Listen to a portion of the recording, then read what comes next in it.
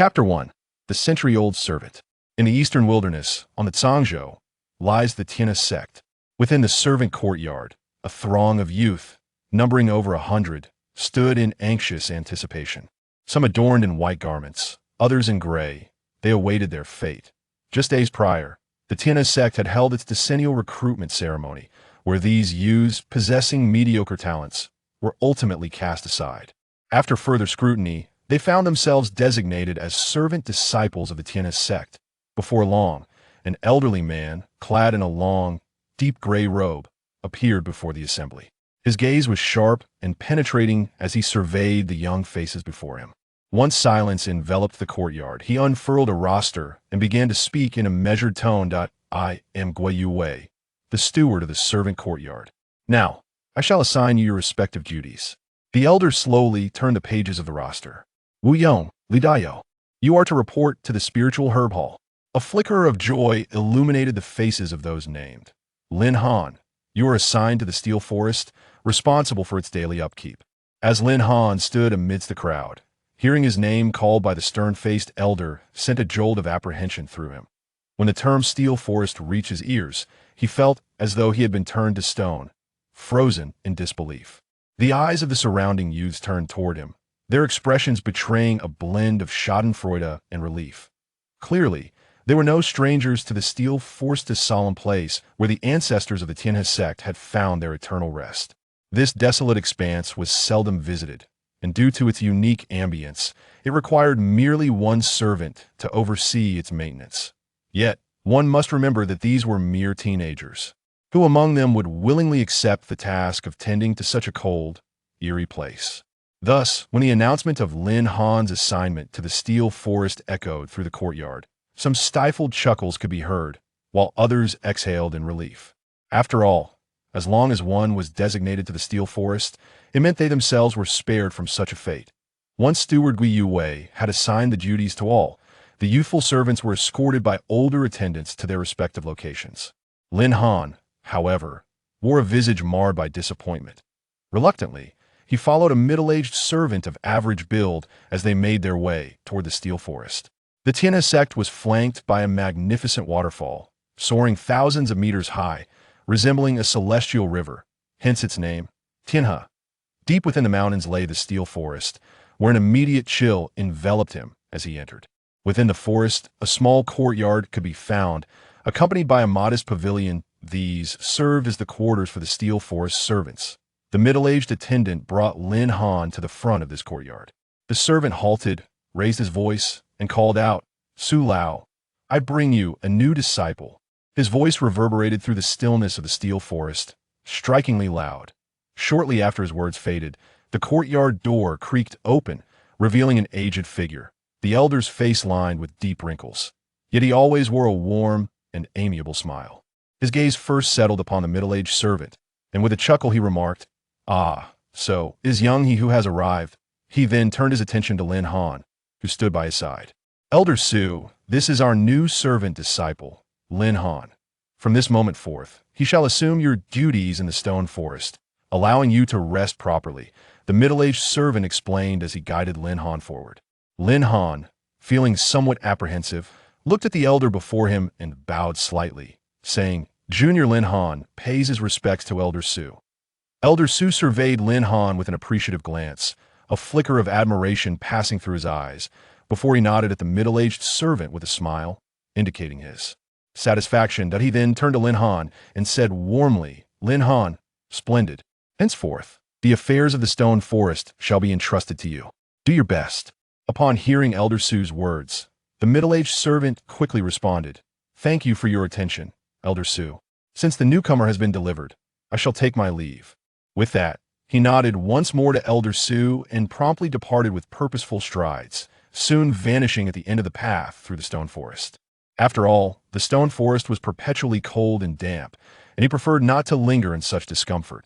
The elder watched the middle-aged servant recede from view before gradually turning back, his face adorned with a gentle smile as he gazed softly at the young man before him. Lin Han, my name is Su Qingfeng. From now on, this stone forest will be under your stewardship.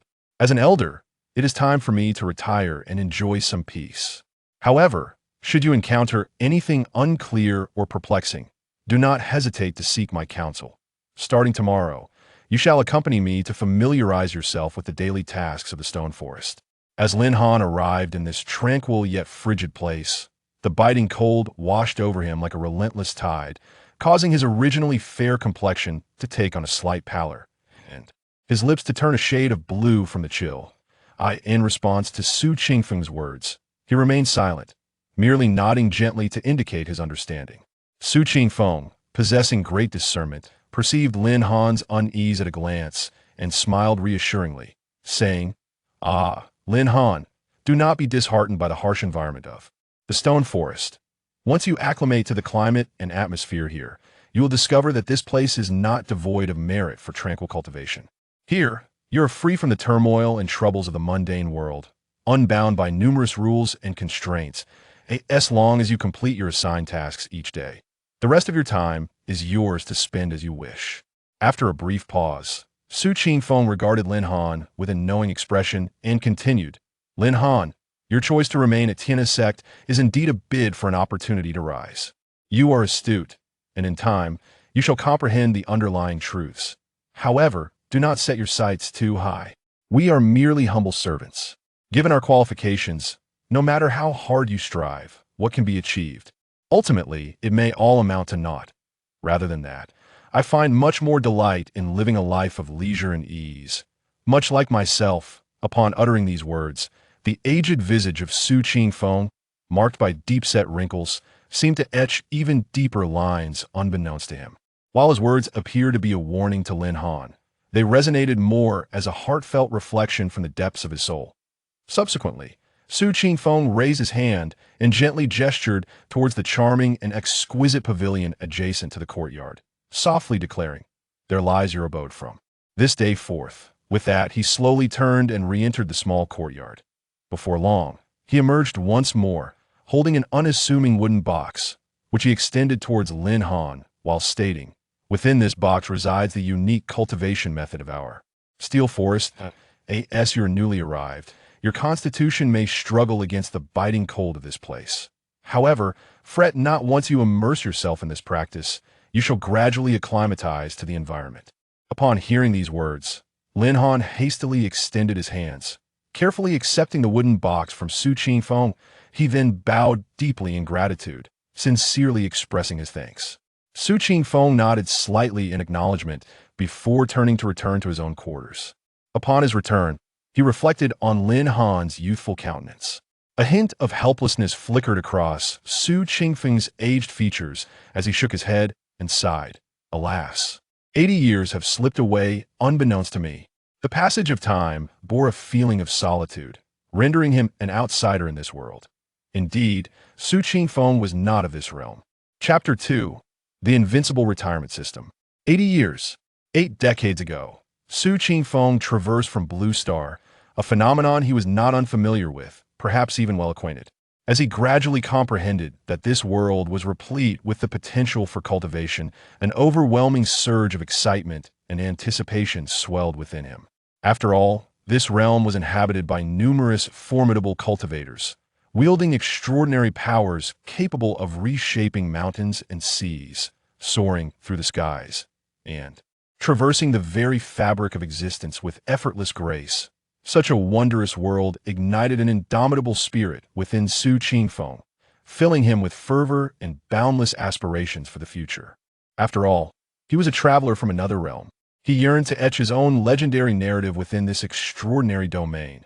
That very year, he fortuitously arrived at the grand initiation ceremony of the Tian's sect. With hope and confidence swelling in his heart, Su Qingfeng embarked on his journey towards the Tian's sect, eagerly anticipating the opportunity to showcase his talents and embark on a legendary path of cultivation. However, it seemed that fate relished in playing tricks as the harsh reality delivered a heavy blow. During the aptitude assessment, Su Qingfeng's performance could only be described as average at best.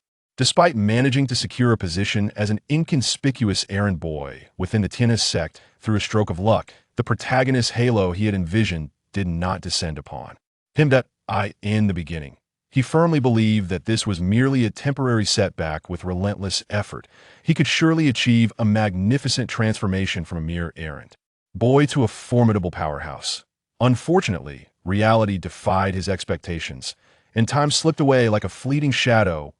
80 long years have passed, and the relentless passage of time has eroded both his youth and dreams. The once beautiful fantasies faded away like fragile bubbles, quietly bursting in a fleeting moment, leaving behind boundless desolation and melancholy. Su Qingfeng has spent 80 years in the steel forest of the Tiana sect. Throughout these years, he has struggled and endeavored. Yet, despite his relentless efforts, his mediocre talent allowed him only to barely open the Danci, becoming a mere cultivator at the life spring realm. The first realm of cultivation, the Danci secret realm, consists of 3 stages: life spring realm, Danci realm, and spirit bridge realm, with the life spring realm being merely the initial step on the path of cultivation. Fortunately, the steel forest is devoid of competition, rarely visited by others, allowing Su Qingfeng to live peacefully until now.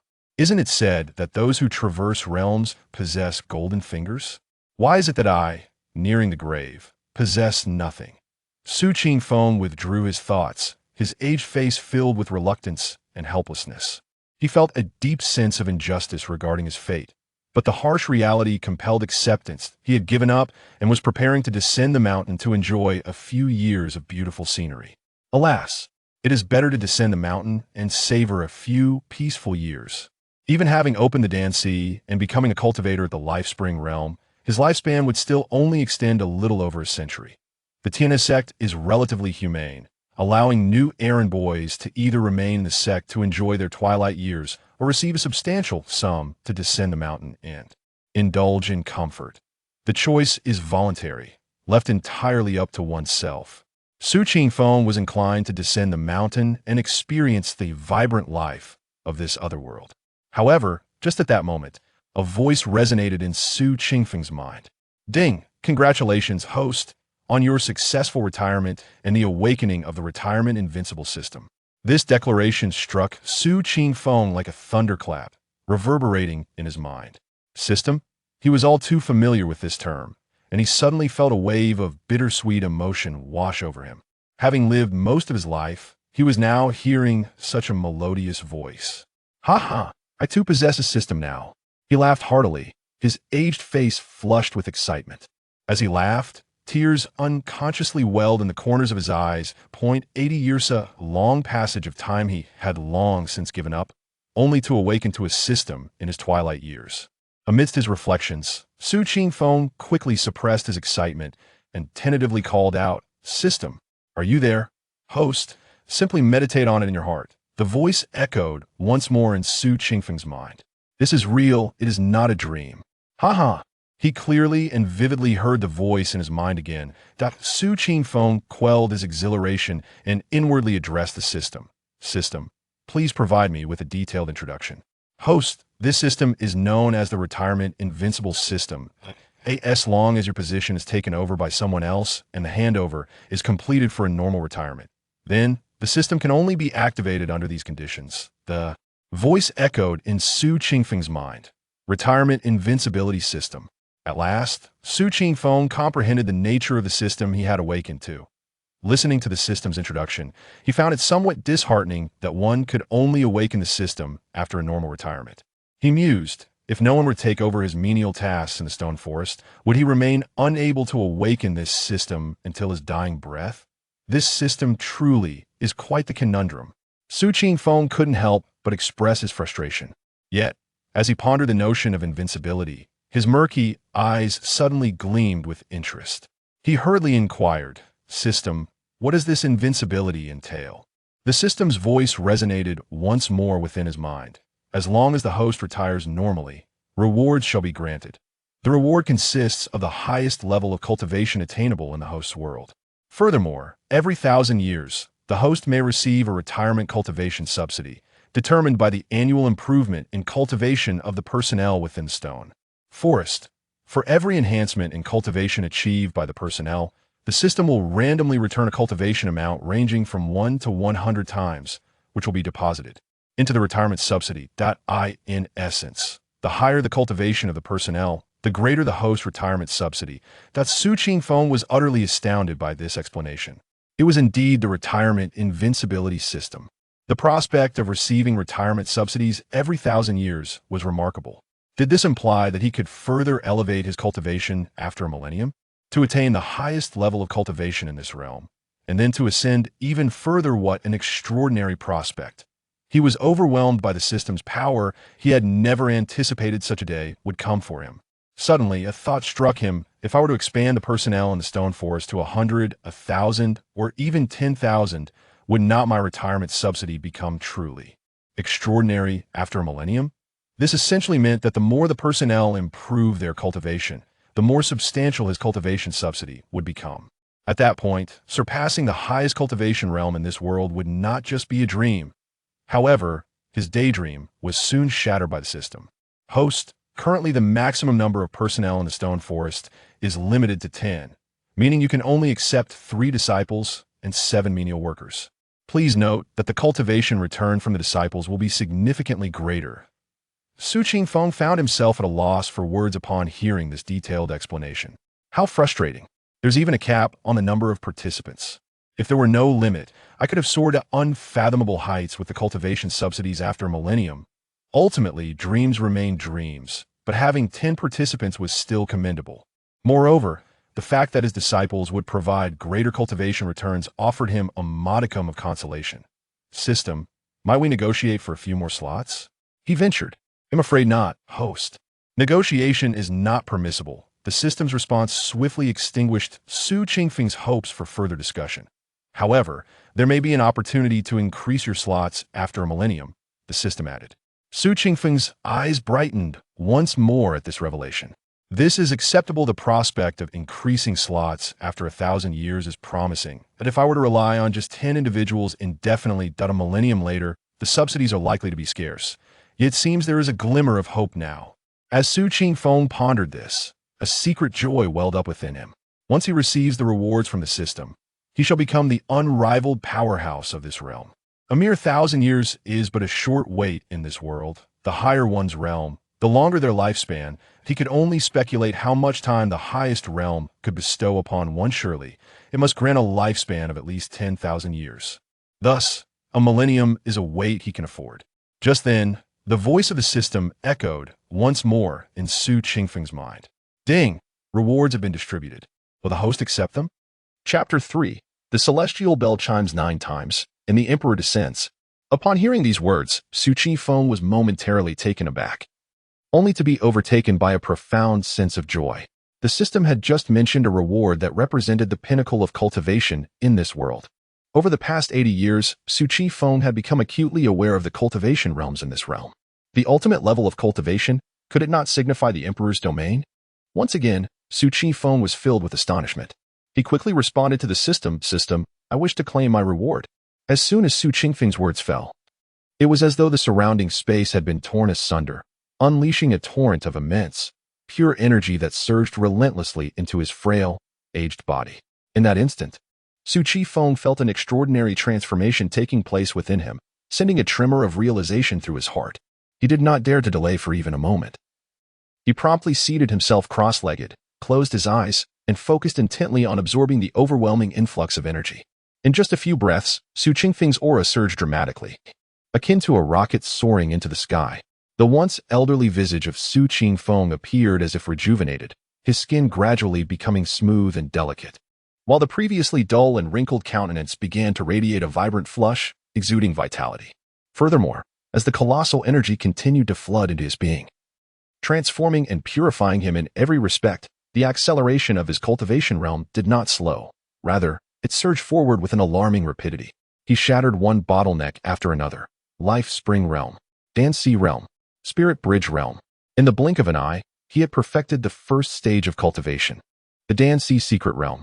This world's cultivation levels are divided into 6 major realms. The first significant realm of cultivation is the Dancy Secret Realm, which is further subdivided into 3 minor realms. Firstly, one must establish their own Dancy, marking the starting point of one's cultivation journey. When the spiritual spring naturally forms within the Dancy and can circulate endlessly, it is referred to as the Life Spring Realm. Once the spiritual energy in the life spring converges into an expansive ocean, it becomes the Dan-sea realm. Finally, when the spiritual spring evolves into a bridge connecting the internal organs, one can truly attain the spirit bridge realm. Cultivators at the spirit bridge can soar through the skies. The second major realm of cultivation is the divine repository secret realm, which is achieved by refining oneself through the power of the spiritual spring. This realm is further divided into 5 levels, each corresponding to different organs within the human body. The first level, the heart's divine repository, refines and enhances the power of the mind. The second level, the liver's divine repository, gradually awakens the vital energy contained within the liver. The third level, the spleen's divine repository, strengthens the spleen's transformative functions, allowing cultivators to better absorb the spiritual energy of heaven and earth. The fourth level, the lung's divine repository, deepens and extends the breathing and energy exchange, providing a constant supply of spiritual energy to the body. In the realm of the 5 divine abodes, the essence of the kidneys is profoundly nourished, endowing practitioners with a robust and profound foundation. The 5 divine abodes complement one another, each rich with enigmatic wonders. Upon entering the domain of the divine abodes, practitioners acquire the extraordinary ability to traverse the heavens and earth, their power becoming immensely formidable. In the third realm, the secret of the 4 extremes, this domain comprises 4 distinct levels, with the essence lying in the cultivation of limbs through pure and concentrated spiritual energy. Completing each level signifies an elevation in one's cultivation. Those who reach the 4 extremes are revered as venerable sages, esteemed by society. Advancing to the 4th realm, the secret of the divine platform, practitioners must undergo the 9 transformations of the divine platform, with each transformation marking a qualitative leap, each change representing another celestial level. The divine platform realm signifies the mightiest of the age. In the 5th realm, the saintly realm, one transcends through the 9 transformations to attain sanctity, culminating in the 3 tiers of the saint, the saintly realm, the saint king realm, and the great saint realm. Below the saint, all are but mere insects. As the saying goes, without the emergence of the great emperor, the saints govern the world, a testament to their formidable presence. The pinnacle of cultivation is undoubtedly the 6th realm, the Empyrean Emperor's domain, an unparalleled existence in the world. Each emperor possesses earth-shattering power, capable of suppressing the ages, becoming the sovereign of an entire era. At this moment, Su Chi Feng is wholly enveloped in a myriad of energies. Countless forces encircle him, gradually transforming his physique. In an instant, his aura has ascended to the 5th divine abode, with all 5 divine abodes forged to completion. The mysteries of the divine abodes are boundless. Su Chi Feng revels in this experience, savoring the journey. Moreover, his aura continues to surge rapidly. In the blink of an eye, he successfully breaks through into the secret of the 4 extremes, achieving the status of a venerable sage capable of governing a region. The 4 extremes correspond to his limbs, with each meridian being reshaped by infinite energy. In a flash, the 4 extremes are perfected, and an unparalleled strength floods his entire being like a torrent, illuminating Su Chi Feng with an unprecedented radiance. In a heartbeat, Su Chi Feng shatters the constraints of the 4 extremes, as pure energy pierces into the divine platform. The energy hammers his spirit, refining his soul, leading to a transformation. Soon, he attains the first transformation of the divine platform, marking him as a formidable figure of the age. As Su Qingfeng's soul is refined to its limit, a metamorphosis occurs once more. The second transformation of the divine platform. The third transformation. In mere moments, he achieves the 9 transformations of the divine platform. Subsequently, the energies enveloping him grow increasingly formidable, and his soul continues to refine. Ultimately, within the depths of his consciousness, a miniature figure materializes, resembling the youthful Su Qingfeng, the unity of 9 into 1. Transcending into sanctity. In a fleeting moment, he directly ascends to the saintly position, becoming a contemporary saint, capable of reigning over a region. In the saintly realm, the 9 levels of saints, each level surpassing the last, are mere moments for Su Chi Feng. The Saint King realm, with its 5 levels, trembles the heavens. The great saint realm. As Su Qingfeng's realm ascends, these energies continue to reshape his very being. In the realm of the great sage, the 1st, 2nd, and 3rd levels have reached their consummation. At this moment, Su Qingfeng has attained the pinnacle of the great sage, mere steps away from the realm of the emperor. While others may still speak of the quasi-emperor level, he stands apart. In an instant, his aura surged once more. With a resounding boom, Su Qingfeng broke through to the emperor realm, becoming an unparalleled force in the world. Yet, This was not the end. His energy continued to ascend steadily. Just as Su Qingfeng transcended to the emperor, the void trembled, resonating with a melodious sound akin to a dragon's bell, echoing across the universe. Who is it that is proving their path to emperor? The myriad races were shaken, but that was not all. The chime, like celestial music, rang out again throughout the cosmos. As the bells tolled, the venerable ancestors, who had spent countless years in secluded cultivation, oblivious to worldly affairs, were suddenly awakened as if by a thunderclap, opening their long-closed eyes in astonishment. Their faces were etched with disbelief as they gazed into the depths of the void. The air was filled with the captivating and soul-stirring sound of the bells, resonating like a great gong, reverberating throughout the entire universe.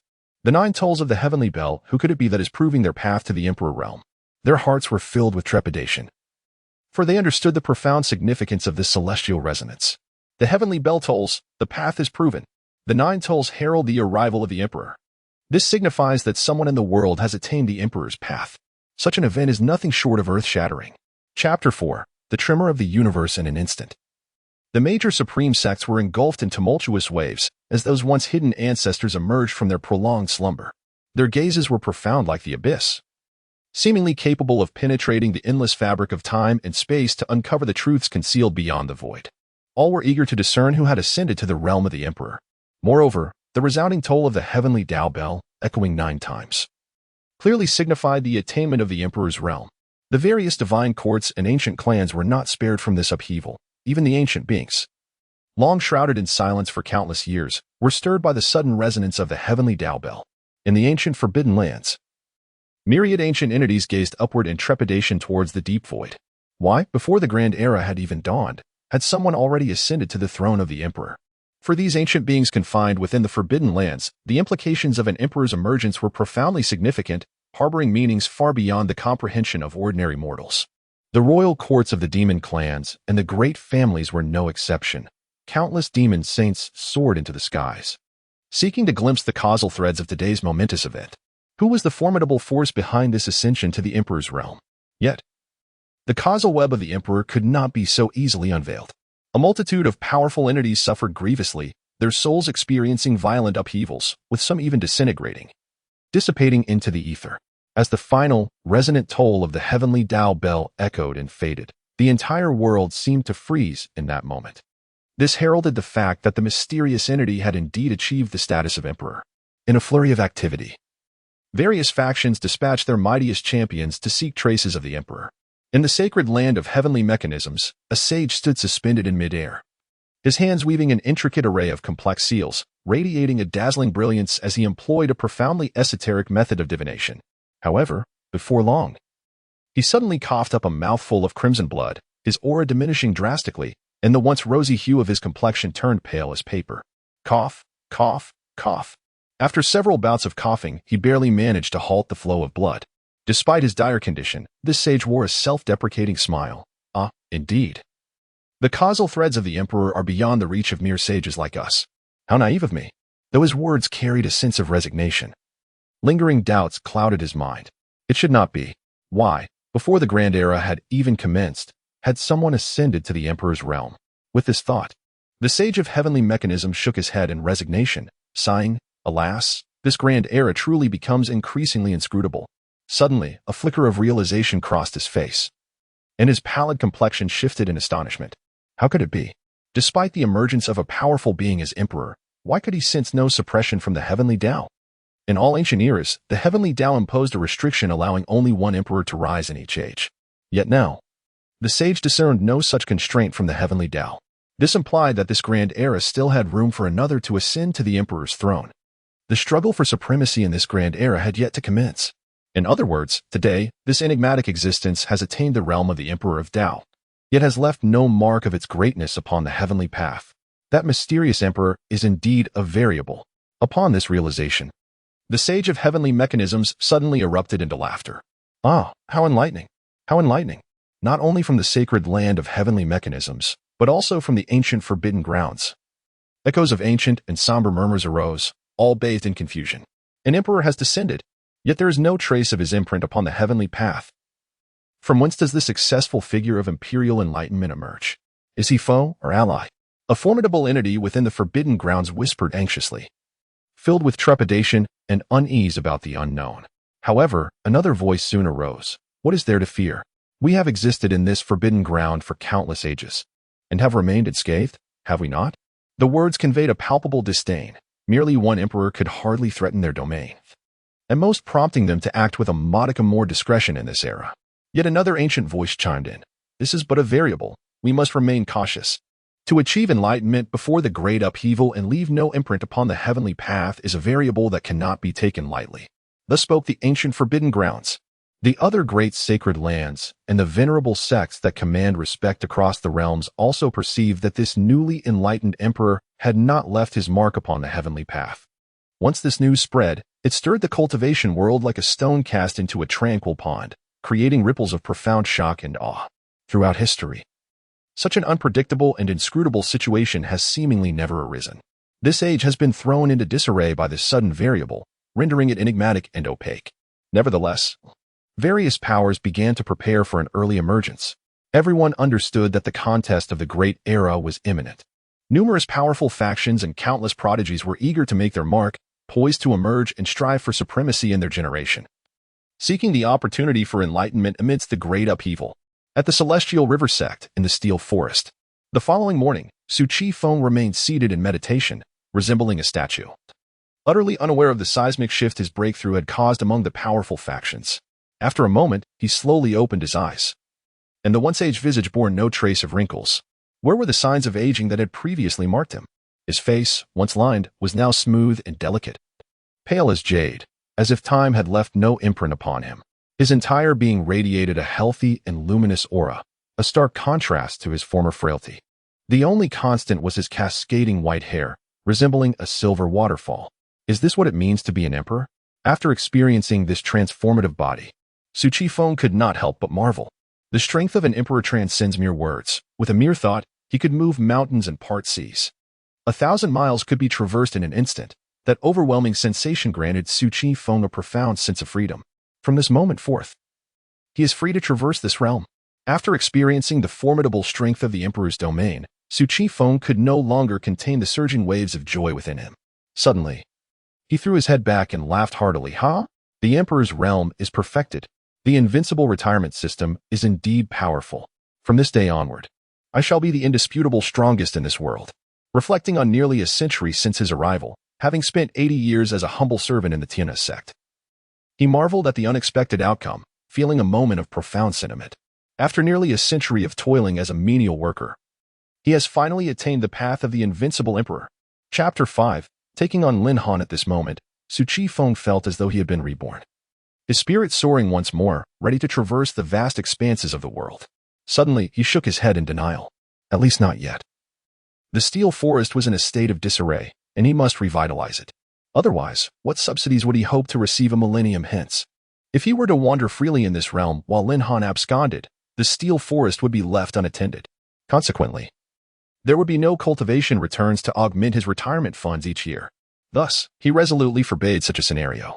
Chi Feng concluded that it was imperative to stabilize the Steel Forest first. He needed to recruit at least 10 individuals to work under him. No, that was quite right. They should come to the Steel Forest to receive the tremendous opportunities he offered. To join the Steel Forest under his aegis, the unparalleled emperor. Was it not an extraordinary stroke of fortune? Even if the Steel Forest appeared ordinary, his presence rendered it a grand opportunity. Hence, there was no rush to explore the world. He should first ensure the stability of the Steel Forest. With clarity now, Chi Feng pondered how to expand the Steel Forest. Currently, it consisted solely of himself and the servant disciple Lin Han. Reflecting on Lin Han, he recalled that he still had 3 slots available for disciples. Should he grant one to him? He hesitated momentarily, considering Lin Han's potential. Suddenly, with a shift in thought, a resolution emerged within him. Lin Han and he were fated to cross paths. It was due to Lin Han's arrival that he had activated the Invincible Retirement System. With this realization, his hesitation dissipated entirely. Moreover, as a formidable emperor-level cultivator, refining Lin Han's essence and transforming his capabilities was but a trifling task. The matter of talent was trivial for him. His earlier indecision stemmed from not yet fully transitioning into his emperor identity. Now, as a contemporary emperor with the ability to shape destinies, aiding an ordinary individual like Lin Han to elevate his talents was indeed within reach. With his current prowess, Acquiring various divine herbs and secret techniques was effortless. He believed that with such resources at hand, even a pig could soar to new heights, let alone Lin Han. Ah, Lin Han, our fates are intertwined. I shall take you as my disciple. With this epiphany, a smile graced Su Qingfeng's face once more. Free from worry, his formidable divine consciousness radiated outward, imperceptible to others. In an instant, he surveyed the entirety of the Tianhe sect, uncovering its secrets with ease. Indeed, as a second-tier sect of Sangzhou, having 5 elder masters at the 4 extremes realm was commendable. A smile returned to Su Qingfeng's face as he discerned the intricacies of the Tianhe sect. He could even overlook the entire Eastern Wasteland without difficulty. The Eastern Wasteland, home to 2 sacred lands and an ancient aristocratic family, namely the Tai Sacred Land, the Huangji Sacred Land, and the Jiang family of Zhongzhou, boasted supreme powers each guarded by venerable sages and had witnessed the emergence of emperor-level cultivators, all possessing imperial heirlooms. Such was the essence of a sacred land. Indeed, it is extraordinary, far beyond what the humble Tianhe sect can compare. Su Qingfeng's formidable divine consciousness swept across the realms, revealing the Taichi Holy Land, the Huangji Holy Land, and the ancient Jiang family clearly before his eyes. With saints still in existence and imperial treasures suppressing fortune, it is no wonder these forces have endured for millennia, remaining a dominant holy faction even after tens of thousands of years. Su Qifeng could not help but marvel at this. These 3 great powers are the sovereign forces of the Eastern Wilderness. Following this, numerous first-rate powers within the Eastern Wilderness are guarded by formidable beings at the divine platform level. Below them are sects like the Tianhe sect, which are classified as second-rate forces presided over by those at the 4 extremes realm. Retracting his divine consciousness, Su Qifeng reflected on the 80 years he had spent in this world. However, in all those years, he had never gleaned as much knowledge as he had in this single moment. Well, since he intended to take Lin Han as his disciple, an initiation ceremony was undoubtedly essential.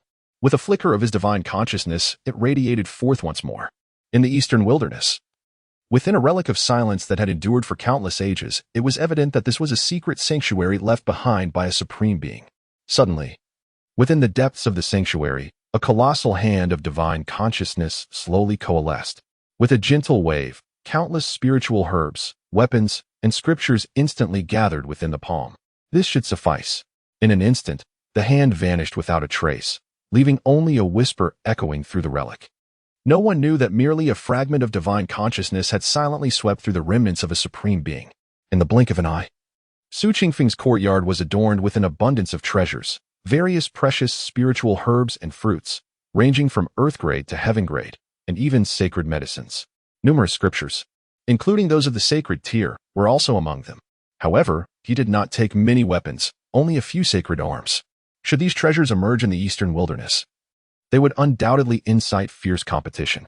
The appearance of any single sacred weapon would lead to a storm of bloodshed, let alone the multitude he had gathered, which included sacred medicines and scriptures.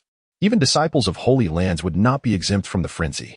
Su Qifeng retrieved a storage ring, placing all these treasures within. Upon the return of his divine consciousness, he discovered Lin Han had been waiting outside the courtyard for quite some time. Lin Han, in his current state, was not particularly well. Despite having gained access to cultivation techniques, his mediocre aptitude hindered him from grasping them swiftly. Thus, his complexion remained pale, and he appeared somewhat frail. Seeing this, Su Qifeng hurriedly exited the courtyard. After all, Lin Han was a disciple he had firmly chosen. He could not allow him to suffer from the cold. Striding forth with an upright posture, he was no longer the same as he had been the previous day. Soon, the courtyard door swung open, and Su Qifeng stepped out with purpose. The moment Lin Han saw him, he was momentarily stunned, rubbing his eyes in disbelief, as if he had mistaken the identity of the person before him. The aged, white-haired man from yesterday now appeared rejuvenated, as though he had undergone a transformation, radiating with newfound vigor. "Haha, you are not mistaken. It is indeed I, the old man." Su Qifeng beamed at Lin Han, his palm gently patting Lin Han's shoulder, sending a warm current coursing through his being. Instantly, Lin Han's complexion visibly flushed with a rosy hue. As he became aware of this transformation, he found himself momentarily stunned. "I can hardly feel the chill any longer." A wave of astonishment washed over him. The gaze directed towards Su Qifeng shifted, gradually imbued with increasing respect. He hastily expressed his gratitude. "Thank you, senior." "Ah, it is nothing," Su Qifeng replied, withdrawing his fair hand upon seeing Lin Han's face grow warm. After a brief pause, he regarded Lin Han with a reassuring smile. Lin Han, I wish to take you as my disciple. Are you willing? Upon hearing these words, Lin Han's body trembled violently, clearly taken aback. But soon he regained his composure, his small face flushed with excitement. Without hesitation, he knelt gracefully upon the ground, bowing deeply to Su Chi Feng. I am willing. I, Lin Han, pay my respects to my revered master. Chapter 6. A night in the divine vault. Su Chi Feng nodded in satisfaction and smiled gently at Lin Han. Well done, Rice. As he spoke, he gestured for Lin Han to stand. Observing Lin Han's frail figure, his expression turned serious. From this day forth, you shall be my foremost disciple. Henceforth, you must not neglect your cultivation. Since you have pledged yourself to me today, I shall bestow upon you a fortuitous gift. With that, a torrent of magnificent energy surged forth from his palm, enveloping Lin Han in a cocoon of pure and potent force. Startled by the sudden occurrence, Lin Han's delicate features betrayed his surprise as he realized it was the doing of his master. Gradually, he relaxed, allowing the energy to embrace him.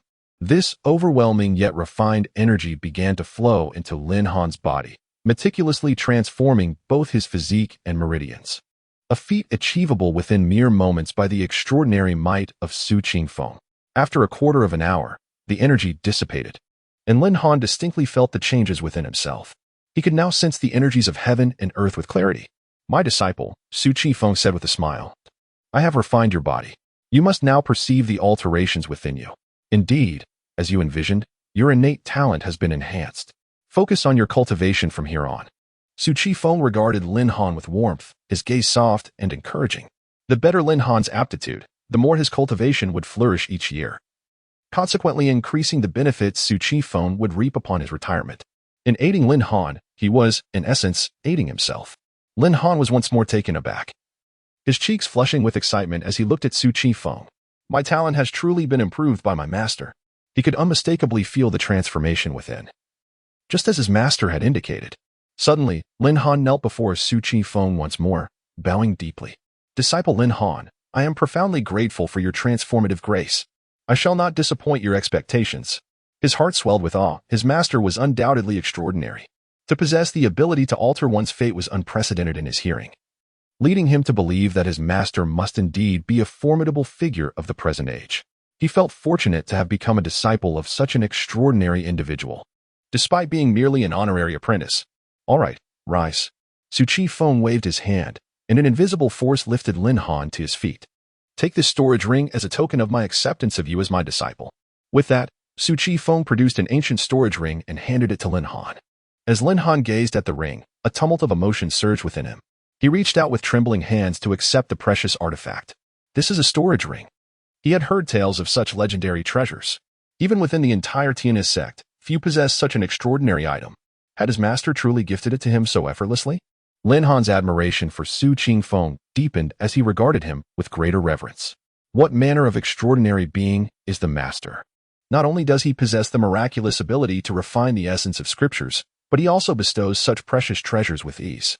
A tumultuous wave surged within Lin Han's heart. He gently caressed the storage ring, its reality striking him profoundly. The events of today marked the most fortunate moment of his life. He could hardly believe that such a grand opportunity lay hidden within the stone forest. He felt immense gratitude that it was he, and not another, who had come to serve as a laborer here. After his moment of gratitude, he quickly clasped his hands together and bowed deeply to Su Chi Feng in thanks. Disciple expresses profound gratitude for the treasure bestowed by master. Su Chi Feng nodded with satisfaction and gestured for Lin Han to rise. Higi, my disciple, henceforth, you must dedicate yourself to cultivation. Do not grow lax in your practice. Su Chi Feng smiled as he regarded Lin Han. Learning is akin to sailing against the current. One must either advance or fall back. This is vital for your future prospects. So I must remind you. Upon hearing these words, Lin Han promptly responded, Yes, disciple shall not disappoint master's expectations. He continued to tightly clutch the storage ring, anxious that it might slip from his fingers. Very well, I have faith in you. Now, let us walk together and attend to the affairs of our stone forest. Remember, amidst your cultivation, do not neglect the daily tasks of the stone forest. After all, you are to be my successor in retirement, and we cannot allow any shortcomings to be found, Su Chi Feng said as he began to stride outward. Lin Han hurried to follow. The stone forest earned its name due to the countless uneven stone tablets scattered throughout. Each tablet bore ancient inscriptions, witnessing the passage of countless years and chronicling the lives of remarkable individuals. An aura of antiquity permeated the air, evoking a sense of desolation and chill. For millennia, the Tina sect has flourished, and here lie the revered ancestors of generations past. As Su Chi Feng led Lin Han along the path through the stone forest, towering ancient trees loomed overhead while the shadows of the tablets cast a solemn ambience. Su Chi Feng paused at certain points to offer patient advice. Before long, they completed a circuit of the stone forest. Disciple, on ordinary days, a single walk suffices, merely clear away the fallen leaves, and there are no further tasks to attend to. Do you understand? Su Chi Feng smiled at Lin Han. Yes, disciple comprehends, Lin Han replied, diligently committing his master's words to memory. Since his master had imparted this instruction, it must carry profound significance. He could not afford to disappoint Su Chi Feng. The morning hours drifted by peacefully. Disciple, we shall conclude for today. You may return and focus on your cultivation. This place is quite cold, but once you open the sea of elixirs, you will easily withstand the chill here. Su Chi Feng advised Lin Han once more, confident that, after assisting him in refining his essence, Lin Han had undergone a transformative rebirth. He was likely on par with the most gifted talents. Thus, the path of cultivation should pose no further issues. With that, Su Chi Feng turned and stepped towards his small courtyard, intending to return and further explore the potential of this retirement invincibility system. Hearing Su Qingfeng's words, Lin Han once again bowed deeply. Yes, disciple shall not fail to meet master's expectations. As he watched Su Chi Feng walk towards his courtyard, Lin Han's gaze grew increasingly resolute. Subsequently, he turned back to his small chamber, seating himself in a cross-legged position, and reopened the ancient texts of the stone forest. Lin Han began to cultivate according to the prescribed paths therein. The initial step in cultivation is to carve a path through the sea of suffering, allowing the spiritual spring to emerge spontaneously. This time, his practice proceeded exceptionally smoothly, and the establishment of the elixir sea came effortlessly. Suddenly, Lin Han's dantian sprang forth with a surge of spiritual energy, pulsating with vitality, flowing ceaselessly. In the blink of an eye, he had already transcended into the realm of the life spring. The residual pure energy from Su Qingfeng's cleansing of his meridians lingered within him, facilitating Lin Han's journey to establish the elixir sea, attain the life spring, gather the elixir sea, and transform the spiritual bridge with remarkable ease. In less than an hour, he had completed the first realm of the elixir sea's secret domain. Immersed in his cultivation, an entire night passed, and Lin Han unwittingly ascended into the realm of divine concealment. To enter the divine concealment in a single night sounds utterly astonishing. If others were to learn of this, how many jaws would drop in disbelief? Chapter 7. Trouble approaches in the secluded courtyard of Balin. Su Qingfeng, with his flowing snow-white hair, sat quietly beneath an ancient tree, his eyes slowly opening. Before him lay a solitary data panel, devoid of any other embellishments. After a night of contemplation regarding the Invincible Retirement System, he found himself disheartened by the singular discovery. The panel merely displayed rudimentary data. Name: Su Chi Feng cultivation level, perfected Emperor realm status, retired disciple, 1-3 mundane tasks, 0-7 What an unremarkable invincible system. According to his memories from before his transmigration, such systems were typically replete with numerous functions, system malls, point exchanges, and the like. Yet here, he was left with nothing but the monotony of invincibility. A sigh escaped his lips, for invincibility was indeed a lonely existence. As he contemplated venturing out for a stroll, his consciousness inadvertently settled upon Lin Han. A smile graced his fair visage as he noted the progress of his disciple, who had completed his daily tasks. This realization brought him comfort. It seemed he need no longer worry about Balin's affairs. In less than a day, Lin Han had broken through to the first level of the divine concealment realm. Remarkable, indeed. Su Chi Feng had long been aware of his disciple's cultivation progress, which elicited a satisfied chuckle from him. With such diligence in his training, Lin Han would surely contribute more to the retirement subsidy each year. Suddenly, Su Chi Feng felt an unexpected stir of curiosity. He pondered aloud, why would someone enter Balin today? It was evident that their intentions were not those of mere worship. His gaze fell upon a young man and woman who had just stepped into the courtyard. The young man was strikingly handsome, exuding an air of confidence and nonchalance, while the young woman possessed a graceful figure and enchanting beauty, reminiscent of a celestial being. Judging by their attire, they appeared to be inner disciples of the Tianhe sect. As they walked side by side, engaged in low conversation, their hurried steps led them toward the Balin courtyard. The young man expressed concern, saying, "Sister He, the chill within Balin is quite oppressive. We should hasten our pace. Let us resolve your engagement swiftly, so you can focus on your cultivation in the inner sect." As he spoke, a gentle smile crept onto his handsome face, his gaze unabashedly radiating warmth and affection toward the young woman beside him. The girl, referred to as Sister He, turned to him with a radiant smile, softly replying, "Thank you, Brother Jean, for accompanying me to Balin today. Without your presence, I fear I would not have managed to enter so smoothly." She lowered her eyelids slightly, seemingly unaware of the profound look in Brother Jin's eyes.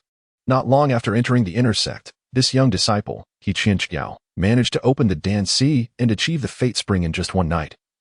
A remarkable talent indeed within the sect. Despite having attained the Fate Spring realm, upon her first venture into the stone forest, she still felt a chill creeping in from all directions, causing her some discomfort, which is why she sought the company of her senior brother, Jin Qingji. This enchanting young woman hails from the noble families of the imperial capital of the Tianfeng dynasty, just like Lin Han, with whom she has been betrothed since childhood. They both came to participate in the entrance examination of the Tianhe sect, a prospect that initially seemed auspicious. However, Lin Han's mediocre aptitude destined him to be disconnected from the path of greatness. Had Lin Han possessed exceptional talent, He Qianqiao could have aspired to be his partner in the Tianhe sect, together exploring the path of transcendence. Alas, the test results revealed Lin Han to be merely ordinary, relegating him to the status of a mere errand boy in the stone forest. In contrast, her extraordinary gifts caught the eye of Elder Jane, who took her as a disciple. Consequently, their paths diverged irreparably.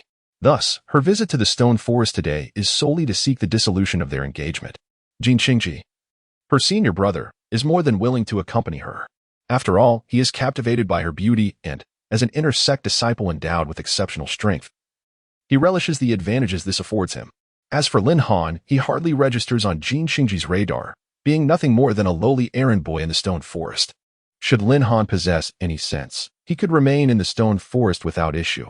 However, if he fails to recognize his place, he should not blame Jin Qingji for his ruthless demeanor. Just as Lin Han returned to his modest pavilion, intent on continuing his cultivation, he suddenly sensed two figures swiftly approaching the stone forest. Utilizing his divine sense as a practitioner of the divine concealment realm, he soon discerned one of the silhouettes, He Qianqiao. A flicker of confusion arose within him. Why is she here? Hadn't she severed ties with him? Reflecting on their earlier journey to the Tianhe sect, filled with joyful anticipation for the entrance examination, Lin Han's heart sank at the thought of his ordinary test results, which had reduced him to a humble errand boy. Meanwhile, He Qianqiao shone brightly with her extraordinary talent, successfully becoming a disciple of an esteemed elder and joining the ranks of the inner sect. It was precisely this vast disparity that led to He Qianqiao's disdain and contempt for him. He vividly recalls the day she mercilessly ridiculed him in front of others, leaving him humiliated and without a shred of dignity. Since that moment, their relationship had irrevocably shattered, the remnants of affection extinguished. As he recollects her scornful words from the trial grounds, his gaze turns icy. "Ah, I shall see what schemes you harbor," he mutters, a sardonic smile curling at the corners of his lips. In this transformed era, he has undergone a remarkable metamorphosis, now standing as a formidable powerhouse within the realm of divine concealment. Even among the younger generation of the Heavenly River sect, he faces few rivals. Before long, two figures approached the small courtyard. Jin Qingji coldly called out, "Lin Han, come out." His voice resonated like a thunderous bell, filled with arrogance, completely disregarding Lin Han.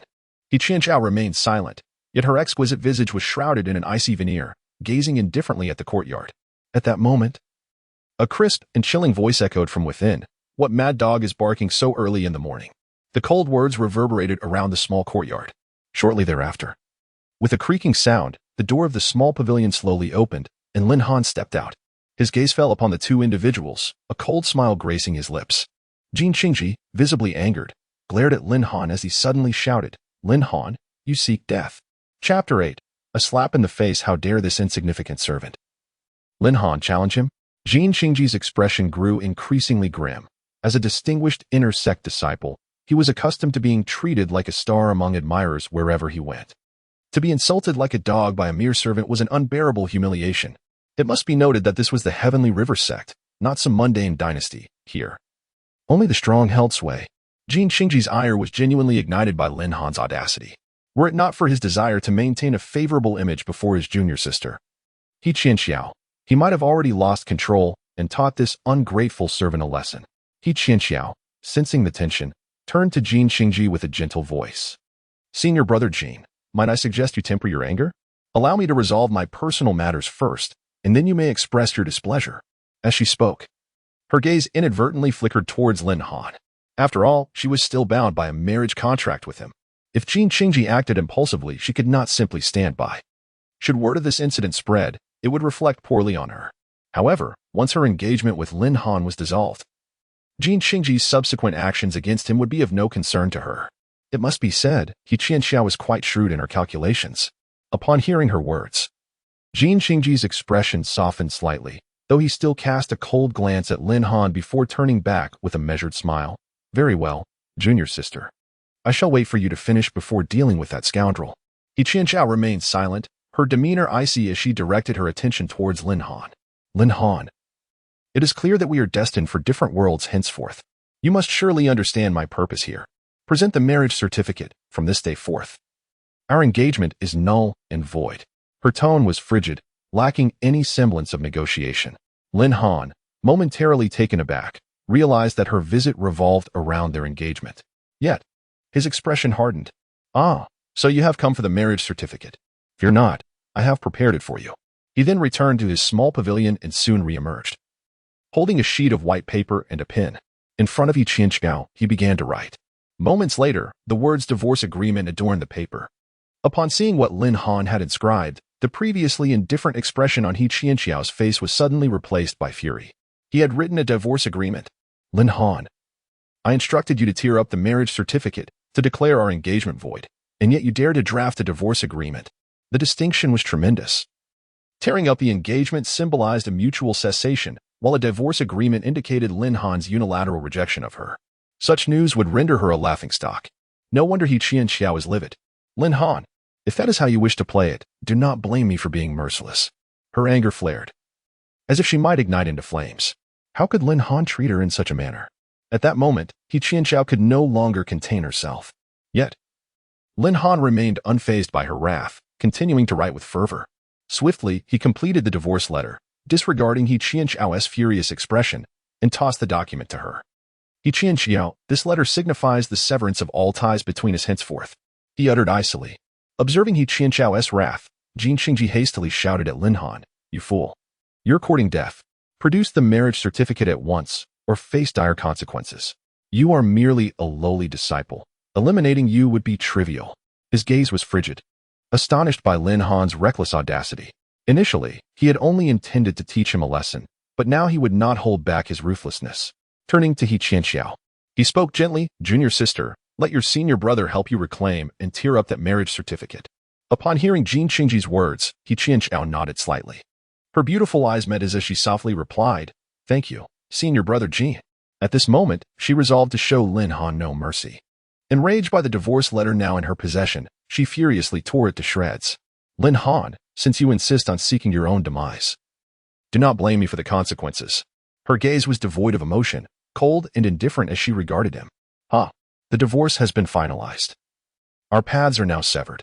You need not concern yourself with my affairs, Lin Han replied with a sneer, a mocking smile gracing his lips. He then turned towards the grim-faced Jin Qingji and continued coldly, Is it you, this dog, barking foolishly? No sooner had he spoken than his right hand shot out like lightning, accompanied by a fierce gust of wind, striking towards Jin Qingji with astonishing speed. The movement was so rapid that even someone of Jin Qingji's caliber could only perceive a fleeting shadow. In that instant, Jin Qingji's previously composed demeanor shifted dramatically, as if confronted by an unspeakable horror. How is this possible? His eyes widened in disbelief as he beheld the rapidly approaching hand, his voice trembling from sheer shock. Yet, everything transpired in the blink of an eye. A resounding crack echoed, akin to thunder striking the ground, startlingly clear and loud. Subsequently, Jin Qingji was propelled backward like a cannonball, crashing several meters away before rolling multiple times to finally come to a halt. Simultaneously, a piercing shriek shattered the air. The sound reverberated through the heavens, sending chills down one's spine. Now, Jin Qingji's once handsome face was grotesquely swollen, resembling that of a pig. grotesquely distorted and unrecognizable. Moreover, a trickle of crimson blood adorned his lips, cascading down his chin and pooling onto the ground, creating a ghastly stain. Clearly, he was gravely injured. This was still Lin Han showing restraint. Otherwise, Jin Qingji's fate would have been far more dire than merely sporting a pig-like visage. The brevity of the incident left one momentarily bewildered. After a pause, He Qianqiao finally comprehended the situation. She glanced at the writhing Jin Qingji on the ground, then turned back to Lin Han, struggling to believe that this was the result of his actions. It is worth noting that Jin Qingji was a practitioner of the Danhai realm. How could he be so easily struck down by a mere servant? Why you? How could you? She stammered, pointing at Lin Han, momentarily at a loss for words. Observing He Qianqiao's astonished expression, Lin Han felt a surge of elation. All the humiliations he had endured over the past days were finally unleashed. He felt utterly invigorated and, at that moment, wanted nothing more than to shout in exhilaration. What a relief! Chapter 9. The Peak of Flames. Subsequently, Lin Han's gaze slowly shifted toward He Qianqiao, his icy eyes piercing through her. Lin Han coldly reprimanded. What are you? You merely taught a mad dog, barking wildly, a lesson. Now, hurry and get lost. Otherwise, I shall deal with you as well. Upon hearing this, He Qianqiao's heart jolted, an indescribable shock surging within her. However, despite the fury simmering inside, she forcibly suppressed her emotions, gritting her teeth and glaring fiercely at Lin Han, defiantly demanding, Why have you suddenly become so formidable? In response to He Qianqiao's inquiry, Lin Han merely scoffed derisively, uttering mockingly, Ha, you are so ignorant. I advise you to recognize your situation and leave promptly. Otherwise, do not blame me for the consequences. He chose to disregard He Qianqiao, realizing that if their quarrel continued, it might disturb the master who was meditating in the courtyard, which would lead to great trouble. Contemplating this, Lin Han's gaze towards He Qianqiao grew even colder. He Qianqiao let out a cold snort, her tone laced with malice. Do you not know who it was that you fell to the ground today? Lin Han. I can assure you, you are finished this time. With that, He Qianqiao hurried forward, carefully assisting the agonized Jin Qingji, who lay on the ground, moaning in pain. Jin Qingji had just regained his senses, but his previously handsome face was now a swollen mess, his eyes bloodshot as he glared fiercely at Lin Han. Rasping out through clenched teeth, Lin Han, you scoundrel, I will make sure you suffer a terrible end. It was unimaginable for him to be struck down by an inconspicuous servant today. Consumed by rage and hatred, he was oblivious to the reason behind Lin Han's astonishing strength. Lin Han's gaze suddenly intensified, resembling two beams of cold light directed at his adversary, his voice chilling as he addressed Jin Qingji. You mad dog, dare to threaten me? Do you believe I won't ensure you leave this stone forest today? Upon hearing these words, Jin Qingji felt a chill coursing down his spine. But his anger hindered his immediate response. Perhaps overwhelmed by rage, as he attempted to speak, he suddenly tasted blood in his throat, followed by a copious spout of crimson from his mouth. He Qianqiao, witnessing this, felt her heart tighten and hurriedly inquired, Senior Brother Jin, are you all right? What has happened? If anything were to befall Jin Qingji here, she, as his companion, would surely face severe repercussions. Overcome by his fury, Jin Qingji could not utter a word, only glaring at Lin Han with eyes ablaze with wrath. Realizing the gravity of Jin Qingji's condition, He Qianqiao understood that she could no longer afford to delay. Brother Jin, let us depart from this place, she said, supporting Jin Qingji. After uttering these words, she slowly turned around, casting a fierce glare at Lin Han. In a voice that was cold and tinged with a hint of menace, she warned, Lin Han, you are truly audacious. You must not harm Brother Jin. You will come to regret it. Just wait and see. With that, she helped Jin Qingji, who was struggling to walk, towards the entrance of the stone forest. She had not anticipated such a turn of events today. Lin Han watched the two depart, falling into silence, fully aware of the implications behind He Qianqiao's words. At that moment, a cheerful and somewhat reassuring laughter echoed in his ears. Ha ha ha, my disciple, you performed admirably today. Fear not anything.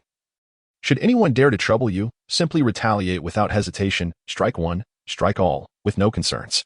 Rest assured, I am here to support you. Upon hearing these words, Lin Han snapped back to reality, hurriedly glancing around, yet he saw no sign of his master. He quickly bowed respectfully towards the direction of the courtyard and expressed his gratitude aloud. Disciple thanks master. Only the voice remained, with no figure in sight. The speaker was Su Qingfeng, who was leisurely reclining beneath an ancient tree in the courtyard, gently fanning himself with a tattered folding fan, a faint smile gracing his lips. Unbeknownst to him, he had witnessed a dramatic scene of a broken engagement today. This melodramatic turn of events had unfolded with his disciple. Could it be that his pupil was the protagonist of this realm? If so, it would surely bode well for him.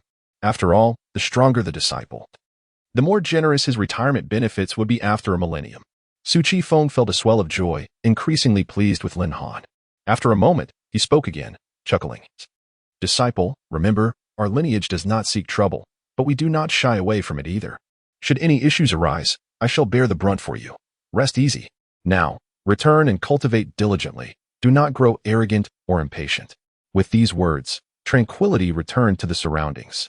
Lin Han once more bowed deeply to the courtyard, affirming, yes, disciple shall remember. With that, he made his way back to his small loft. My master treats me thus. I must not let him down, Lin Han thought to himself. Having broken through to the divine abode realm overnight, he felt a tinge of pride. He seemed to grasp his master's intentions, and determination gradually settled on his youthful face.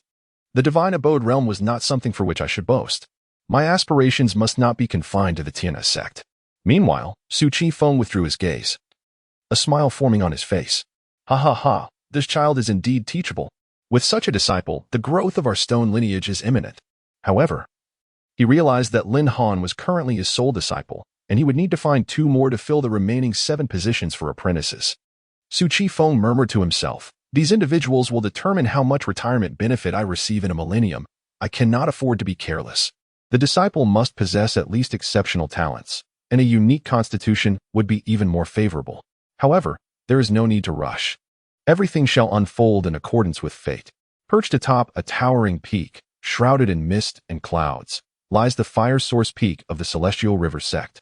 At the summit stands a grand edifice, exuding magnificence.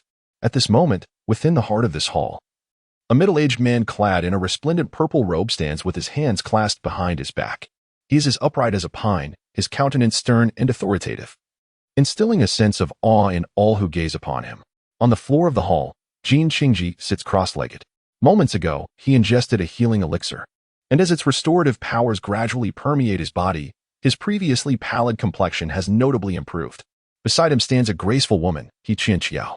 At this moment, she trembles slightly, her expression fraught with anxiety akin to that of a startled fawn. She bows her head in trepidation, scarcely daring to breathe, let alone speak. The imposing middle-aged man in the purple robe, radiating authority without a word of anger, is none other than the Peak Master of Fire Source Peak, Jin Buhuan. Chapter 10. The arrival of the law enforcement hall. A peculiar silence enveloped the grand hall. In the next moment, Jin Buhuan's piercing eyes, sharp as a hawk's, fixated intently on He Qianqiao. He spoke slowly, Qianqiao, recount the events in their entirety without the slightest concealment. His voice, though not loud, carried an undeniable weight that rendered it hard to resist. Upon hearing her master's inquiry, He Qianqiao felt a tremor in her heart. She took a deep breath, summoning her courage to respond. Master, today, Brother Jin kindly accompanied me to the Steel Forest. I intended to seize this opportunity to dissolve my engagement with that servant, Lin Han, so I could devote myself wholeheartedly to cultivating at Fire Source Peak. Who would have anticipated that Lin Han would be so unreasonable? The moment I mentioned this matter, he struck without hesitation, inflicting upon Brother Jin this grievous state. At this juncture, He Qianqiao dared to steal a glance at Jin Buhuan's expression. Noticing his face was as cold as ice, she quickly lowered her head and continued. Every word I speak is the truth. There is not a single falsehood. I implore you, Master, to discern the veracity of my account.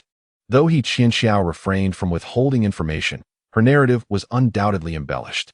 Nevertheless, Jin Buhuan remained silent after hearing her tale. His gaze was unwaveringly directed at her delicate visage, as he sought to ascertain the authenticity of her words. Moments later, he inquired again, "Oh, are you suggesting that it was merely a lowly servant from the Steel Forest who inflicted such harm upon Jier?" His tone was calm, yet the underlying skepticism was unmistakable. "Master, I assure you, every word is true. If you doubt my words, you may inquire with Brother Jin once he regains consciousness, and the truth will be revealed," He Qianqiao responded, her face tinged with a hint of fear. Yet, recalling that the events had indeed transpired, her expression regained its composure. How could a mere servant from the Steel Forest possibly be a match for Jier? Jin Buhuan furrowed his brows, shaking his head in disbelief. It was evident he harbored doubts about He Qianqiao's account. After all, Lin Han was but a newly initiated servant disciple of the Heavenly River sect. How could he possess the capability to injure his own nephew, Jin Qingji? "Master, I witnessed it with my own eyes. Yet I too am perplexed as to how Lin Han became so formidable. He Qianxiao, sensing Jin Buhuan's lingering skepticism, earnestly reiterated her explanation. At that moment, a soft cough broke the air. Jin Qingji, who had been recuperating, gradually opened his eyes. Fixing his gaze upon the middle-aged man in purple robes, he hastily exclaimed, "Uncle, it was that wretched servant from the Steel Forest, Lin Han, who did this to me. You must avenge me. I want him to suffer." As he spoke, memories of the humiliating ordeal he had endured flooded his mind, and a surge of anger once again washed over his face. Upon hearing these words, Jin Buhuan's eyes widened in fury, and he bellowed, "Preposterous! Cease your nonsensical prattle at once." His roar resonated through the grand hall like a clap of thunder. The sudden reprimand jolted Jin Qingji back to reality, and the anger that had briefly adorned his face vanished without a trace, replaced by a palpable sense of trepidation and unease. Jin Buhuan regarded him with a disdainful snort. "How many times must I remind you? While you dwell within my fire source peak, you are to address me as the peak master. Can you not even remember such a simple rule?" With that, his already grim countenance darkened further, his brows knitting tightly, and his tone grew exceedingly stern. "Moreover, this is the Tianhe sect, and plotting the murder of a disciple is a grave offense. Do you comprehend?" The thought of his nephew's foolishness ignited a desire to deliver another sharp slap to rouse him from his ignorance. Such words should never be carelessly uttered in the presence of others. After enduring Jin Buhuan's scathing rebuke, Jin Qingji finally grasped that his moment of hatred had led to a grievous misstep, inciting his uncle's displeasure. He hastily nodded in agreement. "Yes, esteemed peak master. I acknowledge my error, and I humbly request your punishment." Before he could finish, Jin Buhuan waved his hand dismissively, akin to a tempest sweeping through, swiftly silencing Jin Qingji's voice. "Enough. In the future, think carefully before you speak. Regarding the matter of the miscellaneous duties in the Steel Forest, I am already informed." With that, Jin Buhuan suddenly turned and called out loudly to the entrance of the hall, "Feng Yuan, hasten to enter." Shortly thereafter, a young man clad in azure garments hurried into the hall. Upon crossing the threshold, he respectfully bowed deeply to Jin Buhuan, greeting him. "Disciple Feng Yuan pays his respects to the master. May I inquire as to the reason for your summons?" "Feng Yuan, your junior brother Qingji has just reported to me that there are miscellaneous deities practicing demonic arts within the Steel Forest. Henceforth, you shall accompany the law enforcement hall to investigate the situation." Jin Buhuan's gaze deepened with contemplation. Such trifling matters concerning the miscellaneous duties could be dealt with swiftly, particularly since this newcomer possessed such strength upon entering the sect, warranting further suspicion.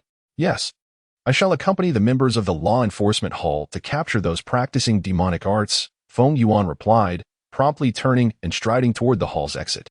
As the afternoon sun blazed fiercely in the sky, releasing its light and heat with abandon, a stark contrast emerged within the Steel Forest, where an eerie chill pervaded the air, rendering the place desolate and cold.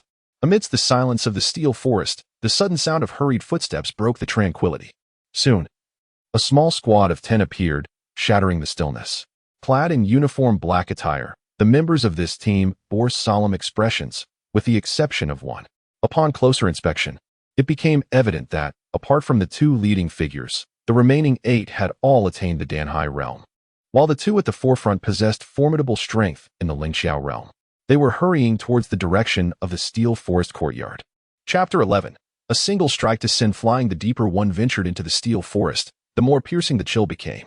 "Rest assured, Brother Feng Yuan, a mere servant poses no challenge. Our enforcement hall is more than capable of apprehending him," declared a young man clad in black, who was the leader of a small squad from the enforcement hall of the Tianhe sect and the commander of this operation. "Captain Wu, it is not that I lack faith in your abilities, but rather that our master has commanded me to accompany your enforcement hall to capture the errant disciple practicing dark arts," replied the blue-clad man, addressing the black-clad squad leader with earnestness. "A mere servant, indeed. I am surprised that our master places such importance on him. I wonder why." Upon hearing Brother Feng Yuan's words, Captain Wu was momentarily taken aback, before erupting into hearty laughter. "So it is the will of Master Jin. We must intensify our efforts to swiftly bring that practitioner of dark arts back to account to Master." With that, he turned to the members of his enforcement team, urging them to hasten their pace. Meanwhile, within the small pavilion, Lin Han, who had cast aside all distractions, was jolted awake by the presence of this malevolent group. How swiftly they come seeking trouble. He murmured softly to himself. He had not anticipated that the man surnamed Jean wielded such influence. Truly, vengeance is served without delay. Lin Han squinted slightly, a cold smirk involuntarily curling at the corners of his mouth. Reflecting on the slap he had delivered that morning, he felt it had been rather lenient. But since these fools have delivered themselves to my doorstep, they shall not escape my wrath. With that declaration, Lin Han surged to his feet, his form flickering like a specter, and with a graceful leap, he soared out of his small loft. As he sped forward, Lin Han contemplated. Since these individuals have come expressly to trouble me, it would be prudent to resolve this matter thoroughly within the confines of the Steel Forest, lest I disturb our revered master. Having made up his mind, Lin Han quickened his pace toward the direction of the squad. Before long, he caught sight of several indistinct figures ahead, and as he drew nearer, the frostiness in his gaze intensified. In mere moments, Lin Han landed steadily before them, silent, his icy glare sweeping over the assembly. After a brief pause, he finally shattered the silence and inquired, "Who are you to dare intrude upon the Steel Forest?" His voice, though soft, resonated with clarity throughout the forest, akin to a chilling wind that sent shivers down the spines of all present. Startled by this sudden inquiry, the group exchanged bewildered glances at the mysterious youth before them, momentarily at a loss for words. Faced with Lin Han's icy question, they looked among themselves, uncertain of how to respond. However, at that moment, the blue-clad man's eyes gleamed with a discernible malice, yet he remained composed, a haughty demeanor gracing his brow. He regarded Lin Han with a steely gaze and questioned, "Who are you to dare obstruct the enforcement hall in the execution of its duties?"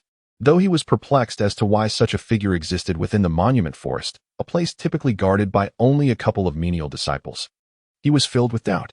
Hearing the inquiry from the man in the azure attire, Lin Han slowly turned his head, directing his gaze towards him. A subtle smile played at the corners of Lin Han's mouth, sketching a faint arc, and a barely perceptible cold smirk flickered across his face. He then replied in a chilling tone, "Oh, I wonder what business of mine has drawn the attention of your enforcement hall." Although his words were unremarkable, the underlying sarcasm was unmistakable. Were they not merely here to trouble him? How grandiose their language was, claiming to send the enforcement team to deal with him. Indeed, the influence of that surnamed Jean was quite remarkable. He couldn't help but marvel once more. The man in azure, standing opposite Lin Han, regarded him with a hint of suspicion, pondering to himself, "This individual is so young, yet clad in the attire of a menial worker. Could it be that he is Lin Han?" He scrutinized the young man blocking their path once more, cautious of acting impulsively due to uncertainty about the other's true capabilities. However, it was evident that the individual before him was far from ordinary. Even if he were not Lin Han, he was undoubtedly closely associated with him. Consequently, the man in azure spoke tentatively to Lin Han. "You, a menial in the monument forest, practicing demonic arts, have prompted our enforcement hall to come forth and apprehend you." As he spoke, his gaze remained fixed on Lin Han, eager to gauge his reaction. The members of the enforcement team had recovered from their shock, remaining silent but vigilant as they observed Lin Han. "I see. How did your enforcement hall come to know of Lin Han's practice of demonic arts?" Lin Han inquired with an enigmatic glance at the leading azure-clad man, a cold smile already forming in his heart. Practicing demonic arts. How audacious to levy such an accusation against him. This stratagem truly opened his eyes to the treachery of the cultivation world.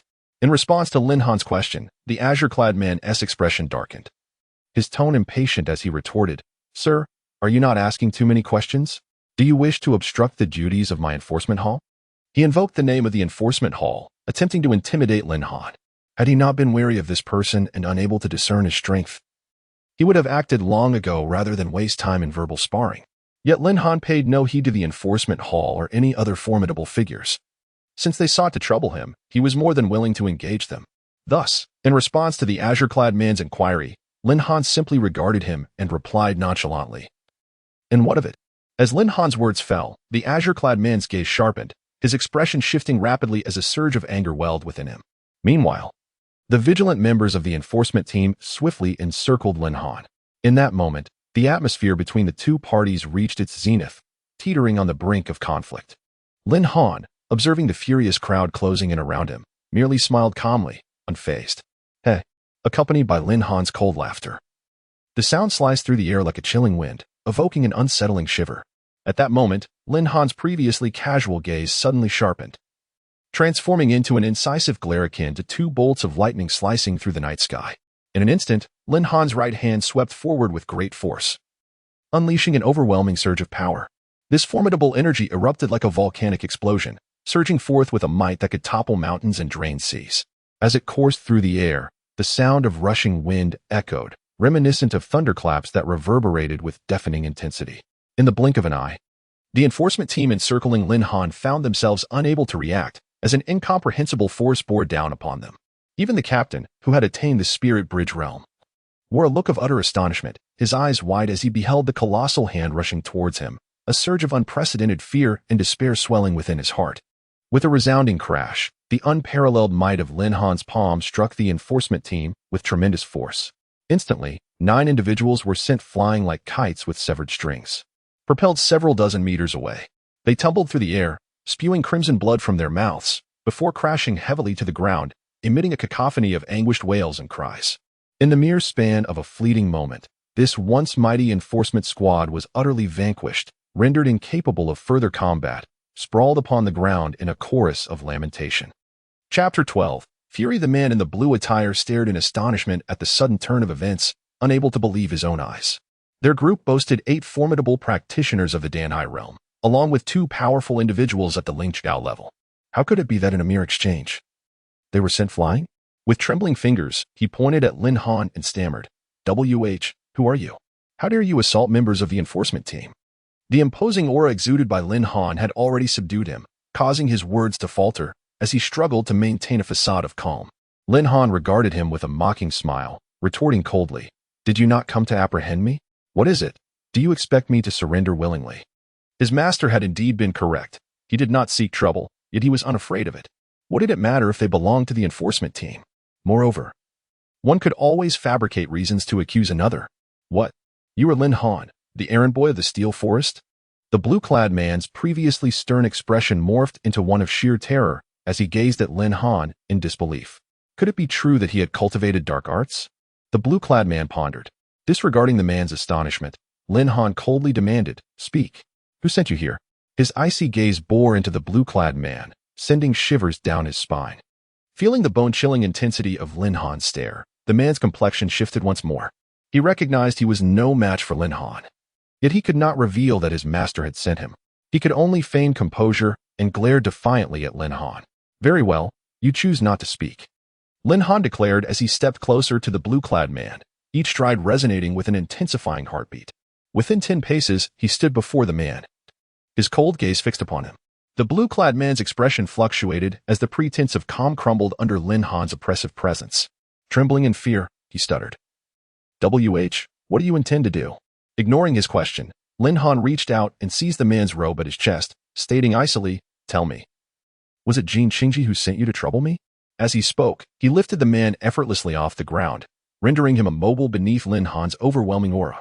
The blue-clad man quaked, whether from fear or indignation, he could not tell. In that moment, he grasped the situation. It was undoubtedly Jin Qingji who had provoked such a powerful being, prompting his master to send him to confront Lin Han. At this instant, he felt a surge of resentment towards Jin Qingji. Was he being led into a trap? Yet, clinging to his final vestige of bravado, the blue-clad man declared, "If you know what is good for you, release me.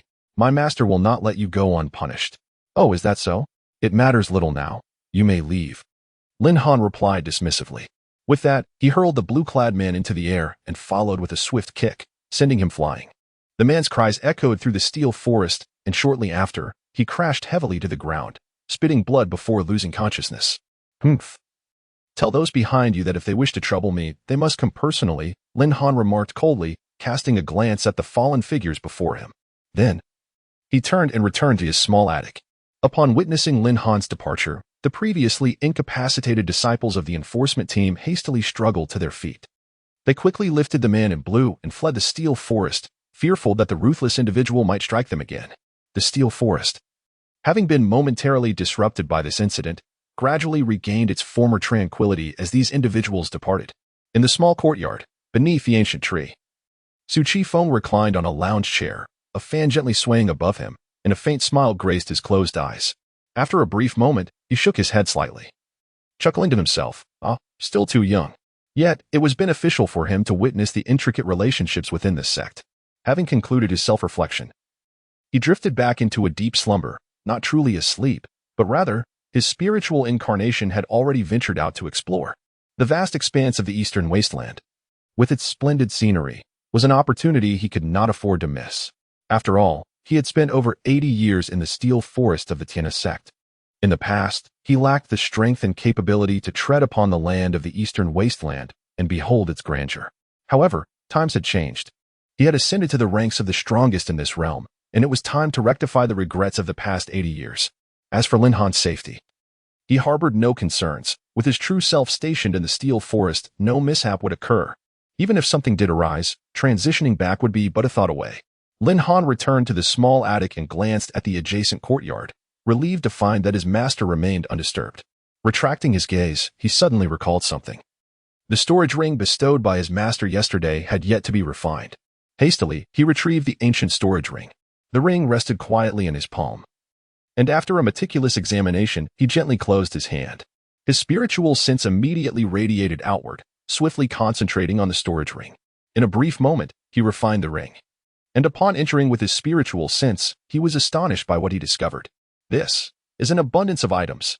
Lin Han was momentarily taken aback by the contents within the storage ring, and upon further inspection, he found himself overwhelmed with astonishment. This is a sacred herb. This is a sacred level manual. And this is a sacred weapon. It seemed he had underestimated his master. Who exactly was his master to so casually give such precious resources? At Huiyuan Peak, the middle-aged man in purple stood within the grand hall, facing an imposing elder. The elder, gaunt in appearance with a silver hairpin adorning his disheveled white hair, bore a stern expression. The middle-aged man, Jin Buhuan, appeared outwardly calm, yet inwardly he seethed with fury. Silently cursing the man in blue for being utterly incompetent, unable to even subdue a mere servant, which had now escalated to the attention of the enforcement hall's leader. The venerable elder seated opposite him was none other than the enforcer of the law hall, as well as the fourth elder of the Heavenly River sect, holding a position even above that of Jin Buhuan. Below in the grand hall knelt two individuals. One was the man in the azure robes, and the other was the captain of the enforcement squad. Having consumed healing elixirs, their complexions had improved somewhat. Both dared not lift their heads or make any sudden movements, awaiting their impending punishment. Soon, the tranquil atmosphere of the hall was shattered by the authoritative elder. With a grim expression, he directed his piercing gaze at Jin Buhuan and sternly demanded, "Master Jin, will you provide me with an explanation for today's events?" The elder was seething with anger at Jin Buhuan's actions, feeling utterly disregarded in his esteemed presence. Chapter 13.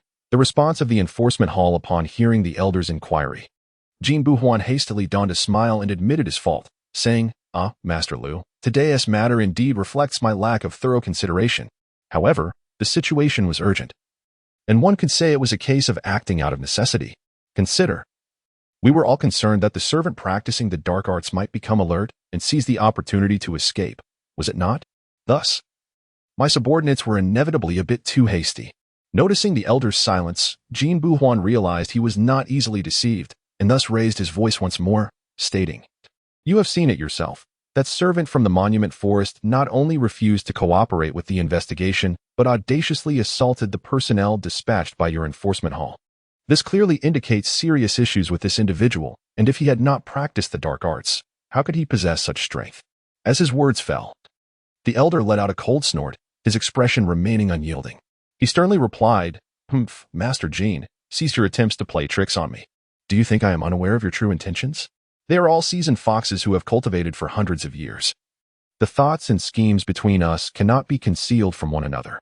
Jin Buhuan merely wishes to drag our enforcement hall into this murky situation. If that servant from the Monument Forest were merely a weakling, it would be one thing, but now that such a commotion has arisen, it could bring disgrace upon our enforcement hall. With this thought, the elder cast a fierce glare at the kneeling captain of the enforcement team, inwardly cursing. What a useless bunch. They cannot even handle such a trivial matter. Speaking of which, the servant from the Monument Forest, Lin Han, practices dark arts. As a member of the Fire Source Peak, your enforcement hall should also bear the responsibility to address this matter. Would you not agree, Master Liu? Jin Buhuan said, his smile not quite reaching his eyes. Upon hearing this, Master Liu's expression darkened, and he retorted without hesitation, Jin Buhuan, whether Lin Han practices dark arts or not. Our enforcement hall will investigate thoroughly. However, today you have overstepped your bounds. It was evident that Master Lu was greatly displeased with Jin Buhuan's interference in the affairs of the enforcement hall. Matters of the enforcement hall were not to be dictated by the fire source peak. As for the servant from the monument forest, he would be dealt with by the enforcement hall in due course.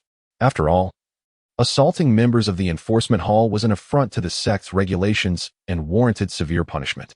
Seeing Master Lu's resolute and firm stance, Jin Buhuan recognized his fault. He quickly shifted his demeanor, plastering a smile on his face, and ingratiatingly said to Master Lu, Master Lu, I acknowledge my misstep today. I shall personally visit the enforcement hall to apologize at a later date. However, this is not the time for discussions of right and wrong. Our immediate priority is to apprehend Lin Han from the monument forest. Jin Buhuan was acutely aware of the situation. Today, he was in the wrong, but regardless, his objective had been achieved. The elder, not wishing to continue debating with Jin Buhuan, uttered a final remark. Very well, then I shall take my leave. With a wave of his hand, he enveloped the kneeling captain in a radiant light, and in an instant, they vanished from the grand hall. As the elderly man departed, Jin Buhuan's previously lingering smile vanished in an instant. His demeanor reverted to its inherent severity and coldness. Turning to the man in blue, he harshly reprimanded, Incompetent fool. How could you fail at such a trivial task? The blue-clad man felt a chilling shiver run down his spine upon hearing this scolding, a bone-deep frostiness that made him involuntarily tremble. Despite his heart being laden with fear and unease, he mustered the courage to stammer an explanation. Master, please temper your anger. That servant Lin Han is simply too formidable. His strength far exceeded our expectations, unlike that of an ordinary servant disciple. Even when combined with the enforcers, we were no match for him. Observing Jin Buhuan's silence, he continued, I suspect he has already broken through to the divine abode realm. Otherwise, he would not exert such overwhelming pressure upon me. Upon hearing this, Jin Buhuan fell into contemplation, his gaze drifting into the distance. The name of the divine abode realm escaped his lips in a whisper as he pondered how Lin Han, a mere lowly servant, could possess such cultivation. Could it be that the mysterious stone forest harbors some undisclosed secret? As this thought crossed his mind, a flash of insight sparkled in Jin Buhuan's eyes, as if he had grasped a crucial clue. Soon after, his expression regained its composure, and he said calmly, Very well, promptly summon your master uncle to this place. Understood. I shall go at once. The blue-clad man, hearing this command, dared not delay for an instant. He hurriedly bowed and clasped his fists in acknowledgement, then swiftly rose and strode towards the exit of the hall, departing in haste. Inside the enforcement hall, the atmosphere was heavy and solemn. The elder stood at the forefront with an unwavering presence, his gaze like two bolts of cold lightning that dared not be met. He was Elder Lu Bai, the head of the enforcement hall, and at this moment, his countenance was grim. Flanking the hall were a dozen individuals of varying ages, from the elderly with white hair and wrinkled faces to robust middle-aged men and youthful figures. In the center of the grand hall knelt a solitary figure, trembling slightly, exuding an air of fright and unease. At that moment, a middle-aged man stepped forward briskly, respectfully cupping his fist in salute towards Elder Lu Bai, saying, Esteemed head, the events of today were due to the unauthorized actions of our enforcement team, and we shall provide you and the others with an explanation henceforth. Lu Bai snorted coldly and replied in a deep voice, I do not wish to witness such occurrences again. If it happens once more, there will be no leniency. With that, he slowly turned his head, casting a piercing gaze around the assembly. At his words, a chill swept through all present, and they quickly nodded in agreement, expressing their commitment to avoid any further transgressions. Noticing their compliance, Lu Bai's expression softened slightly, yet he remained exceedingly stern. He then spoke again, however, the matter concerning that cannot simply be dismissed. After all, it pertains to the reputation and dignity of our law enforcement hall. It is worth noting that the Lin Han has likely reached the God Concealment realm, so we must not be complacent. All present are formidable beings of the God Concealment realm, yet only Lu Bai stands at the pinnacle of the 5th layer of this realm. The majority here are at the 1st layer, with only a few possessing the strength of the 2nd layer, and one elder at the 3rd layer. After surveying the assembly once more, Lu Bai's gaze fell upon two individuals, Elder Ping Yuan and Steward He.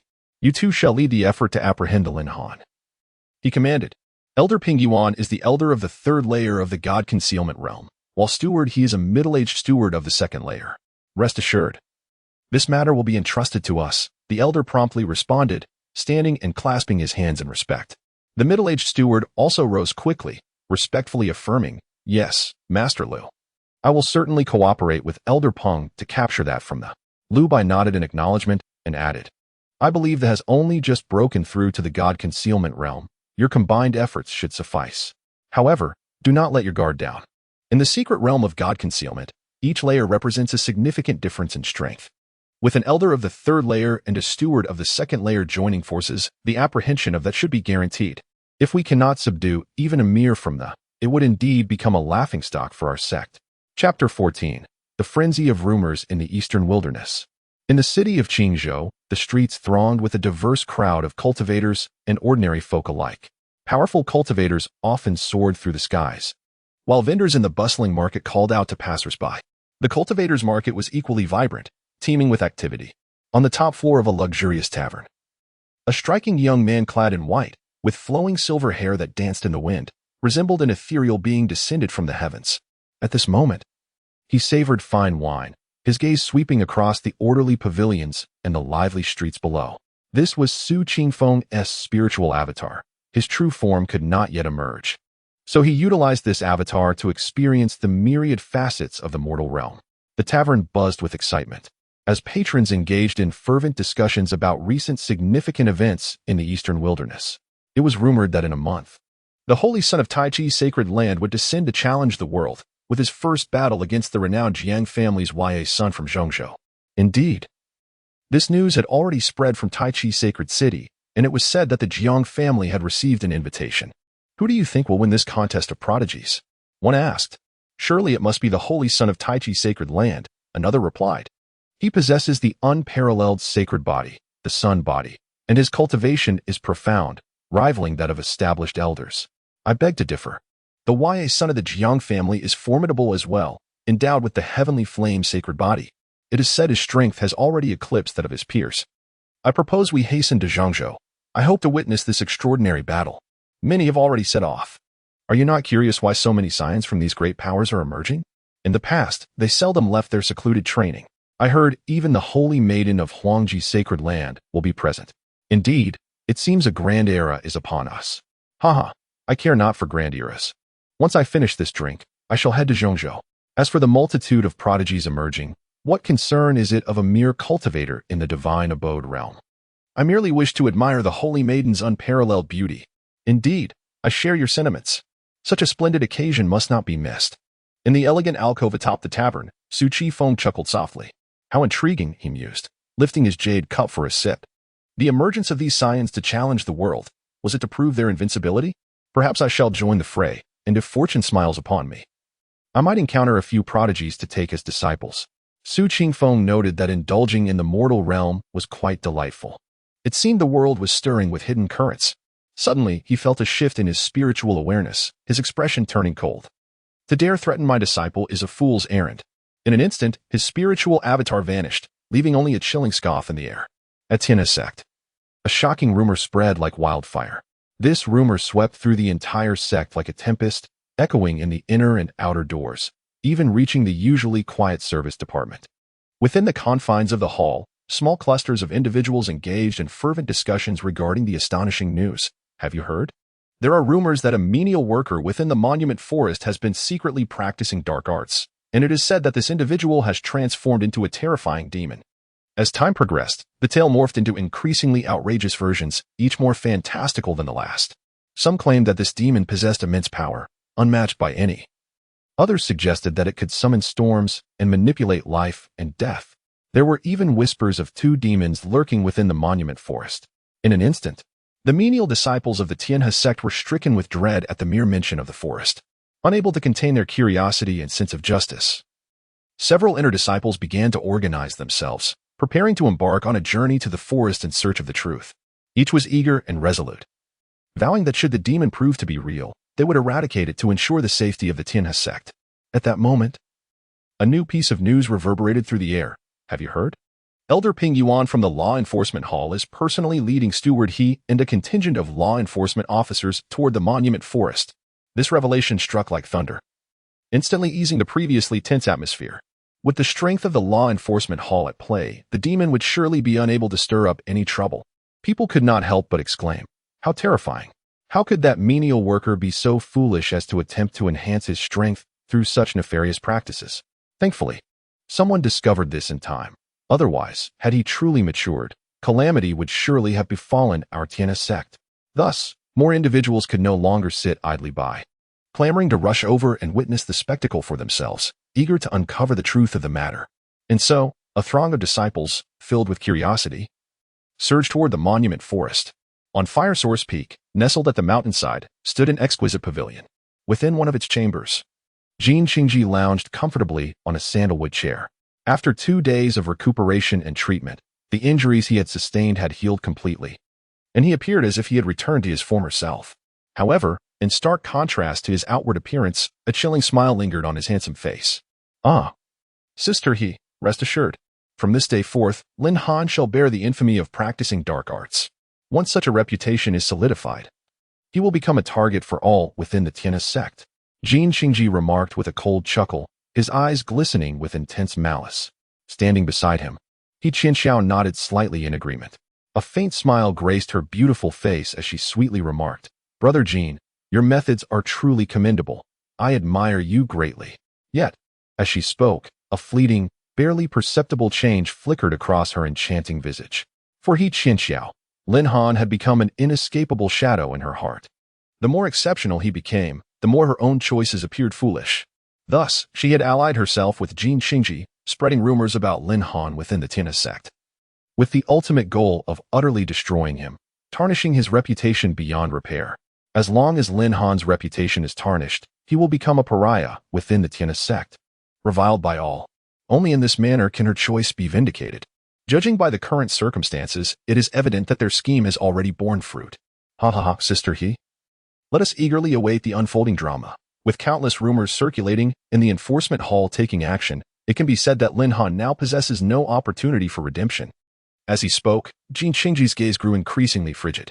Although he was no match for Lin Han, his advantage had never stemmed from personal strength. This time, he was determined to bring Lin Han to ruin. "Come, Sister He, let us join in the spectacle." A hint of satisfaction seemed to flicker across his face. Soon, the two departed from Huiyuan Peak, making their way to the Steel Forest alongside other disciples to witness the unfolding events. Chapter 15. A single shot of defeat in the Tiana sect. At the Steel Forest, Elder Peng Yuan of the Law Enforcement Hall, accompanied by Steward He and a multitude of formidable law enforcement members, had encircled the small courtyard within the forest. Lin Han stood resolutely at the forefront of the courtyard, meeting their gaze with a composed demeanor.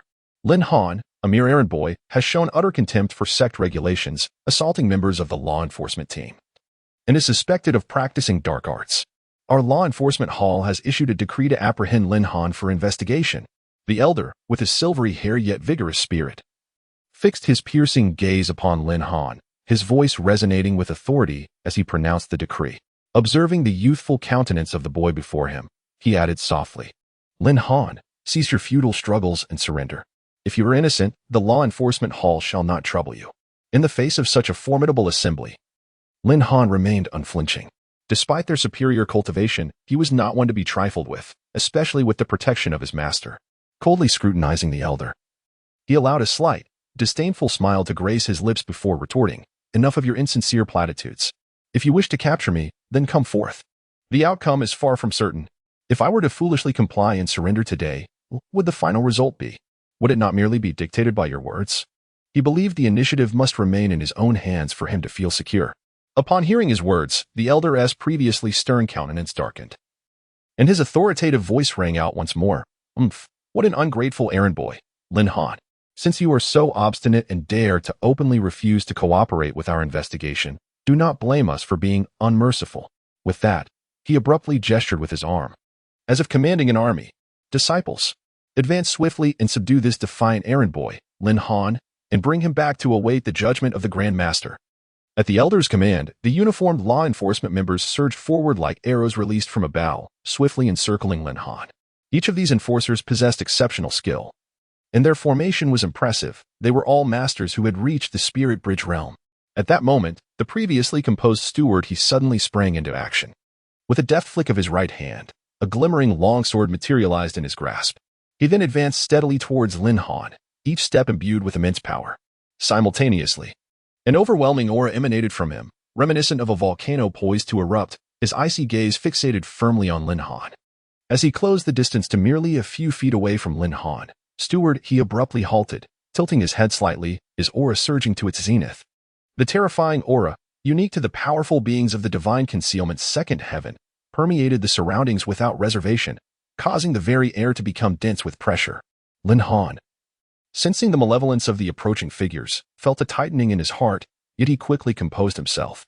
With a frigid expression, he cast a cold glance at the advancing steward and the law enforcement officers who surrounded him with predatory gazes. He slightly parted his lips and coldly uttered 4 words, Divine Concealment's second heaven. Though his voice was not loud, it resonated with an intense battle spirit. At that moment, a flash of silver light suddenly appeared as an unassuming silver spear manifested in his grasp. The spear, entirely silver white, shimmered with a subtle glow. This silver spear was a gift from his master, kept within a mysterious storage ring. After careful selection, he had chosen this sacred weapon, which resonated perfectly with him and was remarkably easy to wield. Being an unclaimed sacred weapon, it was relatively simple to refine. He had successfully established a bond with it after merely one night's effort. However, at this moment, his own strength felt insufficient to unleash the full might of this sacred weapon. Nevertheless, even if Lin Han could only exert a fraction of its power, it was more than adequate for the current situation. With the spear in hand, Lin Han's demeanor underwent a dramatic transformation. His previously gentle features turned exceedingly stern, and his eyes radiated a chilling light, revealing an unwavering determination and courage. He swung his arm vigorously, pointing the spear forward, and with a cold snort declared, "I, Lin Han, act with integrity and righteousness. How dare you slander me? Since you insist on battle, then bring it on." As these words left his lips, a powerful aura emanated from him, sweeping outward and causing all present to change countenance. Steward upon hearing Lin Han's audacious proclamation, felt a blaze of fury ignite within him and could not help but scoff. Humph! A mere child from the first heaven of divine concealment dares to speak so arrogantly. He is simply courting death. No sooner had he spoken than his feet propelled him forward with astonishing force, akin to springs releasing their tension.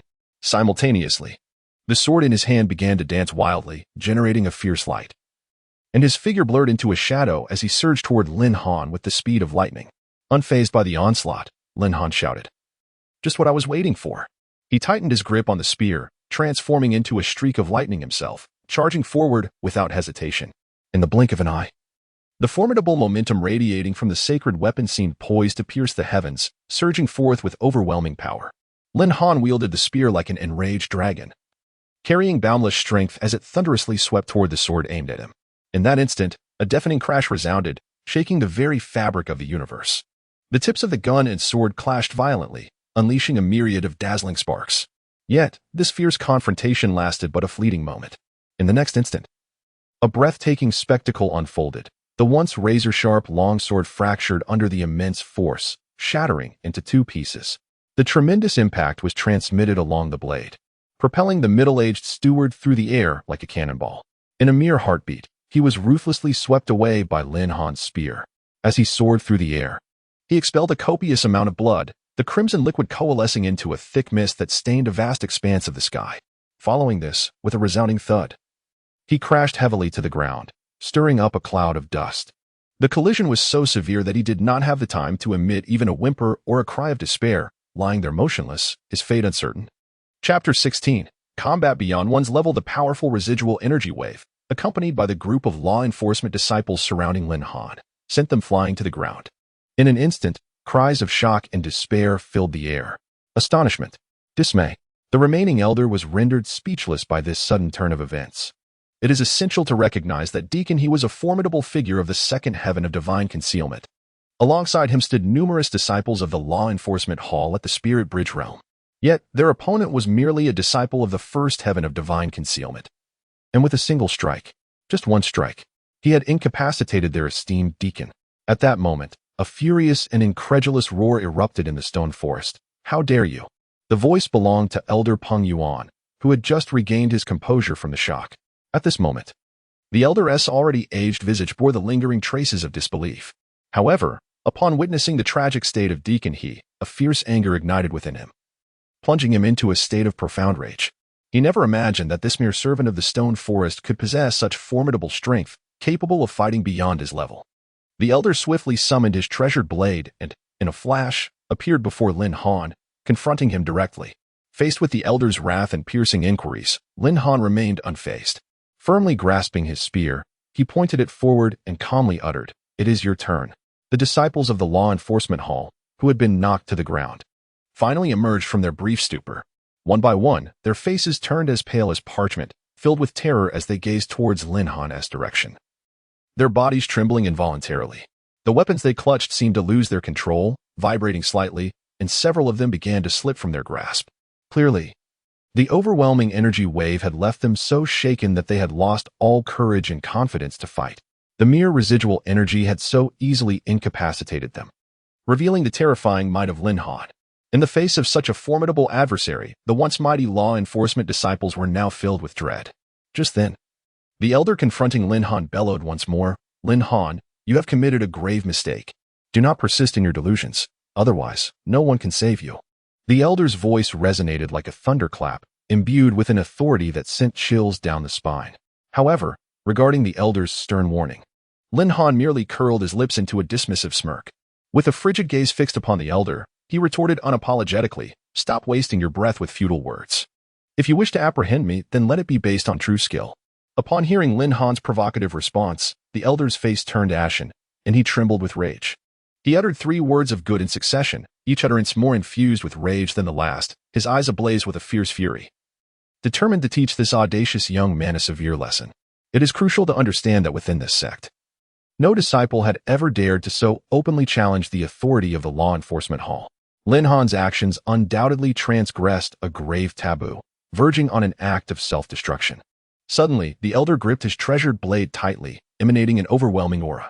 He unleashed the terrifying might of his threefold divine concealment without reservation. In an instant, an invisible and oppressive force surged forth like a tumultuous tide, sweeping towards Lin Han with an overwhelming ferocity. The air howled with a furious wind, the sound echoing like a stampede of 1,000 horses. Faced with such an awe-inspiring display of power, Lin Han did not flinch. Instead, a faint smile curled at the corners of his lips as he murmured, "I wish to see just how formidable this threefold divine concealment truly is." As the words left his lips, a fierce battle intent rekindled in the depths of his gaze. The law enforcement hall had dispatched such a formidable threefold divine concealment expert to subdue him, indicating their unwavering resolve to capture him. Contemplating this, Lin Han's gaze turned even colder, his killing intent intensifying. At that moment, the elder finally made his move. With a swift gesture, his blade sliced through the air, unleashing a formidable arc of light, infused with immense energy, aimed directly at Lin Han. Yet, Lin Han remained as calm as a still lake, unfazed. His eyes remained fixed on the lightning-fast blade arc, while the spear in his hand began to tremble slightly. In the blink of an eye, Lin Han brandished his sacred spear with relentless vigor, thrusting it fiercely toward the incoming blade arc. A thunderous roar erupted, resounding through the heavens. The explosive sound reverberated as brilliance erupted at the intersection of spear tip and blade arc. In an instant, the once resplendent blade arc dissipated like a candle flickering in the wind. Simultaneously, Lin Han's spear shot forth like an arrow released from its bow, hurtling towards the elder with thunderous momentum. How could this be? The elder was taken aback by the sight. However, before he could recover from his astonishment, Lin Han's spear transformed into a streak of lightning, surging toward him with the ferocity of a dragon. Though deeply shaken, the elder, having faced countless battles, quickly suppressed his shock. He gripped his treasured blade tightly once more and swung it with renewed vigor. As he moved, an even more formidable and fierce blade force began to coalesce upon his weapon. 9 cuts of the Cloud River, annihilation, accompanied by the old man's fierce roar. An immensely powerful surge, akin to a raging torrent, erupted instantaneously, hurtling directly towards Lin Han. In an instant, the tip of Lin Han's spear collided violently with the oncoming deluge. At that moment, a thunderous explosion resonated from their point of contact, a force so formidable that it distorted the very fabric of the surrounding space. Just at this critical juncture, Lin Han let out a cold snort, and immediately thereafter, the long spear in his grasp erupted with an even more resplendent radiance, its momentum ascending with each passing moment. The famed divine weapon truly lived up to its reputation. displaying an astonishing might that left one in awe, once again experiencing a tremendous enhancement. Chapter 17. Gathering at the steel forest, Lin Han exuded an aura as formidable as a raging tempest, brimming with astonishing power. Suddenly, he stepped forward, and his spear darted forth with the swiftness of lightning. In an instant, a series of piercing sounds filled the air as the relentless spear shadows forced back the oncoming wave of blade strikes. As time ticked by, what was once an overwhelming force of blades dissipated like an abruptly punctured balloon. The elderly observer, witnessing this spectacle, was taken aback. He had never anticipated that this seemingly youthful opponent possessed such extraordinary prowess. Could this truly be the realm of the first layer of divine concealment? It would not be an exaggeration to assert he was at the fourth layer instead. Yet, before the elder could fully recover from his astonishment, Lin Han's assault showed no signs of abating. The spear in his hand resembled a dragon emerging from the sea, rushing towards the elder with blinding speed. Arriving at his side in the blink of an eye, in a swift motion, Lin Han's arm quivered slightly, and with a sweeping gesture, an overwhelming force erupted forth, lifting the elder into the air. Though the elder found himself momentarily disheveled in midair, his battle-hardened instincts kicked in, and he hastily wielded his treasured blade, attempting to fend off Lin Han's impending strikes. Alas, Lin Han had already seized the upper hand. His spear danced like a tempest, each thrust imbued with the terrifying strength capable of splitting mountains. Moreover, the spear he wielded was a sacred weapon, with each resounding clash echoing in the air. The elder's blade could no longer withstand the immense pressure and shattered into several pieces with a sharp crack. The formidable force then descended upon the elder without obstruction, resulting in a thunderous impact. Accompanied by a heart-wrenching scream that pierced the sky, the elder's body was propelled backward like a kite severed from its string, flying several meters before crashing heavily to the ground, sending dust swirling into the air. Blood stained the heavens as the elder lay motionless on the ground, clearly having lost consciousness. It is worth noting that this outcome was due to Lin Han's deliberate restraint. Had he unleashed his full strength in that moment, the elder's fate would have been far graver, possibly resulting in his demise. As they engaged in their fierce battle, disciples of the Tianhe sect streamed into the steel forest, rekindling its once tranquil atmosphere. At that moment, a series of rumbling sounds emanated from the direction of the courtyard. Someone shouted, urging everyone to hasten. As the commotion indicated that the elders of the law enforcement hall had made their move, they wondered whether the malevolent foe had been subdued. With Elder Ping Yuan taking action, even if the villain was indeed formidable, escape would be impossible. With these words resonating, the disciples quickened their pace, driven by anticipation. Among them, numerous inner disciples could be seen, while the rest were all outer disciples, making their way grandly towards the steel forest courtyard. As they approached the courtyard, they were suddenly taken aback by the chaotic array of figures before them. At that moment, a keen-eyed disciple noticed something amiss, catching a glimpse of a middle-aged figure lying motionless on the ground, and gasped in shock. How could this be? Wasn't that elder he? Why was he lying there, utterly still?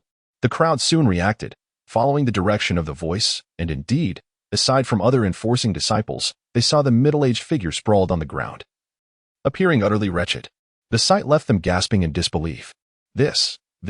Some were momentarily rendered speechless. Elder he had been slain by a demonic fiend? The scene before them was simply too incredulous to accept. Suddenly, another voice cried out in alarm. Heaven help us. That is Elder Peng. They beheld Elder Peng also lying lifeless on the ground, blood lingering at the corner of his mouth. How could this be? That was Elder Peng. How could he have fallen like this? It must be noted that Elder Peng was a formidable figure, a master of the third layer of the divine concealment. Some among them still found it hard to believe their eyes. Amidst the crowd, Jin Qingji and He Qianxiao exchanged incredulous glances, taken aback by the unfolding scenes. Jin Qingji muttered under his breath, "Impossible, this cannot be true. How could Lin Han, that mixed blood, be so strong?" His voice trembled, his gaze fixed intently on the scene. He Qianxiao, momentarily lost in a daze, struggled to articulate her thoughts. She was indeed shaken by the spectacle. Why had Lin Han suddenly become so powerful?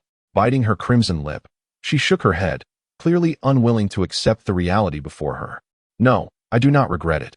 He is a fiend now, a fiend." A spark of clarity ignited within He Qianxiao as she clung to a final thread of hope. Lin Han assaulting the elders of the enforcement hall had surely confirmed his status as a practicing demonic fiend. Henceforth, there would be no refuge for Lin Han within the vast Tianhe sect. Yet she, He Qianxiao, remained the exceptionally gifted daughter of the heavens. At that moment, a sudden cry rang out. Ah, the fiend is coming. Panic ensued as they saw the youth, Lin Han, stepping steadily towards the courtyard. Many, upon seeing Lin Han approach, erupted into frantic screams. Ah, the fiend is here. Brothers, run. They shouted in terror, desperately trying to flee. Some disciples, however, were so stunned by the scene that their legs turned to jelly, leaving only fear in their wake. Just then, an enraged voice thundered across the steel forest. You audacious scoundrel of the steel, seek your own demise. A mere little fiend dares to act recklessly within the Tianhe sect? Prepare to meet your end. As these furious shouts echoed, several powerful figures streaked through the air from a distance, rapidly approaching. The once desolate monument forest has become increasingly vibrant. Oh, we are truly saved. It is none other than Chief Lu of the Law Enforcement Hall who has personally intervened, which is simply splendid. This detestable fiend shall undoubtedly be unable to stir any further turmoil. Among the crowd, some began to cheer in excitement. Indeed, it is not just Chief Lu who has arrived. Even Master Jean of the Fire Source Peak, along with several other esteemed elders, has come forth. With such an impressive assembly, that villain is surely trapped. Others eagerly added. From their words, one could distinctly sense the tension that had gripped their hearts has finally dissipated. The feeling of relief was palpable, as if they had rediscovered their anchor in this tumultuous sea. Before them, 5 or 6 formidable figures hovered in the air, standing resolutely above the monument forest, casting fierce glares at Lin Han within. Chapter 18. The counterattack in the fivefold heaven. At that moment, a sudden and powerful disturbance reverberated through the sky, followed closely by 2 figures dashing towards them like shooting stars. Upon closer inspection, it was revealed that the renowned head of the enforcement hall, Elder Lu, accompanied by another elder, had arrived. The formidable aura emanating from the two commanded the attention of all present. Simultaneously, another group of 4 approached at great speed. Leading them was Jin Buhuan, the master of the Fire Source Peak, followed by 3 of his disciples, their faces contorted with rage as they advanced with great fervor.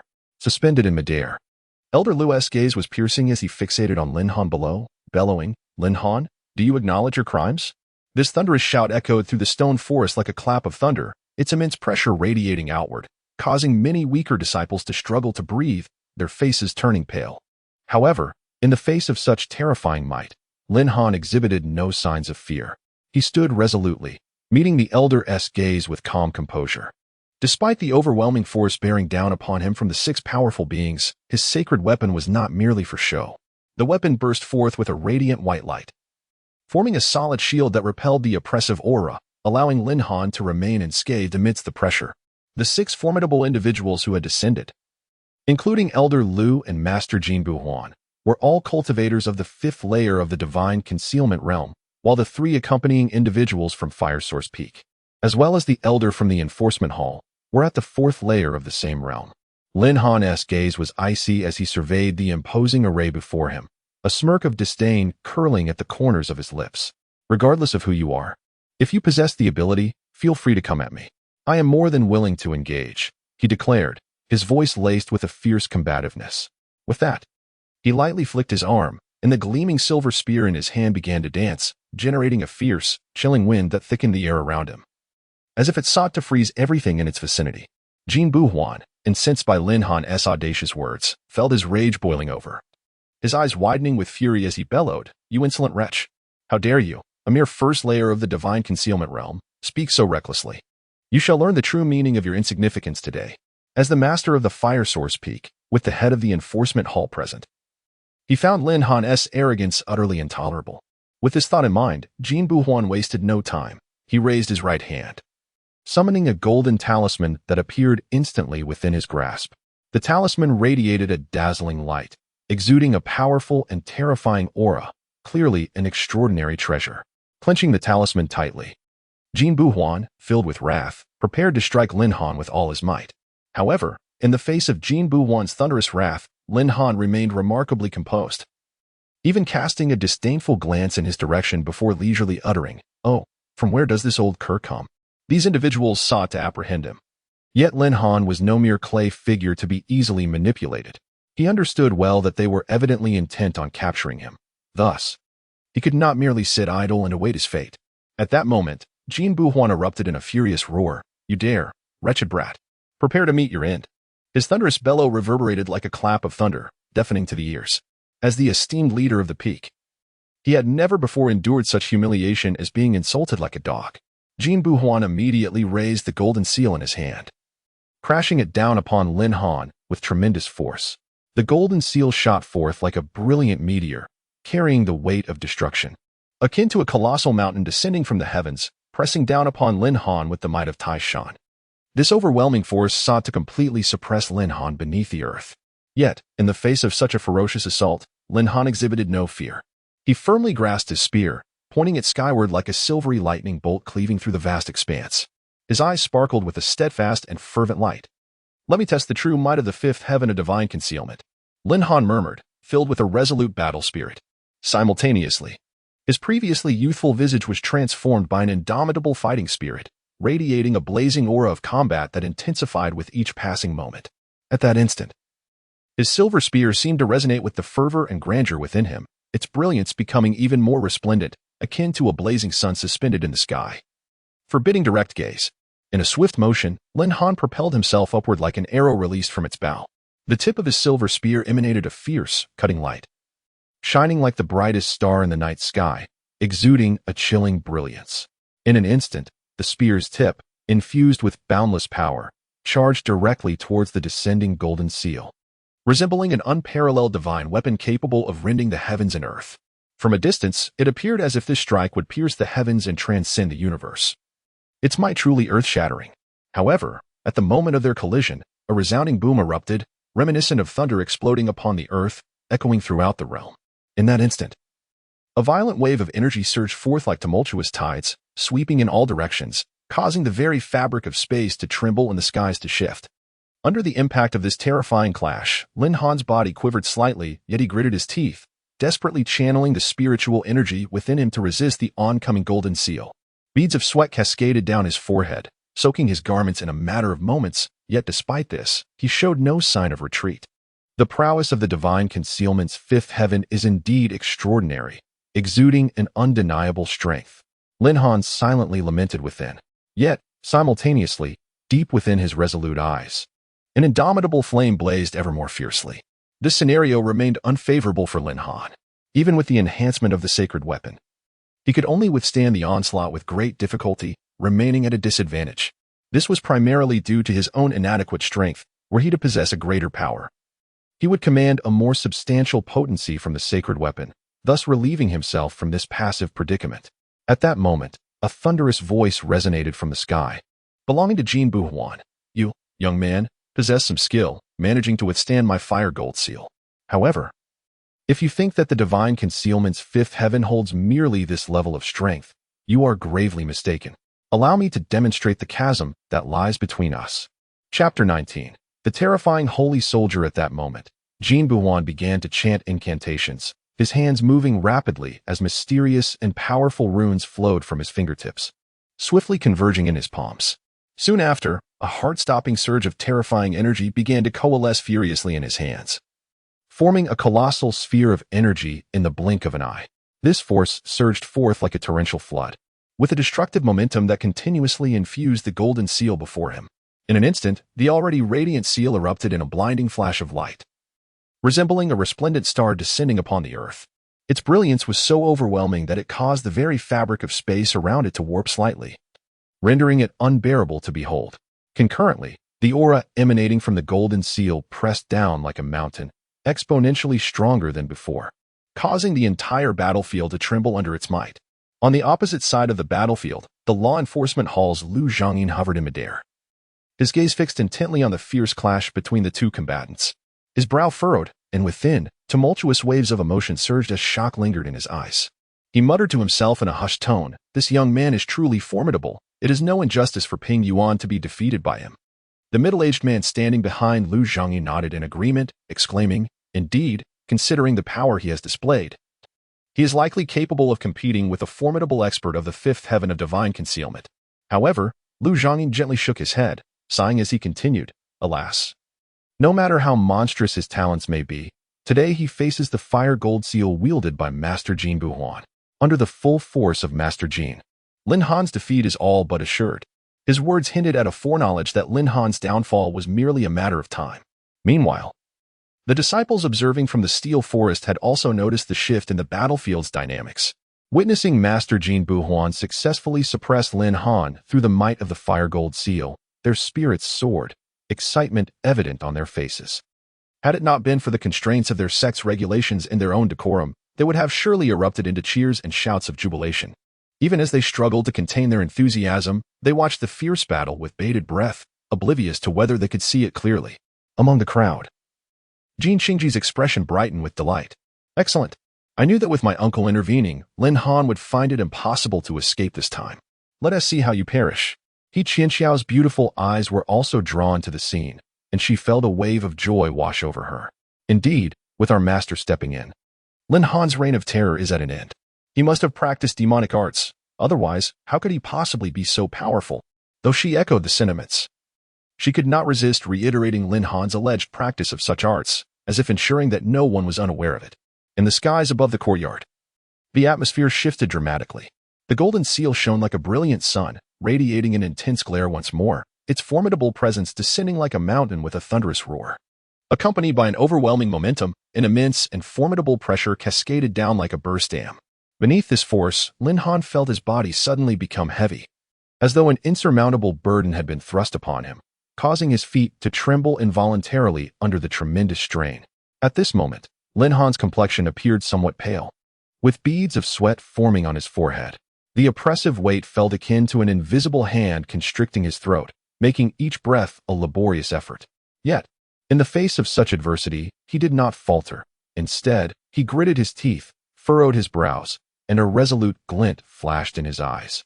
Suddenly, Lin Han raised his head and let out a long, resonant howl that echoed through the heavens. Simultaneously, he channeled all his strength into his hands, and in an instant, his aura surged, becoming even more potent than before. The silver spear he gripped transformed, radiating an astonishingly bright white light. At the spear's tip, a sharp beam of light shot forth, colliding head-on with the overwhelming pressure that bore down upon him. In that moment, the two forces were locked in a stalemate, unleashing a dazzling array of sparks. Sensing a slight alleviation of the pressure above, Lin Han's gaze turned icy as he looked up at the imposing golden seal radiating an incredible might. A smirk of disdain graced his lips. Since you seek your demise so eagerly, I shall oblige. Before his words had faded, Lin Han took a deep breath and unhesitatingly summoned the myriad energies concealed within him, fervently infusing them into the silver spear in his grasp. In the blink of an eye, the silver spear appeared to morph into an insatiable black hole, greedily devouring the surging energies. Soon, as an ever-increasing amount of power was absorbed, the spear began to tremble violently, shimmering with blinding silver light as a chilling and terrifying pressure gradually emanated from it. This pressure began to coalesce into a strange spectacle in the sky, the spear coiling like a dragon. At that moment, a breathtaking sight unfolded before the eyes of the onlookers. A silver spear, stretching 1,000 feet in length, transcended time and space, emanating a dazzling silver light, resembling an unparalleled divine weapon from ancient epics, illuminating the void. Jin Buhuan was the first to perceive the suffocating might emanating from this force. Instinctively, he lifted his gaze, captivated by the phantom of the colossal spear. The razor-sharp tip was aimed directly at him, as if poised to strike with the force of a cataclysm. In an instant, a chill surged from the depths of his being, causing him to tremble involuntarily. What kind of technique is this? How can it be so terrifying? Jin Buhuan's eyes widened in disbelief, his expression a mask of incredulity. At that moment, his heart brimmed with panic and trepidation, faced with such an unprecedented assault. He felt a shiver run down his spine, his entire being turning cold. He could distinctly sense that if the shadow of that 1,000-foot spear were to descend, he would likely be reduced to ashes in an instant. Upon this realization, he could not help but direct his gaze toward Lin Han in the distance, his eyes betraying a flicker of terror and confusion. Could it be your doing? Meanwhile, the elderly observer, Master Lu, experienced a sudden change in demeanor. His face paling as he exclaimed in alarm, "This is dire." He fixated on the terrifying phenomenon that loomed in the sky, his heart secretly reeling in astonishment. The power of this manifestation was overwhelmingly formidable, far surpassing the realms of their comprehension. The others, too, wore expressions of shock as they gazed at the heavens. Their faces drained of color, paralyzed by the sheer might of this formidable occurrence. Fear began to permeate their hearts. Chapter 20. The crisis of the Tianhe sect. At the outskirts of the monument forest, the gathered disciples were left utterly astonished by the extraordinary phenomenon before them. The oppressive aura emanating from the silhouette of the 1,000-foot-long spear expanded relentlessly, affecting even those disciples who were watching from afar. One by one, they turned pale with fright, their bodies trembling uncontrollably. Suddenly, the terrifying might of the spear's shadow radiated outward, rendering them motionless, as if paralyzed by sheer terror. Fear inundated their hearts like a tidal wave, making even the simplest act of breathing a challenge. Deep within the secluded mountains of the Tiana sect, where the esteemed elders and ancestral figures often retreated in tranquility, an unexpected disturbance arose. Powerful energies surged forth from the sealed chambers, awakening their formidable occupants. Each of these individuals was a figure of unfathomable strength within the sect, yet now they were all marked by expressions of horror. They lifted their gazes towards the source of the overwhelming force, murmuring in disbelief, "How is this possible? This is the might of a sacred weapon. Our Tiana sect has always remained uncontentious. Why does such terrifying sanctity manifest within our ranks? Could it be that a formidable foe has come to challenge us?" As their words intertwined with fear and confusion, the figures darted like lightning from the mountains, cutting through the air towards the monument forest. Simultaneously, within the main hall of the Tiana sect, a middle-aged man with flowing hair and a refined demeanor sat in the central seat. This man was Yunhe, the sect leader. His previously serene expression transformed dramatically upon sensing the sudden surge of sacred energy. He rose abruptly, his gaze fixed intently on the direction of the monument forest, his countenance shifting to one of unprecedented gravity. Is this the aura of a sage? Our Tiana sect has consistently maintained a low profile, never provoking formidable adversaries. How could we attract a sage and provoke such terrifying sanctity? As these thoughts raced through Yunhe's mind, his heart pounded with increasing trepidation. Yet, after a brief moment, he steadied himself and soared into the sky, becoming a streak of light as he sped towards the monument forest. The wind howled past him, but the weight of his thoughts grew heavier. What could have caused such a dramatic upheaval? In front of the courtyard of the monument forest, the atmosphere was tense to the extreme. Lin Han stood there, his once rosy complexion now as pale as paper, devoid of any color. His energy was feeble, for the silver spear had voraciously drained him of all vitality. Yet, even in such a weakened state, Lin Han's gaze remained icy. He surveyed the crowd with an impassive expression, unleashing a fierce roar. Those who dare trespass into the monument forest shall meet this fate. Despite his frailty, he commanded an undeniable presence. The onlookers were rendered motionless under the oppressive weight of his sacred might. As Lin Han directed his 1,000-foot-long spear downward, 4 formidable figures raced forth with great speed, accompanied by a furious shout. Who dares to act so recklessly within the Heavenly River sect? One among them was the sect's master, Yunhe, a being of the 4th extreme realm. The other 3 were also esteemed elders of the sect, sharing the same level of power. At that moment, the onlookers finally beheld the sect master and the 3 elders appear before them. A wave of joy surged within their hearts, akin to glimpsing a beacon of hope.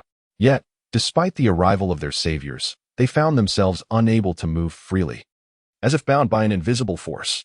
Meanwhile, Lin Han paid no heed to the sudden arrival of Yunhe and his companions. With a cold expression, he fixed his gaze upon the colossal spear shadow in the sky and uttered a sharp command, "Slice." As his voice echoed, the once stationary spear shadow plummeted like a bolt of lightning. "This is disastrous. It is a sacred weapon." The pressure of a sacred weapon, one figure exclaimed in terror. They had evidently recognized that the descending spear shadow was a manifestation of a sacred weapon, imbued with unimaginable horror. Yunhe, given the gravity of the situation, "We 4 must unite to withstand this strike. Otherwise, the entire Heavenly River sect shall be annihilated." Another spoke urgently. As he spoke, the remaining 3 cast their gazes upon the massive spear shadow descending from the heavens, their eyes filled with solemnity. Yunhe quickly surveyed his companions and then spoke, his tone laden with gravity. "Esteemed elders, we must rely on each other this time." No sooner had he finished speaking than the 4 powerful figures dispersed instantly, each racing towards different directions. They simultaneously unleashed their most potent techniques, pouring forth all their strength, releasing dazzling beams of light. In an instant, for earth-shattering beams soared like colossal dragons into the sky, colliding forcefully with the rapidly descending spear shadow. At that moment, the heavens and earth shifted in hue. The winds roared, and the surrounding space began to warp under the strain of such a violent clash of energies. However, the power of this sacred weapon's shadow was simply too terrifying. Its inherent force could not be contended with by mere practitioners of the 4th extreme realm. It is vital to note that this spear shadow was not merely an ephemeral illusion. It carried with it a faint yet palpable sacred might. Merely the presence of this sacred aura was enough to extinguish the will to resist among many strong cultivators, let alone those who were merely at the fourth extreme realm. Amid the terrified gazes of the onlookers, the 1,000-foot-long spear shadow descended like a colossal dragon from the heavens, striking towards the heavenly river sect with an unstoppable momentum. Its speed was akin to lightning streaking across the night sky. Its ferocity was reminiscent of thunderous might. The entire realm seemed enveloped by this overwhelming aura, rendering it difficult to breathe. "This is dire," Yunhe exclaimed, his heart aflame with urgency. He comprehended the terrifying power of this ominous phenomenon. Should it be unleashed upon the heavenly river sect, the consequences would be utterly unimaginable. Yet, even at this moment, he found himself utterly powerless, for despite uniting their strengths, even as the pinnacle of the four extremities realm, they remained unable to withstand the dreadfully approaching shadow of the gun. "Master, it seems our heavenly river sect is truly on the brink of annihilation." The esteemed elders, their faces etched with urgency, gazed wide-eyed at the ever-approaching menacing gun shadow, their hearts overwhelmed with despair and helplessness. Although they were loath to witness the destruction of their sect, in the face of such formidable assault, there was nothing they could do but watch helplessly. Chapter 21. The snap of suppression within the serene courtyard. Su Qifeng had already opened his eyes, witnessing Lin Han's fierce confrontation against the formidable god of war concealed within the fifth layer. Ultimately, the overwhelming power of the sacred weapon erupted, invoking a threat of annihilation upon the entire Tiana sect. However, the next moment, Su Qifeng felt an unsettling urgency arise within him. Just moments ago, the system had issued a sudden alert. Ding! The Tiana sect is in danger of annihilation. Should the sect be destroyed, the host's retirement benefits after a millennium will be nullified. This revelation sent Su Qifeng into a flurry of anxiety. Those were his retirement benefits.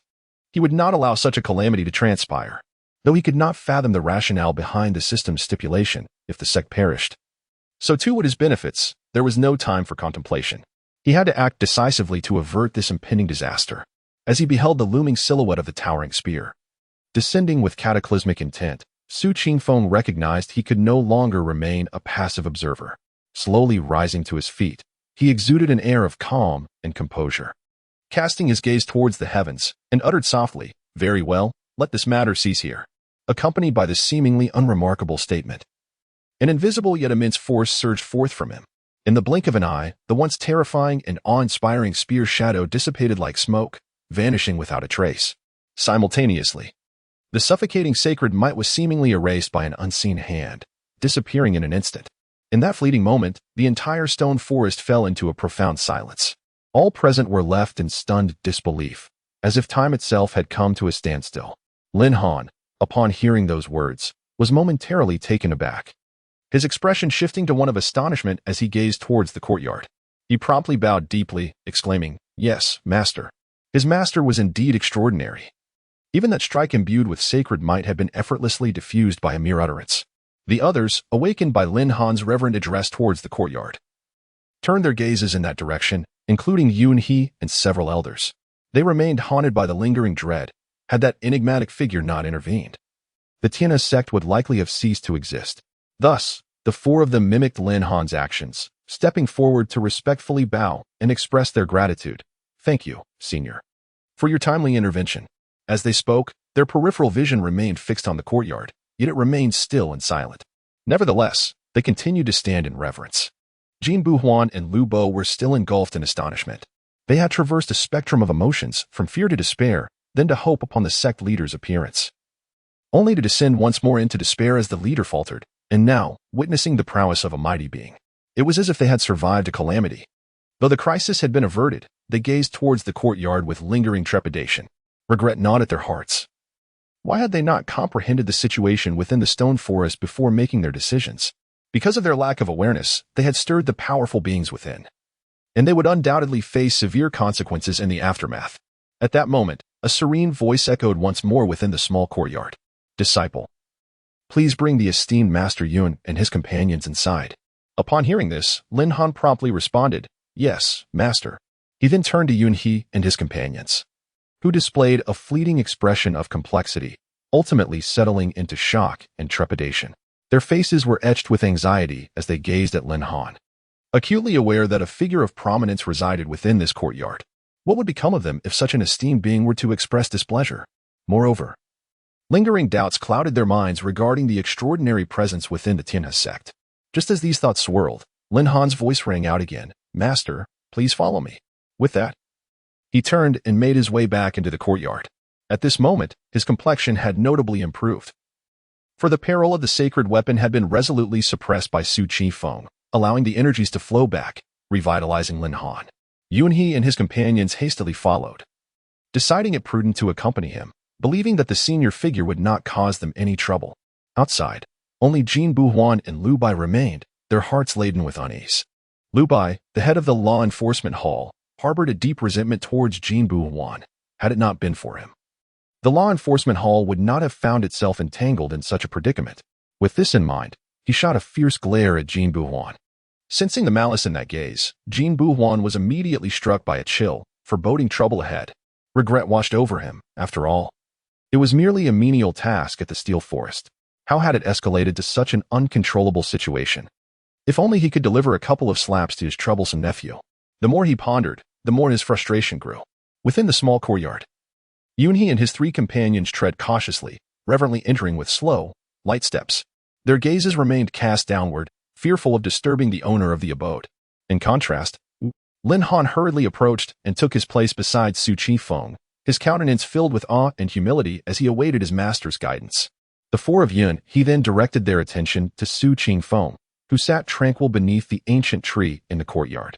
In that instant, they were once again profoundly astonished by the sight before them. Su Qifeng, with his silver hair cascading like a waterfall over his broad shoulders, swayed gently in the breeze, accentuating his transcendent demeanor. However, what was most astonishing was that, despite their proximity, they could hardly sense his presence. As if he had seamlessly melded with the very fabric of the universe, enigmatic and unfathomable.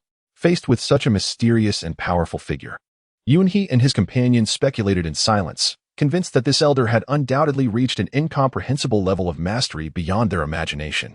Thus, they hurriedly bowed deeply to Su Qifeng, with Master Yunhe expressing, "We pay our respects to the esteemed elder and extend our heartfelt gratitude for your intervention today, which has saved our Tianhe sect from peril. Had it not been for the assistance of my esteemed predecessor, I fear that the Heavenly River sect would have faced utter disaster." His voice was sincere and earnest, and his face could hardly conceal his excitement. Su Qifeng, upon witnessing this, merely raised his right hand slightly and gestured gently towards the others, calmly stating, "Rise, there is no need for excessive formalities." These few simple words carried an undeniable authority. Once the four from the Yun sect complied and stood, Su Qifeng turned his gaze towards Lin Han and asked softly, "Disciple, do you have any thoughts regarding today's events? Feel free to speak candidly to Sect Master Yun." The crisis threatening the Heavenly River sect directly impacted his retirement benefits, and the Steel Forest was the foundation of those benefits. Thus, he could not simply stand by and watch the demise of the Heavenly River sect. Moreover, the sect had sheltered him for nearly a century. It would be impossible to claim there were no feelings involved. Su Qifeng was not a heartless individual. After listening to Su Qifeng, Lin Han recounted the events of the day in their entirety. "Master, today's matter originated from me, the disciple and Hui Yuanfeng's Qianqiao." Chapter 22. Remain as a servant in the Steel Forest? The Fire Source Peak and the Law Enforcement Hall came to the Steel Forest seeking trouble, falsely accusing him of cultivating a demonic technique. Thus, the fierce battle of today ensued. Upon hearing Lin Han's words, Yunhe and the other three Supreme Elders' expressions darkened instantly. They could hardly believe that Fire Source Peak would be so audacious as to brazenly slander a disciple of their sect. What was even more infuriating was that the Law Enforcement Hall, without discerning right from wrong, blindly followed the lead of Fire Source Peak, colluding with them. This had nearly brought disaster to their Tianhe sect. The very thought sent a chill down Yunhe's spine. His countenance was filled with trepidation. This young man was a disciple of a venerable elder. At such a tender age, he had already reached the realm of divine concealment. Yet he was wrongfully accused of practicing a demonic art. If the elder were to express his displeasure, they would all bear the brunt of it. At this moment, Yunhe's heart was filled with ire directed at the instigator, Jin Buhuan. Without a moment's hesitation, Yunhe stepped forward, bowing deeply with utmost respect towards Su Qifeng, and clasped his hands in salute, declaring, "Elder, this matter is indeed the fault of our Tianhe sect. As the sect master, I cannot absolve myself of responsibility. I, Yunhe, am willing to accept your punishment." His tone was sincere and earnest, devoid of any semblance of pretense. After all, such a debacle had brought shame upon him as the sect master. The three supreme elders behind him, upon witnessing this, hurriedly followed suit, stepping forward in unison. They too bowed deeply and said, "Elder, we are to blame for our lax management of the disciples, which has led to today's predicament. Please, impose a harsh punishment upon us." At this moment, they had cast aside their concerns for their own lives, disregarding their identities and status. In their hearts, they believed that only by placating the anger of this esteemed elder could they ensure the safety and peace of all within the Tianhe sect. Su Qifeng listened quietly to their chorus of apologies, and seeing their humble demeanor, he couldn't help but nod slightly. Then he raised his right hand, gesturing for them to cease their apologies, and spoke in a calm yet authoritative tone. "Enough, you may handle this matter as you see fit. As long as my disciple is satisfied, there is no need for punishment. I would prefer the Tianhe sect to continue its legacy well. After all, I still wish to receive my retirement benefits." Of course, they were unaware of Su Qifeng's thoughts. Upon hearing his words, Yun He and the others felt an immense relief wash over them, collectively exhaling a sigh of relief, since the elder would not pursue the matter further. The most pressing concern now was to resolve today's incident satisfactorily for Lin Han, thereby putting the matter to rest. Thus, they turned their gazes in unison towards the young man standing to the side. They hurriedly responded, "Thank you, Elder, for your leniency. We shall certainly ensure your esteemed disciple is satisfied."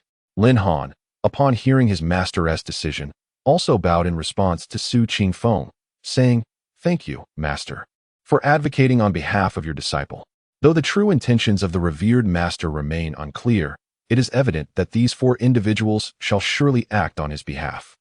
Indeed, such trivial matters do not necessitate the master's direct involvement. Su Qifeng observed Lin Han with a gentle smile, nodding slightly, his eyes betraying a hint of concern and guidance. Then he spoke slowly, his tone serious yet imbued with warmth, reiterating his admonition. "Very well, my disciple. Remember that we are all members of the Tianhe sect. Henceforth, do not act so recklessly." This statement served not only as a critique of Lin Han's recent actions, but also as a heartfelt expectation and reminder, urging him to cultivate a demeanor of composure and restraint in the future, lest he act impulsively again.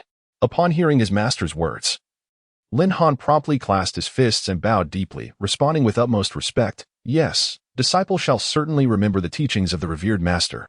Today's incident was indeed the result of my own impulsiveness. I humbly request your punishment." With that, he bowed his head even lower, his face awash with regret. Reflecting on how he nearly caused a calamity that could have jeopardized the entire Tianhe sect, a profound sense of guilt welled up within him. Nevertheless, despite his lingering doubts regarding his master's profound concern for the sect, Lin Han resolved, now that his master had affirmed their shared identity as members of the Tianhe sect, to embrace his role within it. He would strive to contribute to the honor and interests of the sect, regardless of the circumstances. Su Qifeng gestured to Lin Han. "There is no need for punishment. Simply focus on your cultivation henceforth, and remember your identity as a member of the Tianhe sect." Upon hearing this, sect leader Yunhe was immediately filled with excitement, his face flushing with emotion.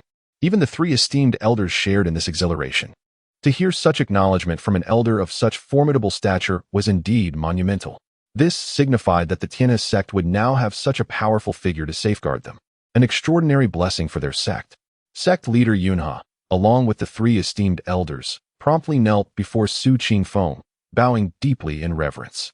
"We pay our respects to the ancestor." Without hesitation, they sought to solidify the elder's status through their actions. They could not afford to regret it should he ever grow weary of the Tianhe sect and depart. Rise.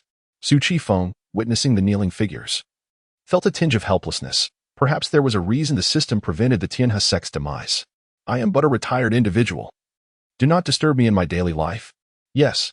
With Su Qifeng's tacit approval, the four slowly rose and stood respectfully to the side.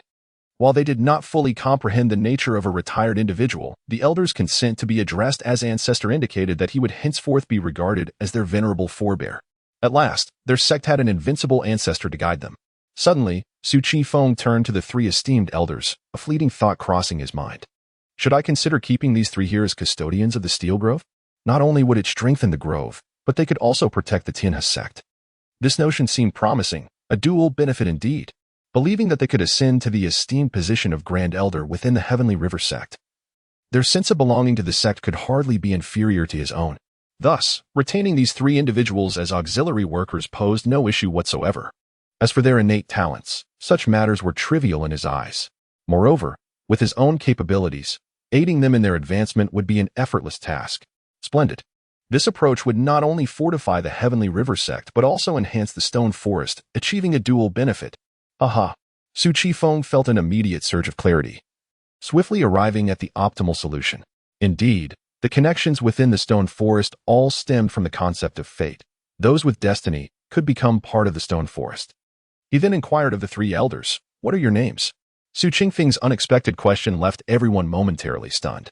One of the Grand Elders quickly regained his composure, meticulously organizing his thoughts, and respectfully clasped his fists in salute to Su Qifeng, responding in a resonant voice, "Esteemed ancestor, I am called Su Changji." With this elder's acknowledgement, the other two Grand Elders also snapped back to attention. Without a hint of hesitation, they promptly replied in unison, "Esteemed ancestor, I am Zhou. Esteemed ancestor, I am Zhang Tianhua." Su Qifeng nodded slightly, signaling his understanding. He then paused for a moment, contemplatively regarding the three Grand Elders before asking once more, "Are you three willing to remain in the Stone Forest as auxiliary workers?" Upon hearing this, the three Grand Elders were left utterly astonished.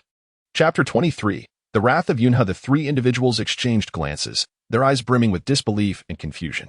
The inquiry had come so abruptly that they found themselves momentarily at a loss. After all, they were esteemed elders of the Tiangi sect, revered and held in high regard by their disciples. Yet, at this moment, the enigmatic ancestor sought to retain them in the Steel Forest as mere servants. Such a stark disparity in status left them utterly bewildered. At that instant, the sect leader, Yunhe, suddenly regained consciousness and hurriedly gestured toward the three venerable elders not far away.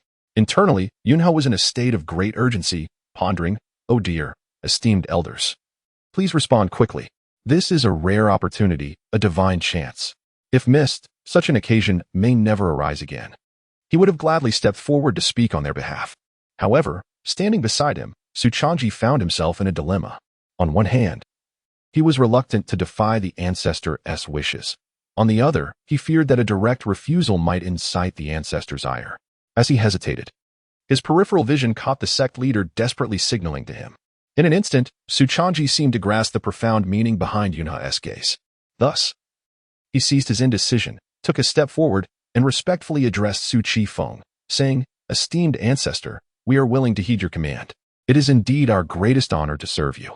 Upon hearing these words, the other two elders, Zhou Li and Zhang Tianhua, exchanged bewildered looks, their expressions a mixture of confusion and surprise. They silently questioned, "What is this fellow doing? How could he decide for us so swiftly?" Before they could voice their inquiries, Su Changji swiftly blinked at them, as if to convey a message. Zhou Li and Zhang Tianhua, initially skeptical, soon found a spark of understanding in their shared gaze. In that fleeting moment, they comprehended Su Changji's intent. Consequently, they hastened to echo, "Indeed, esteemed ancestor, we are all more than willing to serve you." With the three elders finally acquiescing, Yunhe felt a significant weight lift from his heart. Su Qifeng, witnessing their prompt agreement, smiled and gently remarked, "How splendid. Henceforth, you shall reside in the Steel Forest." At that moment, his spirits soared. The addition of three new members, albeit as servants, would enhance his retirement benefits. They were merely at the pinnacle of the Four Extremes realm, with ample room for growth, thus contributing significantly to his future rewards. All that was needed was to settle them in and refine their potential, allowing them to flourish in the Steel Forest. Having seen to all matters at hand, and with no pressing concerns remaining, Su Qifeng resolved to issue an order for departure. He slowly cast his gaze upon the sect leader, Yunhe, and spoke in a calm tone, "Very well, sect leader Yun, since this matter has reached its conclusion, there is nothing more pressing for me here, so I shall not keep you any longer. You may take your leave." Upon hearing these words, Yunhe dared not exhibit any semblance of negligence. He promptly bowed deeply to Su Qifeng and respectfully replied, "Yes, ancestor, I shall take my leave now."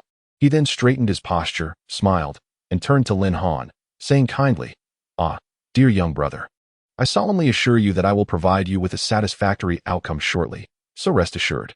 With that, he hesitated no longer and hurriedly made his way out of the courtyard. As sect leader Yunhe gradually disappeared from sight, Su Qifeng turned to Lin Han and instructed, "Disciple, please take these three individuals downstairs. Remember, Do not neglect your daily cultivation, and ensure that routine tasks are also attended to. Yes, master. I understand.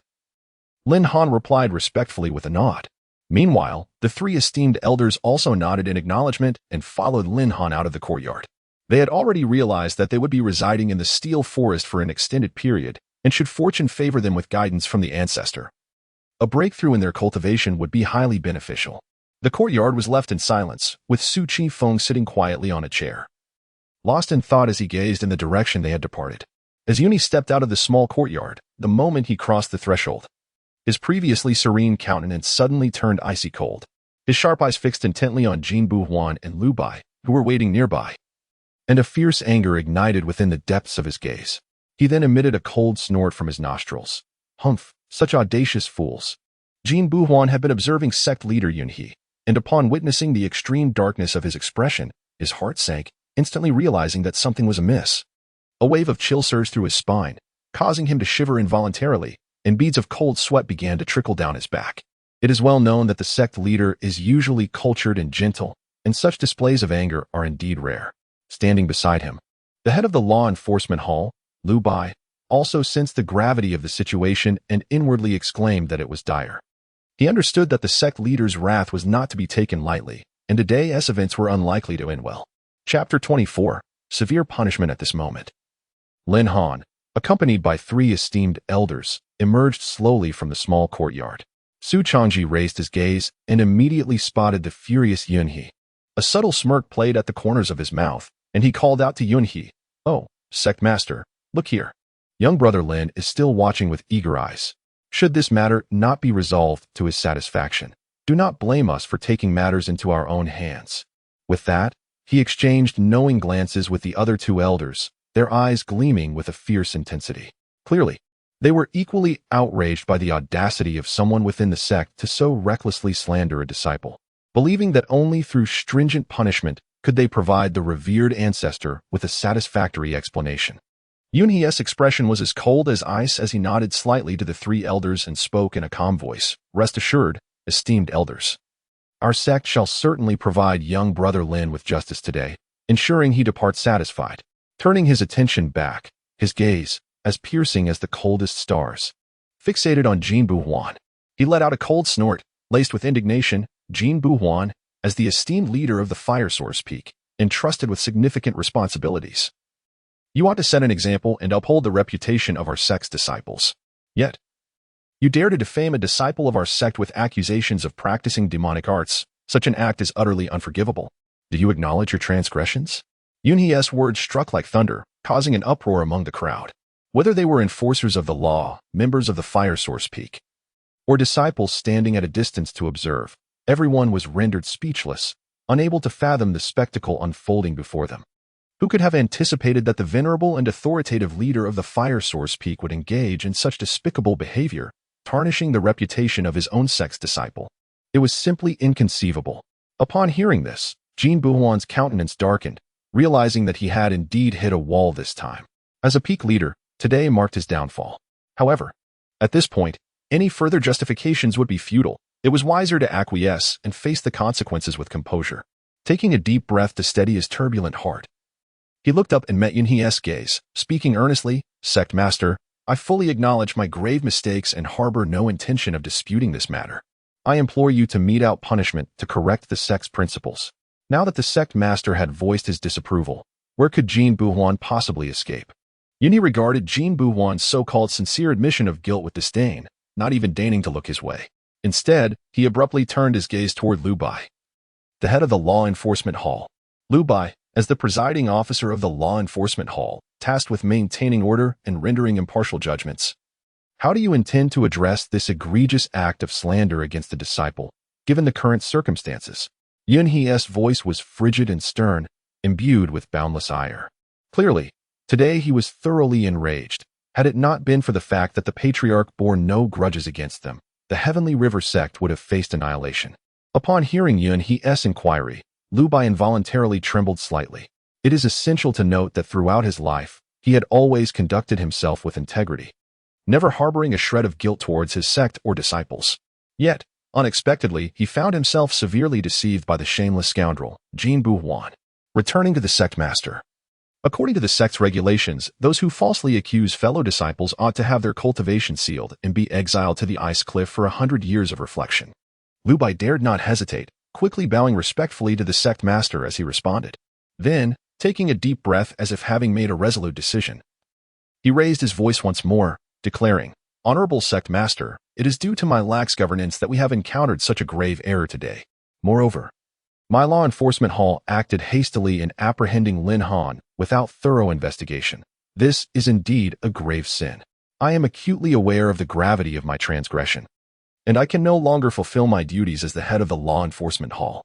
At this point, Lu Bai's voice faltered slightly, but soon regained its strength and determination. "Therefore, I implore the sect master to impose severe punishment upon me. I am willing to seal my own cultivation and voluntarily proceed to the ice cliff for 100 years to atone for my sins." His words resonated powerfully, echoing throughout the entire monument forest, imbued with a sense of resolve. After all, it was he who had commanded the pursuit of Lin Han into the monument forest today. Thus, he must bear the corresponding consequences and penalties. A cold snort rang out, the sound chilling to the bone, as if it could freeze the very air. The speaker was Yun He, his countenance dark and his eyes flashing with fury. Yun He had some understanding of Lu Bai. He must have already fallen into Jin Buhuan's trap regarding today's events. Nevertheless, even with this awareness, failing to punish Lu Bai would not only fail to quell his inner rage, but would also leave unresolved grievances in Lin Han's heart stemming from this incident. Thus, Yun He gazed coldly at Lu Bai. "Head of the law enforcement hall, Lu Bai, from this day forth, the sect revokes your position as head of the law enforcement hall. You shall seal your cultivation and reflect upon your actions at the ice cliff for 100 years. Chapter 25. Sacrificing 2 centuries of cultivation. The moment the master spoke, it was akin to a thunderclap reverberating through the crowd, inciting a cacophony of astonishment. The onlookers were left speechless, their faces etched with disbelief. None could have anticipated such an outcome on this fateful day. The esteemed head of the law enforcement hall, Lu Bai, not only faced dismissal but was to be stripped of his cultivation and condemned to suffer in the dreadfully chilling ice cliff for a century of penance. It is essential to understand that the ice cliff is no benign locale. It is perennially engulfed in a frigid atmosphere that penetrates to the very marrow. Without the protection of one's cultivation, the biting cold alone could render one utterly desolate. Moreover, enduring the torment within such an environment for a full 100 years is a punishment of unimaginable severity, evoking profound sympathy. "Yes, I willingly accept the punishment." Lu Bai's resonant and resolute voice echoed throughout the steel forest. All eyes converged upon him, observing his grave expression devoid of fear. Gradually, he raised his right hand, and as he did, mysterious lights began to flicker and dance at his fingertips. Subsequently, his fingers moved with dexterity, and those lights coalesced into a peculiar seal, emanating a disquieting energy. Upon the completion of this seal, Lu Bai unhesitatingly lifted his right palm and struck his dantian with a swift, thunderous motion.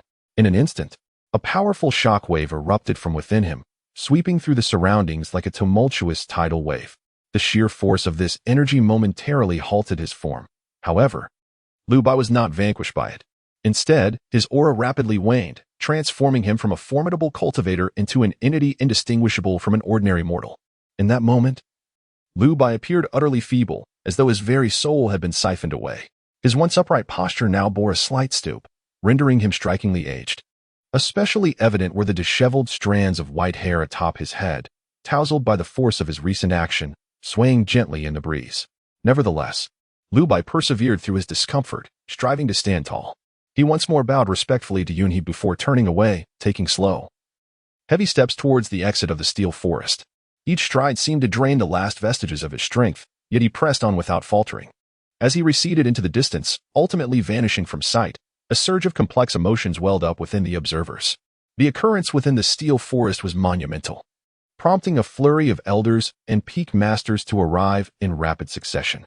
Upon witnessing the outcome, they were left in shock, momentarily forgetting their original intentions. The head of the law enforcement hall had been dismissed, stripped of his cultivation, and condemned to a century of reflection in the ice cliff. Such a significant event would undoubtedly stir tumult within the sect.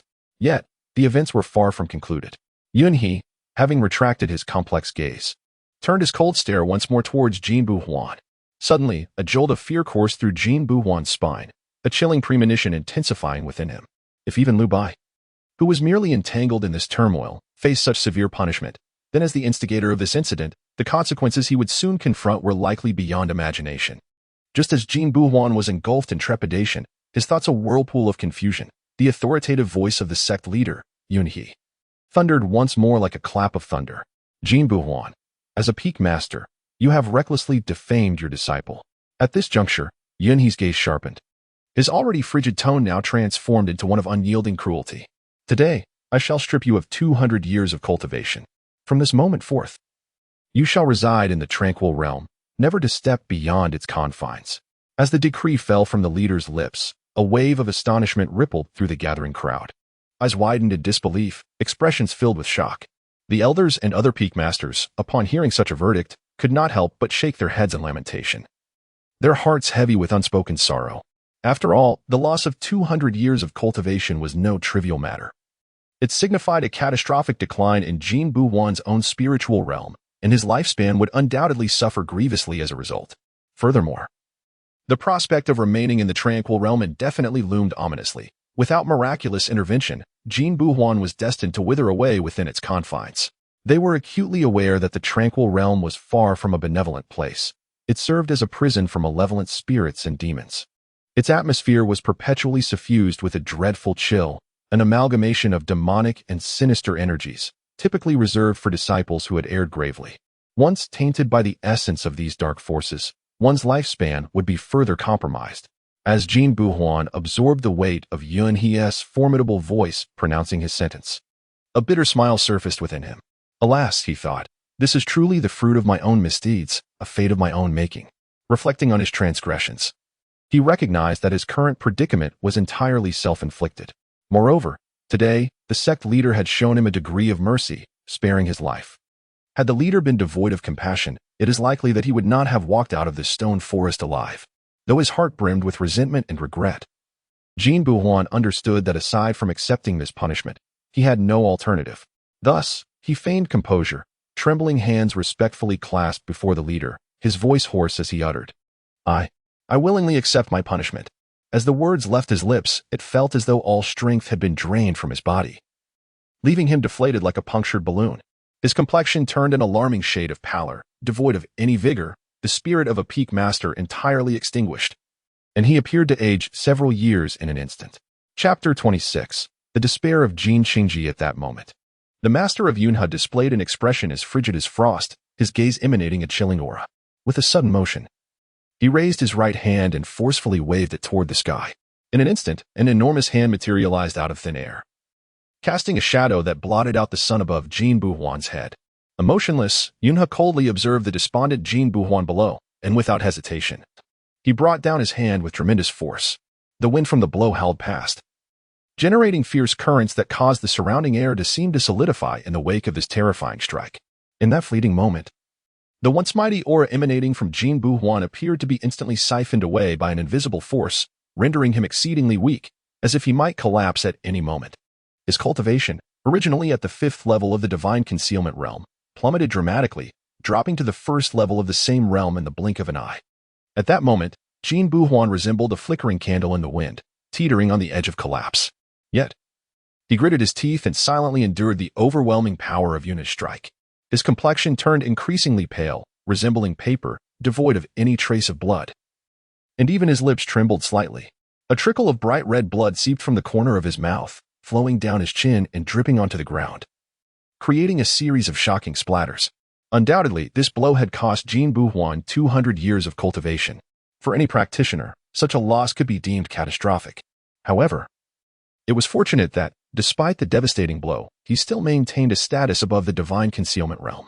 Had he truly fallen below this threshold, even seeking repentance in the tranquil realm would likely not sustain him for long. Thank you, Master, for your mercy. I shall certainly seek atonement in the tranquil realm. Jin Buhuan, enduring both physical and spiritual agony, managed to utter these words with great difficulty. As soon as he finished speaking, he began to drag his weary body, staggering step by step, toward the exit of the steel forest. His forlorn silhouette appeared even more desolate and solitary in the cold environment of the forest. Witnessing Jin Buhuan's fate, the powerful members of the Tianhe sect were struck with a sense of foreboding. Among them, Jin Qingji stood in a state of shock, unable to comprehend the gravity of the situation. His uncle had lost his position as peak master and suffered the loss of 2 centuries of cultivation, destined to reside in the tranquil realm henceforth. How could this be? How could it come to this? He was unwilling to accept this harsh reality. Reflecting on Lin Han, a mere menial laborer, he could not fathom how such a consequence had arisen, filling his heart with deep regret. Yet, at the same time, he harbored intense resentment. Beside him, He Qianqiao wore a similarly dazed expression, her gaze vacant as she stared ahead, softly murmuring, "Why is this happening? Wasn't Lin Han supposed to have become so formidable through demonic cultivation? Wasn't that the case?" Unfortunately, no one could provide her with answers, and her initial confidence had long since evaporated. The esteemed Master Yunhe, with an authoritative tone, proclaimed aloud, "Those involved in the enforcement, as well as those affiliated with Huiyuan Peak, shall accept their punishment and be confined to the ice cliff for a decade of reflection." As he spoke, his piercing gaze swept over the crowd, rendering them silent and hesitant, none daring to meet his eyes. After a brief moment of silence, those implicated bowed and responded, "We shall comply with the Master's decree. We willingly accept our punishment." Upon uttering these words, some appeared dejected, others filled with remorse, while a few harbored intense resentment towards Jin Buhuan. Their current predicament was entirely due to Jin Buhuan's actions. Suddenly, Yunhe's gaze shifted forward, his expression fierce yet composed. "Bring Jin Qingji and He Qianqiao to me," he commanded, his indifference casting a chill over the assembly. Jin Qingji and He Qianqiao were the principal culprits behind today's turmoil, and their presence was crucial for Yunhe to provide Lin Han with a satisfactory resolution. Those disciples of the law enforcement hall and elder members of other sects, upon hearing the Master's words, swiftly initiated a search for Jin Qingji and He Qianqiao. In the throng, Jin Qingji, who had clung to a glimmer of hope, felt his world collapse when he heard his name called by the Master. Darkness enveloped him, and his legs weakened beneath him. "Impossible! No, no, no, this cannot be real." Jin Qingji muttered incessantly, beads of sweat pouring down his forehead. He could already envision his grim fate. If only he could escape, he would gladly burrow into the earth to hide. His once proud support, his uncle Jin Buhuan, was now gone, and he faced severe repercussions, uncertain if he would ever emerge from this state of despair. At that moment, He Qianqiao felt as though she had been struck by lightning, her body trembling violently. Had she not exerted every ounce of strength to maintain a facade of calm, she would have likely collapsed in fear at the unexpected mention of her name. Just then, a voice rang out, piercing through the air with urgency, "They are here." The shout struck like thunder, sending Jin Qingji and He Qianqiao into a state of panic, their bodies convulsing uncontrollably. Before long, a group of law enforcement disciples, clad in uniform, rushed in like a gale, encircling the two and escorting them unceremoniously before Master Yunhe. The Master's expression was as cold as ice, his gaze devoid of warmth as he cast a fleeting glance at the trembling duo. Yet, that seemingly casual look bore the weight of 1,000 burdens, suffocating them with its intensity. Chapter 27. The abandonment of cultivation and expulsion from the sect. The genesis of these events lies in the grievous transgressions committed by Jin Qingji and He Qianqiao. Should the ancestor choose to hold them accountable, the entire Tianhe sect would undoubtedly face catastrophic consequences. Thus, Yunhe's voice was devoid of warmth, cold and unfeeling as he interrogated the trembling Jin Qingji and He Qianqiao. "Jin Qingji, He Qianqiao, do you comprehend the magnitude of your sins at this juncture?" Upon hearing these words, Jin Qingji was engulfed in a terror beyond measure. He shook his head frantically, stammering in a desperate plea, "Reverend Sect Master, I truly do not know. I am wronged. Please, Sect Master, see through to the truth and spare my life." In that moment, his heart brimmed with dread and despair, grasping at the last vestige of hope for survival. He Qianqiao's complexion was as pallid as a blank sheet of paper, her lips sealed in silence. Yet, the subtle tremors of her form betrayed the profound fear that consumed her. She felt as if she were ensconced in an invisible weight, rendering even her breath a laborious endeavor. Standing with his hands clasped behind his back, the sect master regarded Jin Qingji with a frigid glare, letting out a disdainful snort, his tone icy and piercing. "Ah, only now do you know to beg for mercy? How exceedingly tardy." His fierce gaze pierced through Jin Qingji like 2 chilling rays. Then, with a countenance darkened by fury, the sect master spoke once more. "I shall make you aware that everything occurring today is a direct consequence of your actions. You have nearly obliterated the legacy of Tianhe sect, built over millennia. Even if you were to perish 1,000 times, it would scarcely atone for such monumental crimes." At this juncture, his tone turned icy, and he raised his voice with authority, disciples of the law enforcement hall, heed my command. Jin Qingji and He Qianqiao have slandered their fellow disciples, deliberately inciting chaos, displaying the most despicable of characters. Henceforth, their cultivation shall be stripped away, and they shall be expelled from Tianhe sect, never to set foot within its bounds again. As the sect master's decree resonated, it struck Jin Qingji and He Qianqiao like a thunderclap. Their bodies instantly lost all support, collapsing to the ground like two puddles of mud. Despair etched across their faces, their eyes hollow and devoid of spirit, as if their very souls had been wrenched from them. They understood that such a punishment, for practitioners, was far more excruciating than death itself. From this moment forth, they would not only become objects of scorn, but would also forever forfeit the chance to pursue the path of immortality, relegated to the status of mere mortals. The disciples of the law enforcement hall advanced swiftly. Upon reaching the sect master, they respectfully clasped their hands and responded in unison. Yes, we shall faithfully abide by the sect master's command. No sooner had the words left their mouths than they formed a swift formation, encircling the prostrate Jin Qingji and He Qianqiao. The disciples regarded the fallen pair with icy gazes, their expressions devoid of any semblance of compassion. For them, the two individuals before them had not only committed grave errors, but had also led to the banishment and punishment of their esteemed leader Liu, who was condemned to reflect upon his transgressions on the icy cliffs for a century. As a result, only indifference and coldness lingered in their hearts. At that moment, the crowd surrounding them, upon hearing the stern judgment rendered by the sect leader against Jin Qingji and He Qianqiao, was suddenly stirred into a tumultuous uproar. Whispers and murmurs filled the air, as no one could have anticipated that the series of events unfolding today stemmed from these two. First, leader Liu faced severe penalties, and soon after, Master Jin was not spared either. With the truth now laid bare, the assembly could not help but express their astonishment. Some lamented, exclaiming that the punishment of revoking their cultivation and expelling them from the sect was excessively cruel, rendering them worse than dead. Yet another, with righteous indignation, countered, this is merely their own doing. They fully deserve such a fate. Knowledgeable individuals echoed this sentiment, remarking that the rumors regarding the illicit practices of the sect's laborers had indeed originated from these two. Realization dawned upon the crowd. It seemed they had truly courted their own demise. Among the throng, someone sighed, their tone laden with disbelief and shock. Indeed, who could have imagined that Liu Bai, a person of such integrity and honor, would become embroiled in this debacle due to these two? It was truly a lamentable situation. Alas, these two are undeniably guilty of heinous crimes, deserving of their fate. Others chimed in, their words rife with contempt and indignation towards the pair. At that moment, the surrounding individuals began to murmur amongst themselves, creating a cacophony of voices. All eyes turned towards Jin Qingji and He Qianqiao, their mouths filled with vehement denunciations.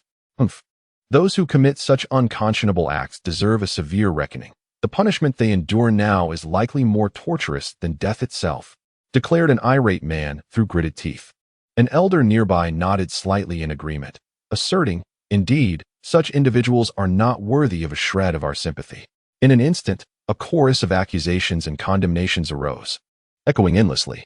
Everyone furiously denounced these two reckless souls for daring to stir up chaos within the sect, ultimately meeting such a tragic end as a consequence of their own actions.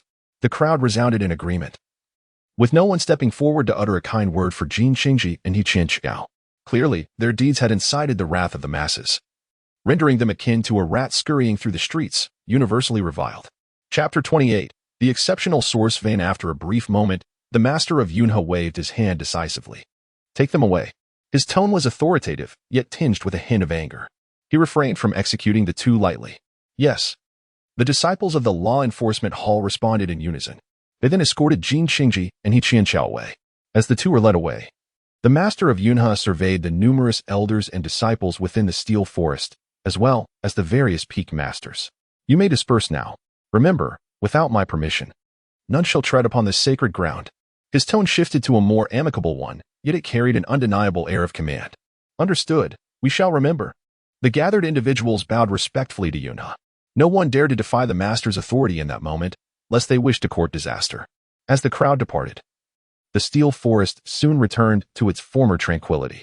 Once everyone had left, Yunhe's cold demeanor softened, revealing a scholarly and amiable disposition.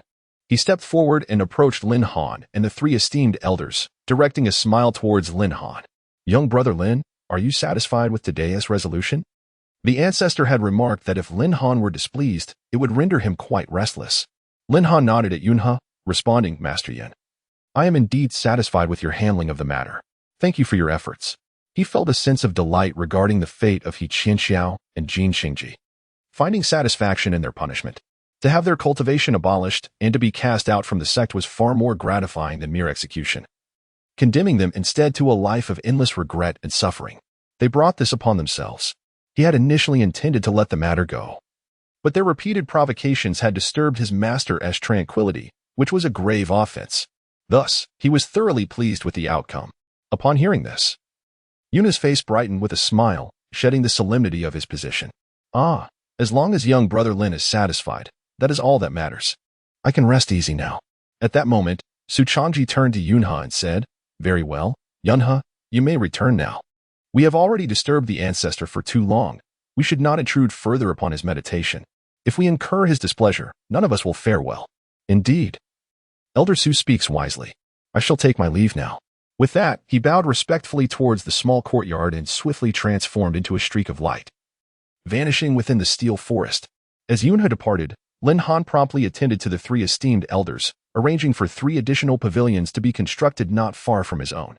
A few days later, within the small courtyard, Su Qingfeng slowly opened his eyes, a satisfied smile gracing his face. With Lin Han having settled Su Changji and the others, the steel forest now boasted 5 individuals, including himself. Splendid, splendid, he mused. Now I have 1 disciple and 3 attendants. My spirits are high. If this continues, my imperial cultivation will be exceedingly stable. He still required 2 more disciples and 4 attendant disciples, but he decided to leave it to fate. Su Qifeng pondered for a moment, and soon it seemed as if he had grasped the crux of the matter. The spiritual energy concentration in the monument forest is simply inadequate. With such a meager density of spiritual energy, cultivating here proves exceedingly challenging. How can this be permissible? If their annual advancements remain insignificant, then surely my retirement benefits will dwindle to a meager sum. It appears that a transformation of the monument forest is imperative. Otherwise, it would not be worthy of my imperial cultivation level.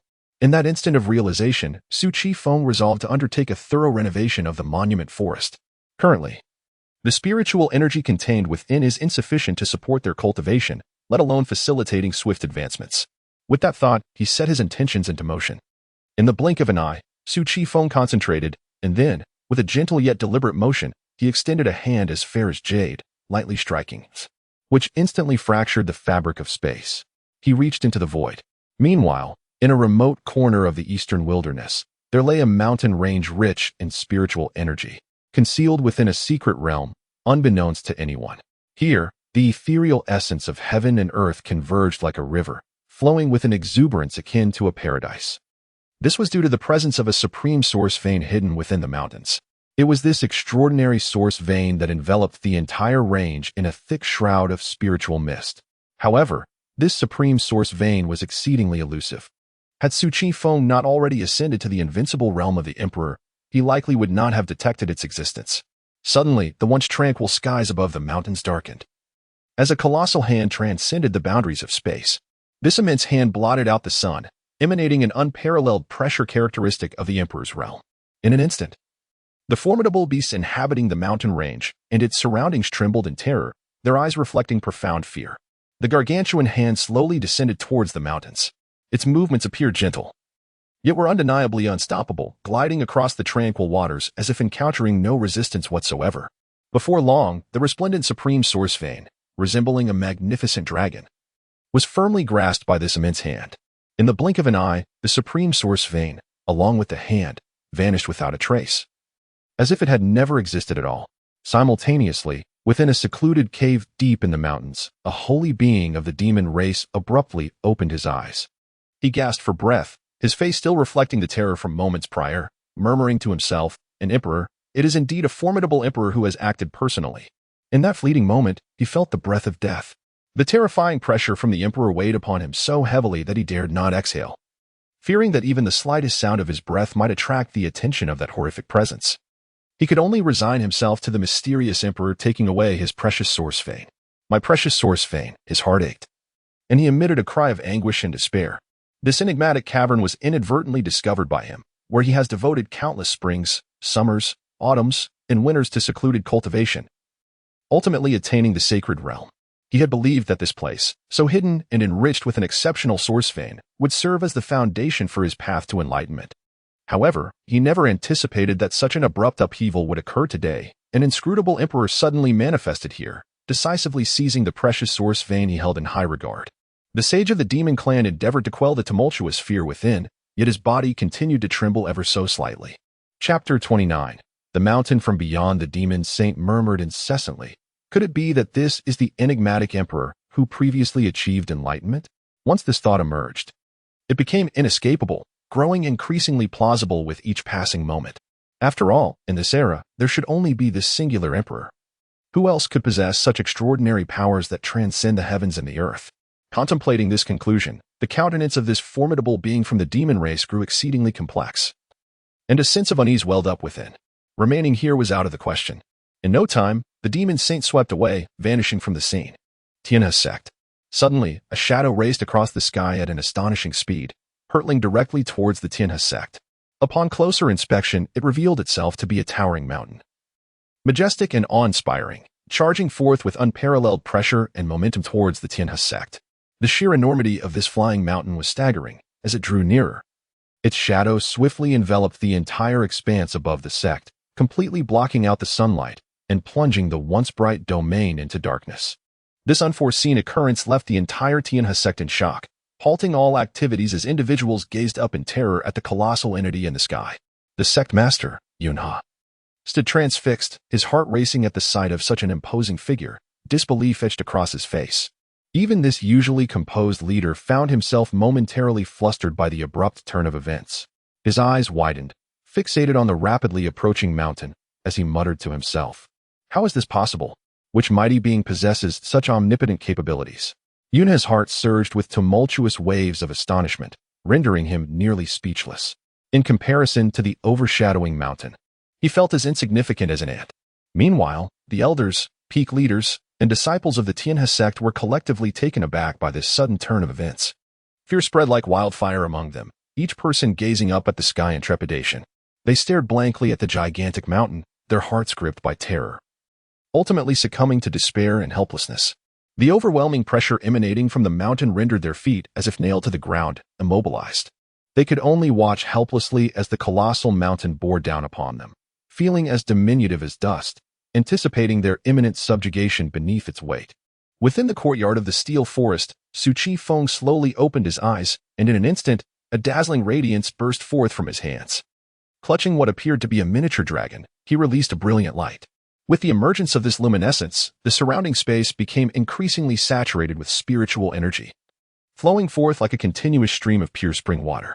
Simultaneously, the three esteemed elders, who were in secluded meditation within the steel forest pavilion, felt this astonishing shift almost simultaneously.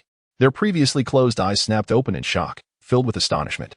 With their keen perceptive abilities, they immediately discerned that the source of the overwhelming spiritual energy emanated from the direction of the small courtyard. Could it be the ancestor? Su Changji murmured, his voice laced with unmistakable excitement and reverence. The other two shared a similar sentiment, their admiration for Su Qifeng deepening significantly. Meanwhile, within the confines of the small courtyard, Su Qifeng maintained a demeanor of calm composure, exuding an ethereal grace with every gesture. With a gentle wave of his arm, the exquisite source vein surged forth like a majestic dragon, swiftly merging into the Balan mountain range. At the moment the vein integrated with the mountains, the entire Balan began to tremble violently. The ground roared, and the peaks swayed uncontrollably, as if on the verge of cataclysmic collapse. Lin Han and Su Changji, unable to remain seated amidst this sudden upheaval, sprang into the air. In the next instant, the scene before them left them utterly speechless with astonishment. The Balan mountain range appeared to possess a life of its own, expanding outward at an astonishing pace. As time flowed on, the mountains grew ever larger, seemingly boundless. They stood agape, witnessing the rapid inflation of the mountains, their hearts tumultuous like raging seas, unable to find tranquility. The magnitude of their shock was beyond verbal expression. Before long, the entire Balan had expanded countless times over, transforming from a modest range into an immense expanse. Just when they believed this extraordinary phenomenon was nearing its conclusion, an ominous, shadowy mass suddenly enveloped them from above without warning. An unparalleled sense of oppressive power descended upon them, leaving them overwhelmed. As they instinctively looked up, they beheld a towering mountain, casting a shadow that blotted out the sun, descending upon them with a thunderous force. "What on earth is happening?" Jolie exclaimed in astonishment. "Such a terrifying force is unimaginable. What kind of earth-shattering might is required to elevate such a colossal peak into the heavens?" Zhang Tink's voice trembled as he spoke. At this moment, Lin Han, Su Changji, and the others experienced an unprecedented wave of shock and awe. Faced with this unfathomable spectacle, they were utterly dumbfounded. Even forgetting to evade the approaching giant mountain, a gentle voice cut through the chaos. "Step aside. Do not hinder my transformation of the Balin." Before the words had fully settled, Su Qifeng nonchalantly waved his sleeve. In an instant, a gentle force enveloped them, and with another wave of his hand, he propelled them 1,000 miles away. Before they could comprehend their sudden displacement, they found themselves far from the scene. The mountain in the sky was the very peak Su Qifeng had relocated. The original Balin peak was far too diminutive, unworthy of his imperial stature. What he sought was a celestial mountain that could truly reflect his supreme divine status. Before long, the colossal peak began its gradual descent. Under the dominion of Su Qingfeng's seemingly boundless and awe-inspiring power, the mountain steadily advanced towards the newly expanded steel forest below. Ultimately, the two entities merged seamlessly, without a trace of deviation or gap. Following this meticulous transformation, the steel forest emerged rejuvenated. The peak soared into the clouds, as if striving to pierce the heavens. The surrounding aura was so dense it appeared almost tangible, swirling like mist and smoke, immersing one in an ethereal realm of unparalleled beauty. Chapter 30. A transformative change. The entire Heavenly River sect bore witness to this astonishing transformation, their hearts overwhelmed with shock, rendering them momentarily speechless. The magnitude of this event was simply unfathomable. To achieve such a feat, what kind of existence must it be? This was beyond the capabilities of mere great powers. Could it be a contemporary sage? Uni gazed toward the direction of the stone forest, murmuring to himself. His emotions had yet to settle. As the towering peaks continued to astonish him, he had misjudged. The entity within the stone forest was not a mere mighty figure, but rather a being akin to a sage. Upon this realization, excitement surged within him once more, leaving him restless. Elder Lin Han and Elder Su Changji, along with the other two venerable elders, stared at the drastically altered stone forest, their mouths agape, clearly struggling to believe their eyes. Furthermore, they had heard the unmistakable voice of the mysterious ancestor when they were transported away. Was this the handiwork of their master? Lin Han momentarily found himself at a loss. He had never imagined that his master possessed such extraordinary power, capable of moving mountains and parting seas. He stood in stunned silence, gazing at the ethereal beauty of the stone forest peaks. Elder Su Changji and the others fared no better, dumbfounded as they stared ahead, their lips trembling involuntarily. After a brief moment, they regained their senses, and a wave of profound joy washed over them. They were now mere attendants of the stone forest, destined to reside within its bounds, surrounded by such rich spiritual energy and a paradise-like atmosphere. In that moment, they felt immensely fortunate, grateful for their decision to remain in the stone forest as attendants. Otherwise, they would have missed this extraordinary opportunity. The thought of being able to engage so closely with such a powerful existence sent their hearts racing. Su Qifeng surveyed the transformed stone forest, nodding in satisfaction. Indeed, it now appeared somewhat worthy of his imperial status. The previous stone forest had been enclosed by Su Qifeng in a designated area, where the stones remained unchanged, primarily for the convenience of their daily tasks. Meanwhile, the surrounding areas had undergone a remarkable transformation, now resembling a sacred ground, even more infused with spiritual energy than a typical holy site.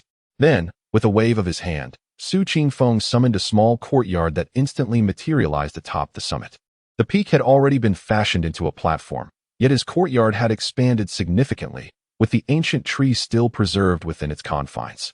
As for the pavilions of Lin Han and the others, they had been left on the mountainside, where several platforms accommodated various structures. In an instant, Su Qifeng found himself standing before the small courtyard atop the peak. As he surveyed the entire Heavenly River sect, it appeared diminutive in his eyes. The once grand waterfall, now merely a trickle, resembled a small stream. Is this the sensation of having a panoramic view of the mountains? Su Qifeng relished this feeling, akin to having dominion over this expanse of land. However, he reminded himself to remain humble. It would be wise to maintain a low profile and quietly reside within the Heavenly River sect. The experience of playing the game of life is indeed delightful. Thus, he formed intricate hand seals, and a mysterious script emerged from his fingertips, enveloping the colossal mountain beneath him in an instant. To the outside observer, the peak suddenly vanished, its ethereal glow dimming. From a distance, it appeared to be an ordinary mountain. Yet, once one stepped within, the hidden wonders could be distinctly felt. Yunhee was once again astounded. The events of the day were truly overwhelming and utterly extraordinary. Ha ha ha, what a wonderful occurrence! He suddenly laughed heartily, recalling the existence that had exerted tremendous power to transform the stone forest. This implied that he would be residing permanently within the stone forest, which was a boon for the entire Tianhe sect. Suddenly, he sensed that the spiritual energy within the Tianhe sect had become markedly denser and increasingly pure. The realization of this transformation left Yunhee once more in a state of astonishment. Could it be due to that mountain? Was it the doing of the ancestor?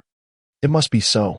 Apart from that esteemed ancestor, he could fathom no other capable of such an astonishing change. Not only Yunhee, but everyone in the Tianhe sect was profoundly shaken by the sights and sounds of the day, an experience they would find hard to forget. Lin Han finally came to his senses. Gazing at the mountain which had reverted to its ordinary state, he looked towards Su Changji and the other two. Coincidentally, they all turned to him as well. Uncle Lin, do you have any idea what is happening? Su Changji inquired, addressing Lin Han. This form of address had been discussed among them in recent days, as Lin Han was the disciple of the ancestor, and they were merely miscellaneous workers of the stone forest. They could not refer to him as an equal. Hence, they decided to call him uncle out of respect. Acknowledging his elevated status due to his connection with the ancestor, Lin Han, finding it difficult to oppose their choice of address, reluctantly accepted it. He shook his head. I too am unaware of why such changes have occurred, but it is undoubtedly the handiwork of my master. With that, he soared towards the stone forest. Su Changji, Zhou Lizhang, and Tian Kuo exchanged glances and swiftly followed suit. At the foot of the mountain, Lin Han and the others halted, gazing at the stone forest that felt both familiar and strange, momentarily at a loss. Just then, Su Qingfeng's voice resonated in their ears. Come in. The voice was soft, yet it sounded like celestial music to them. Lin Han promptly led Su Changji and the others to follow him upwards. As they entered the mountain, they were once again enveloped by its magnificent splendor. The hidden celestial mist swirled around them, becoming visible once more, and the rich spiritual energy surged towards them, as if they had stepped into a realm of immortals. Lin Han and his companions were filled with awe, their hearts stirred with profound emotion. In no time, the four of them reached the summit, standing atop the mountain and gazing down. A surge of grand ambition welled within them. Chapter 31. A near miss. Lin Han gazed at the small courtyard, which had undergone a remarkable transformation, and quickly suppressed the tumult of excitement and astonishment within him as he approached. Su Changji and the other two swiftly quelled their own exhilaration, following Lin Han into the courtyard. The events of the day had left them in awe. The enigmatic elder within was far more formidable than they had anticipated. Could it be that the elder was a contemporary sage?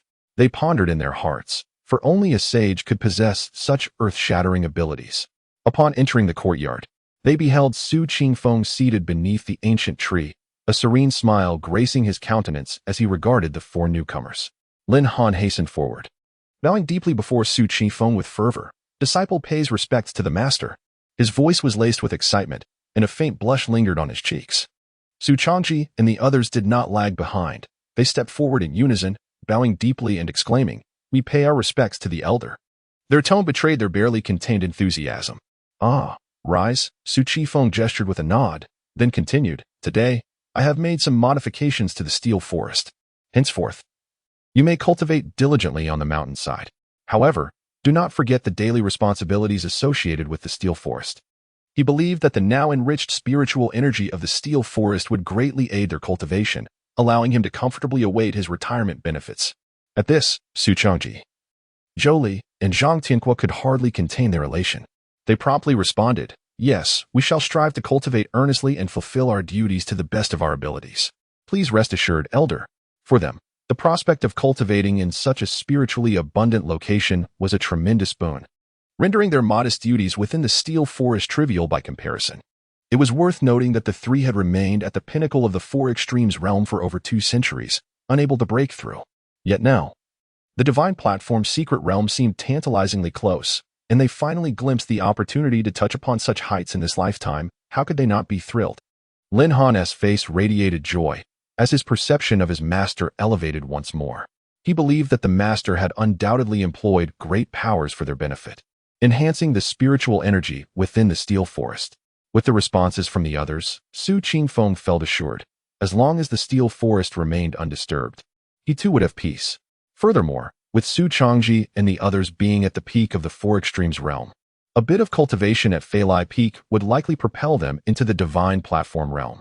This would ensure that the Tianhe sect had formidable guardians, and their strength would contribute to the stability of the sect. Su Qifeng observed the group with satisfaction and remarked, since this peak is known as Feilai, let it henceforth be called Feilai Peak.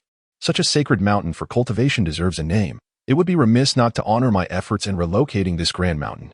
All right, you may take your leave now. Having conveyed his instructions, Su Qifeng saw no reason to retain them further. It was best for them to process the monumental changes within the steel forest today.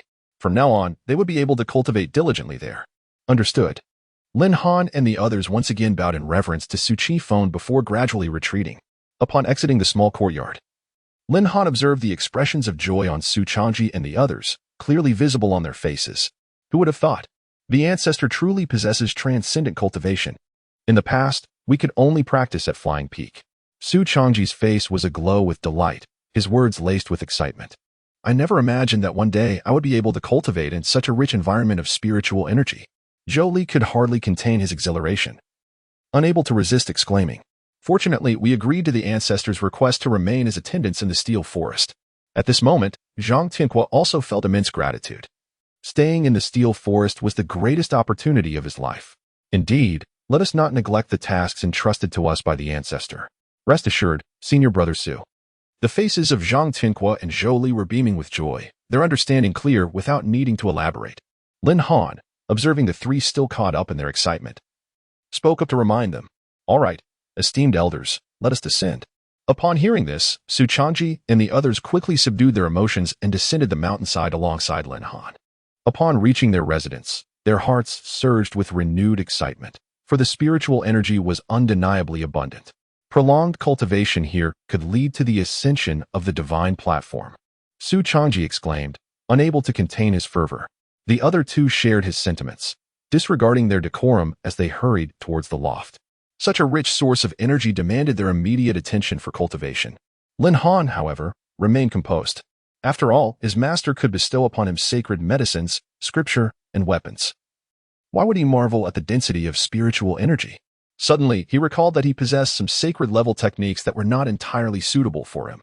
He glanced at Su Changji and the others, realizing that since his master had taken them in as attendants at Flying Peak and entrusted him with their arrangements, it was likely intended to empower them. Contemplating Su Qingfeng's intentions, clarity dawned upon him in an instant. Thus, Lin Han promptly called out to the three. Esteemed elders, please wait a moment. He then retrieved a sacred-level technique from his storage ring and presented it to them. This is a gift from my master. See if it is suitable for your cultivation. Upon receiving the text, Su Changji's heart raced as he opened it, his face flushing with excitement. Zhou Li and Zhang Tianhua, witnessing Su Changji's reaction, leaned in for a closer look. The moment they did, they were rendered speechless, enveloped by overwhelming astonishment. Su Changji murmured to himself, his heart surging with tumultuous waves. It was indeed a sacred-level technique. Zhou Li could not help but exclaim in awe. Zhang Tianhua's eyes sparkled as he gazed at the sacred-level technique. My heavens, we could actually cultivate such a technique one day. This is simply unbelievable. After a moment of being lost in their immense surprise, they quickly turned to Lin Han, excitement radiating from them as they clasped their hands in gratitude, expressing, we are deeply thankful to Master Lin for bestowing this technique upon us. Lin Han merely shook his head, stating that this was a gift from his esteemed master, reflecting his wishes. Therefore, he urged them to diligently cultivate and not to disappoint their master's expectations. With that, he gracefully retreated to his own pavilion. For he lacked neither resources nor spiritual energy. What he truly required was time for cultivation. Thus, he resolved not to squander any further moments and resumed his practice. Upon hearing his words, Su Changji and the others turned towards the mountain summit, bowing deeply once more. This was their opportunity. Possessing the sacred-level martial arts technique bestowed upon them opened a realm of possibilities. With determination in their hearts, they vowed to cultivate earnestly and attend to the stone forest with care. As the small courtyard at the mountain's peak returned to its tranquil solitude after their departure, Su Qifeng took a moment to reconnect with the essence of Feilai Peak. Yet, he sensed that something was still amiss. Indeed, it seemed that there remained an elusive quality that was lacking. Chapter 32. The Ancient Forbidden Zone. Currently, Falai Peak has ascended to the status of a celestial mountain. However, Su Qifeng still sensed an absence of something essential. Indeed, it seemed that the peak was somewhat desolate, lacking in spiritual herbs and mystical creatures. Suddenly, the source of the issue dawned upon him. Falai Peak required embellishments to alleviate its starkness. Where could he possibly procure such items? As he pondered this, a spark of inspiration ignited within him, leading him to recall a certain locale that might harbor what he sought. Nestled between the eastern and western wilderness lies an ancient forbidden land known as the Dragonfall Nest. This vast expanse is steeped in legend, said to be the site of an ancient azure dragon's demise, shrouded in an aura of the uncanny. The terrain within the Forbidden Zone is marked by sheer cliffs and dense forests. Yet devoid of any avian or serpentine life, an eerie silence prevails as if enshrouded by a mysterious force. Deep within the Forbidden Zone stand two colossal, fractured mountains. The smooth, mirror-like surfaces of their cleaved faces suggest that they were severed by an unparalleled entity in an epoch long past. Beneath these towering peaks lies an unfathomable valley, akin to the gaping maw of the earth, poised to devour any life daring enough to approach. Yet, despite the pervasive eeriness and desolation of this Forbidden Zone, the areas between the two mountains and the depths of the valley are suffused with an overwhelming essence of spiritual energy, swirling like ethereal mists in a captivating display. However, even with such rich spiritual nourishment, the Dragonfall Nest remains an infrequent haunt for living beings. Just then, without warning, a profound spatial disturbance rippled across the tranquil skies of the Forbidden Zone, and a vague silhouette began to emerge from the tumultuous waves of energy. As this figure materialized, an immense pressure erupted forth, sweeping across the entire expanse of the Dragonfall Nest like a torrential tide, causing even the void to groan under the weight of its might. The formidable aura of this imperial entity radiated outward from the Forbidden Land. What a tremendous force of time! The indistinct figure stood at the heart of this enigmatic zone, tilting its head slightly, eyes closed, as it quietly absorbed the surrounding strange and formidable energy. It murmured softly, overwhelmed by the potency of this force. The essence of time surged like an unstoppable tide from all directions, carrying with it an air of antiquity and profound change. This force, formless and colorless, could be distinctly felt, its terrifying power capable of eroding all in its path. Such a formidable essence of temporal erosion compelled the figure to employ subtle measures, isolating itself from the surrounding environment. No wonder this place has become a dreaded realm of death. This is indeed an ancient forbidden zone. With this thought, curiosity flickered in its gaze as it surveyed the surroundings anew. In this realm, where the formidable power of time reigned supreme, even the mightiest of cultivators would find themselves at the mercy of its relentless erosion should they dare to intrude. Ordinary practitioners stand even less of a chance. Here, time flows like a swift river, fleeting and ephemeral. Should one tragically become ensnared within, mere days could suffice to traverse a lifetime, ultimately leaving behind nothing but a heap of bones, dissipating into this desolate expanse.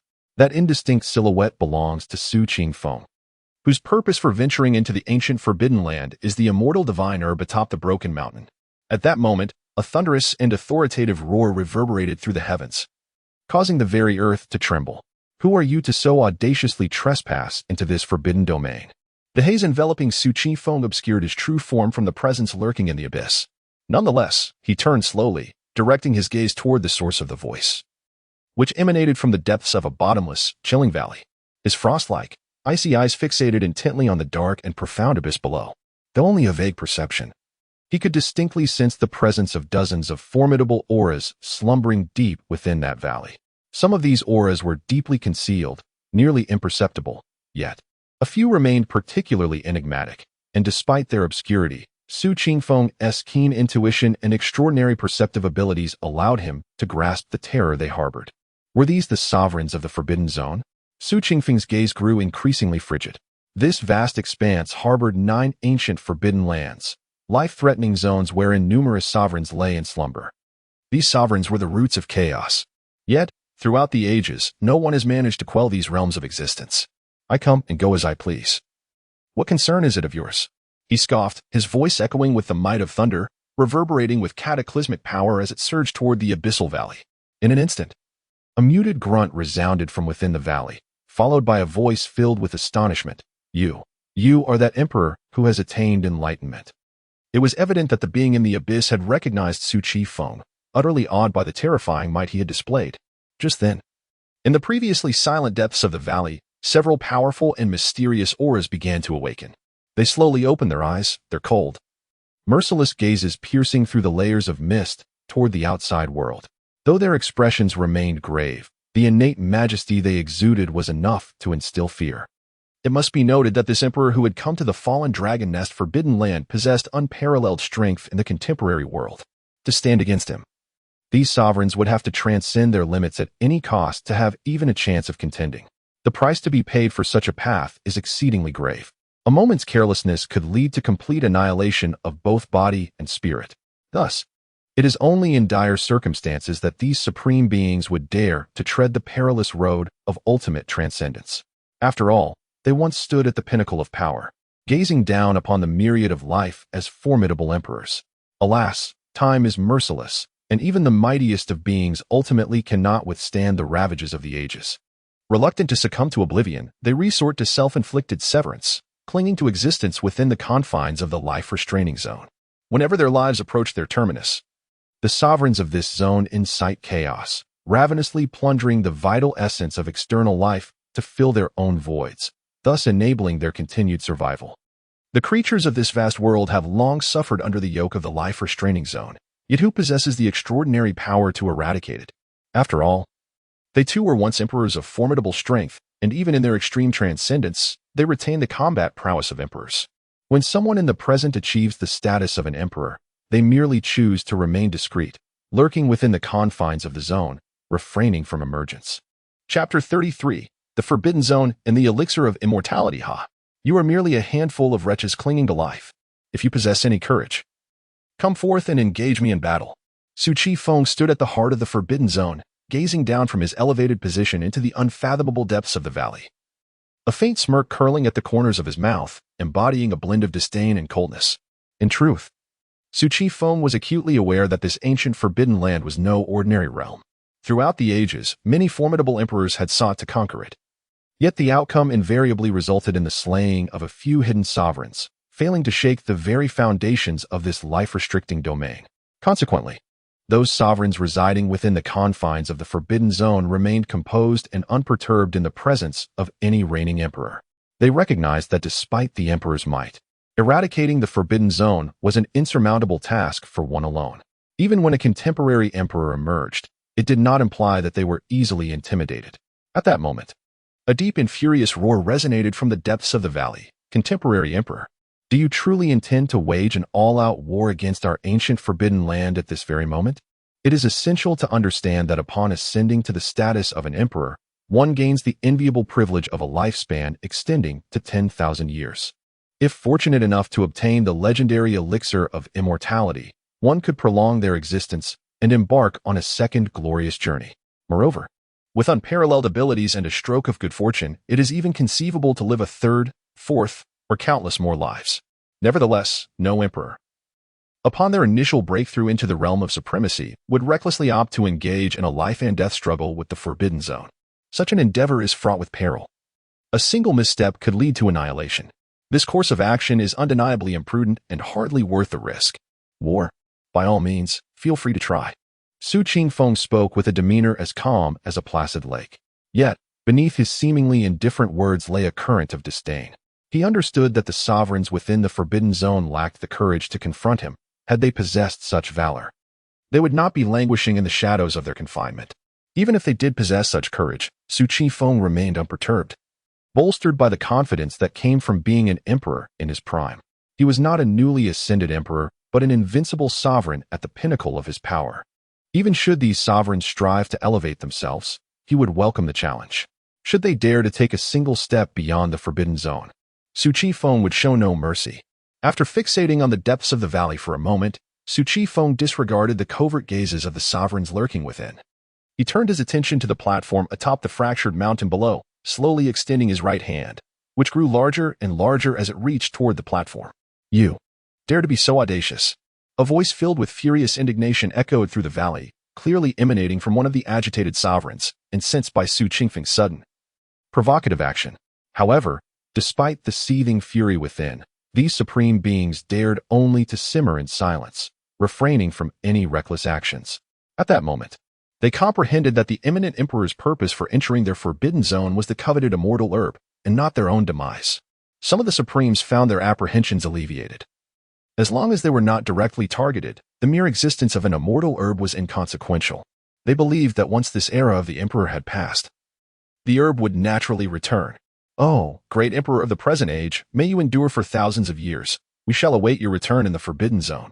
The presence of the forbidden zone suppressed their anger, their cold gazes fixated on Su Qingfeng. The desire of the current emperor for the immortal herb was beyond their capacity to hinder, for none wished to provoke the emperor first unless they were courting death. Nevertheless, if this esteemed emperor were to reach his twilight years and chose to sever himself to enter the forbidden zone, it would be acceptable. Yet, should he opt for mutual destruction with the forbidden zone, a battle between them would surely ensue. "Humph. Today, I shall not stoop to the level of you wretched beings." Su Qifeng's voice resonated through the air like a resounding bell, imbued with boundless authority and disdain. His tall figure stood proudly in midair, his robes billowing as if he were an immortal descended from the heavens.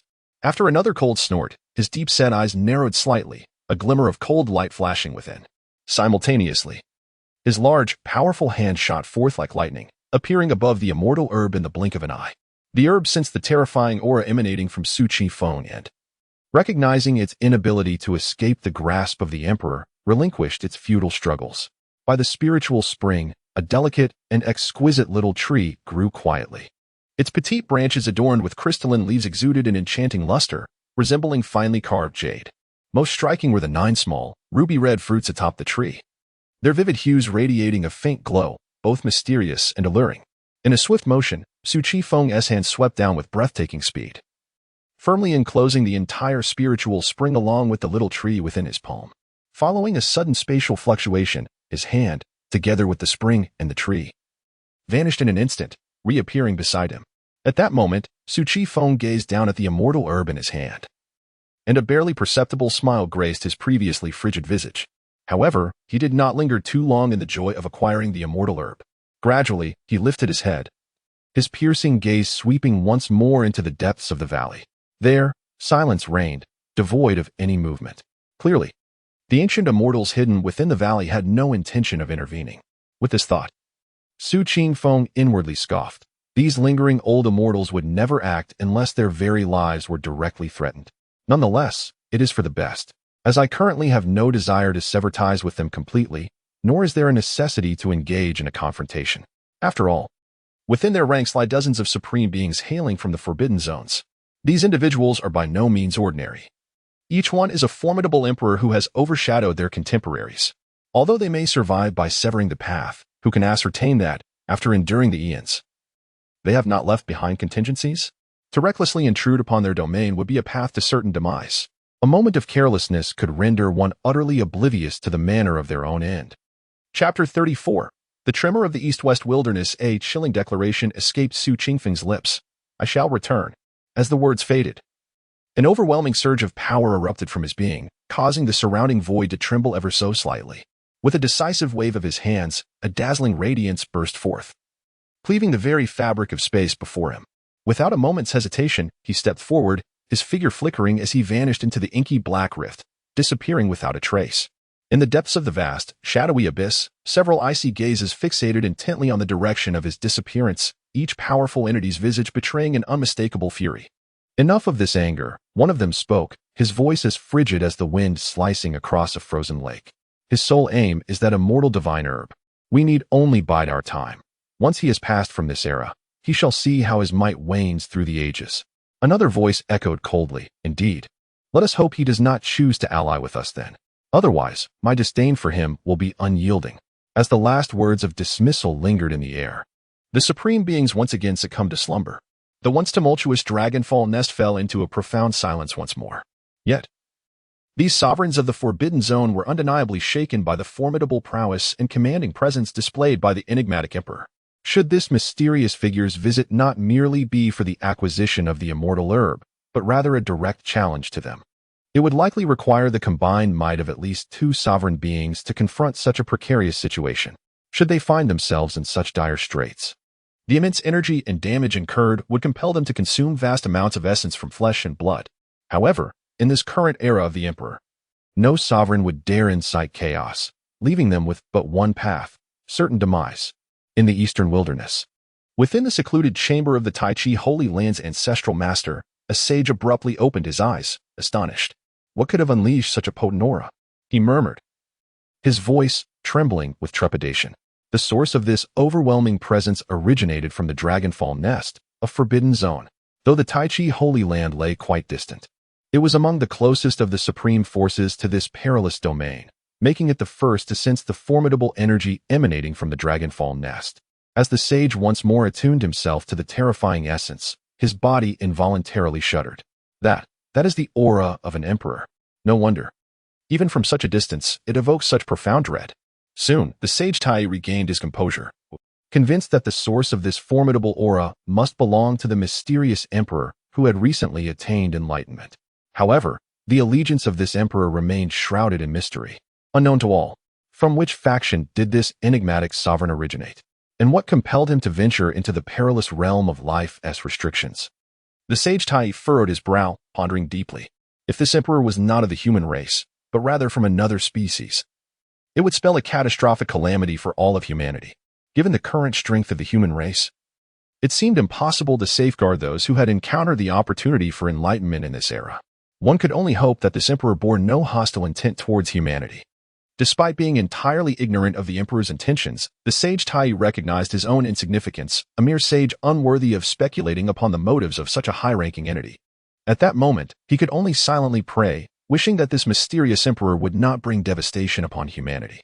The Tai Holy Land would need to adopt a more subdued approach in the near future. Subsequently, the sage Tai uttered a secret incantation, and as his voice resonated, a beam of light erupted from his mouth, swiftly darting towards the exterior of his cave dwelling. Meanwhile, thousands of miles away, the venerable ancestors of the Huangji Holy Land and the ancient Jiang family sensed this occurrence. In unison, they raised their heads, gazing towards the distant horizon, their faces etched with astonishment. What an immense aura! Was that the oppressive presence of an emperor? The ancestor of the Huangji Holy Land murmured to himself, his voice imbued with reverence.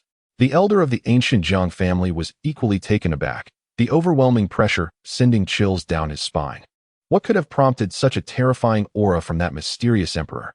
Both sages were profoundly shaken, startled by the sudden emergence of this overwhelming presence. Their gaze instinctively fell upon the direction of the fallen dragon nest, filled with confusion and uncertainty. What transpired at the fallen dragon nest? Was the emperor about to launch an assault on the ancient forbidden zone? The mere thought sent shivers of fear through the two sages. The arrival of an emperor was an earth-shattering event. Moreover, judging by the current atmosphere, it seemed that this emperor might harbor malicious intent, possibly aimed at the sovereigns within the forbidden zone. Regardless of the reason, it was beyond the capacity of these sages to intervene. The Western Wilderness is a realm of Buddhist propagation, home to four supreme sects: the Western Heaven sect, the Rakshasa sect, the Formless Holy sect, and the Brahma sect. This place advocates inclusivity, welcoming all beings, be they human, demon, or other races, who have a connection to Buddhism, allowing them to enter its fold and receive the purification and protection of Buddhist teachings. The Western Heaven sect, perched atop a majestic mountain, boasts a resplendent temple that resembles a jewel embedded in the highlands, a breathtaking sight to behold. Within the temple, fragrant smoke wafts gently, and the recitation of scriptures fills the air. A great Buddha of the present age sits in solemnity at the center of the grand hall, radiating a luminous aura, exuding a sense of majesty and reverence. In that very moment, the great Buddha abruptly awakened from his meditation, an expression of incredulity etched upon his visage. His gaze, piercing as a flame, traversed through the dense mists, directing itself unerringly towards the distant dragon nest. Why has the sovereign of the age descended upon the life-forbidden zone? He murmured to himself, his heart brimming with uncertainty and trepidation. It is well known that the life-forbidden zone is the most perilous place in existence. Even a mighty emperor, if careless, could find himself ensnared in an abyss from which there is no return. In this era, an unparalleled being has attained enlightenment ahead of time. Could this be a blessing or a curse? Does it contradict my Buddha's grand endeavor? Amitabha. At that moment, another Buddha whispered, whether it is or it isn't, this grand epic shall still arrive. The true Buddha must descend upon the 9 desolates. The enlightened Buddha contemplated, when shall our celestial disciple venture into the world? Soon, he shall journey to the eastern desolate, challenging the two holy heirs of Tai and Huangqi. The disciples' journey eastward represents a pivotal moment for our Buddhist order. We must ensure no unforeseen incidents arise, thus delaying by a month. With the emperor emerging into the world at this critical juncture, it would be wise for their Western teachings to adopt a more discreet approach. Otherwise, should they provoke this enigmatic emperor, they could find themselves in grave peril. Such benevolence. Chapter 35. The Divine Herb on Flying Peak. The great Buddhas of the Rakshasa sect. The formless holy sect and the Brahmin sect shared a common reaction. Although they practiced the Buddhist path, their originally placid expressions were now stirred with turmoil. It seemed that all their schemes had been shattered by the emergence of this enigmatic emperor. A sense of unease enveloped their hearts. However, the overwhelming pressure soon dissipated, leaving them perplexed. Amitabha. In this uncertain situation, we must exercise caution. Thus, these supreme sects promptly issued commands, instructing their disciples to maintain a low profile and refrain from provoking trouble in the near future. Consequently, the entire Western wilderness was enveloped in an unusual and eerie atmosphere due to this series of events.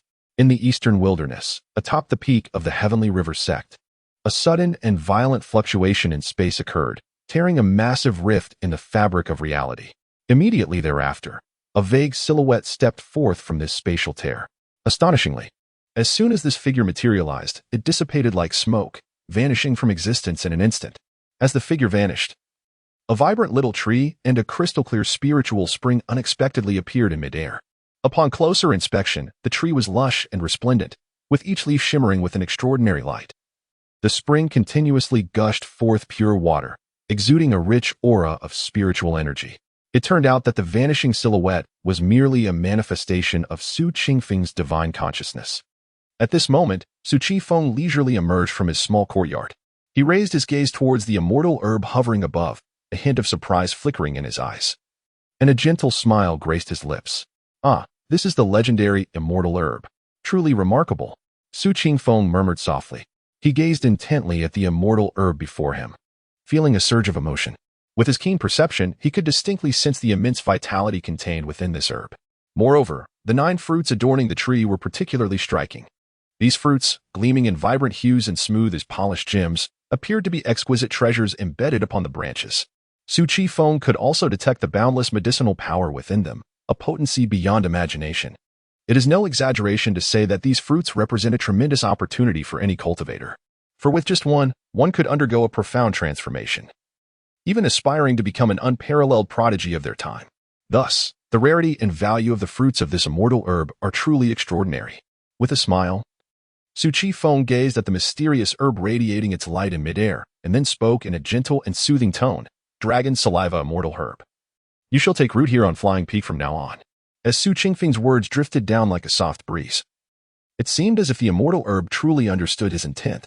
It quivered gently, its leaves trembling softly, as it carried a crystal clear, shimmering spring with an astonishing speed towards a location rich in spiritual energy atop the flying peak. In a fleeting moment, almost imperceptible, the immortal herb landed firmly at its destination. Immediately thereafter, a breathtaking spectacle unfolded. As if imbued with life and consciousness, it swiftly sank its roots deep into the soil, establishing itself upon this mountain abundant with spiritual essence, seemingly intent on merging with the peak itself. At the instant the immortal herb successfully took root, the entire mountain trembled slightly. If one were not attentive, they might not even notice such a transformation. Simultaneously, an overwhelming surge of spiritual energy, akin to a tumultuous flood, rushed in from all directions, converging directly towards the immortal herb. In no time, a stream of pure spiritual energy began to emanate continuously from the slender trunk of the immortal herb. This essence rose like wisps of mist, gracefully ascending before swiftly permeating the entirety of the flying peak, whereupon all flora burst forth with vibrant life, flowers blooming in a splendid display of prosperity. Witnessing this scene, Su Qifeng could not help but smile, a glimmer of delight gracing his features as he softly remarked, "Hee, how utterly fascinating. Who would have thought this little creature possessed such perceptiveness and understanding?" This was precisely to his liking. The more Lin Han and the others enhanced their strength, the greater his own cultivation rewards would be. Soon, he could simply await the bountiful returns. The thought of Lin Han and his companions brought an even broader smile to Su Qingfeng's face. It could be said that now, even a pig could take flight while cultivating atop the flying peak. Clearing his mind of distractions, Su Qingfeng gazed at the immortal herb with keen interest, instantly grasping the goodwill it radiated. In a gentle tone, he addressed it. From now on, reside well on the flying peak. I will ensure you are well cared for. The immortal herb seemed to comprehend Su Qingfeng's words, swaying its branches and leaves in a joyful display of agreement. All things possess a spirit, especially this immortal herb that had thrived for countless ages. The reason it chose to take root in the ancient Forbidden Land was primarily due to the absence of conflict, where its relationship with the supreme beings was merely one of cooperation. It provided pure spiritual power, while the ancient Forbidden Land offered a relatively stable habitat. However, should a contemporary emperor arise, these immortal herbs would gladly serve such a ruler, as they could offer protection and significantly aid their growth. Naturally, if an emperor were to fall, they would return to the ancient Forbidden Land. Su Qingfeng, observing the herb's understanding, felt reassured. It seemed these immortal herbs were quite amiable towards those of the emperor realm. As he contemplated this, he couldn't help but feel a profound sense of admiration. It was precisely for this reason that many emperors throughout the ages had successfully lived out second or even third lives. One cannot deny the invaluable contribution of the immortal divine herb. Suddenly, a bold thought surged forth in Su Qingfeng's mind. Should he consider planting a few more of such miraculous immortal herbs? However, scarcely had this notion emerged when he gently shook his head, decisively dismissing it. The reason was simple. Immortal divine herbs possess extraordinary spirituality, and under normal circumstances, only one exists in a given locale.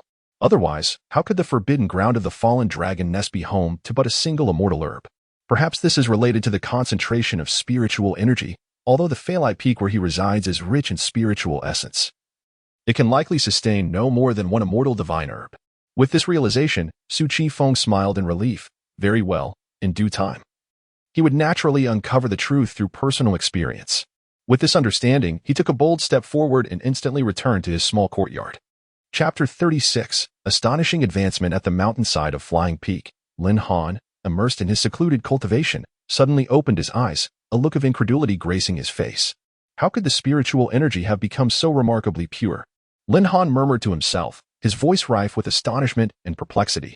Previously, while the surrounding spiritual energy was indeed dense, it paled in comparison to the extraordinary purity he now sensed.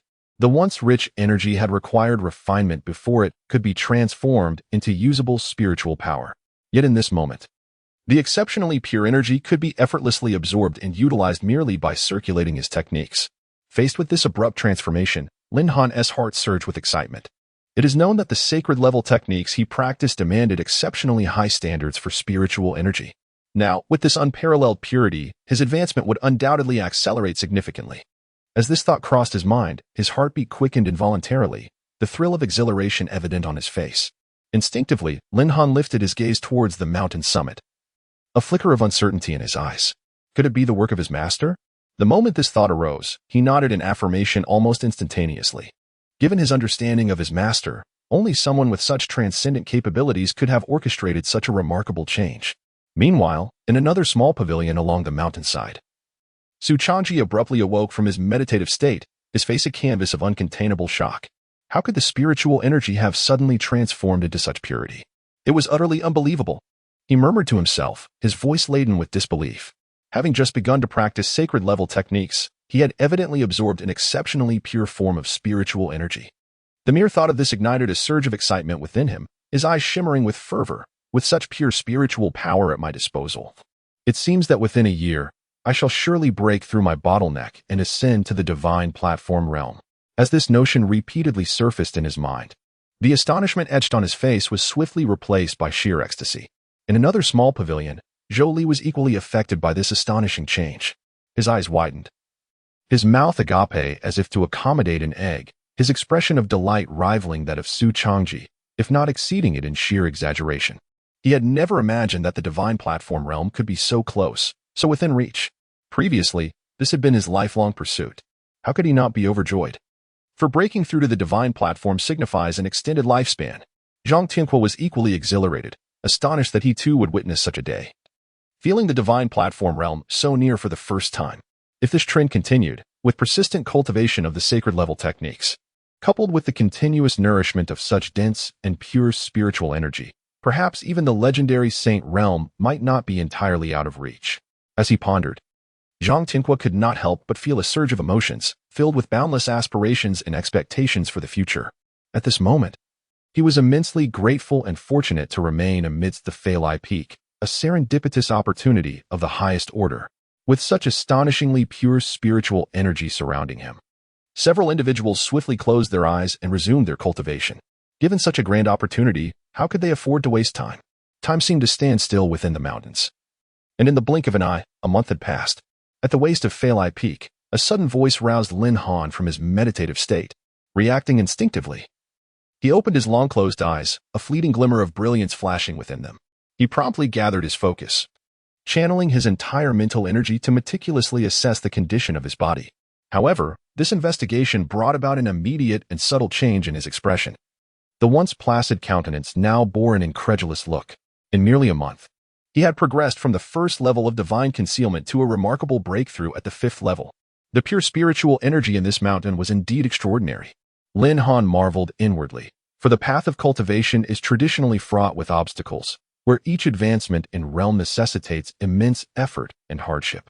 Yet now, under the nurturing of such concentrated spiritual energy, he was able to achieve consecutive breakthroughs with astonishing ease, a phenomenon that was truly unfathomable. With the 3 elders remaining at Phalai Peak, he had not been required to undertake routine tasks over the past month, allowing him to focus entirely on his seclusion and cultivation. The rapid breakthroughs he experienced in such a short span left him utterly astounded. Contemplating the extraordinary purity of the spiritual energy that forged his internal 5 organs, it became clear why his progress was so swift. Beyond this, the 4 extreme secret realm was merely a matter of time for Lin Han. Just then, he recalled that the voice which had awakened him belonged to his master, who must have called for him. Therefore, he dared not delay, promptly rising to adjust his attire before transforming into a streak of light, hastening towards the mountain's summit. In the small courtyard beneath the ancient tree, Lin Han stood respectfully to the side, patiently awaiting his master's instructions. After a considerable while, Su Chi Feng, reclining on a bamboo chair beneath the tree, finally opened his eyes. Stretching leisurely, he sat up straight and smiled warmly at Lin Han, who had been vigilantly waiting nearby. "Ah, my disciple, you have finally arrived." Su Qingfeng's voice was gentle and inviting. Upon hearing his master's words, Lin Han quickly stepped forward, bowing deeply as he proclaimed, "Disciple pays respects to master." Seeing this, Su Chi Feng waved his hand lightly, signaling Lin Han to rise. Once Lin Han stood upright, Su Chi Feng scrutinized his disciple with a glimmer of appreciation in his eyes.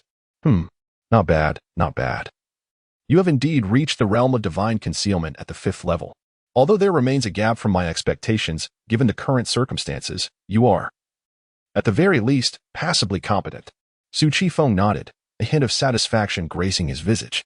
It is essential to recognize that they find themselves amidst the ethereal and pure spiritual energy of Phalai Peak, where the conditions for cultivation are nothing short of exceptional. Thus, for Lin Han, who lacks for no resources in his practice, such progress in his cultivation is entirely to be expected. Chapter 37. The divine fruit of body refinement. In the face of his master's commendation, Lin Han exhibited no trace of pride or complacency. He once again cupped his fists in respect towards Su Qingfeng, humbly replying, "Disciple is deeply grateful for Master's benevolence. Without your guidance, how could I have attained even this modest achievement? All credit belongs to you, Master." After all, being able to cultivate under the tutelage of his master was the greatest fortune of his life. Resolving in his heart to exert greater effort in his training, he vowed to never disappoint the expectations his master held for him. Su Chi Feng nodded slightly, then redirected his gaze towards Lin Han, stating, "The purpose of your visit today extends beyond merely assessing your cultivation. I have prepared a fortuitous opportunity for you." With that, Su Chi Feng gently raised his right hand, and suddenly, a luscious, crimson fruit appeared in his grasp. This is the fruit of the immortal elixir, possessing the power to alter one's destiny. As an ordinary mortal, without such a heavenly opportunity, you might find it challenging to even approach the threshold of the path of cultivation in your lifetime. However, rest assured, I am your greatest opportunity. Consume it, and you will gain the qualifications to compete with the remarkable prodigies of this age. Individuals like Lin Han, who lack extraordinary physiques, would find it nearly impossible to rival other prodigies in the grand scheme of things. After all, he was an invincible emperor, and how could his disciple be inferior to others? Those with special constitutions were inconsequential in his eyes. Even if his disciple were an ordinary body, it mattered little. For now, he possessed the immortal elixir-S spiritual fruit to reshape Lin Han's physique. Even when compared to divine or sacred bodies, the difference would be negligible. To take it a step further, should there be any gap, his abilities and means would surely suffice to bridge and eliminate such disparities. When Lin Han heard these words from his master, he was momentarily stunned, the phrase immortal elixir echoing in his mind. After a brief interlude, he finally regained his composure. His eyes wide with incredulity as he exclaimed, "The immortal elixir? Could it be that this alluring fruit, radiating a captivating glow, is indeed the legendary divine fruit from the ancient Forbidden Zone? This was a miraculous elixir spoken of only in myths." At this moment, Lin Han's heart surged with tumultuous waves, unable to settle. He gazed at his master with profound astonishment, privately pondering, could it be that my master is an unparalleled emperor? Otherwise, how could he have procured such a transcendent item? It is known that only an emperor can descend into the ancient forbidden lands. With this realization, Lin Han's heart was resolute. His master must indeed be a formidable emperor. How else could he have retrieved such a miraculous item from the ancient Forbidden Zone? Lin Han's gaze towards Su Chi became fervent once more. An emperor of unparalleled might. He never imagined his master to be the invincible sovereign of this age. With such a master, it was no wonder his own aptitude had been effortlessly transformed before him. And now, he was bestowed with this extraordinary divine fruit to enhance his physique. What a remarkable stroke of fortune this is. It is utterly unexpected that it would fall upon Lin Han. The kindness bestowed upon him by his master is truly overwhelming, evoking profound gratitude within Lin Han. Henceforth, he is resolute to devote himself to diligent cultivation, determined not to disappoint his master's expectations. In this moment, Lin Han silently vows to repay his master's life-altering grace through unwavering dedication to his training. According to his master's wishes, he is to partake in the grand contest of the world, competing against the extraordinary talents of the age. Suddenly, Lin Han finds himself composed and resolute. Indeed, as the disciple of his master, how could he tarnish the illustrious reputation of his master, the emperor, in the fierce rivalry of the outstanding individuals of this era? There must be a place for Lin Han. With this thought, Lin Han kneels before Su Chi. Disciple expresses heartfelt gratitude for your immense benevolence, master. I shall never forget it. Ha, my child, rise, Su Chi chuckles, assisting Lin Han to his feet. As Lin Han prepares to speak again, Su Chi gently flicks his finger, and the divine fruit precisely lands in Lin Han's mouth. Almost instantaneously, an indescribable surge of potent medicinal power and overwhelming energy erupts within him. This force surged like a torrential flood, enveloping Lin Han's entire being in an instant. The immense medicinal energy coursed rapidly through his limbs and bones, causing his skin to flush a deep crimson as though ignited by an inferno. Prominent veins bulged beneath the surface, resembling serpentine forms writhing upon his skin. Clearly, an immense energy was wildly circulating within him. As time passed, this energy began to intricately and profoundly transform Lin Han's body. Every cell, every sinew underwent subtle yet astonishing changes under its influence. His previously frail physique gradually transformed into one of strength, with defined muscular contours. His bones became denser and sturdier, as if capable of withstanding immense forces. Simultaneously, the surrounding spiritual energy seemed to sense the upheaval, surging towards Lin Han like a tidal wave. Initially, this energy coalesced into a delicate mist, enveloping him entirely. Gradually, the mist thickened, ultimately condensing into liquid spiritual essence. This essence continuously gathered and fused, ultimately forming a colossal cocoon of spiritual energy, tightly encasing Lin Han within. Seeing that the divine fruit's energy was modifying Lin Han's body, a process that would not be completed in a fleeting moment, Su Chi struck forth with his palm, creating a fissure in space. With a flick of his sleeve, the enormous cocoon instantly vanished into the rift, disappearing in the blink of an eye. The reason he used the immortal divine fruit to transform Lin Han's body stemmed from his own recent travels and observations, where he had encountered revelations that hastened the emergence of the Grand Era due to his early attainment of the imperial position. Countless forces have risen, with various factions dispatching their prodigies into the world, all seeking to carve out an invincible path to seize the opportunity for enlightenment in this lifetime. As Lin Han, being his disciple, exists within this grand epic, the path to enlightenment inevitably requires him to engage in worldly competition. Su Qingfeng's gaze was profound as he looked into the distance. After a month of contemplation, he realized that attaining the Tao and becoming an emperor would leave an indelible mark upon the heavenly path. However, he found himself devoid of any such imprint within the celestial realm. This must be attributed to the system. His unparalleled cultivation as an invincible emperor was bestowed upon him by the system, thus absolving him of the need to leave a trace upon the heavenly path. Without an imprint in the heavenly realm, no one would recognize him as the emperor who had realized the Tao. Alas, enough of such thoughts, regardless of the system. As long as he presently stands as an invincible emperor, that suffices. He shall not concern himself with future uncertainties, but rather live in the moment, casting aside distractions. Su Qifeng reclined once more. It was too long before his consciousness began to wander into the ethereal realms again. Meanwhile, Lin Han had already been returned to his small pavilion by Su Qifeng. The divine fruit of the immortal elixir continued to subtly transform his physique. Its medicinal properties gentle yet abundant in energy. As time passed, the immense spiritual energy enveloping Lin Han in his cocoon made his body grow increasingly robust, comparable to that of an ordinary royal body. Yet, the transformation of his physical form persisted, as the effects of the immortal divine fruit continued to manifest. Chapter 38, Challenge of the Eastern Wilderness in the ancient city of Zhongzhou. At this moment, within the elegant chamber of an inn, Su Qingfeng's spiritual incarnation sat serenely. Through the window, he gazed down upon the bustling and vibrant streets below, where a throng of people and a stream of carriages created a lively scene. Practitioners from various regions had gathered early, making the already bustling ancient city even more crowded, and many more cultivators continued to arrive. The reason for this influx was the imminent peak duel between the holy son of Tai's sacred land and the divine son of the Jiang family. Countless practitioners wished to witness their prowess. Su Qingfeng gently lifted the wine cup from the table, slightly tilted his head back, and took a small sip of the exquisite wine. He then slowly set down the cup, shook his head softly, and murmured to himself, to walk the path of invincibility. Yet, those two holy son and divine son, they stand no chance. What is invincibility? It is to traverse the world and face no rivals among peers, carving out an unparalleled path amongst equals. The holy sons and daughters of the eastern wilderness still fall short. For instance, the holy son of Tiandu from Tai's sacred land had already been residing in this inn for 2 days. Su Qifeng could easily discern the presence of the Jiang family as divine son. Thus, he could swiftly deduce the outcome regarding their capabilities. Both were at the peak of the fourth extreme realm, yet if one were to predict the victor, the holy son of Tai would have the upper hand. However, when it comes to competing for the path of invincibility, it was evidently futile, for they were simply insufficient. During this past month, Su Qifeng had encountered and observed much during his spiritual travels. The 9 desolations were vast, teeming with prodigies of their caliber, and formidable talents far surpassing them were abundant. Thus, in Su Qifeng's eyes, even including the holy maiden of Huangji sacred land, they appeared rather unremarkable. They could only claim dominance within the eastern wilderness.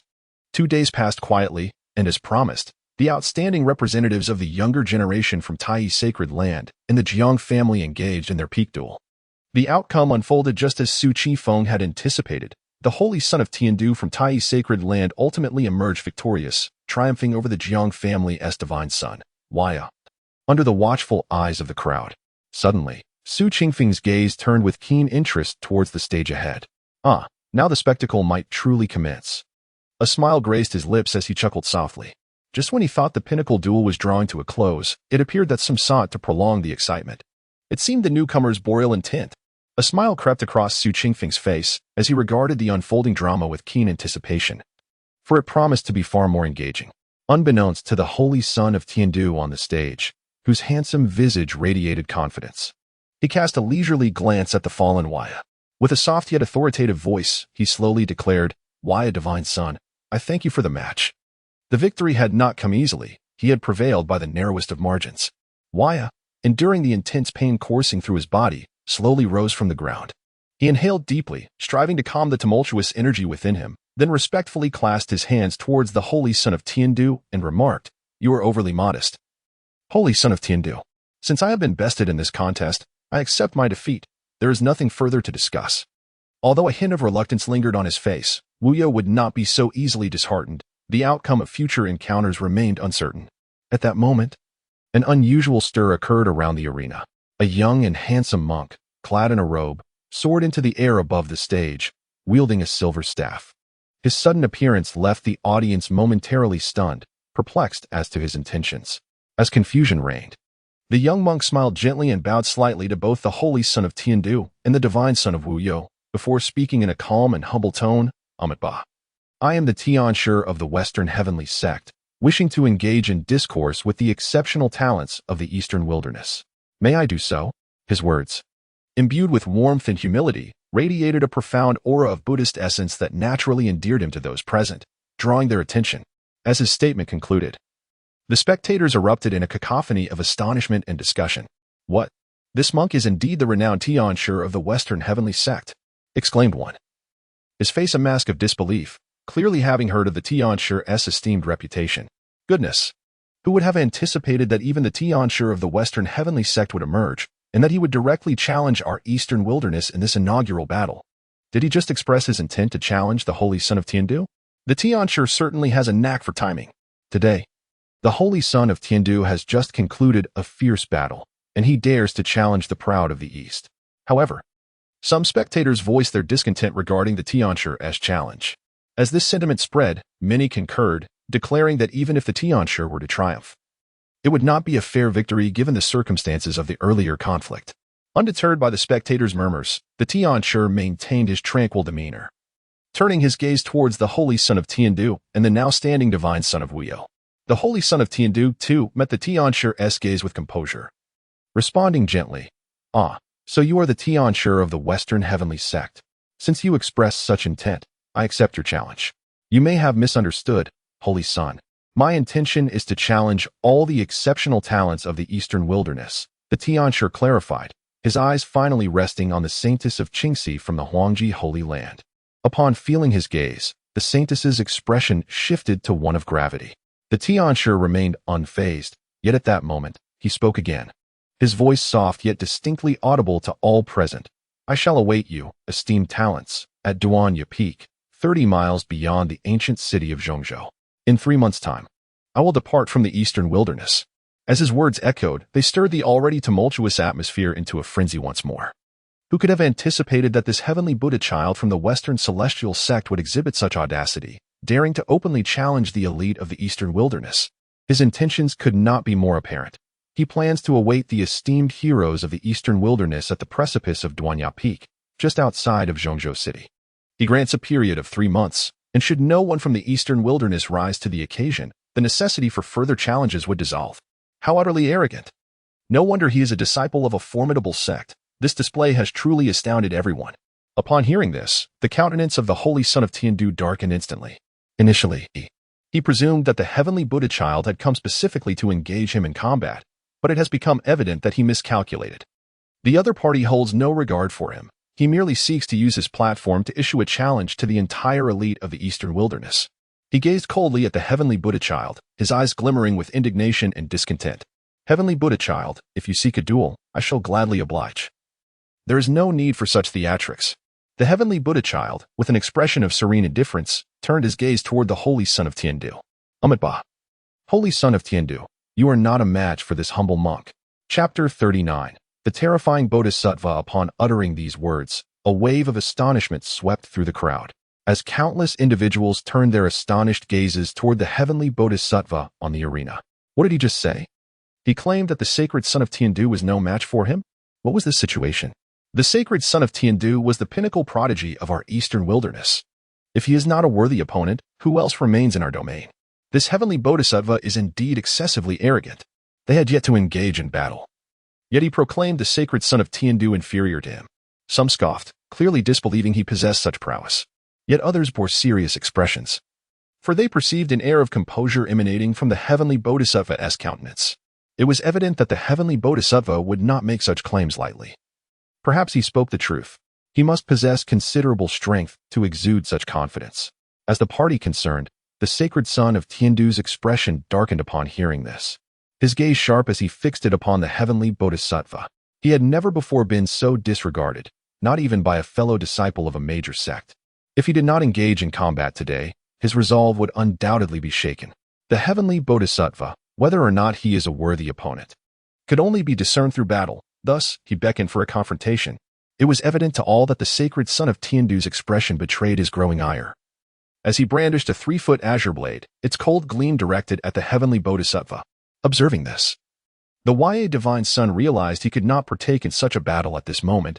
He swiftly leapt away from the arena, taking his place beside the azure silk Saintess. Meanwhile, the heavenly bodhisattva remained unperturbed, his demeanor still serene, unaffected by the sacred son of Tiandu's agitation.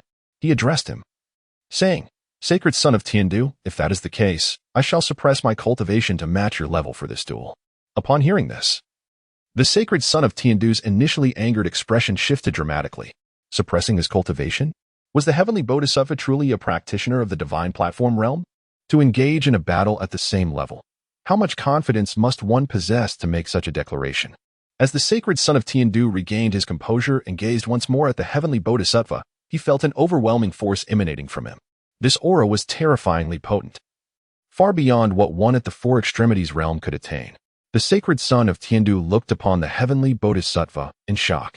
He truly was at the divine platform realm. At that moment, tumultuous waves surged within him. It became clear that the bodhisattva did not intentionally disregard him. Rather, he simply did not perceive him as a rival. The four extremities realm and the divine platform realm were not on the same level. The onlookers, a gathering of practitioners, were left in a state of uproar, including the hidden mighty beings who were equally astonished by the heavenly bodhisattva's strength. The Ya divine son stood in stunned silence. Beside him, the azure silk saintess, her expression grave, gazed at the heavenly bodhisattva on the arena and remarked, "It appears that our eastern wilderness is to be subdued by the western wilderness Buddhist sect." As she spoke, a rueful smile appeared at the corners of her mouth. The divine platform realm signified a prodigy of the utmost caliber. In the entire eastern wilderness, who could rival these two holy lands in the Jiang family? Even within their sacred domains, the younger generation remained within the four extremities realm. It was indeed astonishing to realize that beyond the heavens, there are even greater heavens. And beyond people, there are even greater people. As the regained his composure, he cast a contemplative glance towards. One could easily envision the profound impact the ensuing 3 months would have on the younger generation of the eastern wilderness. After 3 months, the entire would undoubtedly be aware that the eastern wilderness held no formidable presence. Moments later, began to recite a sacred scripture, and gradually, his aura was subdued until it reached the pinnacle of the. With his right hand firmly gripping his staff, he performed a gesture of respect with his left hand. "Amitba, holy son of Tiandu, please." The countenance of the Tiandu holy son once again radiated a fierce determination, since the opponent had chosen to engage at the same level. He harbored no fear of anyone. Raising his sword once more, he concentrated all his strength into the blade. "Should you wish to tread upon the name of the eastern wilderness and proclaim your might to the world, first inquire whether this sword I wield consents." The Tiandu holy son roared, his voice resonating like a thunderclap throughout the heavens and the earth. Before his words could fade, a dazzling beam of sword light surged skyward, hurtling directly towards. Yet, in the face of such a fierce assault, remained remarkably composed. He parted his lips slightly, whispering a singular word. At that moment, he thrust his staff forcefully into the ground. Instantaneously, an overwhelming aura erupted from him, sweeping through the void like a tidal wave. Under the pressure of this terrifying force, the swiftly advancing sword light appeared as though it were grasped by an invisible hand, abruptly halting just inches from. With a tranquil expression, he addressed the Tiandu holy son. "Holy son of Tiandu, I shall make but one move. Should you withstand it, I shall concede defeat." As he spoke, his pristine white robe, adorned with golden edges, billowed in the fierce winds, and his own aura surged dramatically. Subsequently, raised his staff high above his head and swung it forcefully downwards towards the arena. A deafening roar resonated as the entire platform quaked violently, clouds of debris and dust erupting into the air. In that instant, an immense energy coalesced, and soon, its might shook the very fabric of space itself. In the next heartbeat, a formidable energy surged forth. In the blink of an eye, this powerful, almost divine assault reached the Tiandu holy son. He fixed his gaze firmly on, an expression of disbelief overtaking his features. Confronted with such an unstoppable force, the Tiandu holy son exhibited no inclination to retreat. With gritted teeth and veins bulging on his forehead, he summoned every ounce of strength within him. Yet, despite his utmost effort, all his attempts to block this overwhelming attack appeared utterly insignificant, akin to a man is attempting to halt a chariot. Almost in the blink of an eye, that fearsome energy struck the Tiandu holy son with tremendous force. In an instant, the holy son of Tiandu resembled a kite with severed strings, spiraling uncontrollably backward. A dull thud resonated as he crashed heavily to the ground, his body colliding violently with the unyielding earth, sending dust swirling into the air. His complexion paled to the hue of parchment, and blood trickled slowly from the corner of his mouth. Lying on the ground, he gazed in shock at the figure of the Buddha son of Tianyu on the arena. Muttering to himself, he has actually shattered the second level of the human secret repository. It was only through this first-hand experience that he comprehended the sheer terror of the Buddha son of Tianyu, a prodigy capable of breaking through the second tier of the human secret repository. As a fellow holy son, he had only managed to transcend the first level.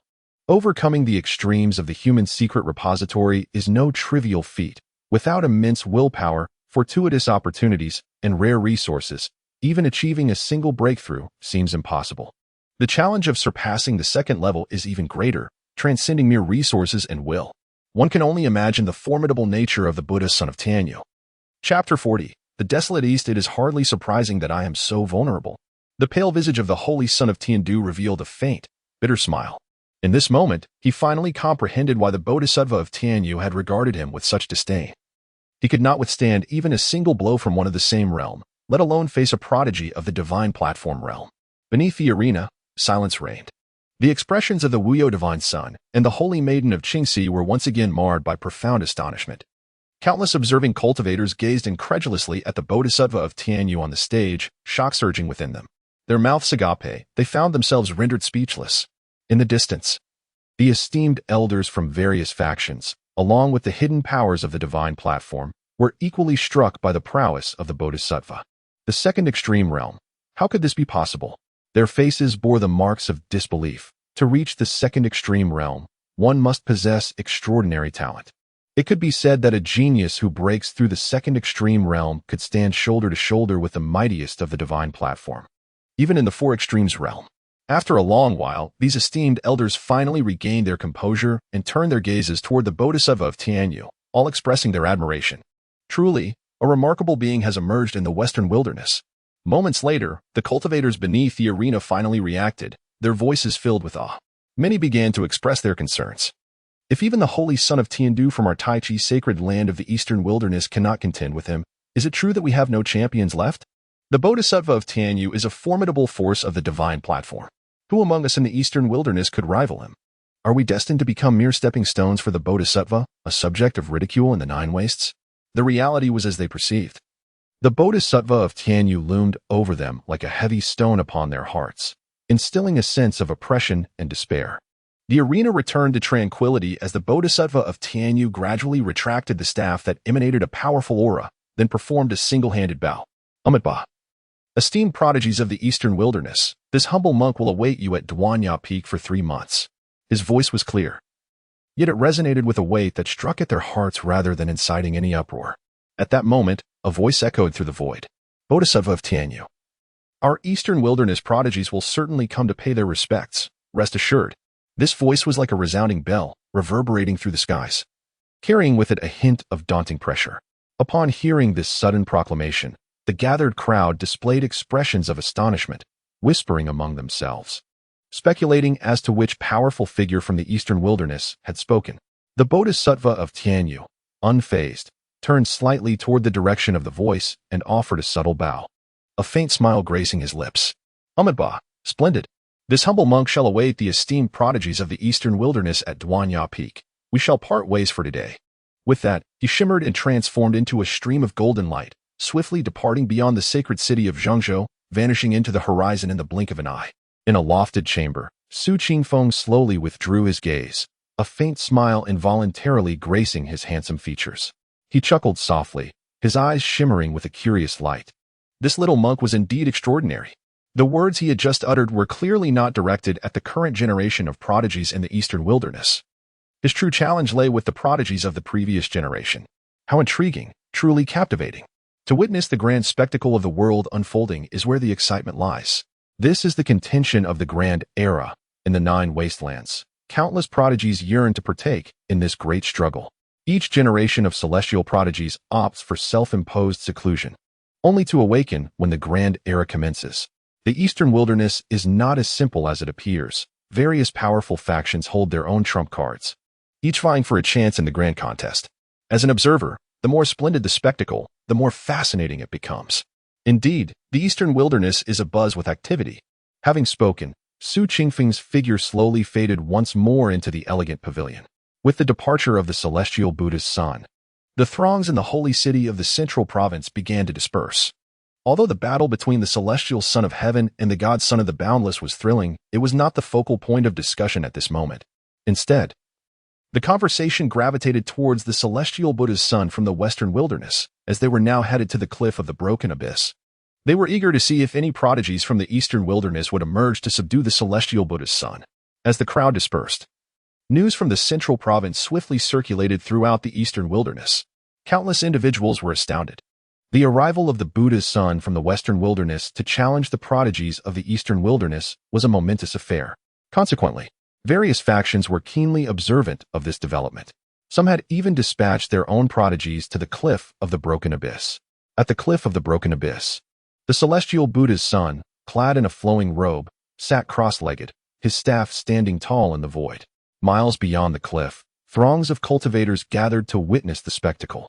Some who considered themselves prodigies sought to confront the celestial Buddha's son, yet they could not even surpass the challenge posed by his staff, ultimately retreating in embarrassment. Such scenes unfolded repeatedly, leading an increasing number of self-proclaimed prodigies to reassess their capabilities. As a month elapsed, no one dared attempt the challenge any longer. They had come to terms with the reality that their strength was insufficient to warrant such folly. Beyond the cliff of the broken abyss, countless observers maintained a distant vigil, engaging in discussions. Could it be that the eastern wilderness truly lacked champions? Some expressed pessimism. After all, a month had passed, and the major factions of the eastern wilderness had made no move. Not even a figure capable of drawing the celestial Buddha's attention had emerged. It was difficult to ascertain, especially since even the celestial Son of Heaven could not withstand a single blow from the suppressed celestial Buddha's son. Indeed, it seemed that our eastern wilderness faced a dire situation, potentially becoming the stage upon which the celestial Buddha's son would gain renown. Alas, it is lamentable that the eastern wilderness does not possess an exceptional talent like the celestial Buddha's son. The latter is a formidable powerhouse of the divine platform realm. Countless discussions ensued. A month had passed without any challengers from the eastern wilderness, leading to widespread pessimism. By now, very few believed that the prodigies of the eastern wilderness could rival the celestial Buddha's son. The eastern wilderness stands vacant. This thought emerged in their minds. The younger generation of Donghuang no longer possesses any remarkable talents capable of bearing the weight of great responsibility. Chapter 41. The Ultimate Realm in the Grand Hall of the Tai Holy Land. A dignified middle-aged man presides over a gathering of elders. All formidable figures at the divine platform realm, including extraordinary beings of the 7th and 8th levels. The authoritative figure leading them is none other than the reigning Holy Master of Tai, a king of the Tao at the 9th level of the divine platform. At that moment, an elderly man with white hair stepped forward, addressing the Holy Master with reverence. Holy Master, should we awaken the Saint Son of Wanlu? The Holy Master fell into contemplation, slowly surveying the assembly of elders. In response to this gaze, another elder cautiously spoke up, Holy Master, in my humble opinion, the great era has arrived earlier than expected. Perhaps we should seize the opportunity. He directed his attention toward the Holy Master. The elders were indeed inclined to rouse the unparalleled Saint Son from his slumber. Allowing the prodigious talents of the western wilderness to trample upon the eastern wilderness was a disgrace they could not tolerate. As representatives of the eastern wilderness Holy Land, they were unwilling to witness such a disgraceful outcome. After scanning the room and noting the absence of dissent among the elders, the Holy Master finally spoke. Very well. Let the Saint Son of Wanlu emerge. It is unacceptable for the eastern wilderness to be so easily subdued. The necessity of awakening the Saint Son from his confinement had reached a critical juncture. However, this may not be an unfavorable development for Tai Holy Land. After all, whether the Saint Son awakens a few years sooner or later has become inconsequential. Understood, responded the white-haired elder. With the Holy Master's consent, it would now be his duty to awaken the slumbering Saint Son. Not only Tai Holy Land, but also Huangji Holy Land and the Jiang clan of Zhongzhou were similarly poised for action. The major factions of the eastern wilderness were stirring. Although no one had yet engaged in battle, the currents of tension were palpable. At the Falai Peak of the Tianhe sect, a smaller sect, the significant events unfolding in the eastern wilderness appeared to have little bearing on them. They could only glean fragments of information regarding the grand spectacle.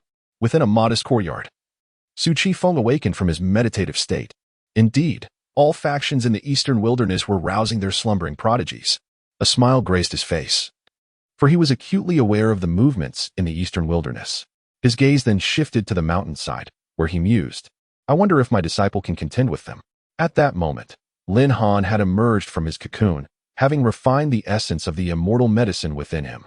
His cultivation had surged from the 5th level of the divine concealment to the consummate state of the Four Poles realm. In such a brief span, his progress had equaled that of the saint sons of the Holy Lands. Yet, Su Qingfeng shook his head, muttering to himself. The time spent in cultivation is still too brief. Compared to them, his disciples' advancement fell short, particularly since those prodigies were extraordinary beings who had shattered the limits of the human physique. Lin Han, in contrast, was still far from breaking through the 1st level of the ultimate realm. With a wave of his hand, Lin Han, who was situated in the small pavilion on the mountainside, was instantly transported to Su Qingfeng's courtyard. Lin Han was startled awake by this sudden turn of events. Upon opening his eyes and seeing his master, he was momentarily taken aback. He quickly rose and bowed deeply, addressing Su Qingfeng. Disciple pays respects to master. He had just been deeply engrossed in his cultivation, feeling on the verge of a breakthrough to the divine platform realm. He wondered why his master had brought him here. My dear disciple, Su Qingfeng said with a smile, today, I have summoned you here to advise you not to rush your breakthrough to the divine platform's secret realm. The experiences of recent days had imparted significant insights to him. Lin Han, hearing this, felt a twinge of confusion. Wasn't the next realm after the completion of the Four Extremities realm the divine platform realm? Why did his master urge him not to be hasty in breaking through? Noticing Lin Han's perplexity, Su Qingfeng continued with a smile, my disciple, do you understand what it means to be a prodigy? Lin Han gazed at Su Qingfeng, momentarily at a loss for words. Shouldn't a prodigy be an extraordinary talent? The true prodigies do not seek a hastened breakthrough to the divine platform realm. Su Qingfeng replied. Below the divine platform, one primarily cultivates the secret repository of the human body. Achieving what seems to be perfection in the secret repository is not the ultimate state. True prodigies can transcend this apparent perfection. In essence, the secret repository holds its own limits, and only by breaking through these limits can one strengthen their own repository. The more powerful your repository, the more stable your divine platform will be. This is also crucial for your future path toward achieving the status of a great emperor. The realm beneath the divine platform is the secret repository of the human body. Reaching the Four Extremities realm signifies a state of completion within the secret repository. A breakthrough beyond this leads to the divine platform realm, which is rather commonplace. A true prodigy would not allow themselves to achieve such a mundane breakthrough. Instead, they would strive to shatter the limits of the human body's secret repository.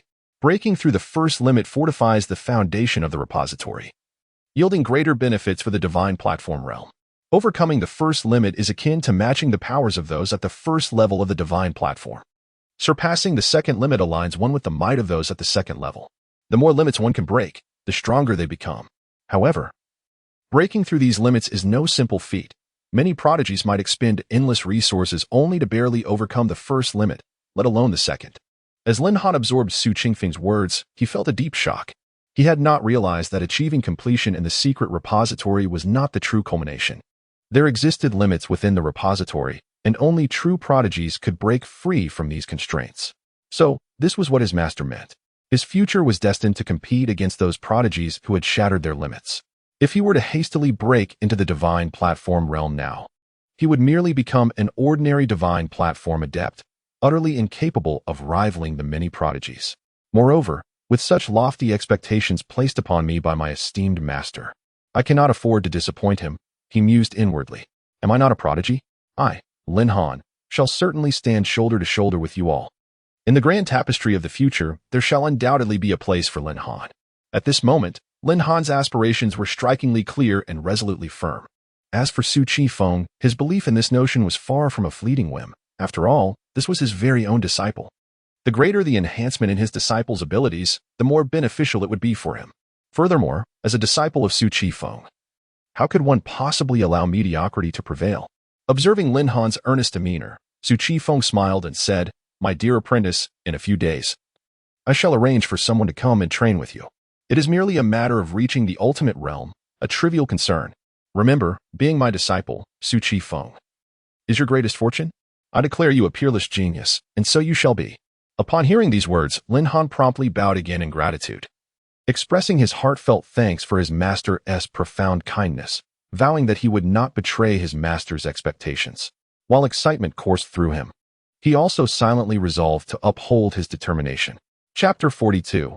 The Holy Sun from a millennium ago beyond the sacred city of Zhongzhou. As time passed, the throngs of people did not disperse. Instead, an increasing number of cultivators flocked from distant lands. Although no prodigies had yet appeared, they firmly believed that there were still exceptional talents within the eastern wilderness, merely awaiting the opportune moment to reveal themselves. Half a month later, a figure suddenly manifested before Duanya Peak. This individual was a young man, tall and elegant, with flowing hair that immediately captivated the attention of all present. At that moment, the Tianshi Buddha's son, who had been quietly seated upon the precipice for over a month, finally opened his long-closed eyes. His gaze was tranquil as water, yet seemed to harbor profound depths. Upon meeting the newly arrived youth's gaze, a subtle smile began to grace his previously expressionless face. The young man fixed his unwavering gaze upon the Tianshi Buddha's son and spoke in a deliberate tone. Tianshi Buddha's son, I have heard you wish to challenge all the prodigies of the eastern wilderness. The Tianshi Buddha's son performed a gesture of reverence and replied, Amitabha, it is indeed I, a humble monk. He continued, I presume you are the Qianyuan Holy Sun from the Huangji sacred land? The young man, initially composed, involuntarily furrowed his brow upon hearing the Buddha's son's words. His eyebrows arched in surprise as he responded, Oh, the Buddha's son recognizes me? His voice, neither too loud nor too soft, resonated clearly in the ears of every onlooker. The Tianshi Buddha's son joined his palms together, smiling gently as he replied, the name of the Qianyuan Holy Sun has reached my ears. Their exchange left the surrounding cultivators in a state of astonishment. Moments later, a clamor erupted from the crowd. What? He is actually the Qianyuan Holy Sun from the Huangji sacred land? Someone exclaimed, their face a mask of disbelief. Clearly, this individual was already well aware of the Holy Sun's formidable reputation, and the realization of his presence here was nothing short of shocking. Meanwhile, several younger cultivators wore puzzled expressions and turned to their companions, inquiring, Who exactly is the Qianyuan Holy Sun? Why is everyone so astonished? At that moment, an elderly cultivator stroked his beard, his gaze lingering on the extraordinary young man atop Duanya Peak, and began to explain, the Qianyuan Holy Sun is no ordinary figure. He is a peerless prodigy who made his name resoundingly known in the eastern wilderness a millennium ago. It is only natural that you younger generations are unaware of his legacy. After speaking, the old cultivator could not help but shake his head and sigh, as if reminiscing about the grandeur of the Qianyuan Holy Sun, who had dominated the eastern wilderness in his youth. Indeed, a millennium ago, the Huangji sacred land produced an exceptional being who was unbeatable throughout the eastern wilderness, this very Qianyuan Holy Sun. After achieving unparalleled supremacy among the younger generation, he mysteriously vanished. And for a long time, his name faded from memory. Who would have imagined that after a millennium, he would once again grace the world with his presence? The young monks, upon hearing these words, displayed expressions of sudden enlightenment, their hearts stirred by an overwhelming shock. Initially oblivious to the identity of the unexpectedly appearing young man, they now recognized him as a prodigy from a millennium past. This revelation led them to ponder whether it signified that the eastern wilderness was genuinely preparing to confront this matter.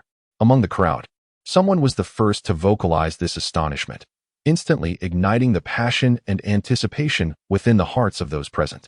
The atmosphere became fervent and tense, with many individuals excitedly whispering to one another, their gazes collectively drawn to the towering cliff of doom in the distance.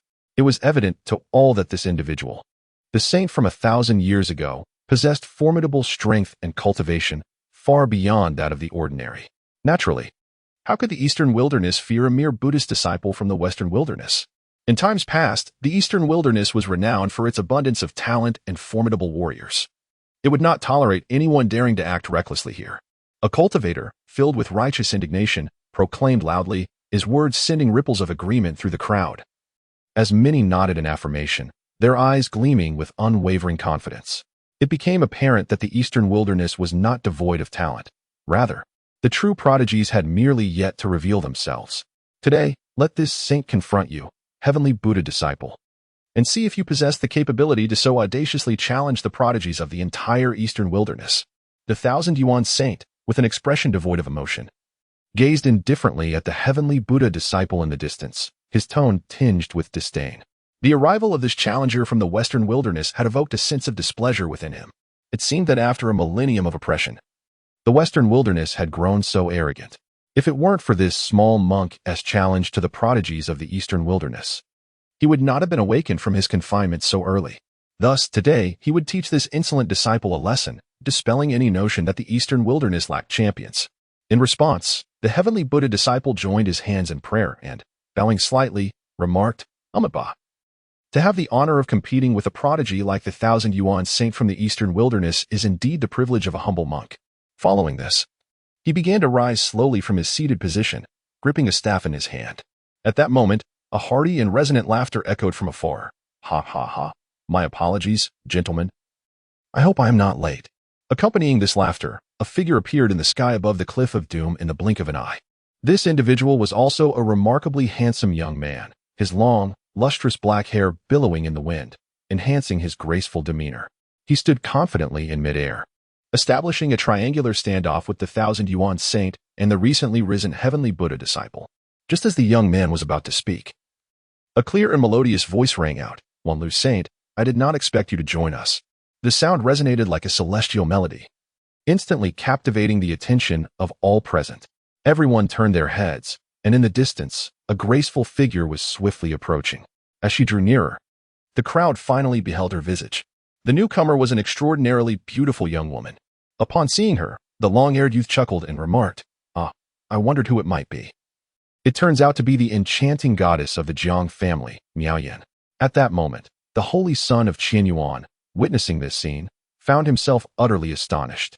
He pondered to himself, could it be that the esteemed saint of Wanliu from the Tai Holy Land and the goddess Miao Yin from the Jiang family have emerged ahead of schedule? Simultaneously, the Buddhist son of Tianyu also cast his gaze upon these two figures. Although his countenance appeared as calm as still waters, devoid of any discernible change, deep within, a subtle ripple of emotion had begun to stir. Chapter 43, Battle. In the distance, the onlooking cultivators were momentarily taken aback. In the next instant, a startled cry erupted from an unknown source. Good heavens, is that truly the saint of Wanlu from the Taichi Holy Land? Along with the divine maiden Miao Yin of the Jiang family from Zhongzhou? I can't believe they have come forth as well. One person, perplexed, inquired, who are these two? That they would elicit such astonishment? Ah, how little you know, young ones of this generation. It is entirely reasonable if you have never heard of their names. After all, these two are unparalleled prodigies from 2 millennia ago. At this revelation, the crowd collectively gasped in awe. 2,000 years ago, such prodigies. How could they possibly have survived to this day? Could it be that they have ascended to sainthood? The elder, noticing the shock in the eyes of the crowd, could not suppress a smug smile. I believe I have encountered some records regarding the saint of Wanlu. It is said that during his time, he was unmatched, overshadowing the prodigies of both the eastern and western desolations. However, for reasons unknown, he vanished from the annals of history, akin to the 1,000-yuan saint. Conversely, the divine maiden Miao Yin remains shrouded in mystery, with scant records in the hidden histories. Nonetheless, it is certain that she too was a prodigy of 2,000 years past. The observer recounted what he had gleaned from the texts. Yet another voice rang out, you have been quite ignorant. The great holy powers possess supreme divine sources. These divine sources conceal all existence, rendering time irrelevant, capable of encasing living beings. Moreover, those sealed retain their form, and when the time is ripe, they can be awakened. Thus, I assert that they are both prodigies recently awakened from their slumber. The crowd erupted once more in astonishment. Good heavens! Does this imply that many more prodigies will soon emerge? It dawned on them that this was the grand clash of ages, where countless prodigies converge in this era, all vying for a chance at enlightenment. How utterly insane! Their gazes toward Duanya Peak were imbued with complete astonishment, realizing the remarkable backgrounds of these individuals. Do you comprehend now why this is termed the Great Contest of the Ages? Countless prodigies from various eras converge for a singular opportunity. Were it not for the restrictions of the divine sources on cultivation, even more ancient beings would have chosen to entomb themselves within these divine sources. Imagine how terrifying this era would be. Gasp. This is utterly insane. It seems the prodigy battles we previously witnessed were mere child's play. The true contest of prodigies has yet to commence. Countless hearts were shaken, yet moments later, excitement surged within them. For today, they would witness the genuine clash of prodigies. Is it you, the Buddha of the Western Desolation, who seeks to challenge our Eastern Desolation prodigies? The saint of Wanlu regained his composure, his gaze fixated upon the Buddha of Tianyu. The divine maiden Miao Yin's attention also shifted to him. for she had come on account of this very Western Buddha. The Buddha of Tianyu remained unfazed, his demeanor calm even in the face of these two prodigies from 2 millennia ago. All are prodigies. His purpose in arriving at the Eastern Desolation is to challenge the elite of this realm. Indeed, it is I, the humble monk. The saint of Wanyuliu cast a glance at the Tianyu Buddha child, then turned towards the saint of Qianyuan, the heir of the Huangji Holy Land. What are your thoughts? I shall leave it to you, he said nonchalantly, as if dismissing the Tianyu Buddha child with the ease of a mere jester. The saint of Qianyuan met the gaze of Wanyuliu. Very well. With that, his eyes returned to the Tianyu Buddha child. Upon hearing this, a flicker of brilliance flashed in the Tianyu Buddha child's eyes. He felt overlooked, as if anyone could easily subdue him. The enchanting Miao Yin watched the unfolding situation with keen interest, fully aware that the diminutive Buddha child required neither of the three of them to take action. Wanyuliu likely wished to gauge the prowess of this young prodigy from the Huangji Holy Land, which piqued her curiosity as well. Amitba, then let it commence with you, declared the Tianyu Buddha child, his eyes shimmering with an unusual light. Suddenly, his entire demeanor transformed, as if he were bathed in the radiance of Buddha, emanating waves of formidable spiritual power. The light was so dense it felt tangible, enveloping him completely and rendering him akin to a Buddha descending upon the mortal realm. As the brilliance shimmered, an overwhelming aura radiated from him, sweeping outward like an invisible torrent in all directions. At that moment, the saint of Qianyuan, standing opposite the Tianyu Buddha child, could not help but display a hint of astonishment.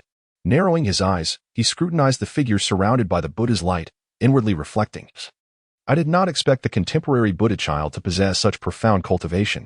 No wonder he dares to challenge us in the eastern wilderness. He indeed has his backing. However, if he intends to confront the entirety of the eastern wilderness with merely this strength, it may prove insufficient. With this thought, the gaze of the saint of Qianyuan instinctively fell upon the Tianyu Buddha child. In an instant, a piercingly sharp aura erupted from his being, akin to a sword unsheathed, soaring towards the heavens. Simultaneously, he shifted slightly, transforming into a streak of light that hurtled towards the Tianyu Buddha child. At that very moment, the two stood face to face, their energies clashing and intertwining, creating a colossal field of power. The surrounding air seemed to thicken with their presence, instilling an inexplicable sense of oppression. Wanyuliu, with evident interest, observed the two in the arena and couldn't help but utter, these two do possess some strength. The Buddha child's abilities are indeed commendable among the contemporary prodigies. It is no wonder our younger generation in the eastern wilderness finds them lacking.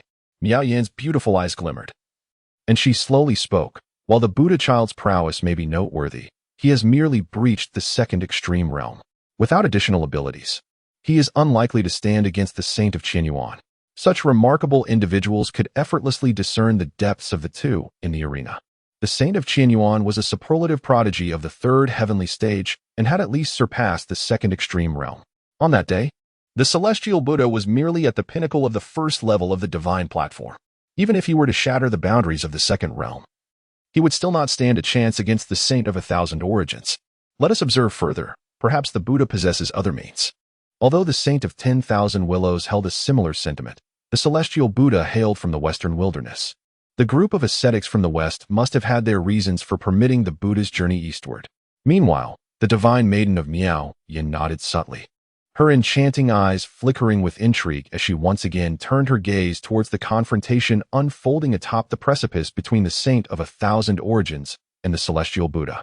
Chapter 44. The true battle of the chosen ones. At this moment, the two individuals, who had been standing off against each other, suddenly sprang into action.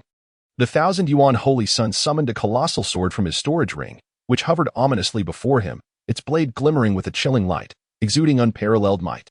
The holy sun himself radiated an overwhelming aura, a pressure that sent shivers down the spine. Following this, the sword's brilliance surged dramatically, becoming dazzlingly bright. With a swift motion of his arm, the sword's light erupted forth like a sinuous dragon, hurtling towards the heavenly Buddha sun with apocalyptic force. In an instant, the entire broken cliff peak was shrouded in this fierce and unmatched sword energy as the skies darkened and the winds howled.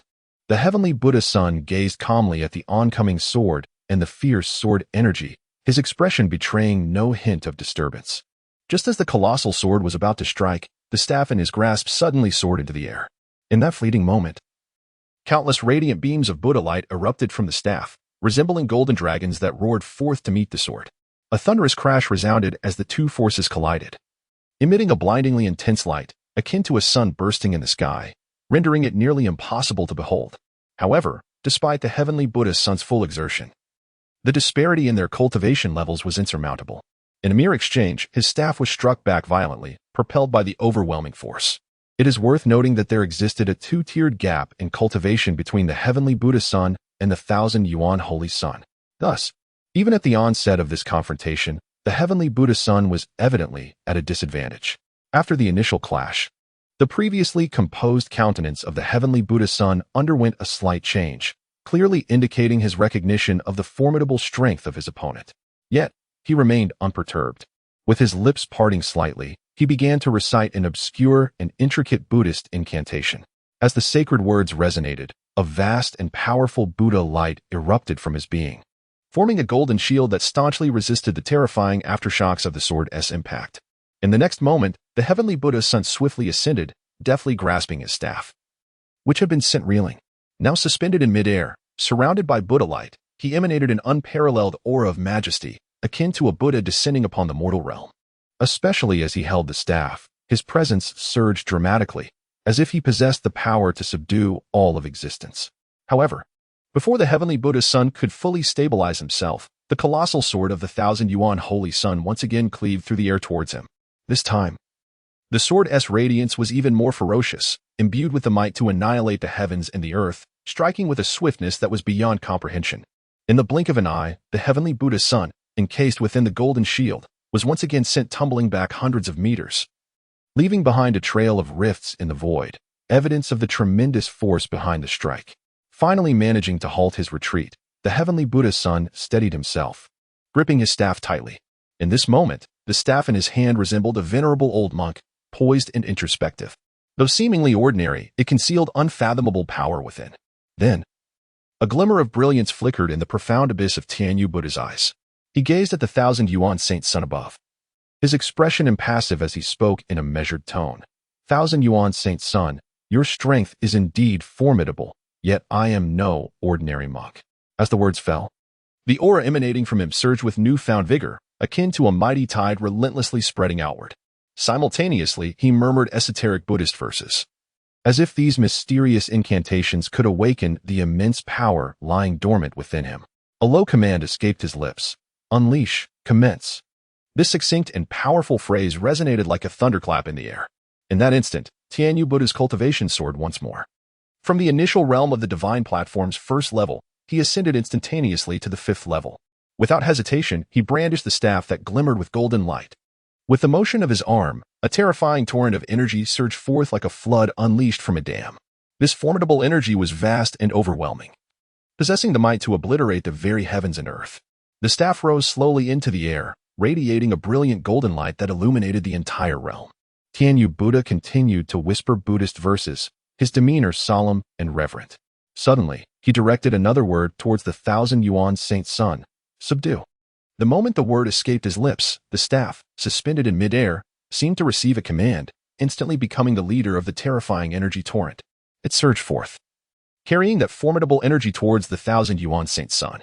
Where it passed, the space cracked and distorted, emitting a series of heart-stopping roars. At this juncture, the 1,000-yuan saint's son's previously relaxed demeanor shifted to one of increased gravity. With a slight curl of his lips, he let out a cold scoff. Humph. I did not anticipate you possessed such means. No wonder you dared to provoke me in the eastern wilderness. Yet, alas, even this is still woefully insufficient. As his words faded, a tremendous aura erupted from within him, akin to a volcano in full eruption, unstoppable and overwhelming. In the blink of an eye, his presence underwent a cataclysmic transformation, transcending the realm of the divine platform's 3rd level. Following this, the 1,000-yuan saint's son uttered a sharp command, slash.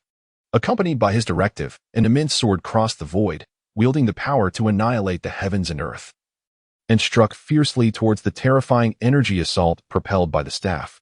In an instant, a thunderous roar echoed, reminiscent of a clap of thunder, deafening in its intensity. The entire space trembled violently from the explosive force, as if on the brink of collapse.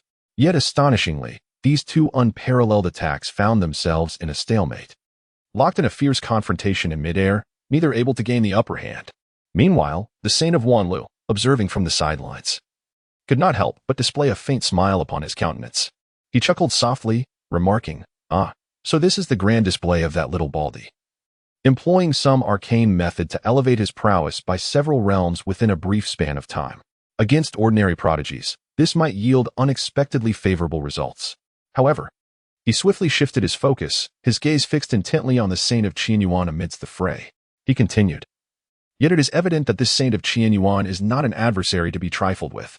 He is a prodigy who has shattered the boundaries of the triple extremity. Far from being a mere simpleton." At this moment, the saint of Wanlu finally acknowledged the exceptional talent of this prodigy from the Huangji Holy Land. Chapter 45, the sudden appearance of a figure beside her, the divine maiden Miaoyan nodded, stating, "Indeed, the Huangji Sacred Land's ability to awaken him is no trivial matter. Moreover, he currently possesses the upper hand. In contrast, the Tianyu Buddha child, employing his secret techniques, clearly cannot sustain a prolonged battle. Inevitably, he will succumb in due time." As the divine maiden Miaoyan had articulated, the Tianyu Buddha child was already experiencing tumultuous emotions within. He had deployed one of his trump cards. Yet it was evident that his adversary was far from an ordinary foe, a prodigy capable of breaking through the threefold extremity. Truly, the Eastern Wilderness has always been a cradle of exceptional talent. The Tianyu Buddha child could not help but marvel at this. If one opponent proved so formidable, what of the two others, who might surpass even the Qianyuan saint child? In the distance, countless onlookers were left in awe, their minds consumed by a singular thought. They were overwhelmingly powerful. Even the venerable elders or the mighty beings of the divine platform could not help but commend the strength of these two paragons, so formidable that they inspired reverence. Was this truly the spectacle of a grand battle between geniuses? The figures of unparalleled grace atop the Duanyao Peak were so captivating. Who would have anticipated that a millennium later, the Qianyuan saint child would still shine with such brilliance? Indeed, our Eastern Wilderness is a land of unceasing prodigies, incomparable to the group of bald monks from the Western Wilderness. Yet, to speak candidly, the Tianyu Buddha child is certainly exceptionally gifted. Had it not been for the profound heritage of our Eastern Wilderness, he might have achieved success. This is the true contest of great eras. Who knows what even more astonishing prodigies may emerge in the future? Observers, whether young or old, were left in astonishment after witnessing this breathtaking battle of geniuses. Though the fierce conflict atop Duanyao Peak was not yet concluded, it did not diminish their awe. Beyond Duanyao Peak, numerous factions were covertly spectating, and many powerful beings expressed their astonishment. Alas, the chasm between us and these prodigies is indeed vast, lamented one powerful individual. Each of these extraordinary figures engaged in combat as effortlessly as one would partake in a meal. As fellow beings of the divine platform, it was likely that I would not stand a chance against any of them. They were merely ordinary divine platform beings, incomparable to those paragons. For them, achieving the saint level was still a distant dream, whereas for these prodigies, it would merely be a matter of time.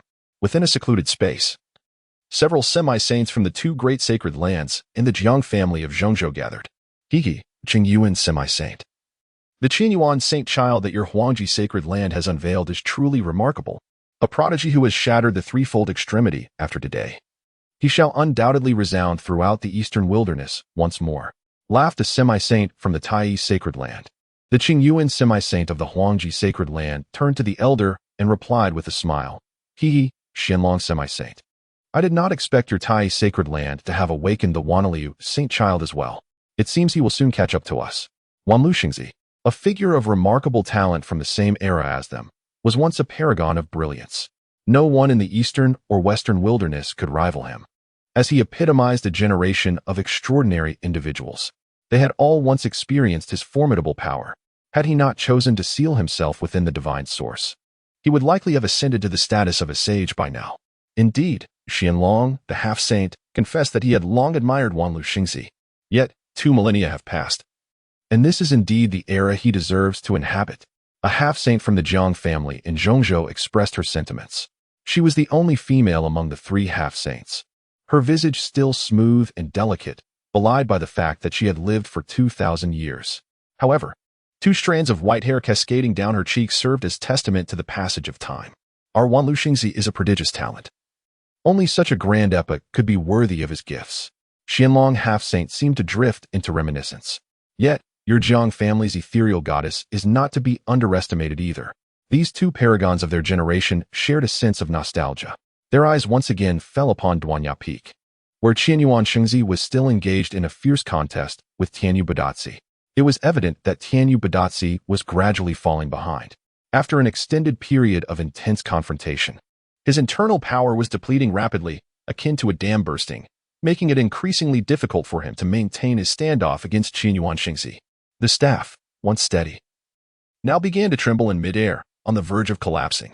Nevertheless, Tianyu Badatzi did not concede defeat easily. He closed his eyes tightly and recited an obscure yet immensely potent Buddhist sutra. As the words left his lips, a note akin to celestial music suddenly materialized in the air, resonating with a force so swift it was almost deafening. Remarkably, this note did not dissipate into the void, but precisely integrated into the trembling staff. In an instant, the staff was infused with a new surge of power, its brilliance radiating so fiercely that it was nearly blinding.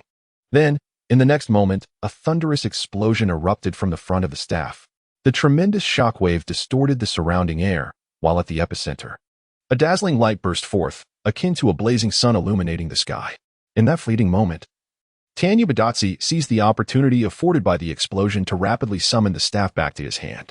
Upon successfully retrieving it, he was enveloped by a resplendent golden light, which shielded him from the residual force of the explosion coming from all directions. Simultaneously, Qianyuan Shengzi wielded his giant sword, effortlessly dissipating the aftermath of the blast. With Qianyuan Shengzi's strike, tranquility was restored to Duanya Peak. Hovering in the air, Qianyuan Shengzi's gaze once again settled upon Tianyu Badatzi. In the final moments of Tianyu Buddha's son, he unexpectedly faltered, opting to self-destruct his cultivation to create a fleeting opportunity for distance between himself and his adversary. The 1,000-yuan saint son observed him with a chilling smile, declaring, "It appears today shall not unfold as you desire, Tianyu Buddha's son. Your journey in the eastern wilderness shall be concluded by my hand." Just then, a figure quietly materialized atop the Duanya Peak. With the appearance of this figure, a voice resonated in the surroundings. "Ah, indeed, these are all excellent candidates for sparring." Chapter 46. The Protector. The voice resonated clearly, instantly shattering the standoff atop Duanya Peak. The individuals present, as if ensnared by a spell of immobilization, abruptly turned their gazes toward the source of the sound. There stood a man adorned in a flowing white robe, his silver hair cascading like a waterfall, quietly suspended in the air. His appearance seemed unremarkable, akin to an ordinary mortal, devoid of any discernible aura of magical power. Yet, all were acutely aware that anyone capable of approaching them undetected and hovering effortlessly above must possess strength surpassing their own. However, the true nature of this enigmatic figure eluded their comprehension. This mysterious visitor was none other than Su Qingfeng's spiritual incarnation, who had come with the intent of bringing back a few sparring partners for his disciple, Lin Han. With a gentle smile, he cast an appraising glance over the individuals before him, revealing a subtle glimmer of satisfaction in his eyes. Each of them was a formidable prodigy who had shattered their limits, boasting achievements of at least the 3rd tier. Naturally, the little monk was an exception. But Su Qingfeng had no intention of bringing him along. The 3 exceptional talents from the East Wilderness sufficed. Amidst the gathering, Qianyuan, the Holy Son, faced the sudden appearance of the mysterious figure. He had originally intended to subdue the Tianyu Buddha's son, but the turn of events had exceeded his expectations. With a calm demeanor, he addressed Su Qingfeng, inquiring, "Pray tell, why have you come unannounced? Are you here to protect the Tianyu Buddha's son?" Qianyuan's expression bore a hint of confusion, as this seemed the only plausible explanation. Simultaneously, Tianyu Buddha's son, embroiled in the conflict, was equally perplexed. Furrowing his brow, he recalled that he had no prior acquaintance with this individual, leading him to question the purpose of such an unexpected visit. Surely, there must be another motive at play. Meanwhile, Wan Lu, the Holy Son, observed the scene with a countenance of bewilderment. His gaze remained fixed on the enigmatic guest as he silently pondered the man's origins. Who was this person, possessing such unfathomable strength? What was his true aim in appearing here? The more he contemplated, the more he sensed that the visitor was no ordinary being. An unsettling thought flickered through Wan Lu's mind. Could this person have come for those present? As this realization struck him, a wave of alarm surged within, prompting him to regard the mysterious figure with heightened vigilance. Beside Wan Lu, the goddess Miao Yin also regarded the stranger with curiosity. Unperturbed by their doubts, Su Qingfeng addressed the assembly, stating, You individuals possess commendable strength. Thus, you shall accompany me back." His voice, though unassuming, resonated distinctly in the ears of all present. The authoritative tone embedded in his words brooked no dissent, extinguishing any flicker of resistance. Upon hearing this, the expressions of the group shifted dramatically. Accompany him back? To where? Particularly upon hearing the phrase "follow me back." An unsettling realization gripped their hearts. To where exactly? Who was this person truly? Is it possible that he intends to capture us? A multitude of thoughts surged like a tide in their minds, rendering the expressions of the group increasingly grave. Among them, the 1,000-yuan holy son could no longer contain his inner fury. He let out a cold snort, stepped forward, and fixed his gaze intently on the figure above, demanding in a stern voice, "Who exactly are you? Do you truly plan to take action against us?" They were renowned prodigies from the eastern wilderness, figures of great repute for over a millennium, if not two. How could they be easily subdued? The gaze of the Wan Lu holy son turned icy, and his countenance became increasingly unfriendly. As he had surmised, the newcomer harbored intentions to capture them. Such audacity was indeed remarkable, considering their identities. Who in the eastern wilderness would dare to act against them? They were all holy sons of sacred lands and goddesses of ancient clans, along with the son of a great sect from the western wilderness. Did he intend to oppose both the eastern and western wildernesses? What other source could possibly provide him with such courage? The originally calm visage of the Tianyu Buddha son now bore an unusual expression. A light chuckle echoed through the air, soft yet distinctly audible to all present, sending a shiver through their hearts. Su Qingfeng surveyed the assembly before him, the corners of his mouth curving upward into a subtle smile. This smile appeared gentle, yet concealed an inexhaustible authority and indifference. He spoke slowly. "I am not here to negotiate with you." As he uttered these words, his gaze swept across the crowd, seemingly capable of penetrating their innermost thoughts. In the next moment, he shifted his attention to a distant location where a barrier was situated. "And you, come forth as well." With a sudden wave of his right hand, several figures concealed in the void abruptly materialized. Each of these figures exuded a formidable aura, radiating a terrifying pressure. They were indeed several semi-saint level experts. Yet, despite their impressive might, they found themselves utterly powerless to resist as they were forcibly drawn from the void. The semi-saints, who had been laughing and reminiscing within the barrier moments ago, were entirely unprepared for such a turn of events. When they regained their senses and realized their current predicament, shock was etched across their faces. In that instant, their minds were engulfed by tumultuous waves of astonishment, inundated with countless questions. Who was this mysterious figure? How could he possess such terrifying power? Was it possible that a saint had personally intervened? If so, did he intend harm against our holy sons and goddesses? In mere moments, a myriad of doubts surged like a torrent through their minds. At that moment, none dared to act rashly. They were oblivious to the intentions of their adversary, and with such overwhelming strength, they harbored no desire to resist. They could only stand by and observe the unfolding events. Not only were the semi-saints taken aback, but the 1,000-yuan holy son, Wanlu holy son, and Miao Yin goddess, who stood atop the broken cliff, were equally astounded by this sudden turn of events. They gazed with wide eyes, their faces etched with disbelief as they beheld the figures that had been transferred before them. They were acutely aware of the identities of these individuals. Without exception, they were all guardians who had accompanied them.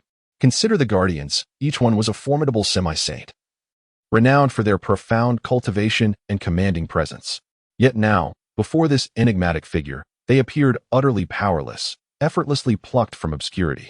This was simply beyond comprehension. How extraordinarily powerful must this individual be?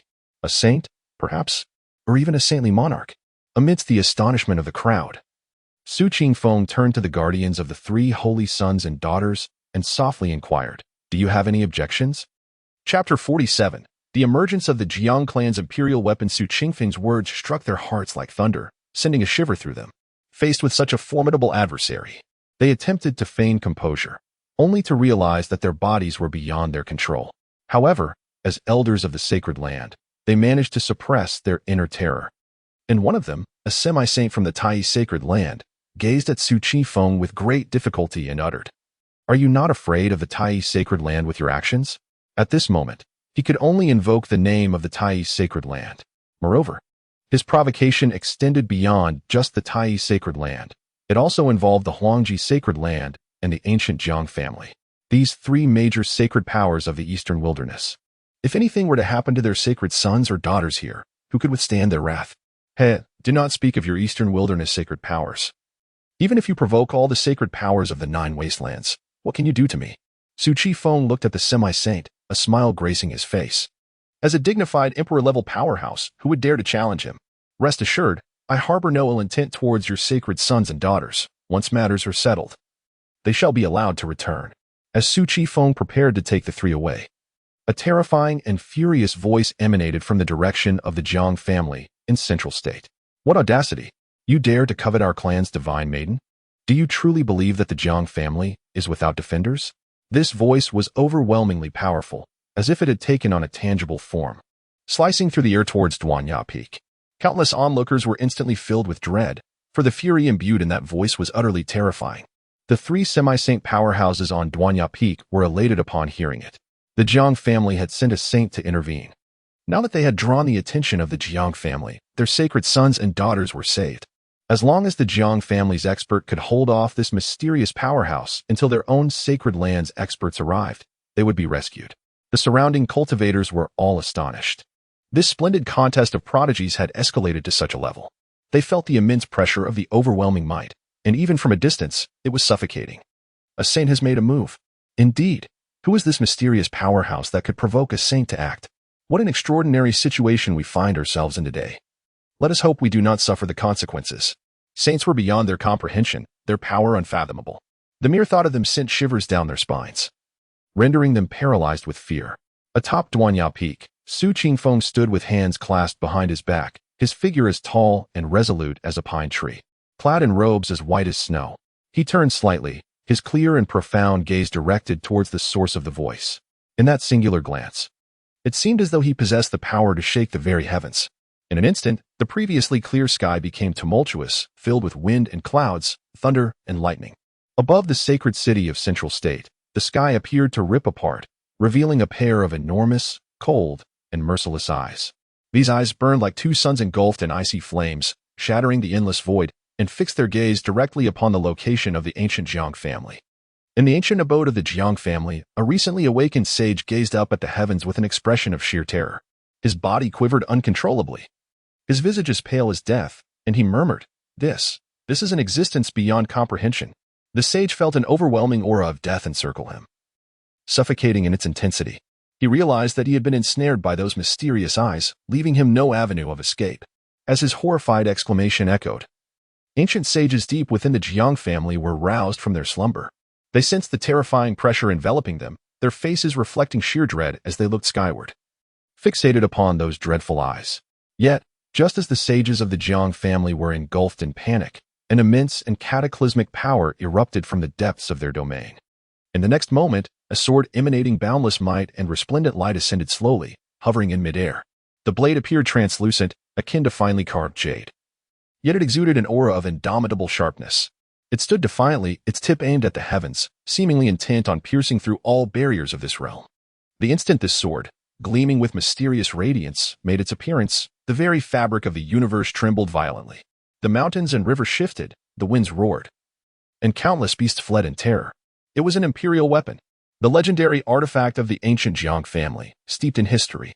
In the holy city of Central Continent, numerous cultivators were struck with astonishment. They had never anticipated that, amid such a cataclysmic upheaval, the Jiang family would resolutely summon forth their ancestral imperial weapon, suppressing their fear. The onlookers gazed skyward, pondering the identity of the enigmatic presence that loomed in the skies, compelling the Jiang family to wield their treasured artifact. How terrifying! Merely a pair of eyes could instill such dread in the world. It was no wonder the Jiang family resorted to this desperate measure. One must understand that an imperial weapon symbolizes the essence and legacy of a clan, never to be displayed lightly, let alone unleashed. It is only in moments of existential peril, when facing annihilation, that such a decision is compelled. Yet, the events unfolding today were indeed astonishing and utterly unforeseen. Such imperial might swiftly swept across the eastern wilderness, reaching even further afield. In the distant Huangji sacred land, a cry of alarm echoed. This is dire. The Jiang family has been forced into such a predicament that they have resorted to their imperial weapon. What manner of being is this mysterious visitor? Before the words could settle, an ethereal figure streaked through the sky like lightning, racing toward the central continent. The emergence of the imperial weapon and the looming unknown threat made the elder of Huangji's sacred land acutely aware of the gravity of the situation. He could no longer afford to tarry and must hasten his journey. Simultaneously, in the deepest recesses of Tai's sacred land, an exceedingly terrifying aura suddenly awakened. It was as if an ancient being, long in slumber, had abruptly opened its eyes, exuding boundless pressure and shock. The appearance of the imperial weapon. Could it be that a monumental conspiracy against the eastern wilderness is concealed behind this? The formidable figure wore a grave expression, his eyes filled with uncertainty and suspicion. However, he did not linger in hesitation. He stepped forward, his form instantly merging with the void, vanishing without a trace in the blink of an eye.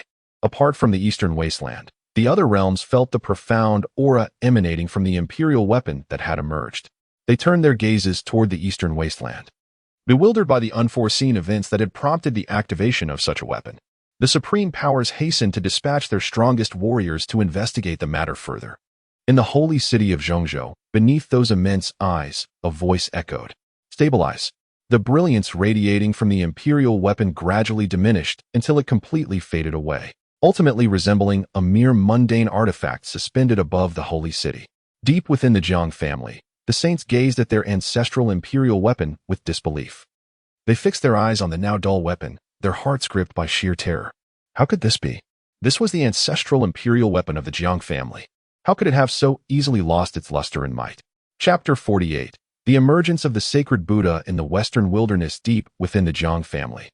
In the presence of the ancient ancestor, a frail figure stood, blood trickling from the corner of his mouth. He gazed at the celestial horizon, his expression a mixture of horror and dread, muttering in disbelief.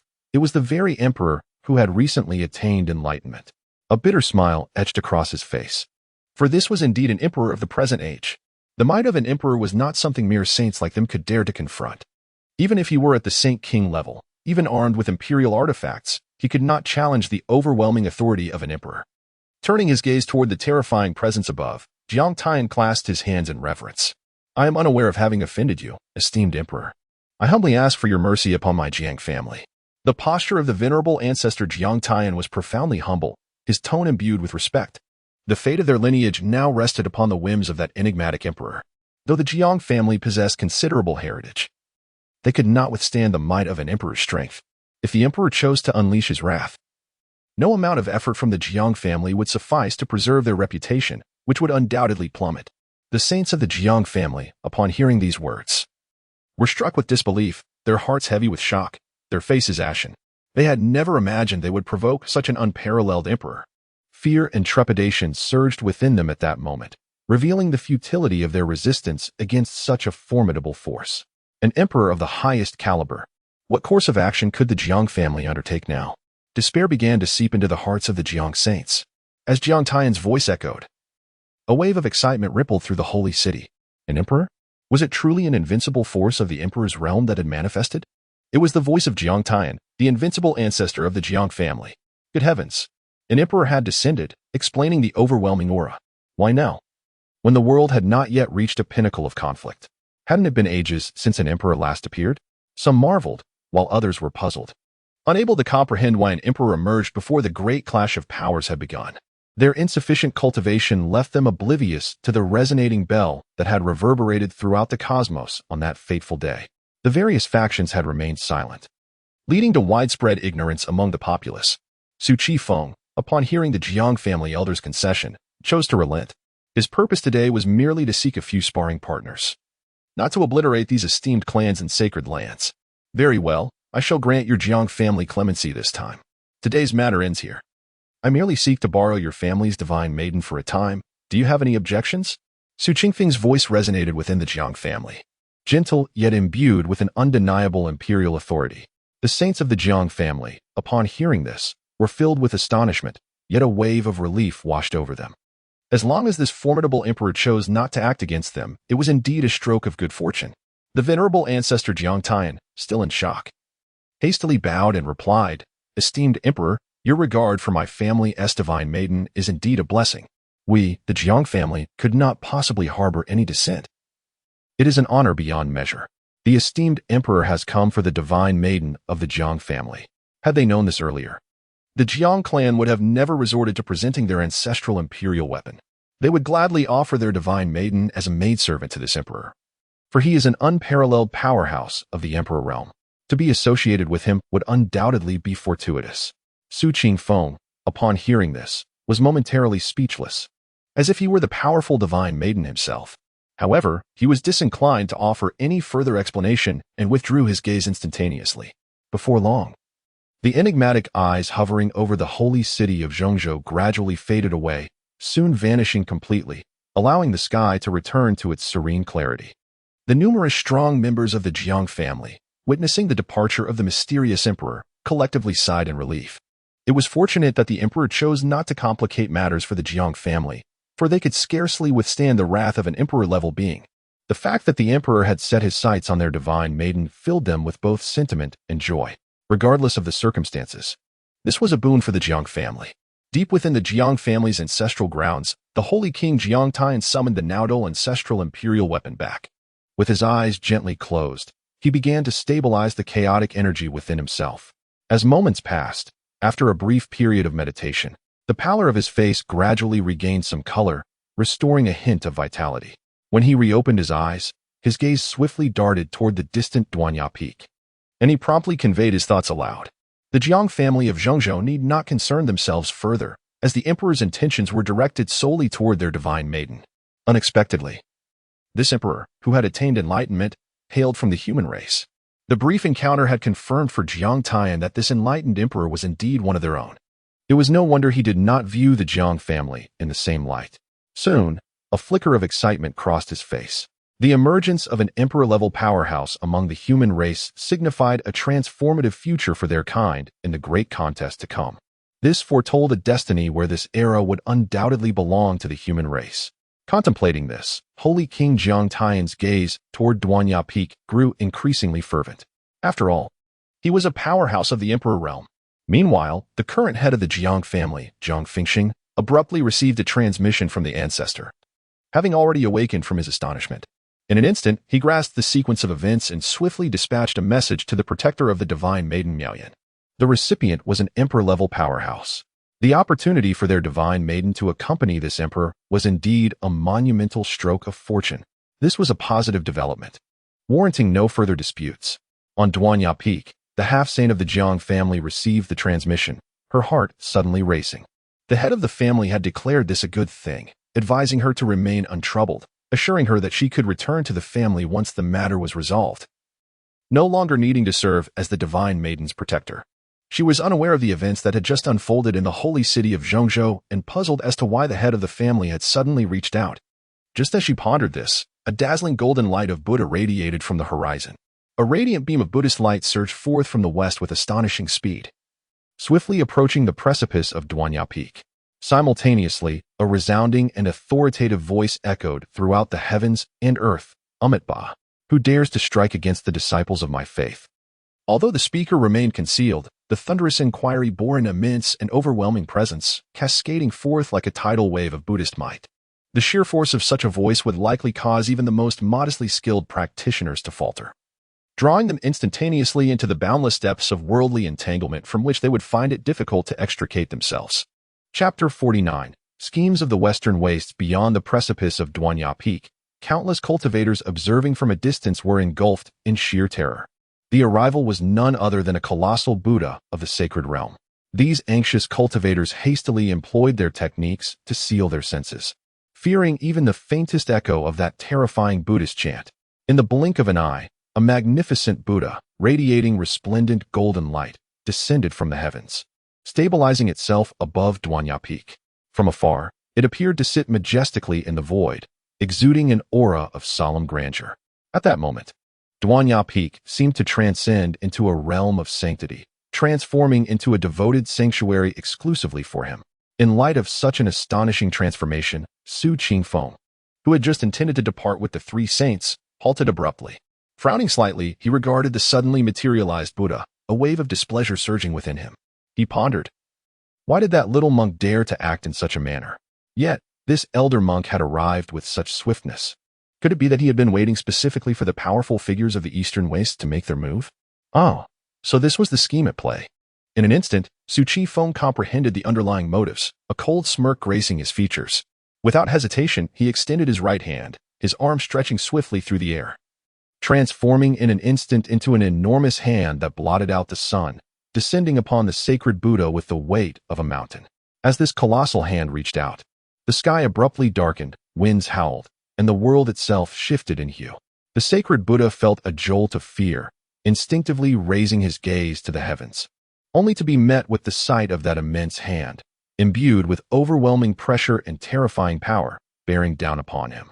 Despair washed over the sacred Buddha as he found himself immobilized, as if ensnared by a spell, utterly unable to move, let alone utter a word. Under the shadow of this formidable force, he could only watch helplessly as he was effortlessly lifted, suspended in midair like a mere chick. His once radiant aura now dimmed to insignificance. Who was this audacious elder monk? How dare he put on such airs before me? The words carried an undeniable imperial might.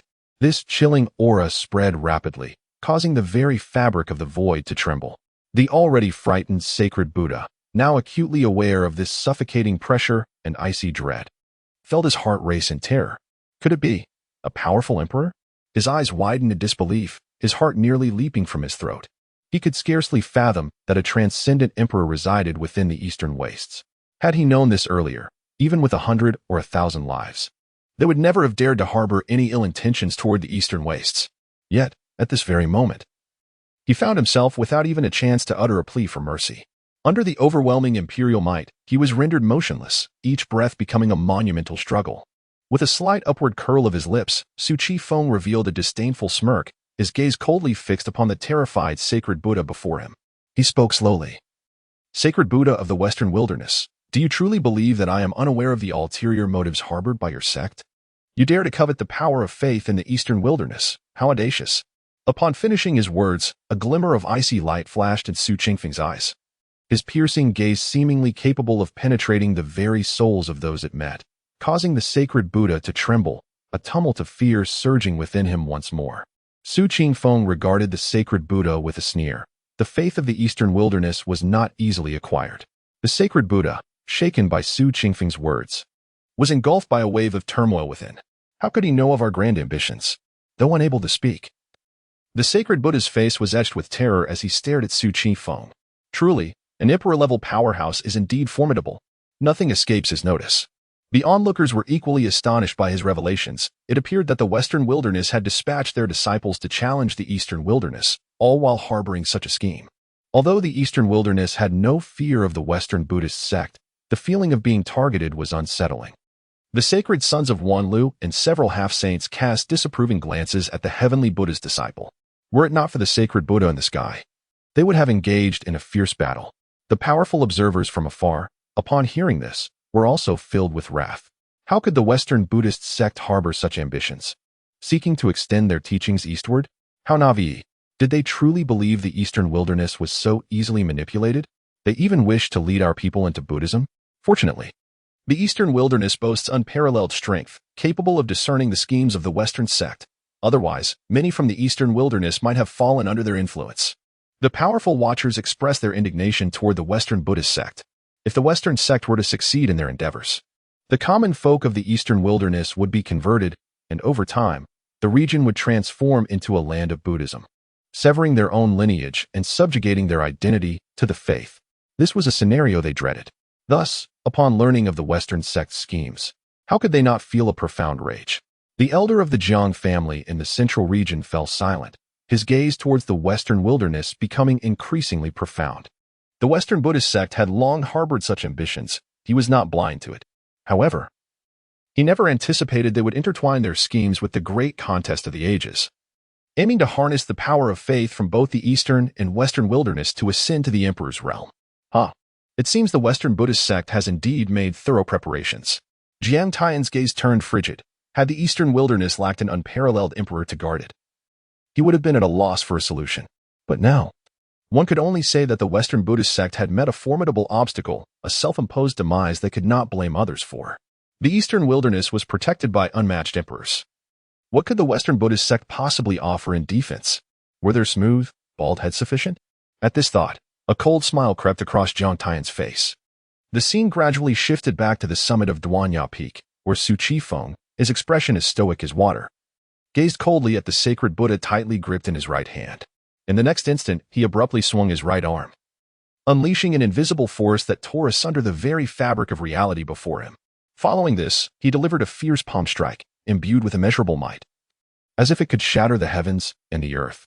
The unfortunate saintly Buddha, unable to utter even a faint cry of despair, was violently thrust into the abyssal void like a shooting star.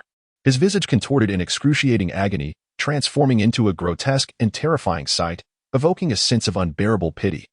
Far away in the western wilderness, the skies above the western sect, once tranquil and undisturbed, suddenly darkened ominously. Without warning, a colossal fissure, stretching dozens of feet, materialized from thin air, suffused with an endless aura of darkness and terror, as if it were a gateway to boundless chaos. Before long, a figure shot forth from the chasm with astonishing speed. Surprisingly, this figure did not soar upright, but instead raced horizontally through the air. Upon closer inspection, it was none other than the very saintly Buddha who had just been propelled into the void by Su Chi Feng. Chapter 50. The Majesty of the Emperor at this moment. The holy Buddha appeared in a state of utter desolation, his body marred by countless wounds and his flesh in a state of disarray. Confronted with such overwhelming force and the pressure of the void, he had long since lost any ability to resist, plummeting helplessly through the air. In mere moments, with a thunderous crash, the holy Buddha descended heavily before the gates of the Western Heaven sect, akin to a meteorite. The ground was shattered, creating a deep pit several feet deep, with dust rising and debris scattering. Once the dust settled, terrified onlookers discovered that the holy Buddha had been grotesquely contorted and crushed by the void, his limbs shattered beyond recognition, utterly devoid of life. Thus fell a generation's holy Buddha, and in that instant, the sky seemed to be violently torn apart by an immense force, transforming dramatically, as if a shocking rift had been rent across the heavens. Subsequently, the entire sky was enveloped in a thick, oppressive crimson hue, instilling a sense of dread. Before long, a bizarre and terrifying rain of blood began to pour down, each droplet resembling scarlet tears cascading onto the earth. The blood of the saints spilled forth, heralding an extraordinary phenomenon, affirming an ancient prophecy. The astonishing events transpiring before the Western Heaven sect sent shockwaves through the land, with news spreading like wildfire, igniting a tremendous uproar. Countless powers within the Western Wilderness region turned their gazes toward the direction of the Western Heaven sect, each face betraying an unmistakable shock. Such earth-shattering occurrences unmistakably signified the fall of a saint. Yet, the question lingered, was it indeed the holy Buddha of the Western Heaven sect? Confusion and fear filled their hearts. Despite their insatiable curiosity, none dared to act rashly. After all, this matter pertained to the fall of a holy Buddha, with implications so profound that ordinary factions could not dare to probe into. At this moment, chaos reigned before the gates of the Western Heaven sect. The young acolytes, usually tasked with guarding the entrance, were taken by surprise, unable to react in time. They were violently swept away by the powerful shockwaves unleashed by the holy Buddha's fall. Collapsing unconscious to the ground, their fates uncertain. Amidst this turmoil, a formidable aura suddenly erupted from the depths of the solemn Buddhist grounds, slowly awakening. Following this, a voice resonating with boundless sanctity thundered forth from the ancestral lands. Who dares to cause trouble in my Western Heaven sect? The voice was deafening, echoing through the heavens, and the oppressive force contained within struck fear into the hearts of all who heard it. Powerful auras ascended into the air, the might of Buddhism radiating outward, striking terror throughout the Western wilderness. This overwhelming Buddhist majesty resembled a towering mountain, suppressing all around it, causing the very heavens and earth to tremble. The unparalleled sanctity surged forth like a mighty torrent, continuously flowing toward the gates of the sect with an unstoppable momentum, instilling a deep sense of awe. Suddenly, a roar, imbued with furious wrath, reverberated throughout the Western wilderness, akin to thunderclaps from the heavens, causing pain to the ears of those who heard it. And even the ground seemed to tremble slightly in response. Who has slain the sacred Buddha of Wu Yin?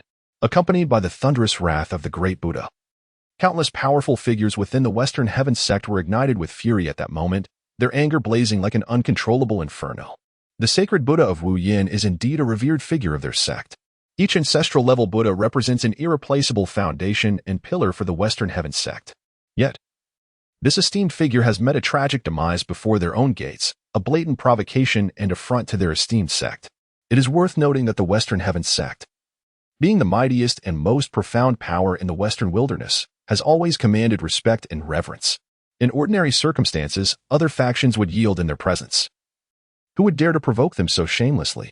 However, a chilling voice imbued with imperial authority resonated through the skies above the Western Heavens sect. Ha! The one who has slain him is none other than myself. Should you bald monks dare to cause trouble in my eastern wilderness, today will mark your end. Death shall be your fate. Before the echoes of this proclamation faded, a tempest howled through the air, followed by an overwhelming imperial might sweeping forth. Subsequently, a colossal hand, capable of blotting out the sun, descended from the heavens, wielding a terrifying force aimed directly at the Western Heavens sect. The might of this immense hand was unparalleled.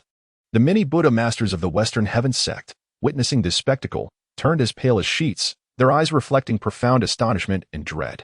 They, who often regarded themselves as the supreme Buddhas of the world, now found themselves feeling as insignificant as ants before the overwhelming power exhibited by this colossal hand. What? A being of the Emperor realm. A gasp reverberated across the entire expanse of the Western Heavens sect. The source of this exclamation was a sacred king-level Buddha within their ranks. Many sacred Buddhas trembled involuntarily upon sensing that terrifying imperial might, their hearts filled with trepidation. Having cultivated for numerous years and weathered countless storms, they now realized that they were utterly defenseless before a true emperor. Particularly, the great Buddhas of the Western Heavens sect were engulfed in anxiety. They understood what the Emperor realm signified. It represented an unparalleled being standing atop the world, gazing down upon all living beings. How could the Western Heavens sect have provoked such a formidable entity? One of the great Buddhas murmured to himself, his face a mask of disbelief and regret. Suddenly, as if struck by a revelation, the great Buddha's eyes sparkled with realization. The Emperor spoke of the Eastern wilderness. Indeed, there must be turmoil in the Eastern wilderness. It turned out that the Western Wilderness Buddhist sect had long coveted the immense power of faith in the Eastern wilderness, scheming on how to harness this vast reservoir of belief. This meant that their plans in the Eastern wilderness had been exposed, inciting the Emperor's wrath. They had not anticipated that the Eastern wilderness concealed a being of Emperor-level strength, shattering all their previous calculations into mere illusions. It is absurd that the Western Wilderness Buddhism dares to scheme for the faith of the Eastern wilderness, especially when a mighty emperor reigns there. This is akin to courting death. As I gazed upon the colossal hand descending from the heavens, a profound sense of helplessness enveloped me, accompanied by a surge of terror and panic. Yet, at this moment, it was all in vain. In the face of the Emperor's overwhelming might, they were utterly powerless. Even summoning the weapon of the Buddha Emperor would prove futile. The immense hand descended in the blink of an eye, crashing down upon the Western Heavens sect. In an instant, wherever the giant hand passed, the void shattered, transforming into dark rifts in space. Within moments, the once grand and majestic Western Heavens sect was reduced to mere ruins. Chapter 51. The mountain sealed for a millennium in the Western Heavens sect. Countless powerful beings were engulfed in terror, their blood spilled in a gruesome display. The holy Buddha, enduring an excruciating blow, suffered grievous injuries, his strength diminished beyond recognition. Blood trickled from the corner of his mouth as he cast a fearful gaze toward the heavens.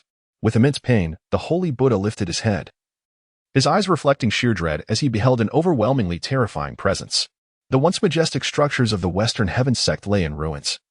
A desolate landscape of crumbling walls and shattered pillars, the former glory and grandeur of the leading sect in the Western wilderness obliterated.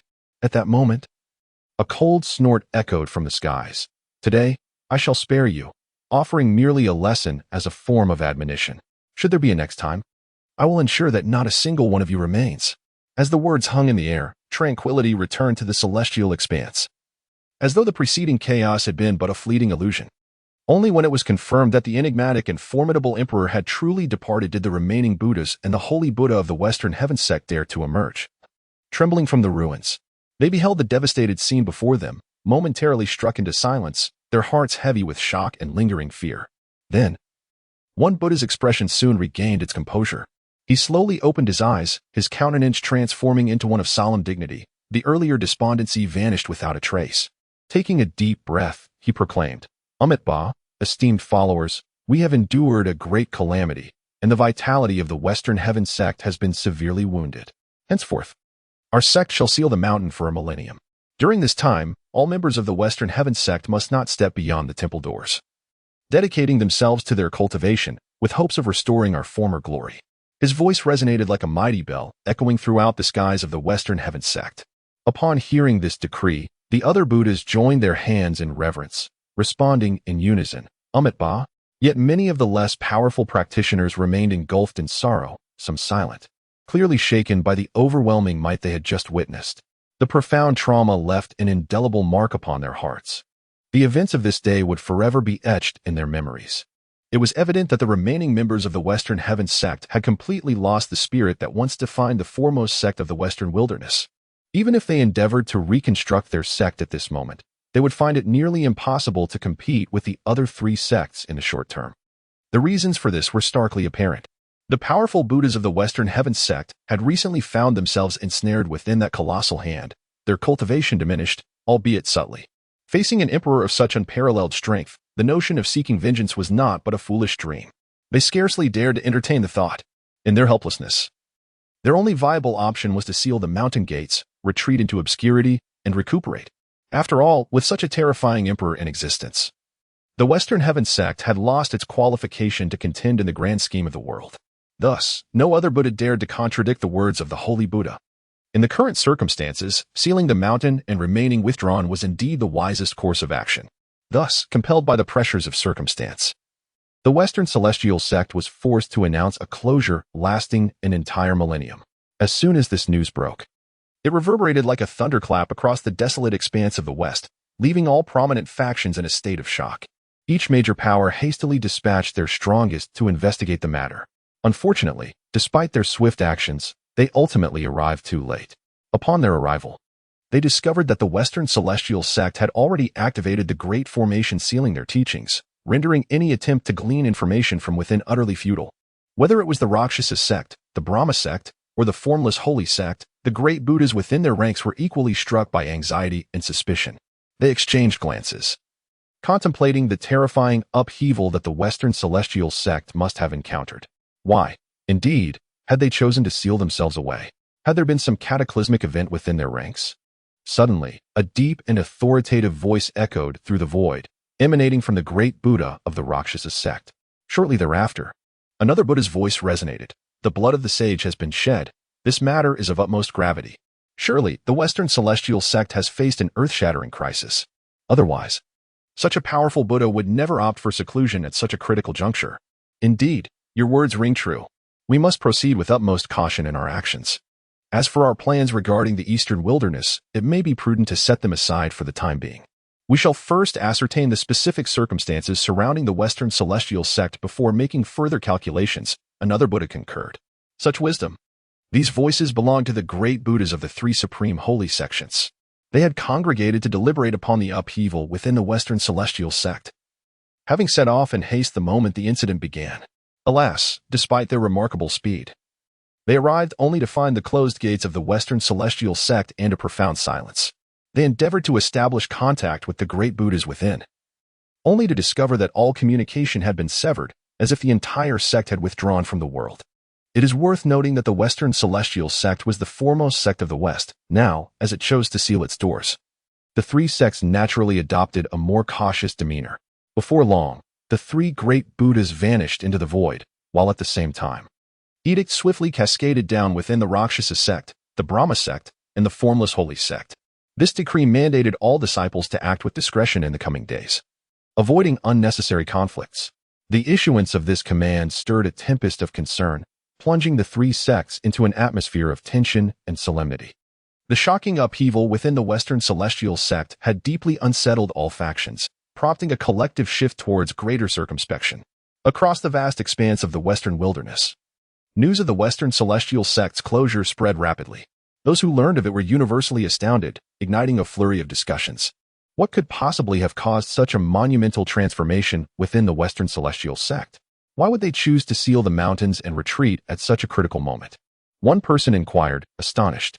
In my opinion, it must be closely related to the recent calamity of the rain of blood and the tragic event involving the saint. Another individual furrowed his brow and speculated. The grand era has only just begun. How could so many earth-shattering events arise all at once? It truly leaves one bewildered. Another bystander lamented. It is said that the Western sect has somehow offended a supreme being, resulting in their holy figure meeting a tragic fate, spilling blood on the spot. Hence, under such circumstances, they had no choice but to seal the mountains for their own protection, someone remarked with exaggerated seriousness. Upon hearing this, the surrounding crowd gathered closer, eagerly pressing for more information. Where did you hear this? Is it reliable? The individual merely chuckled, adopting an enigmatic demeanor as he replied, "Oh, this is merely my wild conjecture. It should not be taken seriously, ha." Chapter 52. The Three Companions in the Tianhe Sect at Falai Peak. Su Qifeng had concluded matters concerning the Western Heavenly Sect and had returned with the Saint of Wanyuliu, the Saint of Qianyuan, and the Divine Maiden Miaoyan. After vanquishing a revered Buddhist figure, it was anticipated that the Buddhists of the Western wilderness would exhibit a degree of restraint. Should they fail to do so, he would not hesitate to unleash his wrath. In a serene courtyard atop the mountain, the three figures stood in trepidation, daring not to move an inch. They were acutely aware that the individual seated serenely beneath the ancient tree was an unfathomably powerful being, likely an existence of imperial caliber as recounted in legends. In the presence of such a formidable figure, one could not help but feel a sense of anxiety. After a brief interval, Su Qifeng observed that the trio had regained a semblance of calm, prompting a gentle smile to grace his lips. You are all quite remarkable. Extraordinary prodigies of the eastern wilderness. Do you know why I summoned you here? His tone was kind, reminiscent of a refreshing spring breeze. Upon hearing his words, the Saint of Wanyuliu was momentarily taken aback, quickly shaking his head fervently as he replied with utmost respect, I am truly unaware, esteemed elder.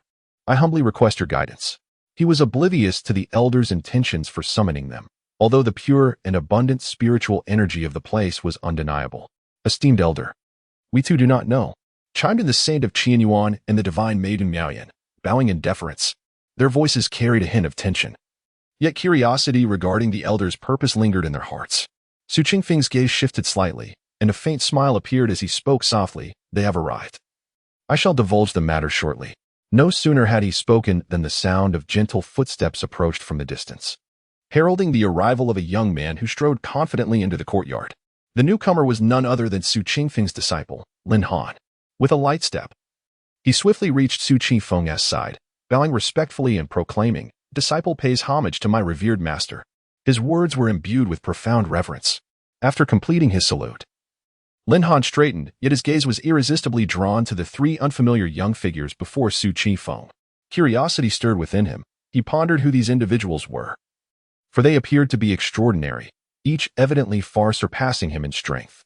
Ah, my disciple, you have arrived, Su Qifeng remarked with a smile as he regarded Lin Han. The trio of Wanyuliu, Qianyuan, and Miaoyan, standing to the side, shifted their attention to the newly arrived Lin Han, their expressions revealing intrigue and scrutiny. After all, he was a direct disciple of the legendary Supreme Being, and to be fortunate enough to study under such an exalted figure surely indicated his exceptional qualities. Thus, the three began to appraise Lin Han closely. However, after their scrutiny, the expressions of anticipation on their faces gradually morphed into confusion. In their eyes, the youth before them, while possessing a fair appearance, seemed devoid of any exceptional qualities. Particularly concerning his physique, it was merely that of an ordinary mortal, lacking any remarkable traits. Typically, those who achieve greatness are endowed with extraordinary constitutions. Could it be that their own inadequacies prevented them from discerning the true depth of his abilities? They cast glances at Lin Han, their minds rife with speculation. Su Qifeng, observing Lin Han, pointed to the trio and continued with a chuckle, Ah, my disciple. These are the sparring partners I have procured for you, none other than the sons and daughters of the East Wilderness sacred land. You must strive diligently, aiming to transcend your limits swiftly. Upon hearing his master's words, Lin Han was momentarily taken aback, then turned to regard the three extraordinary individuals before him. His expression one of incredulity. Could it be that these three were indeed paragons of their kind? It was no wonder they exuded such an extraordinary presence. He had assumed that his master had merely spoken lightly a few days prior, but to his astonishment, his master had brought back three prodigies of such caliber. Feeling a surge of emotion, Lin Han was touched. Meanwhile, the trio Waney and the others were equally astonished, realizing that this powerful being had brought them here to serve as sparring partners for his disciple. What a peculiar circumstance. Waney found himself bitterly amused and somewhat exasperated. Was this supreme being truly so hasty? Qianyuan was similarly speechless, having been summoned for such a trivial matter. Miaoyan couldn't help but feel a mix of amusement and disbelief at being chosen as sparring partners. Nevertheless, they soon dismissed their thoughts, recognizing that serving such an esteemed entity was a privilege many would covet but seldom attain. Lin Han, taken aback yet understanding his master's intentions, bowed deeply in gratitude. Thank you, master, for considering me. I shall endeavor to break through my limits as swiftly as possible. Su Qifeng nodded approvingly, then turned to the three prodigies, stating, If you can assist my disciple in breaking through his limits within a year, I shall bestow upon you a worthy reward. What say you? Upon hearing this, Waney felt no need for hesitation. Since they had arrived at this place, everything must align with the wishes of this venerable elder. Whatever task he assigned, they would fulfill. Without further delay, he respectfully replied, Esteemed elder, I shall exert myself fully to aid your esteemed disciple in swiftly breaking through his limits. Jin Yuan, seeing Waney's prompt agreement, quickly added, I too shall lend my utmost support. Miao Yin, her captivating gaze shimmering, was equally resolved, replying, I will do my utmost as well. After all, the promised reward from such a supreme being was sure to be extraordinary. Thus, they ceased their idle thoughts. Their minds already made up, they would assist this elder's disciple in overcoming his limits. As sons and daughters of the sacred lineage, they had their own experiences in breaking through human limits, and they were confident that aiding the elder's disciple would pose no significant challenge. Indeed, this elucidates why Su Qifeng summoned the three of them to serve as sparring partners for his disciple.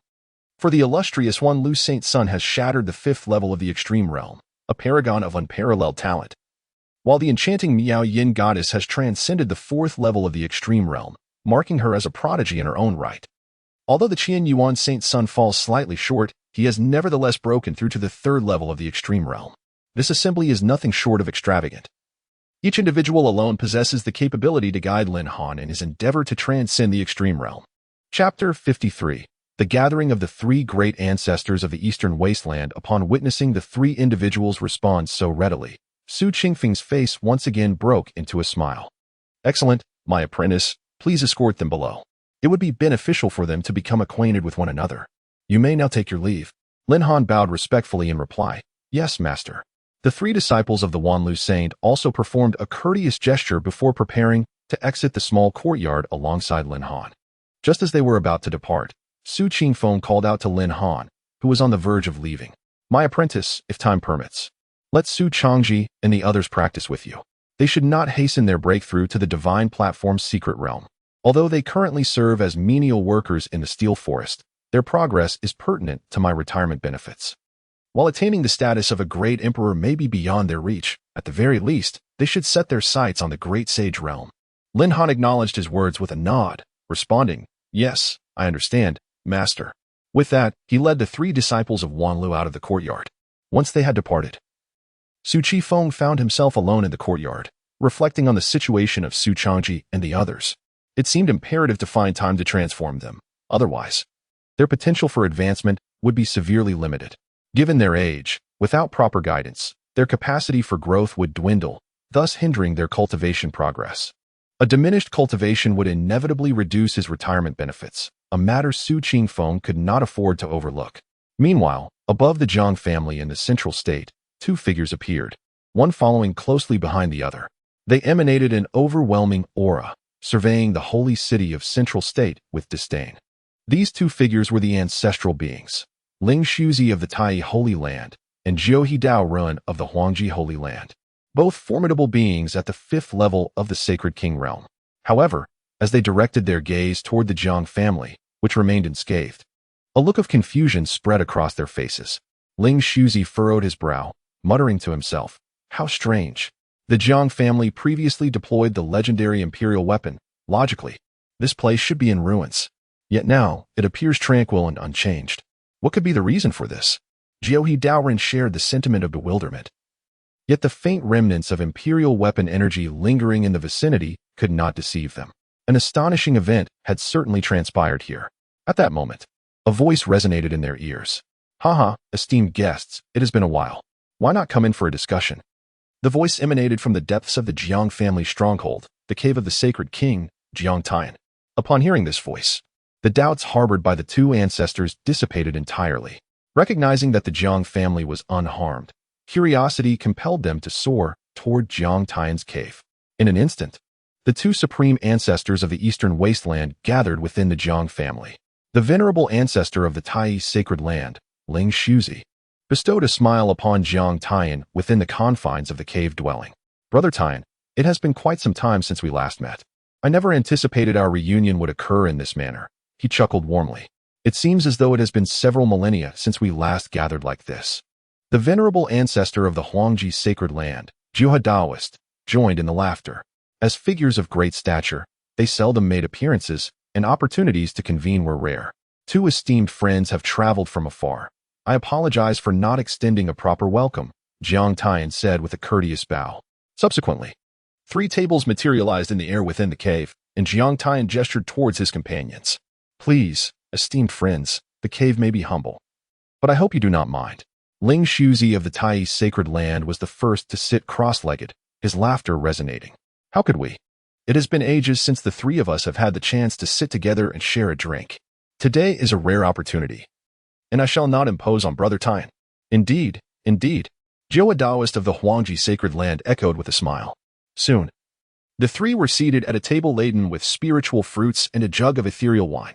With a smile, Jiang Tian raised his wine cup towards the others, softly proclaiming, "It has been millennia since we last met, yet today, my esteemed friends remain as radiant as ever. Allow me to toast you both." With that, he tilted his head back and emptied his cup. "Haha, Brother Tian is quite the spirited one," Ling Shuzi exclaimed, responding with a hearty laugh as he raised his own cup in reply. Meanwhile, Huangji ancestor beamed with joy, lifting his cup towards Jiang Tian and exclaiming, "Indeed, such an opportunity for gathering is truly rare. Today we must drink to our heart's content." As his words fell away, he too tilted his neck back and drained his cup entirely. The trio continued to indulge in their revelry, momentarily shedding their distinguished identities to revel as ordinary companions. After several rounds, Jiuhe Daoist could no longer contain his curiosity and inquired, "Brother Tian, might I ask what momentous event has transpired within your Jiang family? It appears even the long-cherished imperial weapons have been summoned." This question had lingered in his mind since he entered Jiang Tian's cave, but he had restrained himself from asking immediately, observing Jiang Tian's calm demeanor as though nothing were amiss. "Indeed, I sense your aura is not quite as it should be. What has transpired?" Ling Shuzi asked, intrigued, convinced that the events must be significant. "Haha, it is a good thing, a good thing," Jiang Tian replied, setting down his cup with a smile. Although his own state was far from ideal, the events of the day heralded good fortune for both the Jiang family and the Tai and Huangji sacred lands, indeed for the entire 9 desolate human race. Noting the puzzled expressions of his companions, Jiang Tian continued, "Today's events stemmed from a misunderstanding.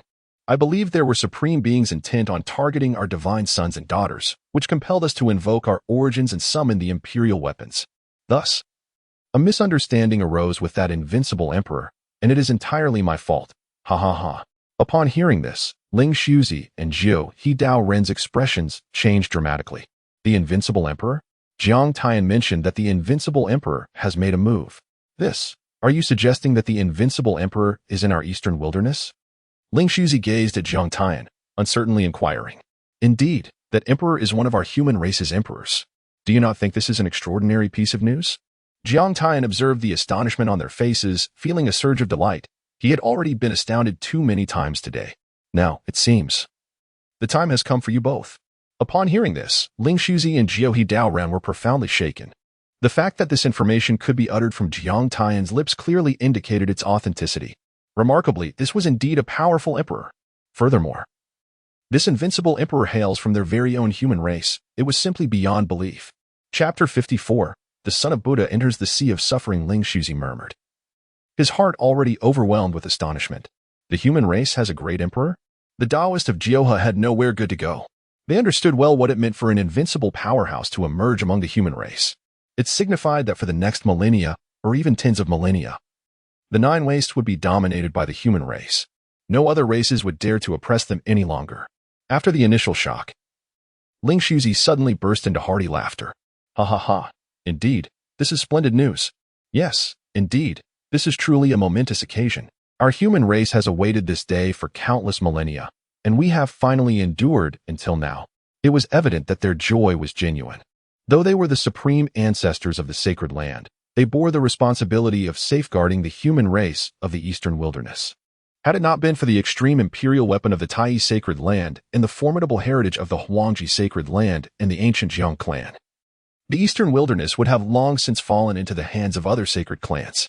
The The human race had not seen the birth of an emperor for over 100,000 years, despite their status as a sacred land. Their foundations were beginning to show signs of decline, while the imperial clans had already set their sights hungrily upon the eastern wilderness. If, in this great era, the human race could not produce an emperor to secure their position, it was likely that the eastern wilderness would completely decline, divided among the various clans. This was also why the western wilderness Buddhism eyed the eastern wilderness with such intensity. Jiang Tian paid no heed to the excitement of the two and continued to smile, saying, My friends, the good news does not end here. Our Jiang clan's divine maiden Miaoyan, along with your sacred sons, have been taken by that great emperor. If the previous news of the human race possessing an emperor was a boon for them, then this news represented a tremendous opportunity for their three great forces. If their divine maiden and sacred sons received guidance from that invincible emperor, their strengths would surely multiply. In the future, they would be far better positioned to compete with the prodigies of other races. Ling Shuzi and the Taoist of Jioha were once again filled with astonishment. Brother Tian, are you saying that our sacred land's saint son Wanliu was taken away by the human emperor?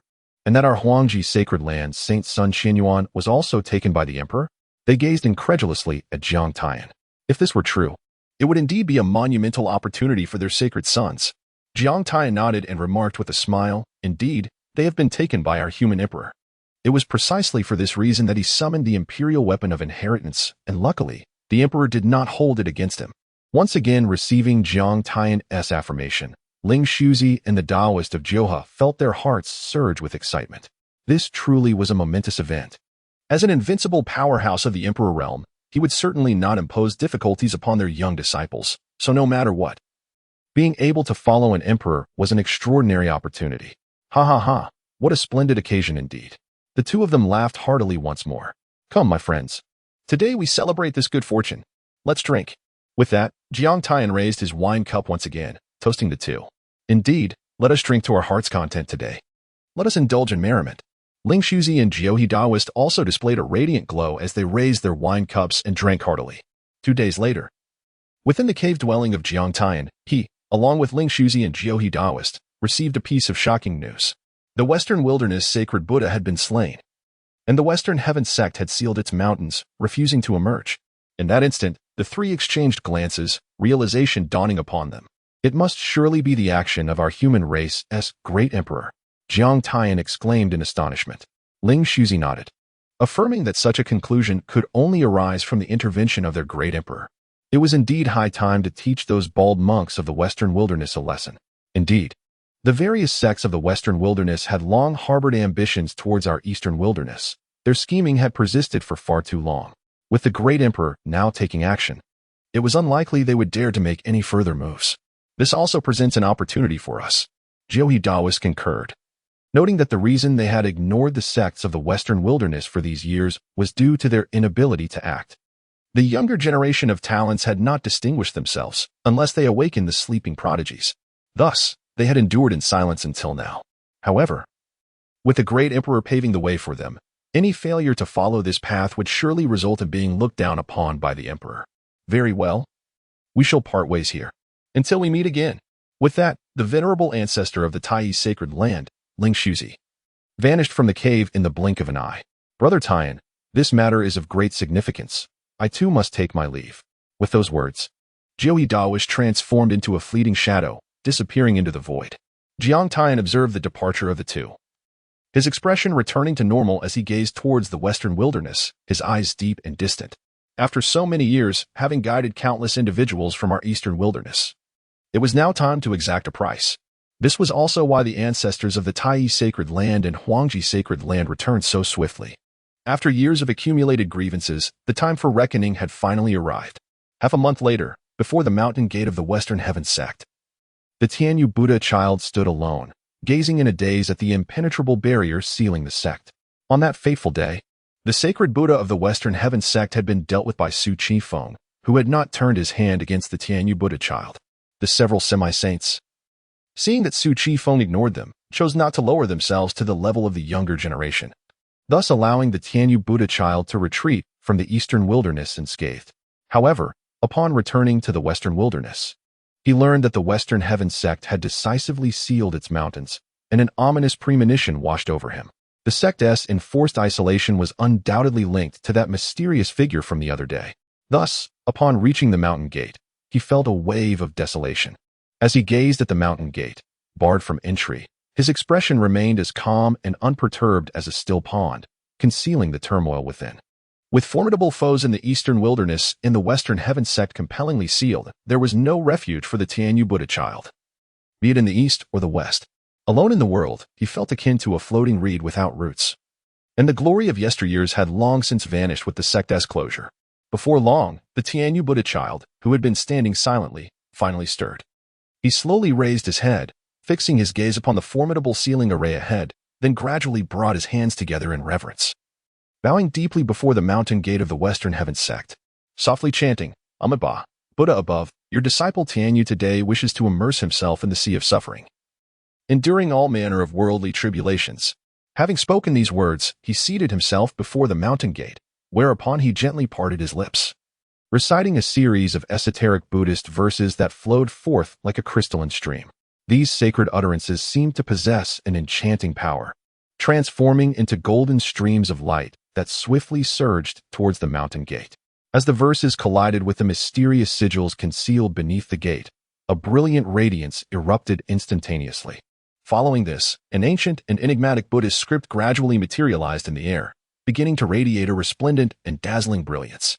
Chapter 55, A Hasty Decade. As the radiance intensified, the surrounding void seemed to be rent apart by an incomprehensible force.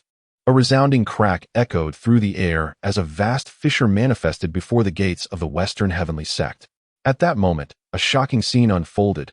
A blood-red passage, several yards wide, gradually emerged from the rift in the void. This serpentine corridor exuded a sinister aura, suffused with the scent of blood. It was the passage leading to the Sea of Suffering, a realm of transcendence sought by the sects of the Western wilderness, where the cycle of reincarnation was revered. By stepping into this passage, one could reach the Sea of Suffering, traversing its depths and contemplating the other shore. It was said that countless cultivators who ventured into the Sea of Suffering ultimately succumbed, forever trapped in its depths. Yet, there were also formidable beings capable of reaching the other shore with a mere thought, transcending the Sea of Suffering and ultimately attaining the status of an exalted Buddha. At this juncture, the figure of the heavenly Buddha Son appeared increasingly sacred and solemn under the radiance of the Buddhist light. With eyes tightly shut and hands clasped, he continued to chant the sacred verses. Gradually, his body began to levitate, drifting towards the crimson passage. Before long, the heavenly Buddha Son vanished entirely within the blood-red corridor, which mysteriously closed in an instant, returning to tranquility. Within the confines of the Western Heavenly Sect seal, an unparalleled Buddha opened his eyes and gazed towards the mountain gate. Murmuring softly, Amitabha, the heavenly Buddha has entered the Sea of Suffering. May he not be lost to its depths. With that, he closed his eyes once more, as if nothing had transpired. In light of these developments, the followers of the Western Heavenly Sect outside its confines could only rely on themselves. The Buddha guides others, but not himself. As time passed, the closure of the Western Heavenly Sect began to exert its influence over the entire Western wilderness. The Eastern wilderness's Ta'i sacred ground and Huangji sacred ground appeared to have conspired, dispatching their holy sons to challenge the Buddha sons of the Western wilderness. While the Jiang family of the Central Continent was no exception, unleashing powerful holy sons one after another. In the Eastern wilderness, aside from the three supreme powers, numerous factions across various states began to emulate the sacred grounds and ancient clans, sending forth talented disciples to engage in challenges. Though they could not partake in the battle of prodigies, they sought to keep pace with the currents of this grand contest. While they might not achieve the status of an emperor, they aspired to seize the opportunity to attain sanctity. Thus, a wave of competition arose in the Eastern wilderness, with major factions vying against one another. Moreover, other supreme powers from the desolate realms began to take action as well. Strong individuals infiltrated the Eastern and Western wildernesses to gather intelligence, but they found little of value. Some sacred clans even commenced sending their holy sons to traverse the Eastern wilderness. Gradually, the Eastern wilderness began to bustle with activity. As time slowly flowed by, a decade had swiftly passed. At the summit of Falai Peak in the Tianhe sect, Su Chi Feng stood contentedly, surveying the entirety of the Tianhe sect. Over the past 10 years, his spiritual incarnation had traversed all 4 desolate realms within the 9 wildernesses. What he observed and experienced opened his eyes to a vast world, For the 9 wastelands were immense, each desolate domain teeming with numerous dominant races, including a multitude of sacred and imperial clans. Within this realm, countless formidable beings and prodigies existed. Since the onset of the Grand Era, innumerable talents had emerged, adding a touch of brilliance to the world. Su Qifeng withdrew his thoughts and gazed towards the mountainside, a satisfied smile gracing his face. His disciple, Lin Han, with the assistance of the 3 sons of Wanlu over the past decade, had now shattered the 3rd tier of the human extreme realm. It could be said that challenging the divine platform realm was well within his capabilities. As for Su Changji and the others, he had also reformed their bodies, significantly enhancing their cultivation speed. They had modified their sacred level techniques, and, with the aid of the sons of Wanlu and abundant resources, had barely managed to break through the 1st tier of the extreme realm. They had now ascended to become powerful beings of the divine platform realm, their strength incomparable to that of ordinary divine platform experts. He chuckled softly. All was gradually improving, yet he felt his disciple's progress was somewhat lacking. Su Qifeng murmured to himself. Lin Han still aspired to break through the extreme realm, and after a decade, he had yet to contemplate advancing to the 4th tier. This simply would not do.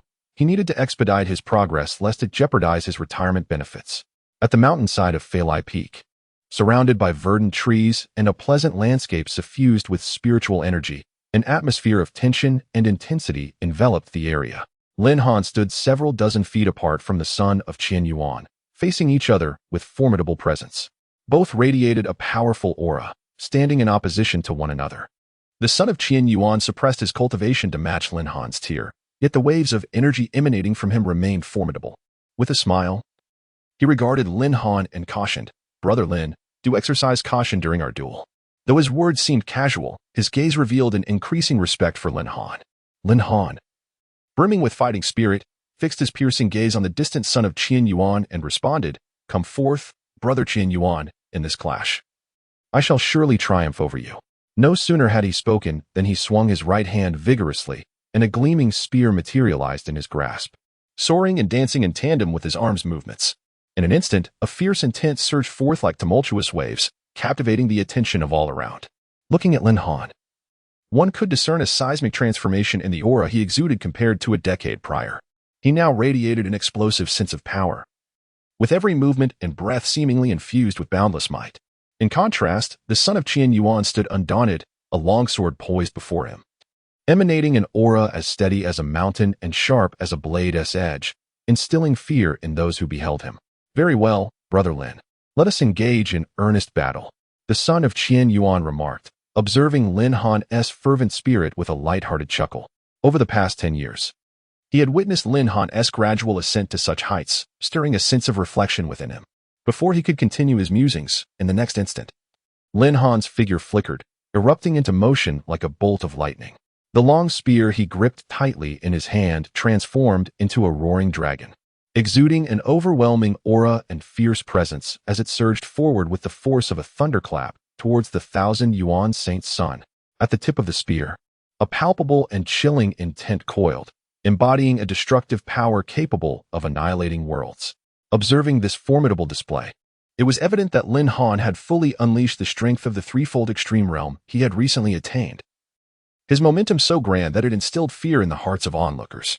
Yet, in the face of such a ferocious assault, the 1,000 yuan saint's son merely raised the corner of his mouth, revealing a subtle, almost imperceptible smile. Simultaneously, the long sword suspended before him began to rise slowly.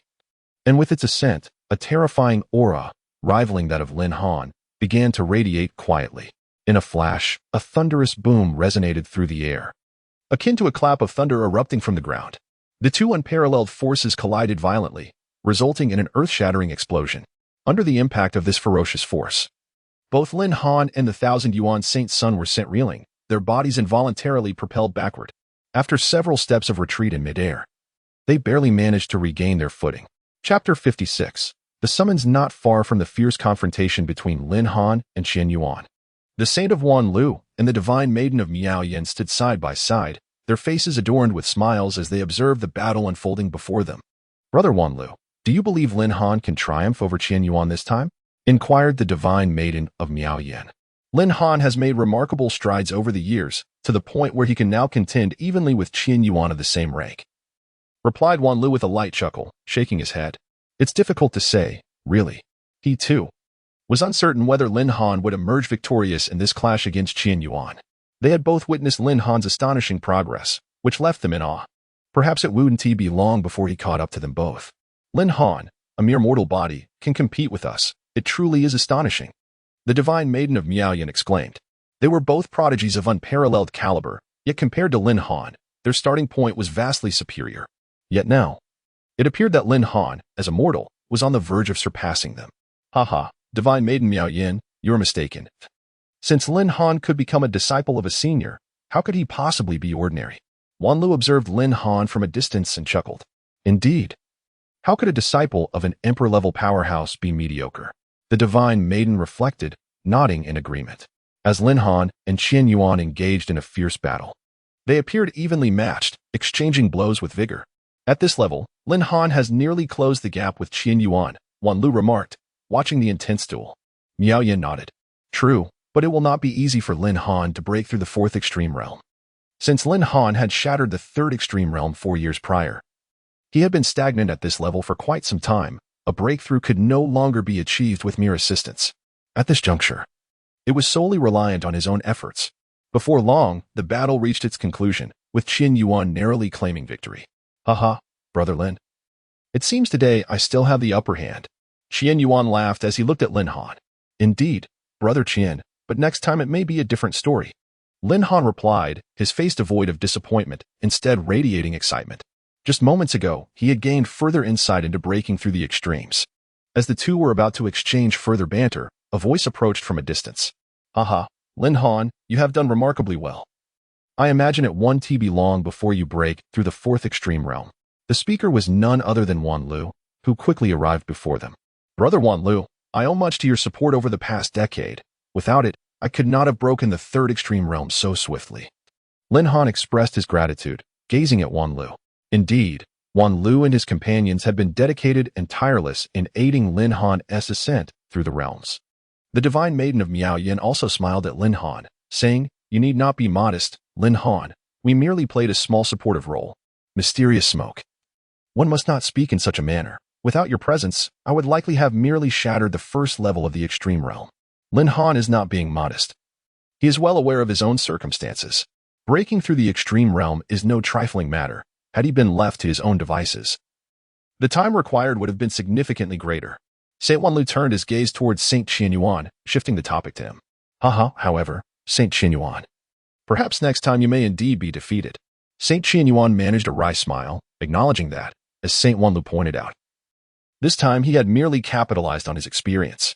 Yet he quickly reconciled with this reality. Given Lin Han's pace, it is only natural that he would surpass him.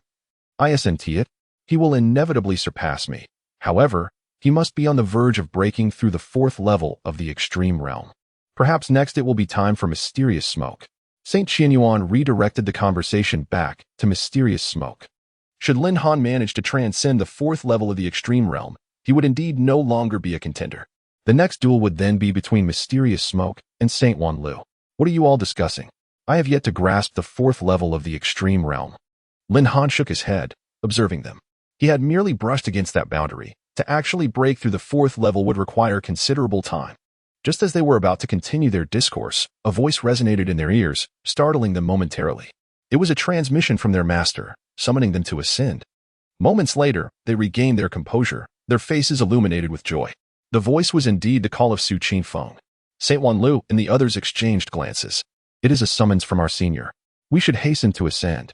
With that, they made no further delay, swiftly taking flight toward the mountain summit. From a distance, Su Changji and his companions had grown accustomed to witnessing such grand battles. Yet, each encounter left them profoundly astounded. Although they had each broken through to the second level of the divine stage, they understood that even with their cultivation suppressed to the four extremes realm, they would not stand a chance against Lin Han and his companions. Such truly are prodigious talents. Su Changji could not help but exclaim once more. Indeed, we are fortunate to have the opportunity to join Falai Peak. Otherwise, we would likely still be struggling within the four extremes realm. Zhang Tianqua nodded in agreement. They were not prodigies themselves, yet they had received guidance from such extraordinary individuals, enabling them to break through the extreme realm. Were this known, countless individuals would envy them. Breaking through the extreme realm is not a feat that can be accomplished without the necessary resources and opportunities. Fortunately, both of these elements abound at Phalai Peak, making their breakthroughs entirely justifiable. It is also the benevolence of our ancestors. Otherwise, we would not have such fortune.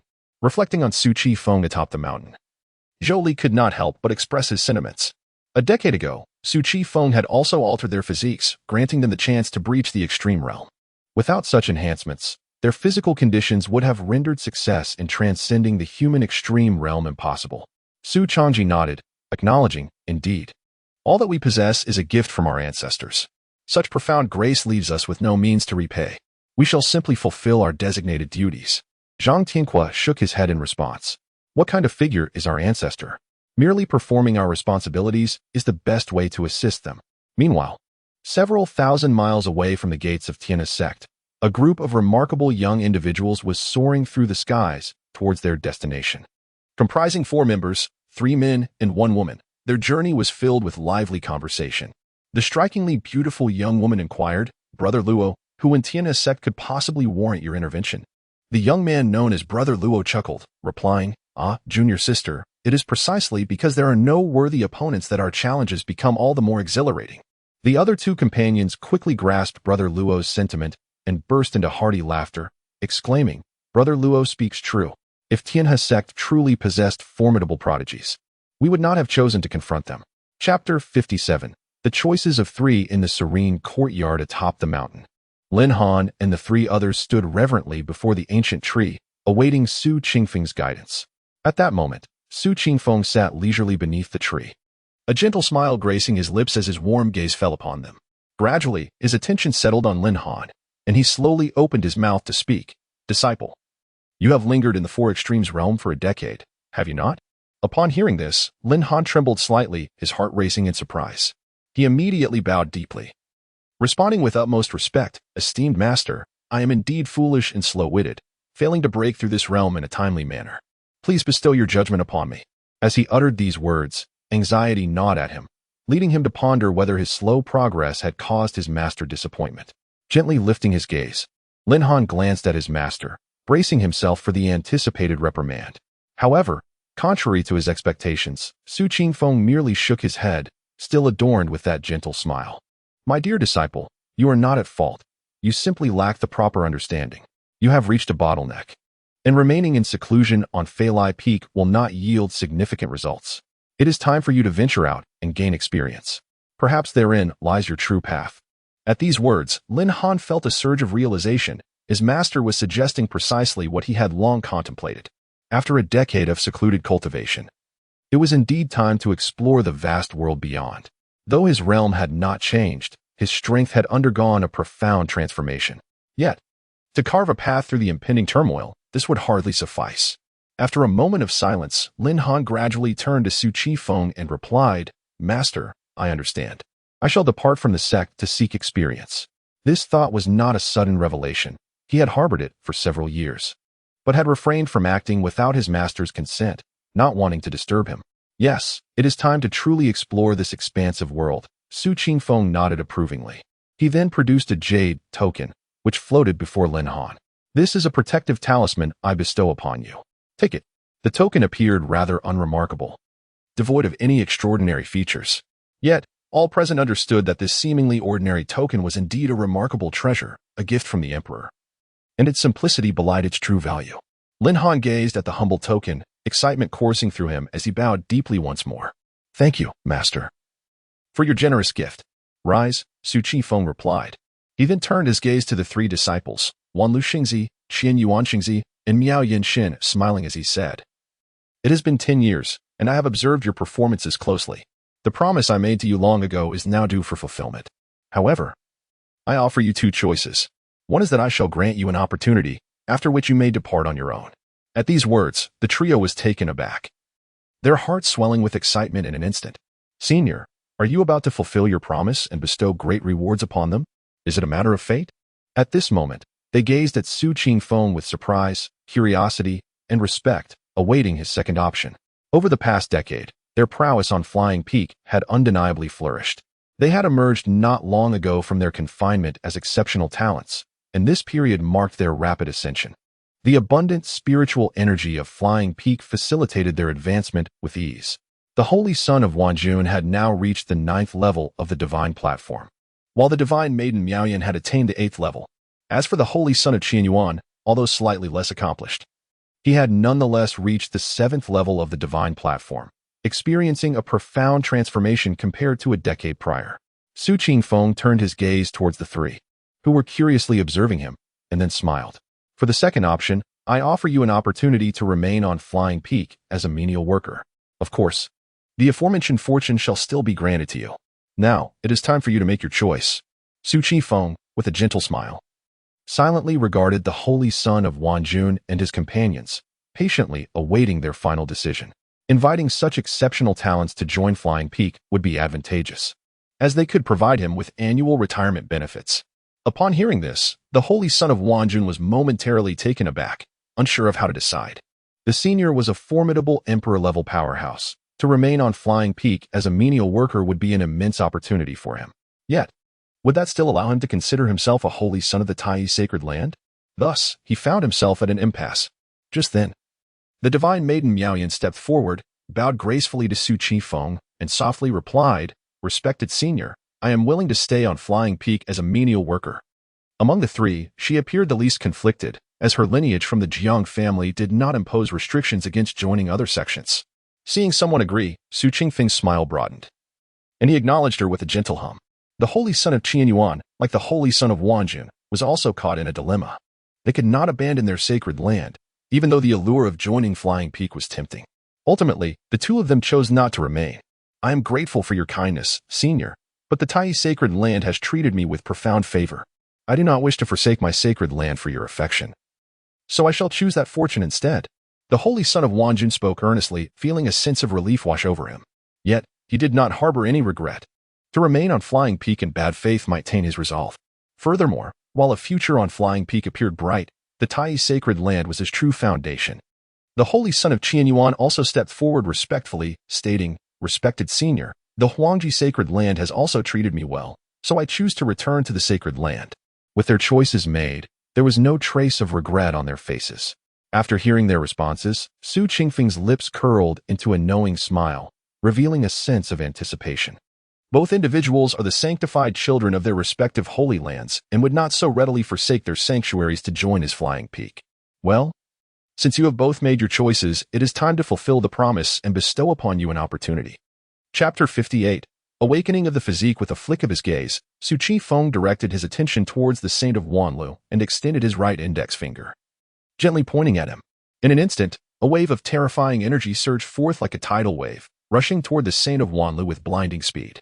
In the blink of an eye, this formidable force enveloped the saint completely.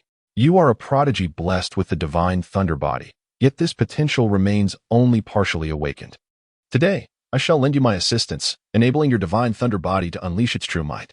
As Su Qingfeng's words resonated, the Saint of Wanlu was instantaneously surrounded by dazzling bolts of lightning. Simultaneously, mysterious patterns resembling living entities rapidly emerged within his being, as if whispering of an ancient and arcane power. Initially startled by the overwhelming energy, the Saint of Wanlu soon felt a piercing agony wash over him, akin to countless venomous creatures gnawing at his flesh, rendering him nearly incapacitated. Despite the excruciating pain, he gritted his teeth, resolutely suppressing any cries of anguish. He understood that this was a once-in-a-lifetime opportunity. Should he fail to endure this trial, the path to a complete awakening would be fraught with difficulty. As moments ticked by, the intensity of his suffering escalated. Finally, he could no longer contain the torment within and let out a loud cry. Yet, even in his moment of despair, he refused to relinquish his resistance, drawing upon his indomitable will to persevere. Time passed, and the indescribable pain began to subside, replaced by an unprecedented sensation of euphoria that permeated his entire being, as if every cell within him rejoiced in unison. Noting that the Saint of Wanlu had entered a state of transformation, Su Qingfeng turned his gaze toward the Saint of Qianyuan. With a subtle lift of his right hand and a casual gesture, another wave of disquieting energy surged forth, enveloping the Saint of Qianyuan in a swift embrace. Saint of Qianyuan, you too possess the heavenly heart sword body, a remarkable physique yet to be fully harnessed. Today, I shall assist you in unlocking its full potential. Su Qingfeng's expression remained relaxed, his voice deep and resonant. Before his words had fully escaped his lips, he thrust both hands forward, unleashing a torrent of potent energy that surged into the saint of Qianyuan's body like a flood breaking through a dam. In that fleeting moment, an immense sword intent, long dormant within the depths of the saint's being, erupted explosively, as if ignited by a powder keg, wreaking havoc throughout the space. Yet, as Su Qifeng merely focused his thoughts, the once wild sword intent transformed into a docile entity, gracefully swirling around the saint of Qianyuan. The sword intent flowed like water, soft yet imbued with an undercurrent of sharpness, continuously refining the very essence of the saint's physique. Under the influence of this formidable force, the muscles of the 1,000-yuan saint began to tremble slightly, while his bones emitted a series of crisp sounds, each inch of his skin shimmering with an extraordinary radiance. Gradually, his physique underwent a remarkable transformation, becoming increasingly resilient and powerful. Subsequently, Su Qingfeng's lips curled into a barely perceptible smile. He extended his right hand slightly and gestured into the void, instantly summoning 2 crystal-clear spirit fruits that exuded an enticing fragrance into his palm. Mere awakening is insufficient. Allow me to enhance your experience. Upon completing his words, Su Qifeng flicked his fingers, and the 2 spirit fruits precisely entered the mouths of the 2 recipients. Merely assisting them in awakening was inadequate. It did not adequately reflect his sincerity. Thus, the fruit of the undying divine medicine would elevate their divine bodies to a minor accomplishment, a task that should pose no significant challenge. On the side, Lin Han had evidently recognized the 2 translucent fruits, gasping in astonishment. Those were the divine fruits of the undying divine medicine. The enchanting goddess Miao Yin, upon hearing this, gazed in shock at the divine fruits that had just flown into their mouths. The various feats performed by the elder had already left her in awe, but she was utterly unprepared for the extraordinary nature of the last fruit. The divine fruit of the undying divine medicine was a miraculous elixir that countless prodigies desired yet could not obtain. To think that it had been graciously bestowed upon them by the elder, Miao Yan's expression shifted from shock to joy. This meant she too would soon experience such an opportunity, especially since she had chosen to remain on Flying Peak. Perhaps even greater fortunes awaited her in the future. She mused. However, as her thoughts wandered, Su Qingfeng's voice resonated in her ears, urging her not to be dazed and to concentrate. His sudden words jolted her back to reality. She dared not delay for a moment, hastily calming her mind and dispelling distractions. A moment later, Su Qifeng emanated an overwhelming and terrifying energy that enveloped Jiang Miaoyan like a surging tide. Jiang Miaoyan, you possess the Azure Lotus divine body. Today, I shall assist you in fully awakening your divine form. As Su Qingfeng's declaration echoed, a robust, yet gentle energy surged from within Jiang Miaoyan, erupting forth with magnificent force. However, before this momentum could be completely released, Su Qifeng gently pressed down with his right hand, forcefully suppressing it. Then, with a flick of his left hand, another radiant divine fruit flew into Jiang Miaoyan's mouth. As the divine fruit dissolved upon entry, it transformed into threads of purest energy, gradually permeating every corner of her body, further awakening the Azure Lotus divine body hidden within her. Shortly thereafter, the skies above Flying Peak suddenly darkened, with thunder and lightning crackling ominously. At times, deafening claps of thunder reverberated through the air, while fierce sword intent, imbued with lethal intent, crisscrossed the heavens. In the ethereal expanse, a colossal azure lotus emerged, shimmering with resplendent cerulean radiance. This extraordinary phenomenon was the result of the complete awakening of the 3 disciples of the Wanlu saint. In the face of such astonishing occurrences, Su Qifeng remained remarkably composed. He gently raised his gaze, his eyes tranquil as still waters, and casually waved his hand. To his astonishment, the myriad of wondrous spectacles that enveloped the peak of Phalai dissipated like mist, vanishing without a trace in the blink of an eye.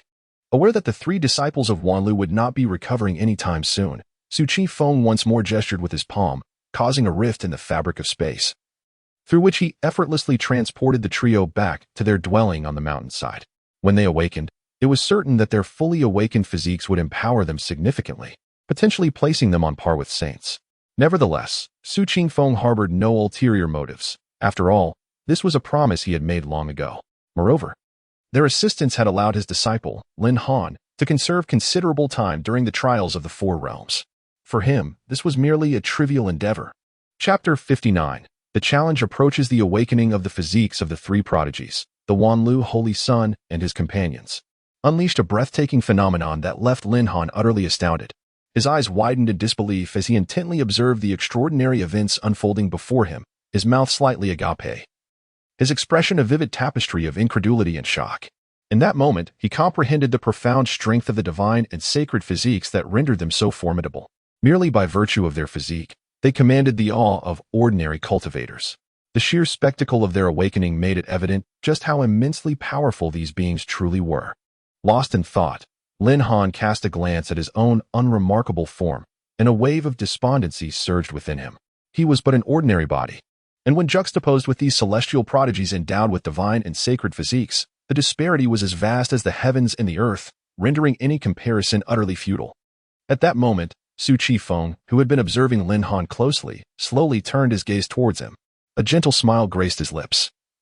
As if he had already discerned the turmoil within Lin Han's heart, he softly inquired, "Ah, my disciple, have you now witnessed the substantial chasm that lies between you and them?" Upon hearing his master's question, Lin Han instinctively nodded, though his movements appeared somewhat rigid. Previously, he had harbored the naive belief that by successfully breaking through to the fourth level of the extreme realm, he could stand shoulder to shoulder with these elite prodigies. However, having witnessed the awe-inspiring scene of the awakening of divine and sacred physiques, he now recognized the folly of his earlier assumptions. Lin Han understood all too well that once the Wanlu Holy Sun and his companions fully awakened their divine and sacred bodies, even if they intentionally suppressed their cultivation to match his level, he would likely stand no chance against them, easily defeated, perhaps even rendered utterly powerless. Su Chi-feng regarded Lin Han and offered his guidance. It is only natural to feel a disparity, yet you need not despair. These divine and sacred physiques are merely one aspect. While talent is indeed significant, perseverance on the path of cultivation is equally indispensable. Furthermore, with me as your master, what do these differences truly signify? Though Su Chi-feng might not be well versed in every nuance of the cultivation journey, his status as a formidable emperor-level expert spoke volumes. He reassured Lin Han that as long as his disciple possessed steadfast determination, with his guidance, there was no reason he could not eventually rival or even surpass these prodigies. "Yes, master, I understand," Lin Han replied, a newfound resolve shimmering in his eyes. He recognized that his achievements thus far were largely due to his master. Without Su Chi-feng, he might still be a mere errand boy, or worse, he might have been expelled from the Tianhe sect by He Qianxiao and Jin Qingji, facing an even dire fate. With unwavering determination, he continued to address Su Chi-feng, "Master, when I embark on my journey of experience, I shall not forget to diligently cultivate. Although I need not worry about resources, the path to breaking through the extreme realm is one that I must traverse alone. I cannot afford to disappoint you." Satisfied, Su Chi-feng nodded approvingly at Lin Han and gestured for him to take his leave. "Indeed, it is wise of you to think this way. Remember, one's constitution is not absolute. Even an ordinary body can attain the realm of the great emperor. Now, you may take your leave." Regarding Lin Han, Su Chi-feng still has faith in him. Over the past decade, he has never witnessed any signs of neglect on Lin Han's part. This is precisely why Su Chi-feng holds such high regard for him. Upon hearing these words, Lin Han was momentarily taken aback. Can an ordinary body truly attain enlightenment? Is this indeed the expectation of my master? He gazed at Su Chi-feng and bowed deeply once more. "Yes, master." His eyes filled with determination as he slowly exited the courtyard. At that moment, Lin Han's heart reignited with purpose. He vowed to strive towards fulfilling his master's expectations. Lin Han swore to achieve enlightenment with an ordinary body. Su Chi-feng watched Lin Han depart, shaking his head with a sigh, lamenting that one disciple is simply insufficient. If he were to cultivate only Lin Han, there would be little spiritual energy to sustain him after a millennium. Although there are currently 4 servant disciples, it is still not enough. The Falai Peak has 5 available spots that must not be squandered. There remains the opportunity to recruit 2 disciples and 3 servants. However, a decade has passed, and he has yet to find a disciple with whom he shares a connection. Over these 10 years, his spiritual incarnation has traveled extensively, not merely for exploration, but also in search of suitable disciples. Regrettably, he has encountered none, not even among the servant disciples. Hence, his urgency. Alas, everything is left to fate, Su Chi-feng thought helplessly. Better to remain short-handed than to accept disciples indiscriminately. Encountering a worthy apprentice will undoubtedly yield great rewards in due time. Thus, some matters cannot be rushed. A few days later, outside the gates of Tianhe sect, several uninvited guests arrived. As they approached, it became evident that they were 4 young individuals, 3 men and 1 woman, dressed in resplendent attire, exuding an extraordinary aura.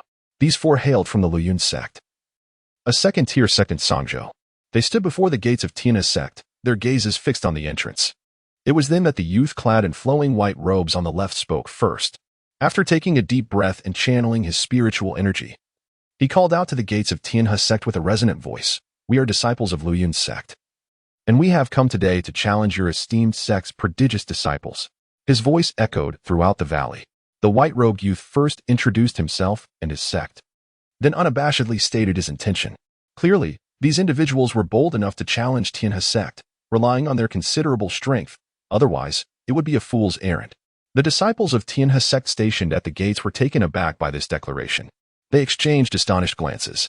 One among them, not daring to delay, swiftly retrieved a communication jade talisman to relay the unfolding situation to the sect's leaders. Soon after, the sound of fluttering robes could be heard as a figure rapidly appeared before the gates. Observing their attire, it was evident that the newcomer was an elder from the Tian's sect. This elder stood tall and imposing, with a resolute and austere countenance. His deep-set eyes were now fixed intently on the 4 young men and women before him.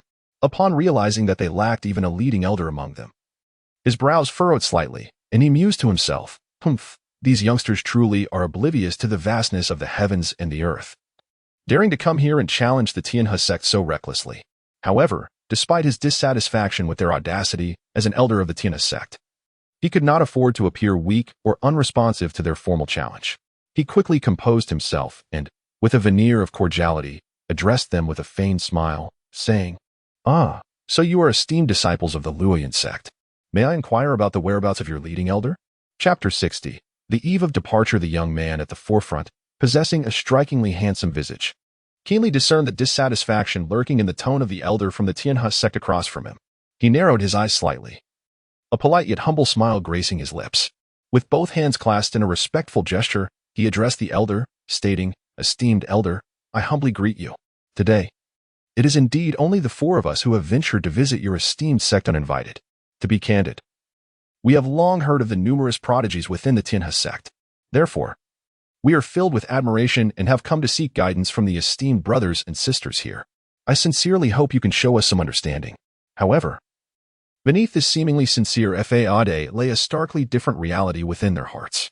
In truth, with the prowess possessed by the 4 of them, there was no need for elders to personally accompany them to challenge a mere second-rate sect like Tianhe. Their own capabilities were more than sufficient to handle any situation. The Tianhe sect had never been renowned, and there were no whispers of any exceptional disciples within. They were merely ordinary figures. The elder's countenance began to betray his displeasure. "If that is the case, then please enter," he coldly remarked, casting a fleeting glance at the group before turning away, transforming into a streak of light as he hastened into the depths of the sect, uninterested in further conversation. He felt no need to waste time with them. The Luyun sect was only slightly superior to Tianhe, yet they dared to treat him with such disregard. The young man at the forefront felt his expression darken at the elder's blatant neglect. A cold sneer crept into his mind. If that was how it was to be, then he should not be blamed for his lack of mercy. Nevertheless, he hesitated no longer and, accompanied by his companions, soared into the Tian's sect. At Feilai Peak, within a small pavilion nestled on the mountainside, the holy son of Wanjun, the holy son of Qianyuan, and the divine maiden Miaoyan finally awakened from their state of heightened consciousness. The holy son of Wanjun took a moment to sense the changes within himself, and after a brief pause, a profound look of joy illuminated his face. "My Qianlei divine body has finally awakened completely, and with the aid of the divine fruit, I have reached the minor completion stage of my divine physique. This significantly enhances my strength."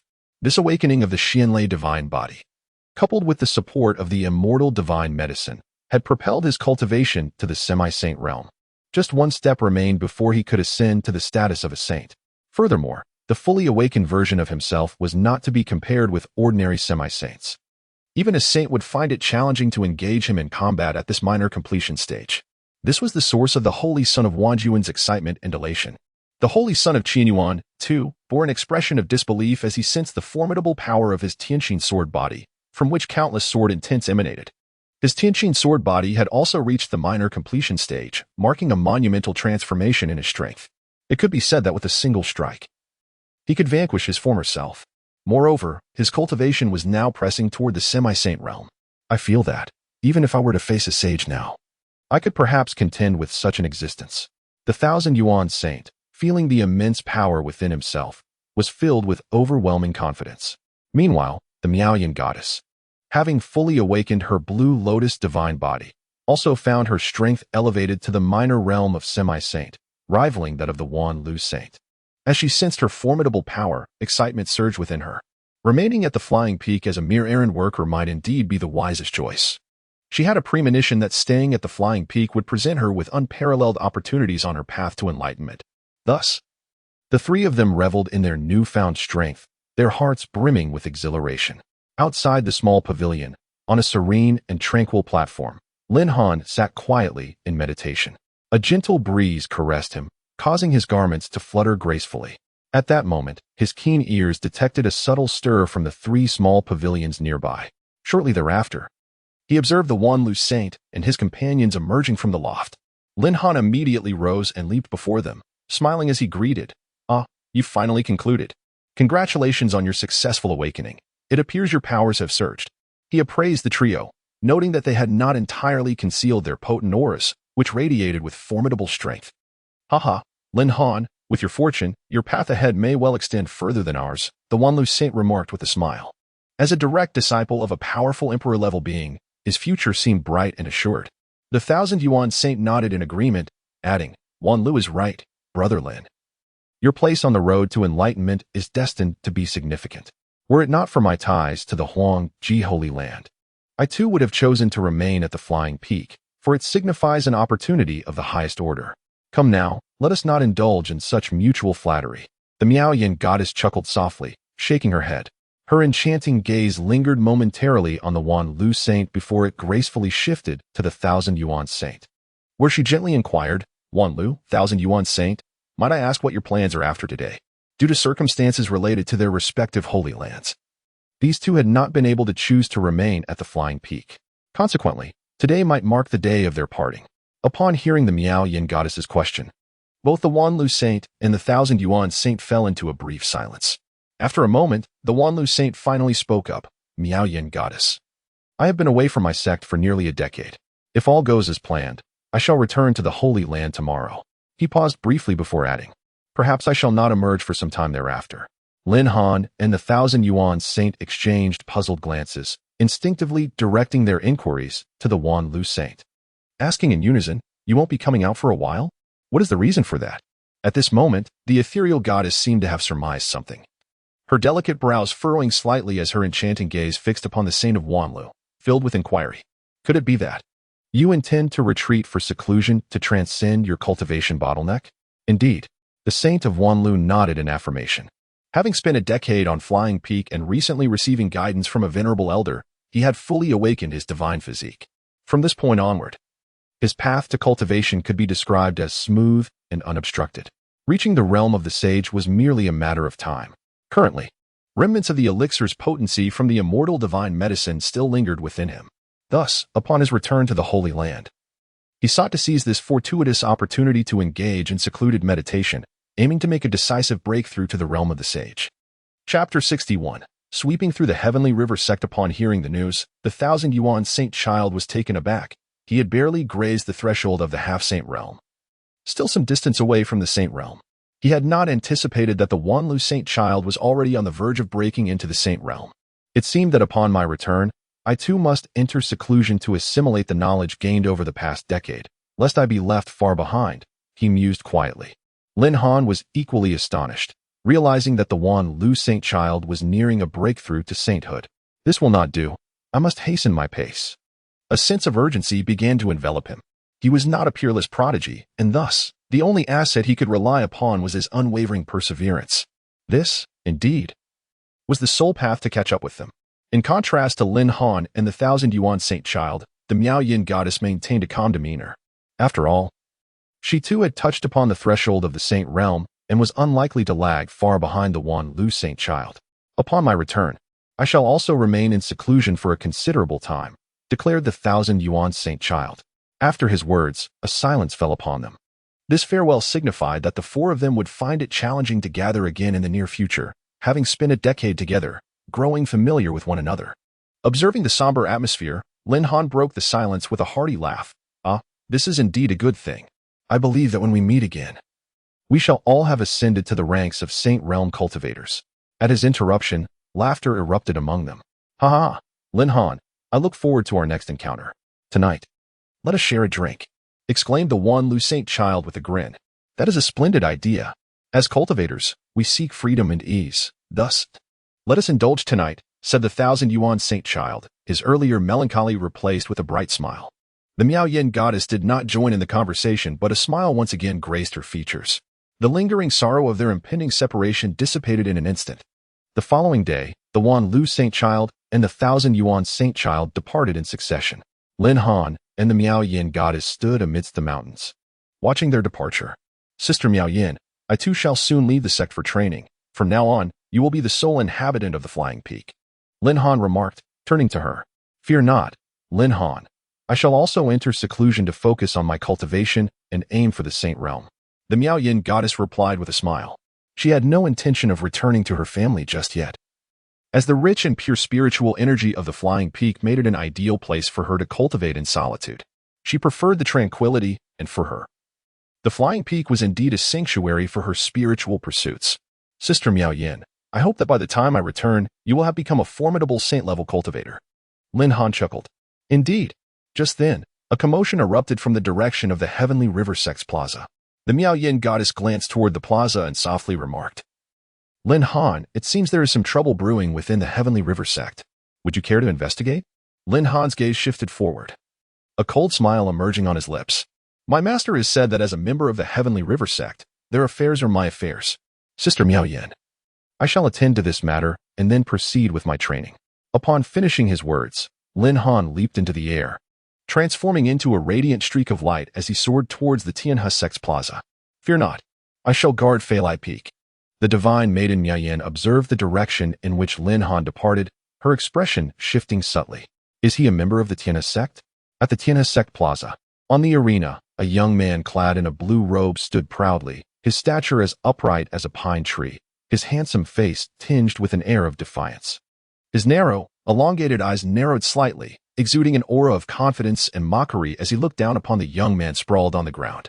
The fallen youth appeared as pale as a sheet, a crimson streak of blood adorning the corner of his mouth.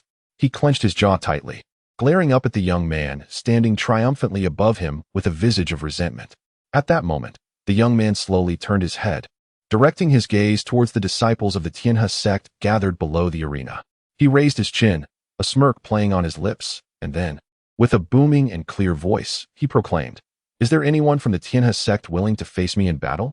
Below the stage, the disciples of the Tianhe sect were filled with indignation, their fists clenched tightly, their faces etched with fury as they glared at the arrogant figure on the platform. Some were so enraged that they trembled with the desire to rush onto the stage and deliver a fierce blow, while many others wore expressions of worry, whispering anxiously among themselves, What shall we do? Even our formidable senior brother Chu has fallen to him. Can it be that our Tianhe sect truly has no one capable of standing against him? A short-statured disciple said anxiously. Humph. The Luoyuan sect's challenge to our Tianhe sect is evidently premeditated and well-prepared. How despicable. A rugged-faced disciple gritted his teeth in agreement. If only our senior brother were here. With his prowess, he would surely vanquish this arrogant fool and never allow the disciples of the Luoyuan sect to act so brazenly. Another disciple sighed with anticipation. Indeed. It is unfortunate that our senior brother is currently away on training. These scoundrels have seized the opportunity to provoke us. Such cowardly and shameless behavior. Another voice erupted in indignation. In a spacious corner of the arena, 3 individuals were reveling in their triumph, their faces adorned with smug smiles. They fixed their gazes intently on the multitude of Tianhe sect disciples, their eyes glinting with mockery and derision. Clearly, they derived immense pleasure from the helplessness, resentment, and fury displayed by the Tianhe sect members, yet they felt a profound disdain for their inability to retaliate. These 3 were the challengers from the Luoyuan sect. The young man challenging on the arena was none other than Brother Luo. He had already faced all the talented disciples of the Tianhe sect, emerging victorious each time. Junior sister, this time our senior brother stands alone against the Tianhe sect, sweeping through them effortlessly. In due time, I believe his reputation will soar across Zhangzhou. One of the men chuckled. This was indeed their purpose for coming to the Tianhe sect. The grand contest of the world had ignited a fervor among even these smaller sections. They too yearn for a reputation, thus, in the land of Sangzhou. Should their senior brother Luo successfully complete the challenge against the sect, his fame is bound to soar. I am well aware of this, given senior brother Luo's prowess. Sweeping through the Tianhe sect is undoubtedly within his grasp. The young woman's beautiful eyes were fixed intently on senior brother Luo in the arena, her delicate face adorned with unabashed admiration. Senior brother Luo is the most outstanding disciple of their Luoyun sect in this generation and also the current master brother. Indeed, in my opinion, with our master brother's astounding strength, given time, he shall undoubtedly earn renown throughout all of Sangzhou. At that time, our Luoyun sect will bask in his glory as well. Another young man beside her, equally smiling, concurred, his eyes shimmering with respect for senior brother Luo. However, just as the crowd was engaged in lively conversation, a sudden commotion erupted in the previously bustling plaza, instantly capturing everyone's attention. Chapter 62. Disciple of the Falling Cloud sect. As the crowd turned towards the source of the voice, they parted like the tide, creating a wide passageway. At the end of this corridor, a young man clad in a blue robe, standing tall and proud like a pine tree, leisurely approached the arena. Wow, it's the senior brother. He has finally returned. Someone exclaimed, igniting a wave of ecstatic cheers from the crowd. Haha, splendid. The senior brother has arrived just in time. Now it is our turn to regain our dignity and restore the face we had lost. A voice echoed. Filled with excitement, his fists were raised in triumph. In an instant, the atmosphere surged with fervor, each face illuminated with anticipation and exhilaration. Haha, with the senior brother stepping in. Let us see how the Falling Cloud sect dares to act so arrogantly. They thought they could dominate while our senior brother was away. As the young man in blue reached the square, the disciples of the Heavenly River sect felt a renewed sense of confidence. They believed the only reason the Falling Cloud sect had been so bold was due to the absence of their esteemed senior brother. Had he been present, such arrogance would not have been tolerated. The young man referred to as the senior brother was none other than Li Yichen, the chief disciple of the Heavenly River sect's master lineage. He ascended the arena slowly, gazing at the young man lying on the ground and said, Junior brothers, you may withdraw. I shall handle this. The injured young man, recognizing Li Yichen, finally relaxed his tense expression. Senior brother, please be cautious. Your opponent is quite formidable, he urged, suppressing his pain. He was not merely a spectator, but someone who had experienced the strength of their adversary firsthand. Do not worry. Just go and tend to your injuries. After the disciples assisted the injured man away, Li Yichen turned his attention to the young man before him. He bowed slightly and introduced himself. I am Li Yichen of the Heavenly River sect. It is a pleasure to meet you, fellow cultivator.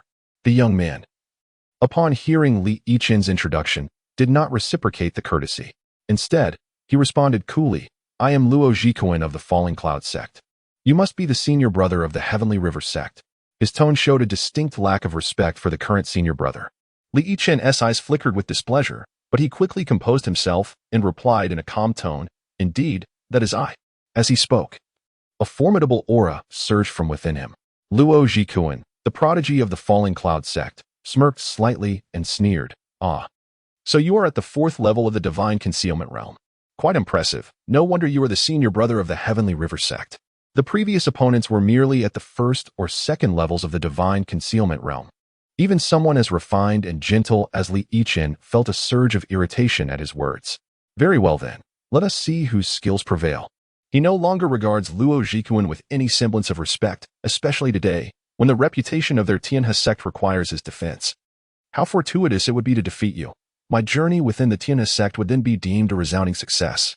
As soon as the words left his lips, a formidable and overwhelming aura erupted from his being, astonishingly surpassing even the remarkable display previously exhibited by Li Yichen. Standing opposite Luo Zhikuan, Li Yichen felt the terrifying intensity of this force, his countenance shifting dramatically, disbelief etched across his face. What? He has actually reached the perfection of the 5th layer of the Divine Concealment. This sudden surge of power left him profoundly shaken. He had believed that attaining the 4th layer of the Divine Concealment was an impressive feat, a milestone achieved due to the increasingly rich spiritual energy surrounding the Tianhe sect over the past decade. As he gazed at his opponent, Luo Zhikuan, a weight settled heavily upon Li Yichen's heart. Although there was merely a single layer difference between them, the realms within the Divine Concealment were worlds apart in terms of strength. The numerous disciples of the Tianhe sect gathered below the arena were struck with astonishment at this unexpected turn of events. They had underestimated the disciple from the Luoyun sect, initially believing he possessed merely the capabilities of the third layer of the divine concealment. As they observed the imposing figure on the stage, the hearts of the Tianhe disciples felt as if gripped by an invisible hand, heavy to the point of suffocation. A profound sense of helplessness surged from deep within, quickly engulfing their entire beings. Could it be that even our esteemed senior brother is no match for him? Heaven! It seems that the Tianhe sect is truly on the brink of defeat. A disciple, pale-faced, murmured softly, "Cursed Luoyun sect, these individuals have indeed come prepared, clearly having plotted everything in advance, seeking to suppress our Tianhe sect at this opportune moment." Another disciple, filled with indignation, cursed vehemently, "Alas, at this juncture, we can only blame ourselves for our lack of strength, for being too feeble. It is truly not our senior brother's fault. After all, the opponent is overwhelmingly powerful, a strength that invokes despair." Yet another disciple, wearied and disheartened, sighed helplessly. "Those individuals are clearly targeting our Tianhe sect. It is utterly despicable. They seek to trample upon our name." In that moment, voices rose and fell, filled with fear, anger, lamentation, and self-reproach, yet without exception. All the disciples' gazes were fixed intently on the arena, their eyes brimming with a yearning and hope for a miracle. Even the faintest glimmer of possibility ignited their hopes that their senior brother could turn the tide and emerge victorious. Even the numerous elders of the Tianhe sect, concealed in the shadows, fell silent. One could only surmise that the disciple from the Luoyun sect had concealed his prowess too effectively. Reaching the perfection of the fifth layer of the divine concealment would suffice to rival those at the peak of their sect. Initially, they had considered Li Yichen from the Luoyun sect to be relatively outstanding among his peers. However, in comparison to this disciple from the Luoyun sect today, he was significantly outmatched. At that moment, an unknown individual let out a long, drawn-out sigh. Alas, for this battle is destined to be devoid of suspense. No matter how fiercely Li Yichen struggles, it is ultimately a futile endeavor. Chapter 63. Who says my heavenly river sect lacks talent? Upon the arena. Although a sense of helplessness enveloped Li Yichen's heart, his countenance remained inscrutable. At that moment, a cold voice echoed from Luo Zhikuan once more. "What now? Do you still wish to resist?" He cast a mocking glance at Li Yichen, his aura intensifying with an undeniable force. Upon hearing this, Li Yichen's gaze grew increasingly frigid. With a swift motion, he clenched his right hand, and a gleaming longsword materialized within his grasp. Immediately, the spiritual energy within him surged forth like a torrential tide, rushing fervently towards the sword. In an instant, the blade radiated an overwhelming brilliance, emanating a disquieting power that seemed to pulse from its very core. "Luo, my fellow cultivator. The disciples of the Heavenly River sect never capitulate without a fight. Spare the pleasantries. Prepare yourself," Li Yichen bellowed with fervor, swinging his arm as the long sword danced in response. Accompanying his movements, a razor-sharp sword aura shot forth, aimed directly at Luo Zhikuan. Witnessing such an astonishing display of swordsmanship, a smirk of disdain curled upon Luo Zhikuan's lips. "Huh, very well, let me demonstrate my might." He stood composed, hands clasped behind his back, his stature as upright as a pine, exuding an aura that commanded respect. Suddenly, he raised his right hand and struck the air with force. In that fleeting moment, a colossal hand, conjured from immense energy, materialized above the arena. This giant appendage, stretching dozens of feet in size, shimmered with resplendent light. Without hesitation, the massive hand surged towards the fierce sword, aura, meeting it with formidable power. Upon their collision, the arena trembled violently. However, in an unexpected turn, the seemingly invincible sword aura was seized effortlessly by the giant hand, crumpling under its grip as if it were mere parchment. With a slight exertion, Luo Zhikuan tightened his grasp, and the once menacing sword aura dissipated into naught, leaving no trace behind. Yet, the encounter was far from over.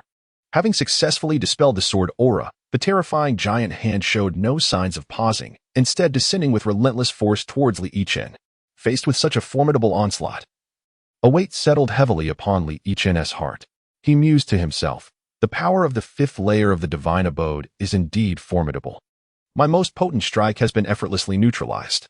Nevertheless, now is not the time for distraction," as the giant hand bore down upon him.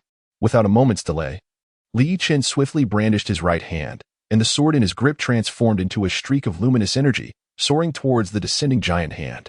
Simultaneously, he unleashed all of his spiritual energy, pouring it into the long sword without reservation. Empowered by this vast reservoir of energy, the sword erupted in dazzling brilliance. Its might significantly augmented beyond its previous state. Behold the imposing might, as if a colossal hand were descending from the heavens to strike. Alas, the disparity in realms between the two combatants proved insurmountable. In that fleeting moment, the onlookers witnessed Li Yichen's originally formidable sword, which radiated with a fierce aura, being violently shattered by the immense palm, scattering in all directions within the blink of an eye. The gleaming cold light upon the sword's blade was extinguished instantaneously, as the overwhelming force rendered the weapon utterly uncontrollable, plummeting to the ground like an ordinary trinket bereft of power. Yet the menacing hand did not relent. It surged downward with relentless force. A thunderous roar erupted, reverberating through the air, accompanied by a deep, muffled grunt. Upon closer inspection, it became evident that Li Yichen, in the face of such formidable power, was utterly defenseless, sent careening away by the mighty palm. His body traced an arc through the air, crashing down onto the unforgiving arena floor like a kite severed from its string. In that instant, a spray of crimson blood erupted from Li Yichen's mouth, a clear indication of the grievous wounds he sustained from the brutal assault, rendering him nearly incapacitated. Now lying on the ground, Li Yichen gazed at his formidable adversary with a mixture of reluctance and despair, his once handsome visage now pale and devoid of color from the loss of blood. Indeed, the chasm between realms was not easily bridged, prompting a bitter smile from him. What now? Shall we continue? The nonchalant voice of Luo Zhiquan resonated once more, his lips curling into a devilish smirk as he regarded the incapacitated Li Yichen with disdain. Hearing the condescension, Li Yichen attempted to rise, but his grievous injuries rendered him powerless. Ultimately, he was left with no recourse but to accept his fate. Luo Zhiquan, noticing this, allowed his smile to broaden. Before turning his gaze towards the multitude of disciples from the Tianhe sect below, proclaiming loudly, "Are there any challengers from the Tianhe sect?" His voice echoed, filling the entire square. The disciples, upon hearing his taunt, trembled with rage, their fists clenched tightly, eyes ablaze with fury as they fixated on Luo Zhiquan atop the stage. They yearned to leap into the fray, to confront this arrogant foe, and bring him crashing down. Yet the harsh reality forced them to confront the truth. They lacked the strength to challenge Luo Zhiquan on that platform. Even their most outstanding senior brother had fallen. What hope did they, mere ordinary disciples, possess? Faced with such a formidable enemy, they were left with no option but to watch Luo Zhiquan revel in his triumph. In that moment, the atmosphere within the square grew unbearably tense. Though the disciples of the Tianhe sect were consumed by anger and humiliation, all they could muster were impotent cries of fury. Standing on the arena, Luo Zhiquan surveyed the crowd below with a disdainful gaze, a mocking smile gracing his lips, as if he reveled in the apparent absence of challengers from the Tianhe sect. "No one dares to fight. It seems your sect has been rendered powerless." His arrogant voice echoed through the air, piercing the hearts of the Tianhe disciples like a myriad of sharp swords. Yet, all that could be seen from below were pairs of furious eyes glaring upwards, but no other sounds accompanied them. The atmosphere was so suffocatingly silent that it felt as if time itself had come to a standstill, with one individual challenging an entire sect. It appeared that the Tianhe sect was destined to become a mere stepping stone for his notoriety. Just as the Tianhe sect seemed poised to endure this humiliation in silence, a sudden cold chuckle resonated from the arena. He. Who said my Tianhe sect is without champions? This voice struck like a thunderbolt, instantly capturing the attention of everyone present. Chapter 64. The name of Lin Han. As the words fell, a radiant light descended from the heavens. The newcomer was none other than Lin Han, his gaze icy as it fixated on Luo Zhiquan of the Falling Cloud sect. "You dare to challenge my Heavenly River sect?" Upon witnessing Lin Han's sudden appearance, Luo Zhiquan's heart jolted, a wave of chill washing over him. He widened his eyes, attempting to discern the depths of Lin Han's cultivation. Yet to his astonishment, he could not fathom the young man's strength. This meant that the enigmatic figure before him was far from an adversary to be trifled with. Despite the tumult of shock within, Luo Zhiquan endeavored to maintain his composure, striving to keep his expression neutral. Yet, the slight furrowing of his brow and the gravity etched upon his visage betrayed the panic that gripped him.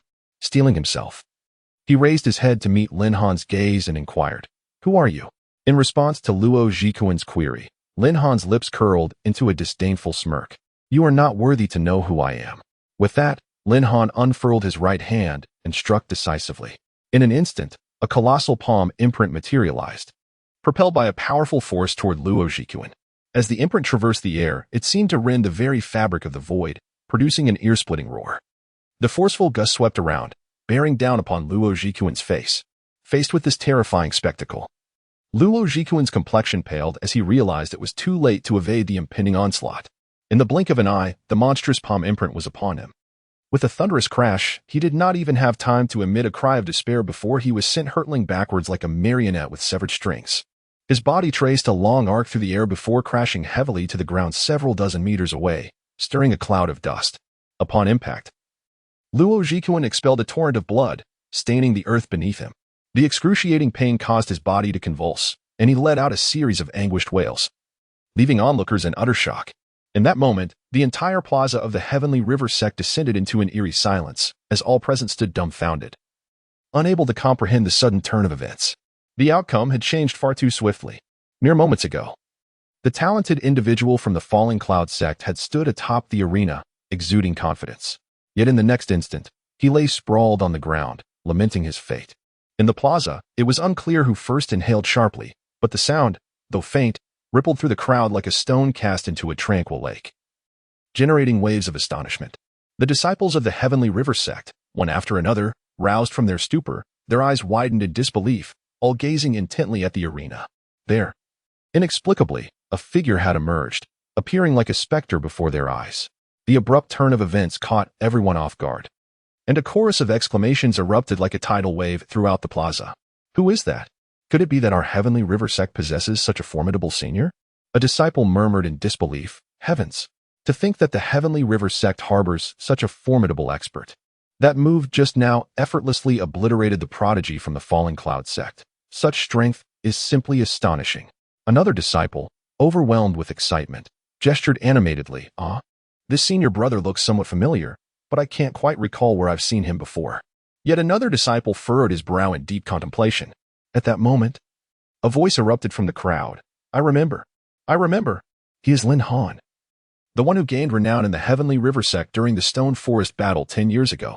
This revelation sent shockwaves through the gathered assembly, their expressions transforming into ones of astonishment as they redirected their gaze toward Lin Han on the stage.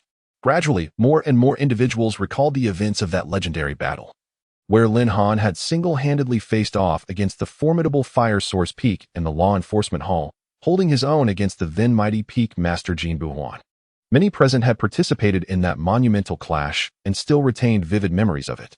The outcome of that fierce confrontation led to the Law Enforcement Hall's Master Lu being sentenced to a century of reflection on the ice cliff, while the Fire Source Peak's Master Jin suffered a reduction of 200 years of cultivation and was relegated to guard the serene grounds. This significant event had been the talk of the sect, with Lin Han at its center, etching his name indelibly in the hearts of many. Among the senior disciples, it was safe to say that no one was unaware of his legacy. However, in the ensuing decade, Lin Han had secluded himself on Flying Peak for cultivation, remaining out of sight within the Heavenly River sect. Over time, it was only natural that memories of him faded. Moreover, his appearance had undergone some transformation. The youthful figure of yesteryear had matured into that of a young man, making it understandable that the disciples of the Heavenly River sect could not instantly recognize him. Oh, so it is him. No wonder he is so powerful. I had almost forgotten. One exclaimed in sudden realization. Indeed, it turns out that the visitor is Lin Han, the true inheritor. Everything makes sense now. Another chimed in. Honestly, I nearly overlooked that our Heavenly River sect is home to such an extraordinary talent. A third echoed enthusiastically. Indeed, this is truly splendid. With a prodigy like Lin Han among us, who would dare to underestimate the Heavenly River sect? Another voice rose in excitement. Sigh. It is truly embarrassing to admit, but I too once misjudged Lin Han. Back then, Jin Qingji was utterly despicable, nearly causing a grave disaster for our sect. Someone remarked, a look of shame crossing their face. I too feel ashamed. Jin Qingji's transgressions could never be atoned for, even if he were to perish 100 times. Another concurred. That is indeed the case. Fortunately, at a critical moment, a supreme being intervened, averting what could have been a catastrophic outcome. The crowd nodded in agreement, a shiver of dread accompanying their recollections of that harrowing chapter in their history. The disciples of the Tianhe sect engage in animated discussions, their emotions ranging from immense relief to fervent excitement. Yet, for these disciples, the joy they felt far outweighed their exhilaration. At this moment, Lin Han's illustrious name was once again brought to the forefront of their memories, and the manner in which it was revived was nothing short of astonishing. Chapter 65. The emergence of a mighty power. At that moment, Luo Jikuan fell not far from the other three members of the Fallen Clouds sect. This sudden turn of events left the trio, who had been standing nearby, utterly astounded. Their eyes widened in disbelief, and as they regained their composure, they hurriedly rushed towards Luo Jikuan. Upon reaching him, the sight of his dire condition filled them with an overwhelming sense of urgency. The young female disciple's voice was laden with anxiety and concern. "Brother Luo, are you all right? Is anything the matter?" One among them even called out senior brother with an unmistakable tone of distress and unease. In their hearts, their senior brother had always epitomized immense strength. Yet, at this moment, the figure who usually exuded confidence and prowess had been so easily vanquished by an unexpected opponent, reduced to a state of utter disarray. What was meant to be a glorious display of their senior brother's might had, in an instant, spiraled into a nightmare, shattering their illusions. Hearing the frantic calls of his junior disciples, Luo Jikuan gradually emerged from the disorienting haze brought on by that devastating strike. He slowly lifted his head, and it became evident to everyone that his once handsome visage was now devoid of color, pale and weak, his eyes vacant and devoid of life, reflecting a profound state of confusion. Suddenly, it seemed as though he had choked on something, and he was seized by a fit of violent coughing. Cough, cough, cough. As the harsh coughs erupted, his body involuntarily curled into itself, followed by a torrent of crimson blood gushing forth from his mouth, staining the earth before him with a gruesome pool of blood. Witnessing this harrowing scene, the three individuals surrounding Luo Jikuan were instantly struck with fear. Their faces drained of color, paralyzed with anxiety as they stood frozen, unsure of how to respond. However, despite his grievous injuries, Luo Jikuan's gaze remained unwaveringly fixed on the figure atop the arena. For that figure represented not only physical trauma, but also a profound terror that stemmed from the depths of his being. The powerful aura and formidable strength radiating from that individual loomed over him like an insurmountable mountain, leaving him nearly breathless. The instantaneous encounter had provided him with a stark realization that individual was far stronger than anyone in the Fallen Clouds sect. Indeed, even those who prided themselves as prodigies paled in comparison to the one standing in the arena. Regrettably, he lacked the strength to utter a single word. At that moment, Lin Han's indifferent gaze fell squarely upon the members of the Fallen Clouds sect. Subsequently, a voice dripped with disdain emerged from his lips. "Do you still harbor any dissent?" He stood atop the arena, looking down upon the four individuals from the Fallen Clouds sect, who trembled at his words, their hearts quaking with fear. It is important to understand that they merely followed senior brother Luo Jikuan to offer their cheers and support, never harboring the thought of stepping onto the stage to issue a challenge. Moreover, even their revered and formidable senior brother Luo had suffered a disgraceful defeat in a brief confrontation. Considering their own meager abilities, how could they dare to entertain any thoughts of provocation? Realizing this, they hastily turned their heads towards Lin Han on the stage, shaking vigorously like a mortar and pestle, indicating their absolute unwillingness to express any dissent or discontent. However, Lin Han clearly had no intention of letting them off easily, with a cold snort escaping his nostrils.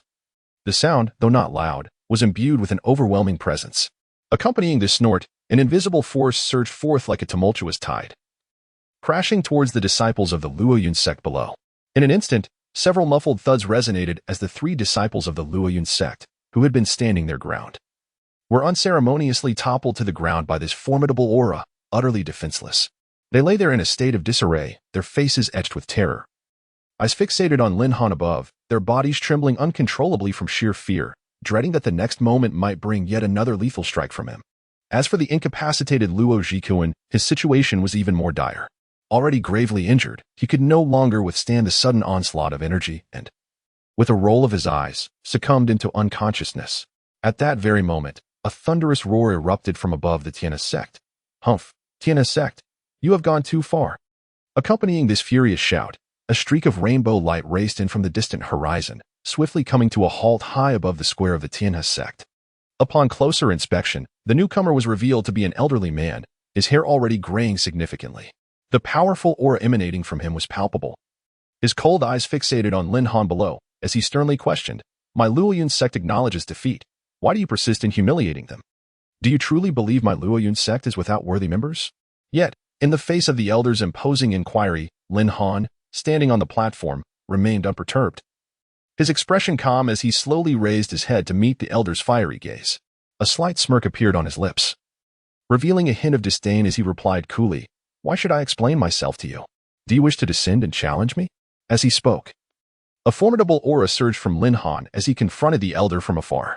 In truth, the moment the elder appeared, Lin Han had already discerned through his keen perception that the elder's true cultivation level was merely at the first stage of the divine platform realm. To him now, such an opponent was hardly noteworthy, having shattered the barriers of the three extreme realms. He was well within the qualifications to contend with ordinary powerful beings at the fourth stage of the divine platform realm, and thus, he held no regard for a mere first-stage practitioner. Meanwhile, the elders and peak masters of the Tianhe sect, who were stealthily observing from the shadows, were utterly astonished by the overwhelming and powerful aura emanating from the arena. One elder could not help but gasp in shock, murmuring in disbelief, "Heavens, that is indeed a formidable master of the divine platform realm." Alarmed, another elder's expression shifted dramatically as he exclaimed, "This is dire. Could it be that the master of the divine platform intends to bully the weak?" They gazed at the elder, their faces growing solemn. If a master of the divine platform were to unleash their wrath, could the Tianhe sect withstand such a force? Chapter 66. The Fury of the Grand Elder of the Fallen Cloud Sect. At this moment, the three fallen disciples of the Fallen Cloud Sect, who lay helplessly at the edge of the arena, abruptly lifted their heads. Upon recognizing the visitor's visage, their previously dull eyes ignited with astonishment, and their hearts surged with uncontrollable excitement. "Marvelous! It is indeed the Grand Elder himself," stammered one disciple, his voice quivering slightly with exhilaration. Another disciple, his face alight with joy, nodded in agreement, exclaiming, "Indeed, who would have thought the Grand Elder would come? His esteemed self possesses the formidable power of the divine platform realm. With him here, that reckless fiend from the Heavenly River sect shall not escape unscathed." The three disciples gazed at the Grand Elder with palpable anticipation, akin to witnessing the dawn after a long night. They understood that once the Grand Elder intervened, not only would their personal grievances be avenged, but the honor of the entire Fallen Cloud sect would also be restored. Just as their hopes soared, a gentle yet authoritative voice resonated across the arena. "Ah, the Grand Elder of the Fallen Cloud sect has arrived. I am most humbled." The speaker continued, "Jean, today's affair is but a trivial scuffle among the younger generations of our two sections. Let us not escalate matters. Instead, I propose we both take a step back and put an end to this." As the words faded, a middle-aged figure materialized upon the arena. He bore a serene smile, exuding calm confidence, and met the gaze of the Grand Elder of the Fallen Cloud sect without a hint of trepidation. Upon seeing this middle-aged man, the disciples of the Heavenly River sect erupted into joyous cheers, each one brimming with enthusiasm. "Look, it is our esteemed sect leader stepping forth," they exclaimed. "With our sect leader's presence, the situation is surely stabilized." The disciples exchanged excited whispers, their faces radiant with joy. With their sect leader's intervention, the disciples of the Heavenly River sect felt a profound sense of security, no longer fearing the potential wrath of the formidable figures from the Fallen Cloud sect against Lin Han. Meanwhile, the elders and peak masters concealed in the shadows, upon witnessing the emergence of the sect leader of the Heavenly River, felt the weight upon their hearts lift instantaneously, exhaling a collective sigh of relief.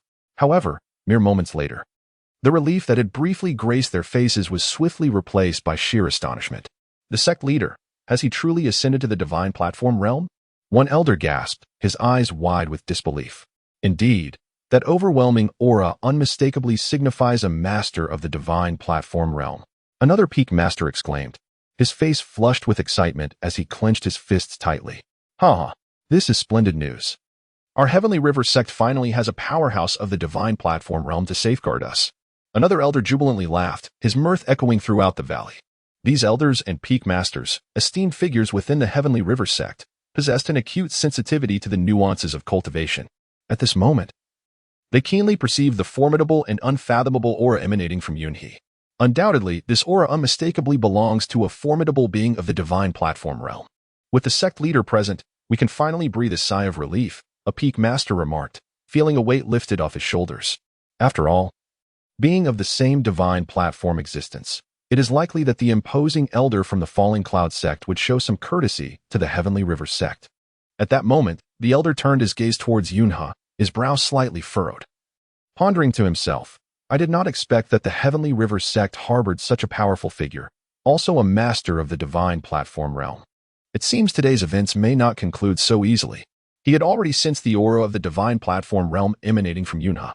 The elder, filled with suspicion, looked at Yunha and inquired, "Might you be the sect leader of the Heavenly River sect?" However, his voice was laced with a formidable pressure directed at Yunha. The sect leader of the Heavenly River displayed a calm smile and gently replied, "Indeed, that would be me."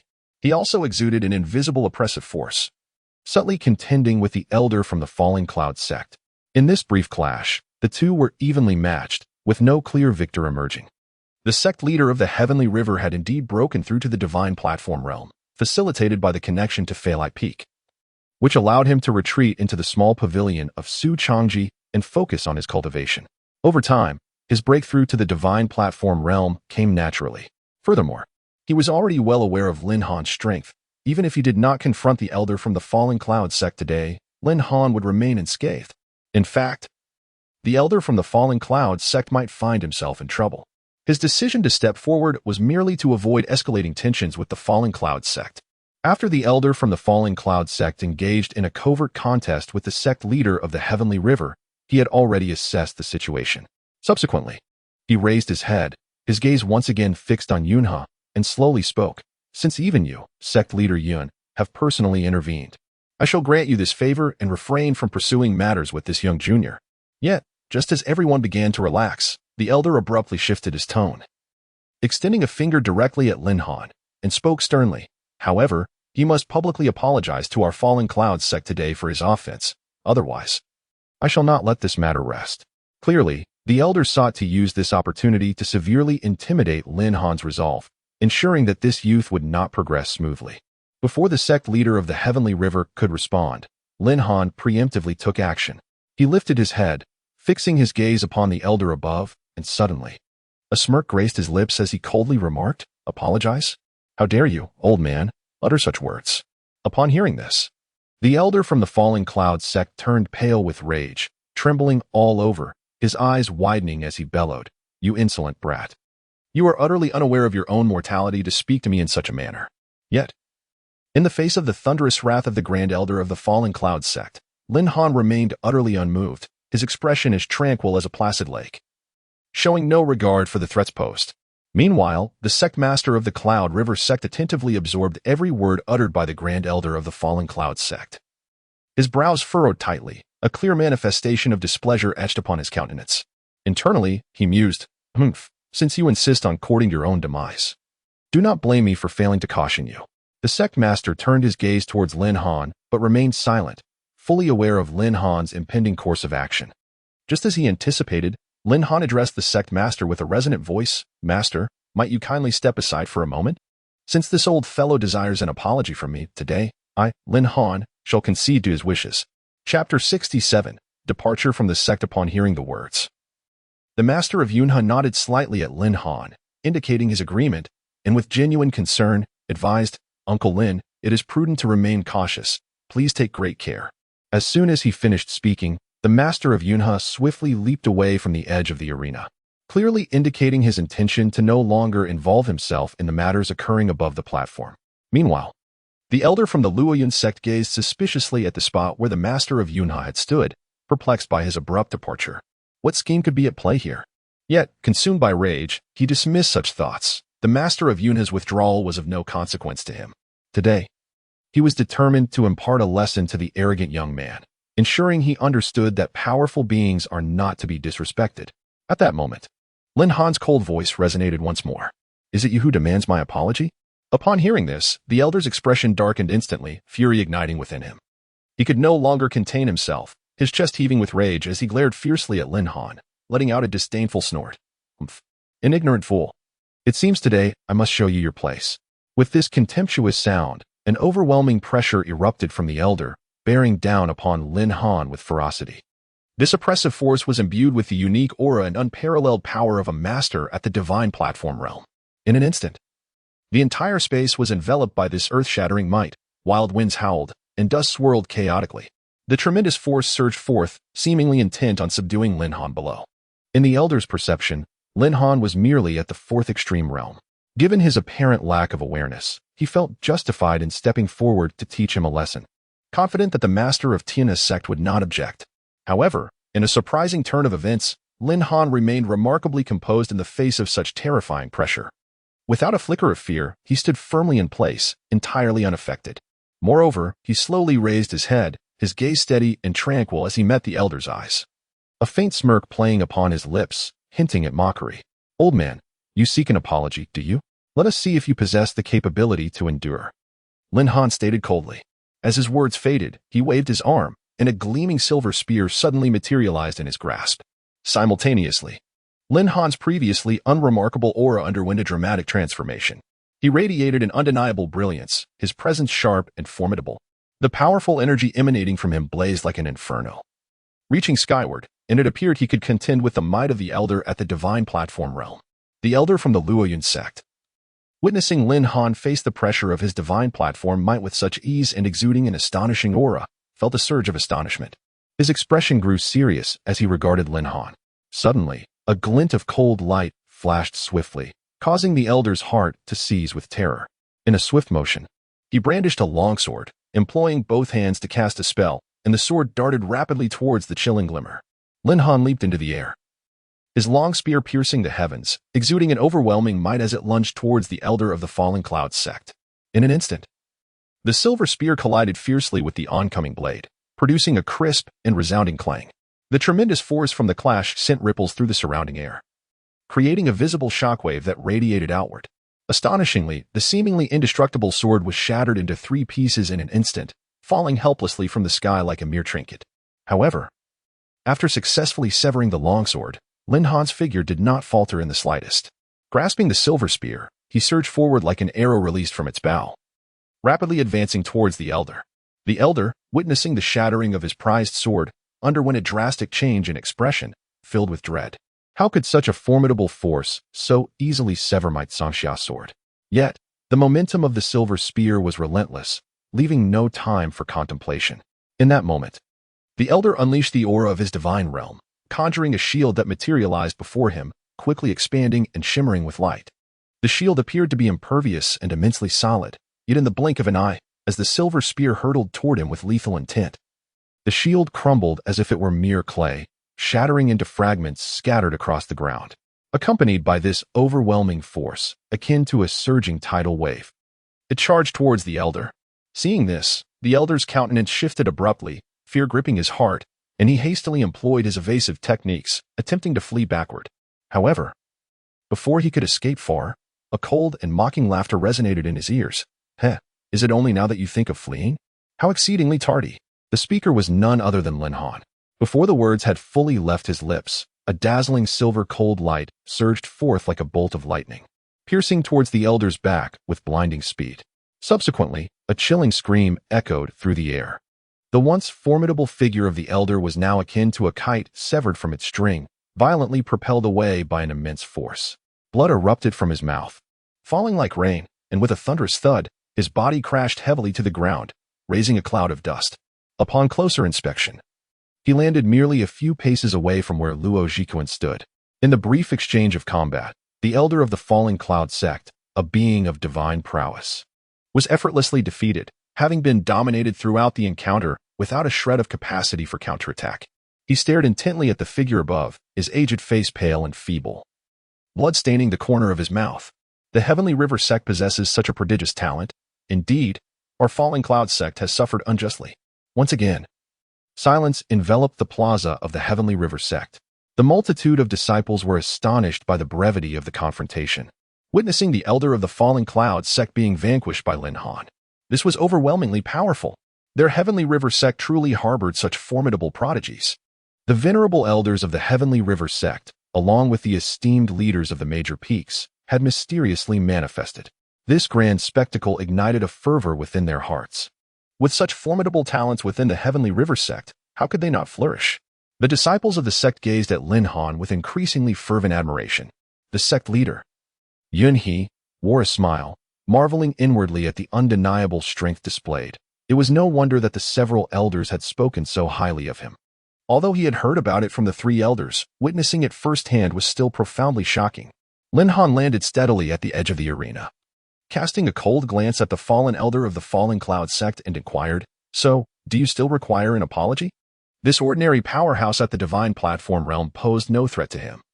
He would regard them with a modicum of respect only if they broke through to the human limit realm. He had engaged in sparring with Su Changji and the other two on Flying Peak, emerging victorious each time. Upon hearing Lin Han's words, the elder of the Falling Cloud sect was immediately struck with indignation, causing him to cough up blood. The three disciples beside him dared not make a move, their faces pale with terror as they regarded Lin Han on the arena, fearful of receiving another beating. The elder, enduring excruciating pain, struggled to rise and, with great difficulty, clasped his fist towards Lin Han, stammering, "Today, it is I, the Falling Cloud sect, who has acted rashly. Your esteemed sect is indeed superior.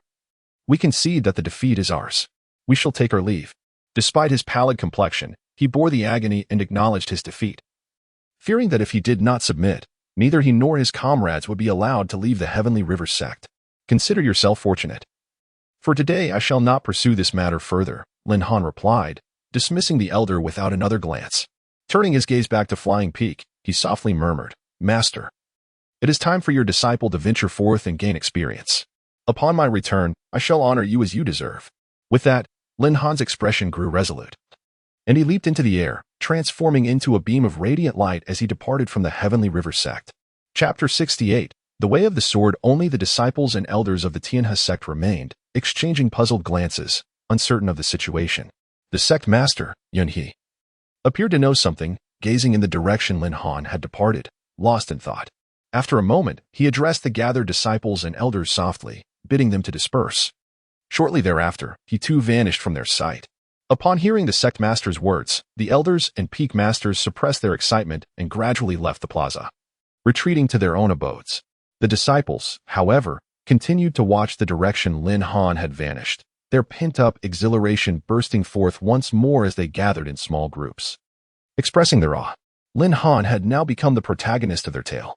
Li Qin, the elder brother of the Tianhe sect, had regained his strength after a period of recuperation from his severe injuries. He cast a glance toward the direction of Lin Han's departure, feeling a surge of excitement within. A fiery glimmer shone in his eyes. This was the carefree and unrestrained pursuit that cultivators like them should aspire to. Such extraordinary talent could obliterate even the mightiest of foes. How fortunate that Lin Han was one of their own. Otherwise, the Tianhe sect would have suffered great humiliation today. He withdrew his gaze, calming his fervor, and departed the plaza alongside his fellow disciples. Yet, the events of the day had rekindled his fighting spirit. Meanwhile, the elders and disciples of the Luoyun sect, witnessing Lin Han's departure and the subsequent exodus of the Tianhe sect members, finally breathed a sigh of relief. "Let us return to the sect," the elder uttered once more, his voice slightly hoarse. A young male disciple from Luoyun hurried to support the elder, while another stepped forward to carry their senior brother, Luo Zhikuan. Together, the five of them made their way toward the gates of the Tianhe sect. The grandiosity with which they had arrived had been replaced by a palpable sense of defeat. At Feilai Peak, the goddess Miaoyan stood poised amidst the mountains. Retracting her beautiful gaze, Lin Han had departed. It was time for her to enter seclusion and cultivate. With that thought, her figure vanished in an instant, returning to her small pavilion. On the opposite side of the mountainside, Su Changji and the others opened their eyes. Has Master Lin already left? They had been discreetly observing the happenings concerning the Tianhe sect. Although they held a certain disdain for the Luoyun sect members, witnessing Master Lin's intervention had alleviated their concerns. A decade had swiftly passed. These 10 years had been a fantastical journey for them. Yet, regarding Master Lin's words, the Tianhe sect was too small. The outside world was where his stage lay. Zhang Tianque reflected sentimentally. Over the past 10 years, they had been fortunate enough to have their ancestor reform their bodies and receive guidance from the prodigies of the sacred lands, cultivating in the spiritually rich and pure environment of Feilai Peak. They had all ascended to the second level of the divine platform, and not just any divine platform, but one that had shattered the limits of the first realm of the human body. Indeed, Master Lin's stage lies beyond. We should remain dutifully at Feilai Peak. Assisting our ancestor, Zhou nodded in agreement. To be able to stay at Feilai Peak was indeed a tremendous honor for them. They had witnessed Lin Han grow step by step to this extraordinary level. Even though they had now reached the second realm of the divine platform, they were still no match for him. Such prowess, when gazing across the Zhangzhou, must surely leave few rivals in its wake. Su Changji chuckled softly, perhaps upon his return. Master Lin has already ascended to the realm of the saints. Indeed, they all remarked, sharing a moment of reflection, acknowledging Lin Han's innate talent, which rendered his breakthrough of the divine platform's secret realm merely a matter of his own volition. In a secluded courtyard atop the mountain, Su Chi-Feng opened his eyes, a smile gracing his face. It is indeed time for me to venture forth and explore the Nine Wastes. Phalite Peak had now found its footing, requiring none of his concern. With Jiang Miaoyan willing to remain, it was the best scenario. Her strength was sufficient to oversee Phalite Peak, and he had already set up a formidable protective array around it. However, before departing, he felt it necessary to leave her something of value. With a flicker of thought, a massive stone sword above the courtyard. A long sword materialized in his grasp, and with a graceful motion, he inscribed a mysterious character upon the stone. The moment the character was etched, the stone erupted around its perimeter, ultimately transforming into a monument. Su Chi-Feng gazed at the monument he had altered, a hint of satisfaction illuminating his expression. This fragment of the sword path should surely provide her with profound insights, he mused softly. Jiang Miaoyan had now become a part of Phalite Peak, and Su Chi-Feng, being generous towards his own, had no reluctance in his actions. Moreover, with her possessing the Azure Lotus divine body, her innate constitution was inherently aligned with the sword path. With this fragment of sword path essence to aid her, it would undoubtedly expedite her progress in sword cultivation, potentially allowing her to swiftly break through to the Saint Realm. At that moment, the monument hovering above the courtyard emanated a rich aura of Tao intent, yet it was skillfully concealed within, betraying no hint of its profound mysteries. Only with careful observation could one perceive the subtleties contained within. Shortly thereafter, Su Chi-Feng waved his hand nonchalantly. As he did so, the monument vanished like a wisp of smoke, leaving no trace behind. Simultaneously, a deep voice resonated through the void, echoing outward. Having completed these actions, Su Chi-Feng himself disappeared from the courtyard. Chapter 69. Arctic City in a small pavilion nestled on the mountainside. The enchanting goddess Miao Yin was on the verge of entering a meditative state when suddenly, a voice resonated in her ear. Startled, she opened her eyes, momentarily taken aback. Before she could fully comprehend the situation, a stone tablet imbued with the essence of swordsmanship materialized within her secluded space. Upon hearing the voice of her esteemed predecessor and witnessing the emergence of the tablet, she was profoundly shaken. "Has my predecessor departed?" she murmured softly to herself. With a heart full of astonishment, she gazed at the stone tablet, feeling an unfathomable depth of true sword intent emanating from it. "Is this the true essence of swordsmanship?" she thought, her disbelief evident as she studied the tablet. The overwhelming sword intent was palpable, yet it bore a gentle demeanor rather than an aggressive edge. As she contemplated the tablet, ripples of emotion surged within her, and a look of delight graced her features. Suppressing her excitement, she rose and bowed deeply towards the mountain's peak. "Thank you, esteemed predecessor, for bestowing this treasure upon me." Although the emperor had not taken her as a disciple, she now regarded him with the reverence of a pupil. Indeed, for Jiang Miaoyan, remaining at Phalite Peak had proven to be the right choice. Especially now with the guidance of this tablet, the breakthrough to the sacred realm was merely a matter of time. Her gaze returned to the stone tablet, her beautiful eyes glimmering with radiance and a beaming smile illuminating her face. With the gift of the sword intent tablet from her predecessor, I shall surely soar to great heights. The sacred realm is but my starting point, and I, Jiang Miaoyan, shall claim my place in the competition for the emperor's path. With the sword intent tablet, she could grasp the essence of the sword ahead of others. And being a celestial lotus body, she naturally had an affinity for swordsmanship. With this strand of true sword intent aiding her, exponential progress was inevitable. Wan Lu. This time I shall be the first to attain the sacred realm. The mere thought of Wan Lu brought a smile to Jiang Miaoyan's face once more. They had been acquainted for 2 millennia, yet he had always overshadowed her. However, from this moment forth, everything would change. She eagerly anticipated their next meeting. Recollecting her thoughts, she found the prospect of their reunion quite intriguing. She carefully placed the sword intent tablet and then delved into meditation, beginning her profound comprehension. Time flowed swiftly, and it had been over a month since the group had departed from Phalite Peak. In the North Wilderness, Arctic City stood as a small town under the dominion of the snowy Holy Land. The town was perpetually blanketed in snow, presenting a scene of pure white, as if it were enveloped in a world of ice and snow. Su Chi-Feng traversed the snow-laden city, despite the frost-covered landscape. The streets bustled with an unceasing flow of pedestrians. Among them were humans and various other races, for this icy city was a melting pot of diverse cultures. The majority of its inhabitants were practitioners of the martial arts. After a brief walk, a 9-story tavern came into view, aglow with light even in the daylight. It was as if this snowy realm had created a barrier around the tavern, for the snow could not lay claim to its structure, clearly protected by a formidable presence. In the Arctic city, a realm of ice and snow, let us spend the night here. Su Chi-feng gazed at the towering pavilion in the distance, yearning to immerse himself in the local customs and traditions of this frosty metropolis. A city where humans and other races coexist appeared remarkably orderly, contrary to what one might expect. Before long, Su Chi-feng found himself standing before the majestic 9-story structure. At the entrance, a broad sign prominently displayed the elegant characters of Snow Above Residence. Su Chi-feng paused, a smile gracing his features as he remarked, "Ah, what fine calligraphy and profound meaning." These 3 characters encapsulated the essence of snow, exuding a natural grace that clearly bore the mark of a renowned master, one of considerable skill. At that moment, a voice echoed in Su Qingfeng's ear. "Esteemed immortal master, do you wish to stay at our inn or indulge in our culinary delights?" A young attendant clad in a light, thick robe approached with a respectful smile, clearly a staff member of the Snow Above Residence. Su Chi-feng nodded in response, requesting the finest room available. The attendant, upon hearing this, eagerly gestured for Su Chi-feng to follow him. "Very well, esteemed immortal master, please come inside." The attendant led Su Chi-feng into the Snow Above Residence. Once inside, he swiftly reported to the female manager at the counter before returning with an exuberant smile, guiding Su Chi-feng up to the loft. As they ascended, Su Chi-feng turned to the attendant with curiosity, inquiring, "Might I ask, are you a native of the Arctic city?" "Indeed, esteemed immortal master, I am a native of the Arctic city," the young man replied. "Oh, could you enlighten me about this Arctic city? Why do humans and other races inhabit it together?" "Ah, esteemed immortal master wishes to learn about this. Our Arctic city is a border town, situated at the confluence of the sacred land of Flying Snow and the Snow Fox Holy Clan. The sacred land of Flying Snow and the Snow Fox Clan have maintained friendly relations for generations and over time.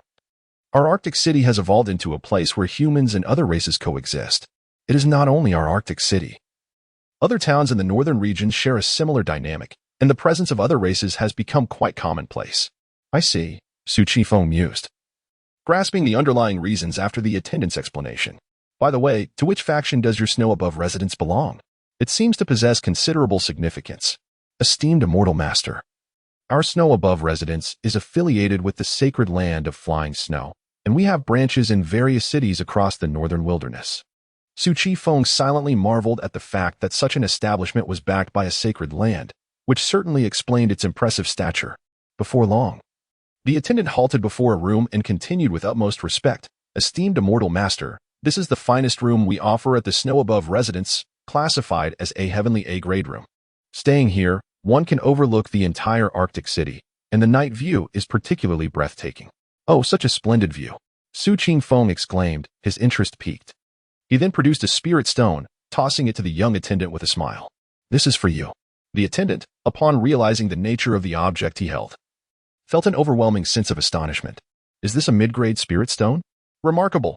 He clenched his fist tightly and hastily turned to Su Chi-feng, expressing his gratitude for the generous gift. This was indeed a medium-grade spirit stone. He was merely an ordinary practitioner at the Fate Spring realm, and after a month of labor at the Shueshang residence, he had only earned 3 low-grade spirit stones. Moreover, a single medium-grade spirit stone could be exchanged for over 100 low-grade ones.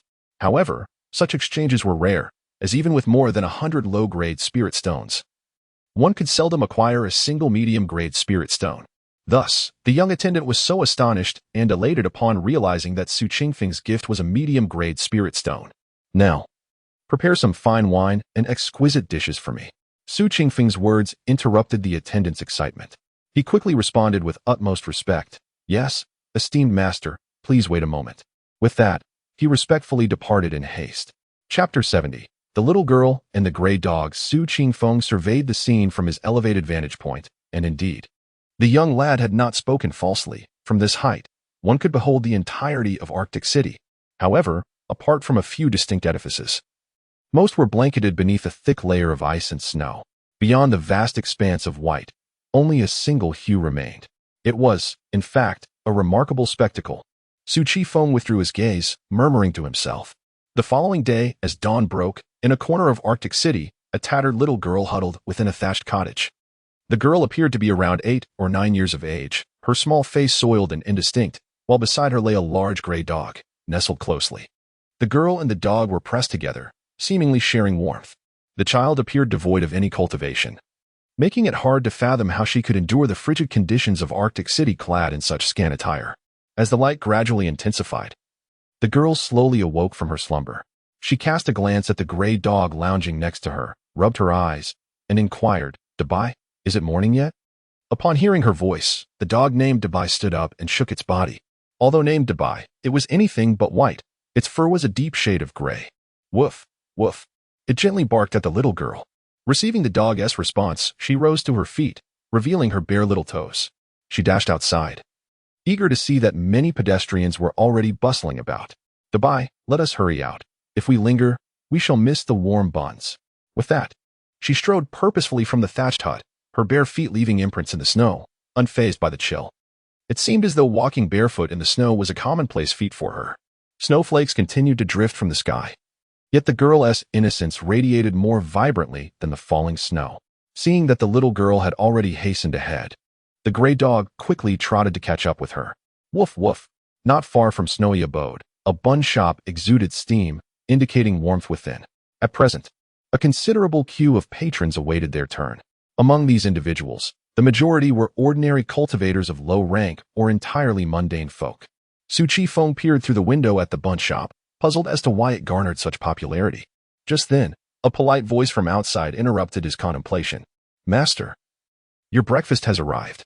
It was the young lad from the previous day, entering with a large platter of dim sum. He set the tray down and nodded at Su Chi Feng, saying, "Master, please enjoy your meal." He was about to step back out, wishing not to disturb Su Chi Feng's breakfast. "Wait a moment," Su Chi Feng called out to him, then pointed towards the bun shop below. "Are the buns there truly delightful?" "Haha, master is jesting. In Arctic City, the buns from my Snowy Abode are unparalleled. The shop you mentioned is also established by Snowy Abode, primarily serving as assistants for commoners or ordinary low-tier cultivators," the lad explained with a smile. "In the Arctic City, it is indeed the snow residence that has provided these ordinary individuals with a means of survival." "Oh, now I understand." Su Qingfeng's gaze shifted once more to the dumpling shop, a flicker of bewilderment crossing his mind, yet he could not fathom why the snow residence exhibited such grandeur. "Esteemed master, however, this is not without cost. After dining, one must assist at the snow residence," the attendant continued to elucidate. At that moment, a frail little girl with bare feet entered his line of sight, followed closely by a large gray dog. How curious. This little girl possessed no apparent cultivation. A mere mortal, yet she managed to endure life in the Arctic City dressed so lightly? Su Qingfeng pondered with some perplexity. Noticing his confusion regarding the girl, the attendant hastened to provide further details. "Ah, master, you refer to her?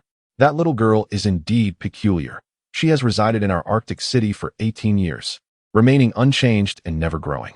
She shows no fear of the cold, and that gray dog has always been by her side." The attendant, too, was baffled by such an unusual existence. "Our master at the snow residence has examined her, yet found no anomaly. It is said that even the powerful beings from the Holy Land have discerned nothing unusual.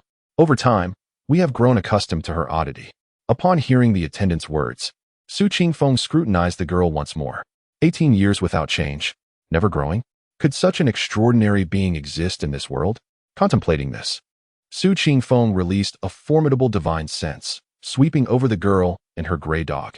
Yet in the next instant, the enigma in his heart unraveled. This gray dog is no ordinary creature. He could sense a holy aura emanating from it. Shifting his gaze back to the girl, he was slightly astonished.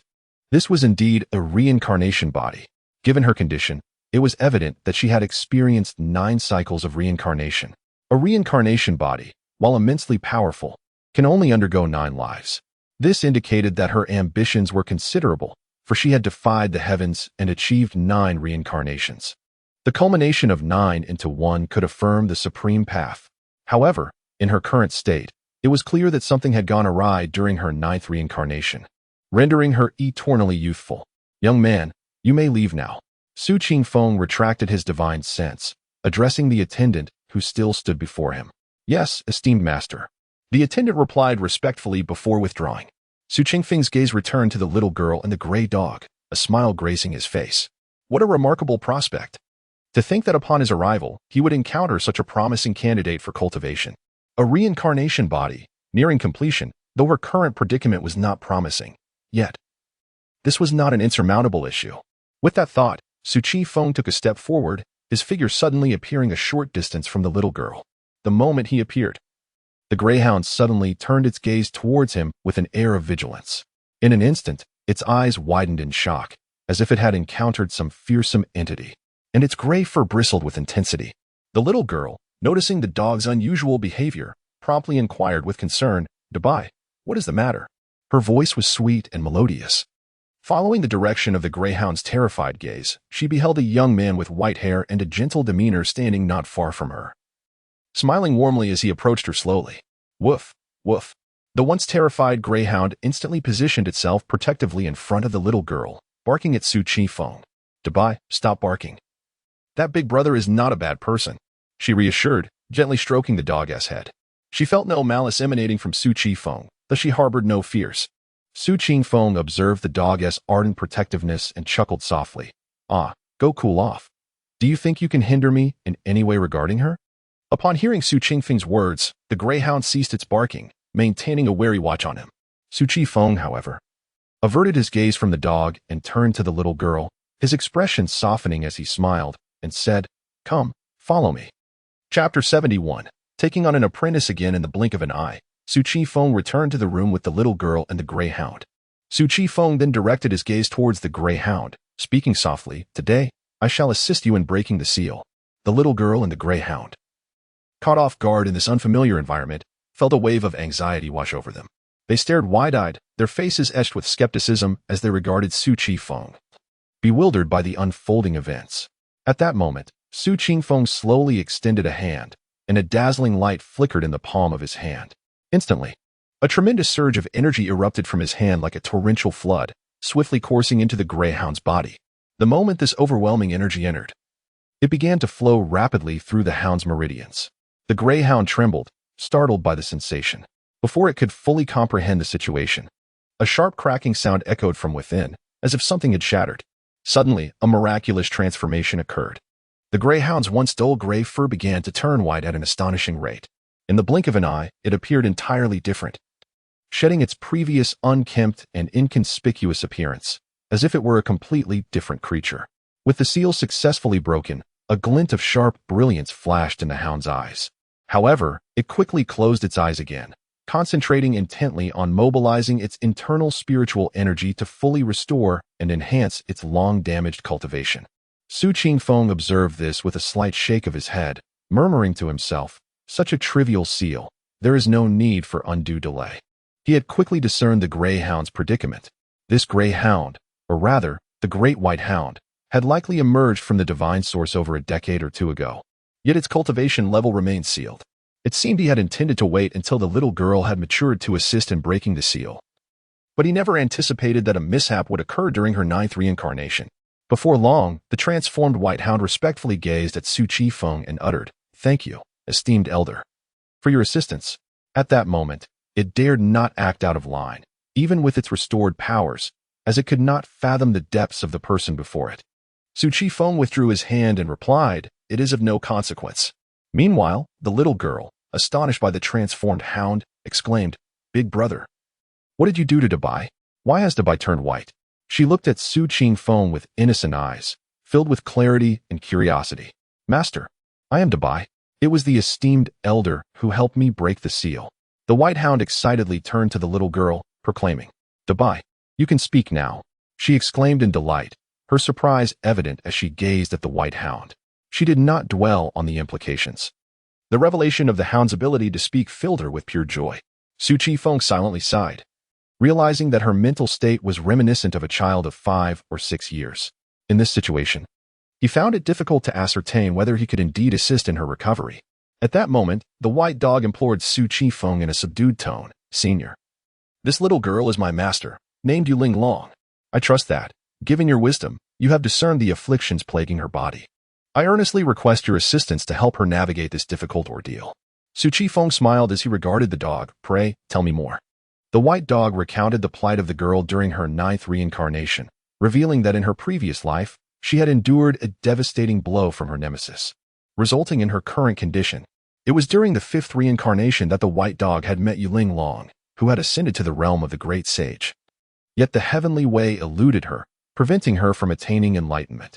As her lifespan waned, she was sealed away, only to begin her cycles of reincarnation anew. With each successive life, she struggled to surmount the barriers before her, ultimately leading to her present state. The dog surmised that she must be under a curse. If she could not transcend this ninth cycle, she would face utter despair in the next. This formidable stranger before them might hold the key to her salvation. Su Chi Feng turned his gaze towards the white dog, his voice soft yet imbued with undeniable authority. While I am not averse to assisting her, I have a condition.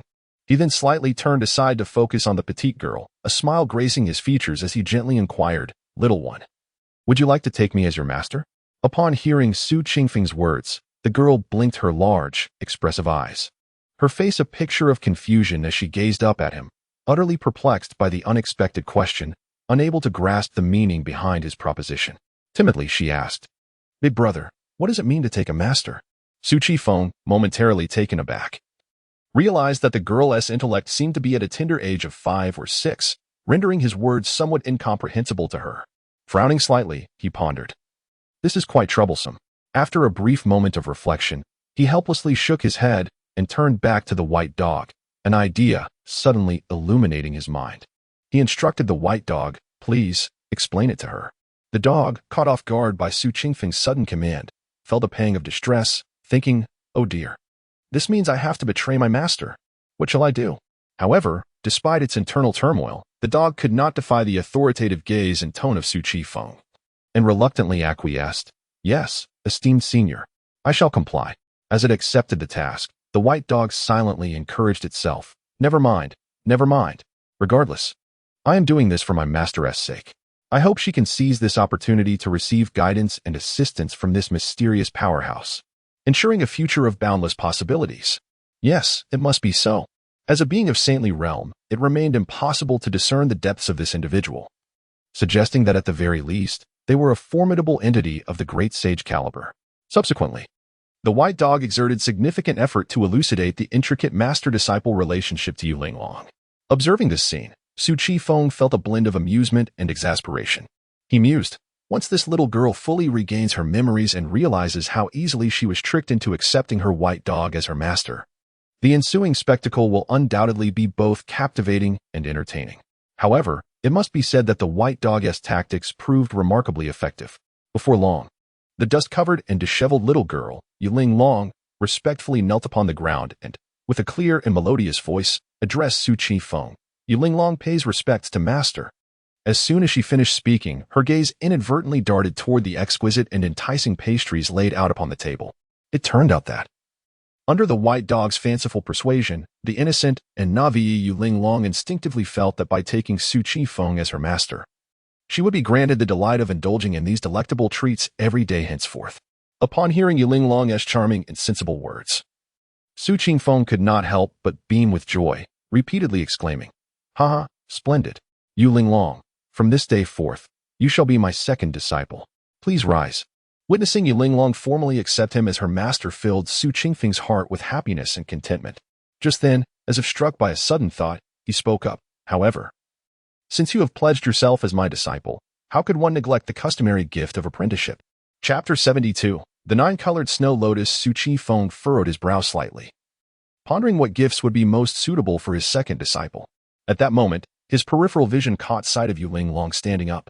Her lively, expressive eyes were fixated on him, yet the corners of her gaze remained glued to the exquisite pastries arranged on the table. Observing this, Su Qingfeng's lips curled into a gentle smile as he softly inquired, "My dear disciple, are you yearning for those pastries?"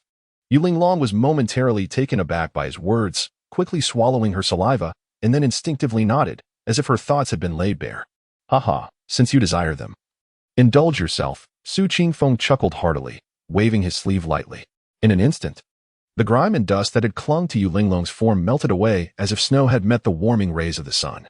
In the blink of an eye, apart from her somewhat tattered clothing, she resembled a delicate porcelain doll, irresistibly charming and inviting one to pinch her rosy cheeks.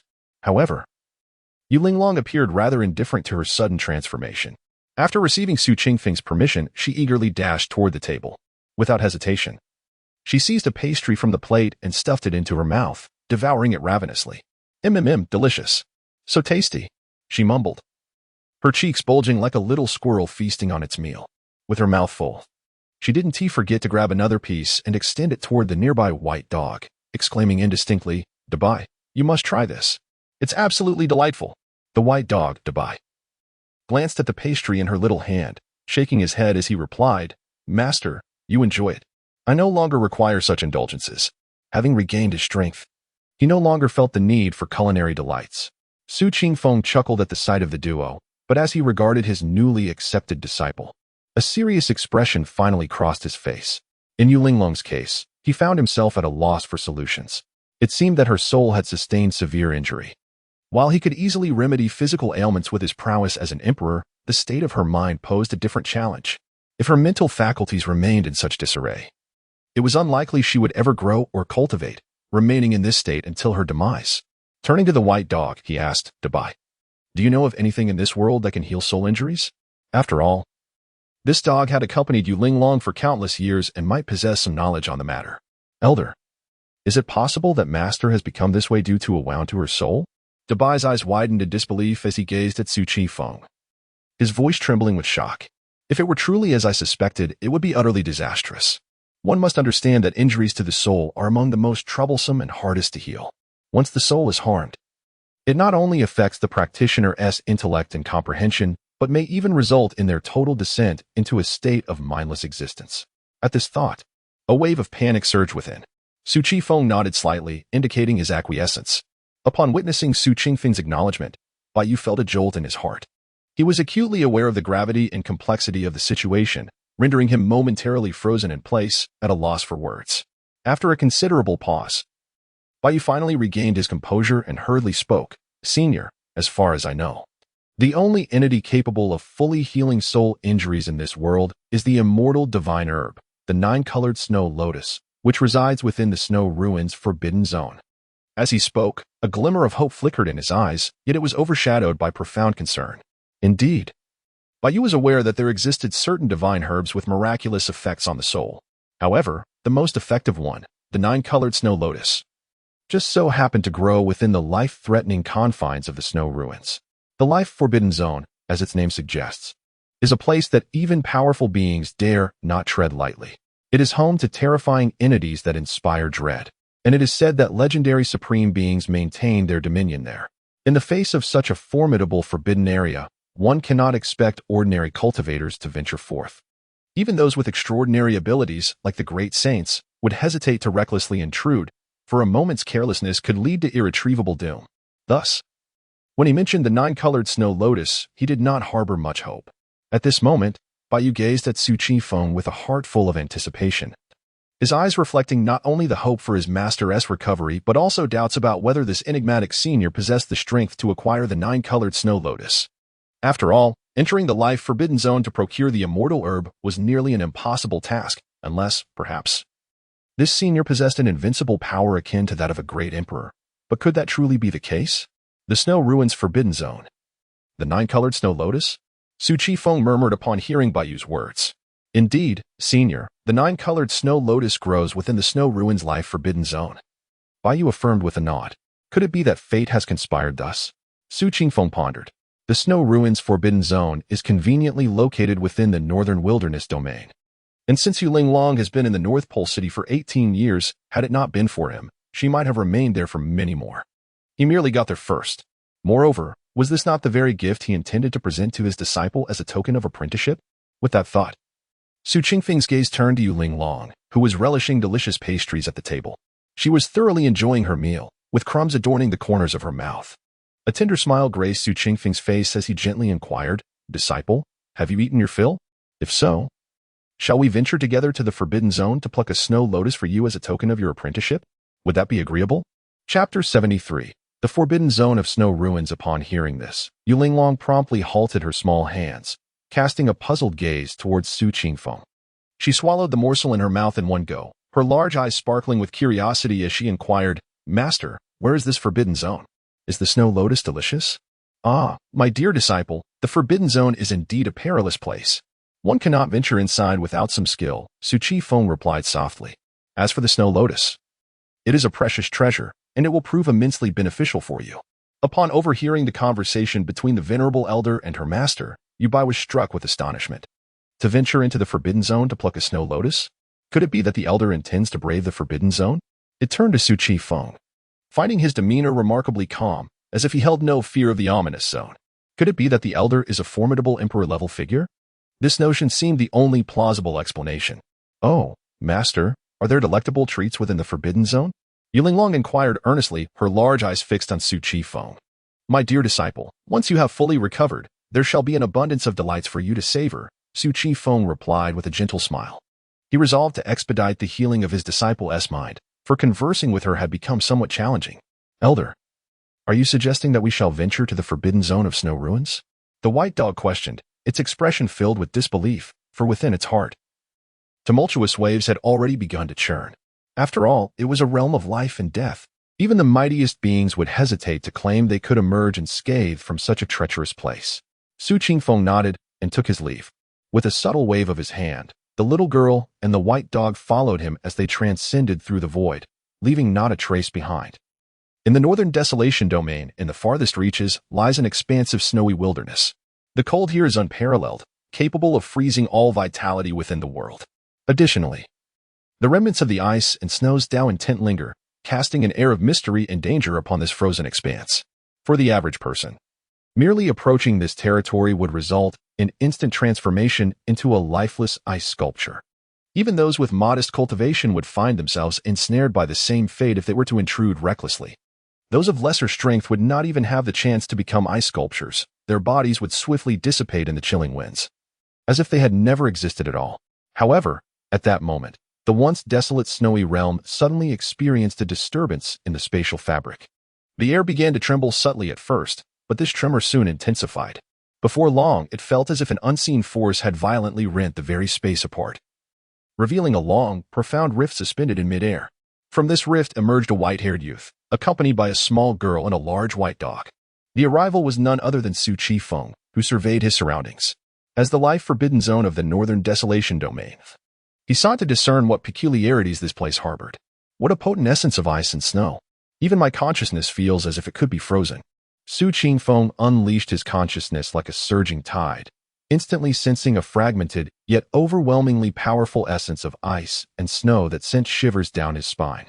What could this be? He murmured to himself. His gaze fell upon a myriad of crystalline ice sculptures, standing silently like sentinels across the vast, desolate expanse of snow. Had he not focused intently, one might have overlooked the fact that these ice sculptures were, in truth, the preserved forms of beings that once roamed the earth. Upon closer inspection, a chilling sensation enveloped him. These beings were frozen in the very postures they held in life. Some standing, some running, some battling, but all had been mercilessly encased in eternal frost, though they had long since lost their vitality and breath. It was not difficult to imagine that in their former existence, they were formidable powers, renowned for their extraordinary strength and illustrious reputations. Yet now, they remained forever entombed in this place, becoming a cold yet hauntingly beautiful tableau within this realm of death. Master, there are so many ice sculptures here, exclaimed Yulinglong. Following Su Qingfeng, her face aglow with wonder, she beheld this icy world, where ice sculptures towered majestically, captivating and magnificent.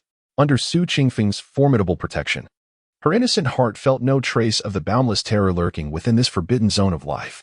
Su Qifeng smiled gently and replied, "Ah, my dear disciple, these are no ordinary ice sculptures. They are the tombstones of mighty warriors.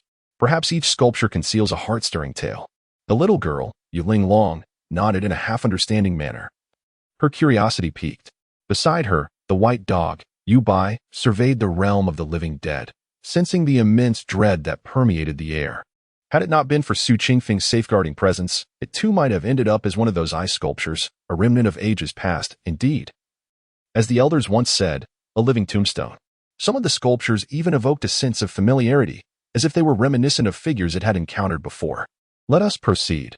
We shall retrieve that lotus flower," Su Qingfeng declared, his consciousness having already pinpointed the location of the 9-colored snow lotus. Beyond this treasure, He also sensed the veiled presences hidden beneath the abyss, likely the supreme beings concealed within the snowbound domain. Yu Linglong, perplexed, maintained her curious demeanor, unable to grasp what the nine-colored snow lotus truly was. Thus, she gazed around, only seeing snow and the towering ice sculptures surrounding them. The white dog, however, was profoundly shaken. To traverse the snowy, forbidden zone with such ease suggested the presence of an extraordinary entity. Could it be that a supreme emperor had indeed emerged in this era? Its eyes reflected astonishment and confusion. Had it and its master inadvertently slumbered too long, thus missing the grand conflict of this age? The white dog muttered, its face a canvas of bewilderment and doubt. Having recently broken free from confinement and regained its strength, it remained oblivious to the fact that the grand conflict of the ages had not yet arrived. Before it could collect its thoughts, Su Qingfeng led them deeper into the snowy expanse, vanishing in an instant. As Su Qingfeng did not make any effort to conceal his presence, the moment he stepped into the forbidden zone of the snow ruins, his entrance inevitably disturbed the supreme beings dwelling within the abyss of the snow ruins. In an instant, the previously tranquil depths of the forbidden zone erupted with formidable energies. These energies surged forth like waves, rippling outward in relentless succession.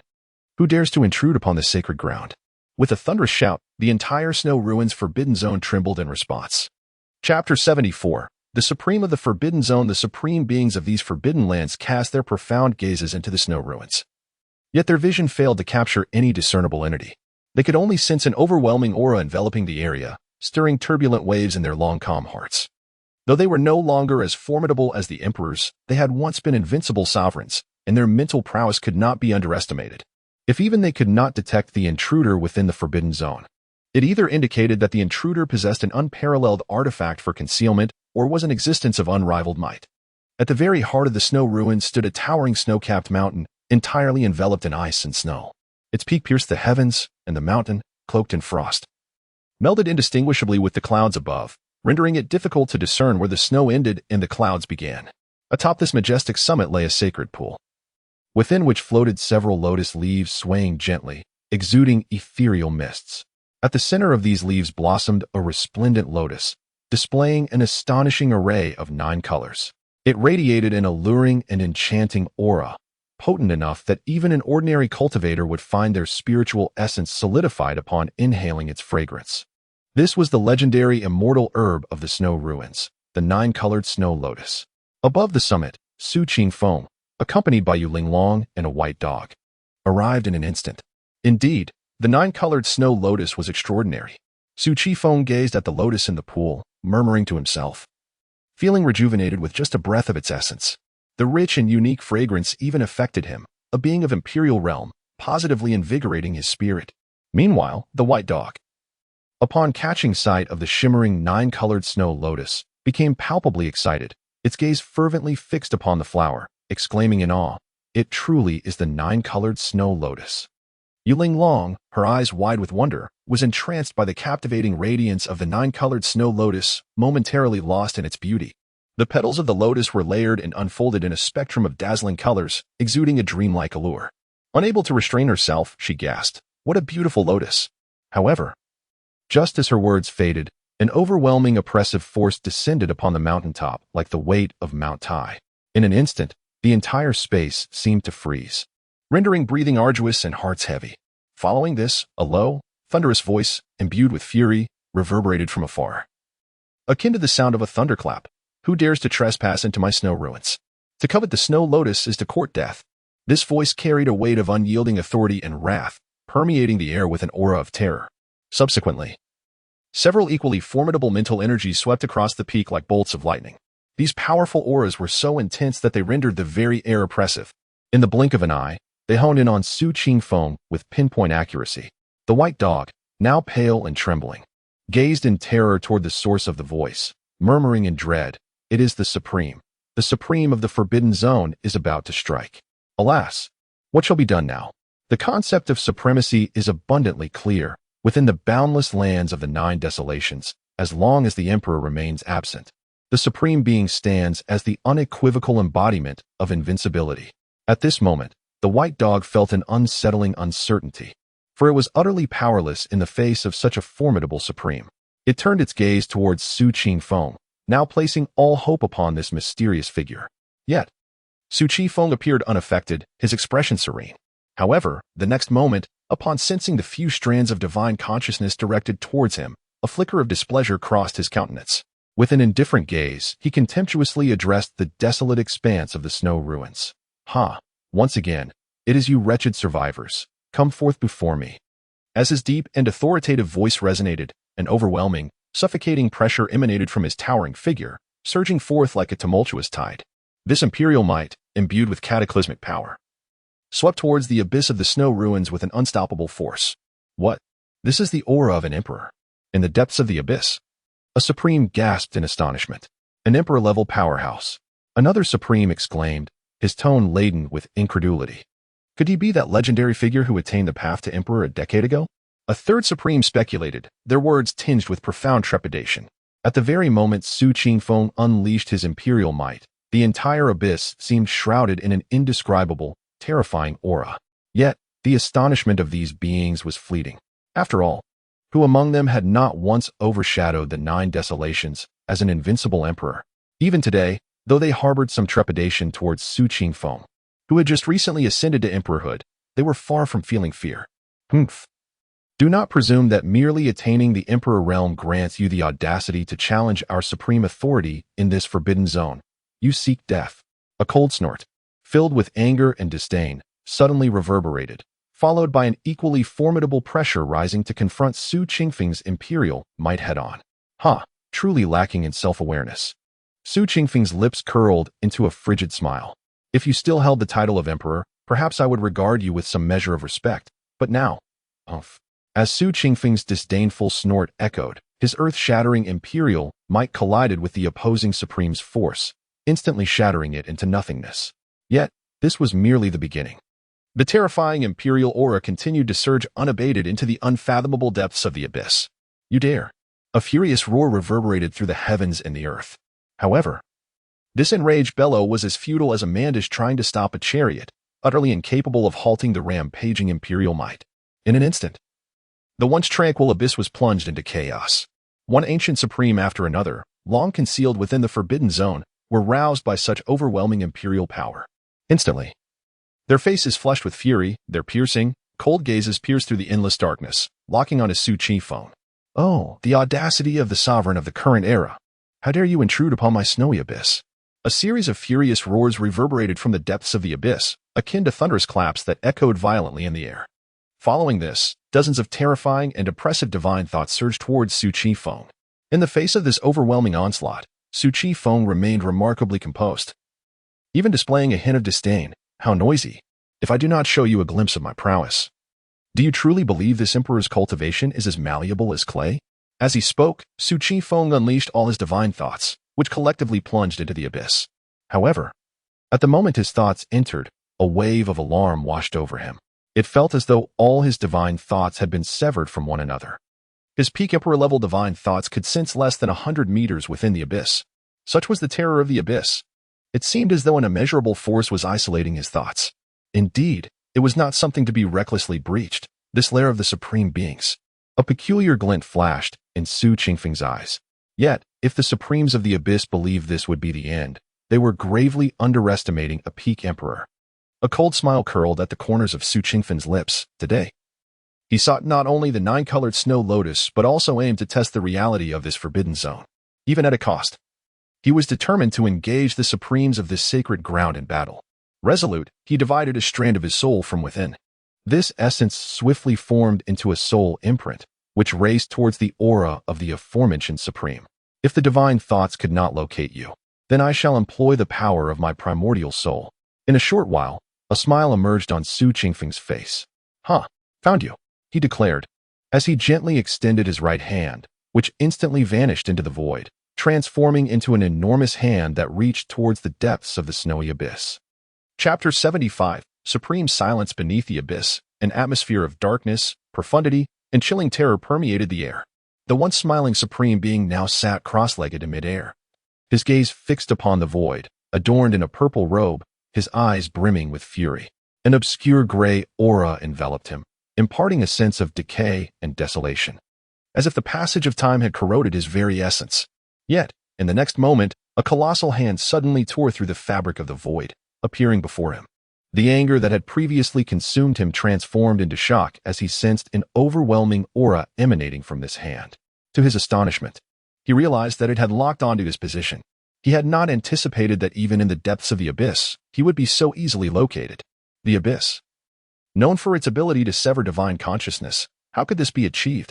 As he pondered this perplexing revelation, the enormous hand descended with formidable force towards the Supreme. The chilling aura filled the desolate cavern. As the Supreme of the Forbidden Realm, his countenance shifted rapidly before he regained his composure, exclaiming in wrath, "Do you truly believe this sovereign is as malleable as clay?" With that, a terrifying energy surged forth from his being. For Symbol's heaven seal, go. A mysterious seal expanded rapidly, crashing towards the colossal hand. The hand was momentarily halted by the seal. On the mountain peak, Su Chi Feng observed his technique and chuckled. From the moment you inflicted harm upon yourself, you ceased to be the exalted emperor. Thus, he beckoned, come forth. The hand from the abyss, imbued with an even more dreadful imperial might, surged forth with renewed strength. The giant seal was instantly sent flying, while the terrifying hand continued its assault on the Supreme. You, the Supreme of the abyss, was struck with fear, hurled through the air by the force of the blow. Thus, the Supreme from the abyss was cast out by Su Chi Feng. At that moment, a voice filled with even greater fury erupted. Contemporary Emperor, you have gone too far. Humph. Clearly, this was a being of ancient lineage who had existed within the confines of the snow ruins for countless years. The Throne Supreme managed to regain his footing, his eyes blazing with rage as he glared at Su Chi Feng atop the mountain. Su Chi Feng, disregarding the ancient Supreme, let out a cold laugh. If you desire battle, then emerge. Do not scurry like a rodent in your hole. His gaze was indifferent as he cast a glance over the abyss, showing no respect for these so-called Supremes. Were it not for their concealment within the abyss, it would be a challenge to draw them out. You, the ancient being, erupted with further fury, a tremendous pressure surging from the abyss. Contemporary Emperor, do you truly wish to provoke a war with us in the snow ruins? Strong divine consciousnesses descended upon the mountaintop once more. Su Qingfeng's gaze swept across, and the formidable pressure dissipated. He coldly responded to the abyss. Do you wish to emerge from your mouse hole and engage this emperor in combat? As he spoke, his aura intensified further. His eyes icy as they seemingly pierced through the void, targeting the Supreme directly. Beneath the abyss, shrouded in dark gray mist, a vague silhouette could be discerned. Once emanating with fury and authority, his expression suddenly transformed, as if he had been fixated upon by something truly terrifying. He gazed in shock towards the abyss above, silenced. Indeed, this supreme being, upon sensing Su Qingfeng's formidable power, had grown timid. With the absence of his voice, the other supreme beings fell into a profound silence. Su Qingfeng's frosty gaze swept over the abyss once more, and upon witnessing the silence of these supreme beings, he let out a disdainful huff. Humph. So you wretched survivors believe you have earned my respect, do you? He radiated an unparalleled imperial majesty, causing none to dare meet his piercing glare. The supreme being singled out by Su Chi Feng felt this pressure most acutely. The figure clad in purple robes stared at Su Chi Feng, his face a canvas of shock. A peak emperor, you are indeed a peak emperor. He could hardly fathom that the imperial figure who had arrived today was of such exalted status. Had you not attained enlightenment a mere decade ago? How have you ascended to peak emperor? The supreme being couldn't help but exclaim in astonishment. No wonder the other exuded such confidence. As a peak emperor, he certainly possessed that capital. Even in his prime, as an emperor, he would have to avert his gaze from such a presence. Let alone now, having already suffered a self-inflicted blow, his peak diminished. It was not just him. Even the ancient supreme beings deep within the abyss were equally astonished. They were fully aware of the might of a peak emperor, an entity unrivaled across the vast expanse of the 9 desolate lands. Su Chi Feng turned to him, a cold smirk playing on his lips.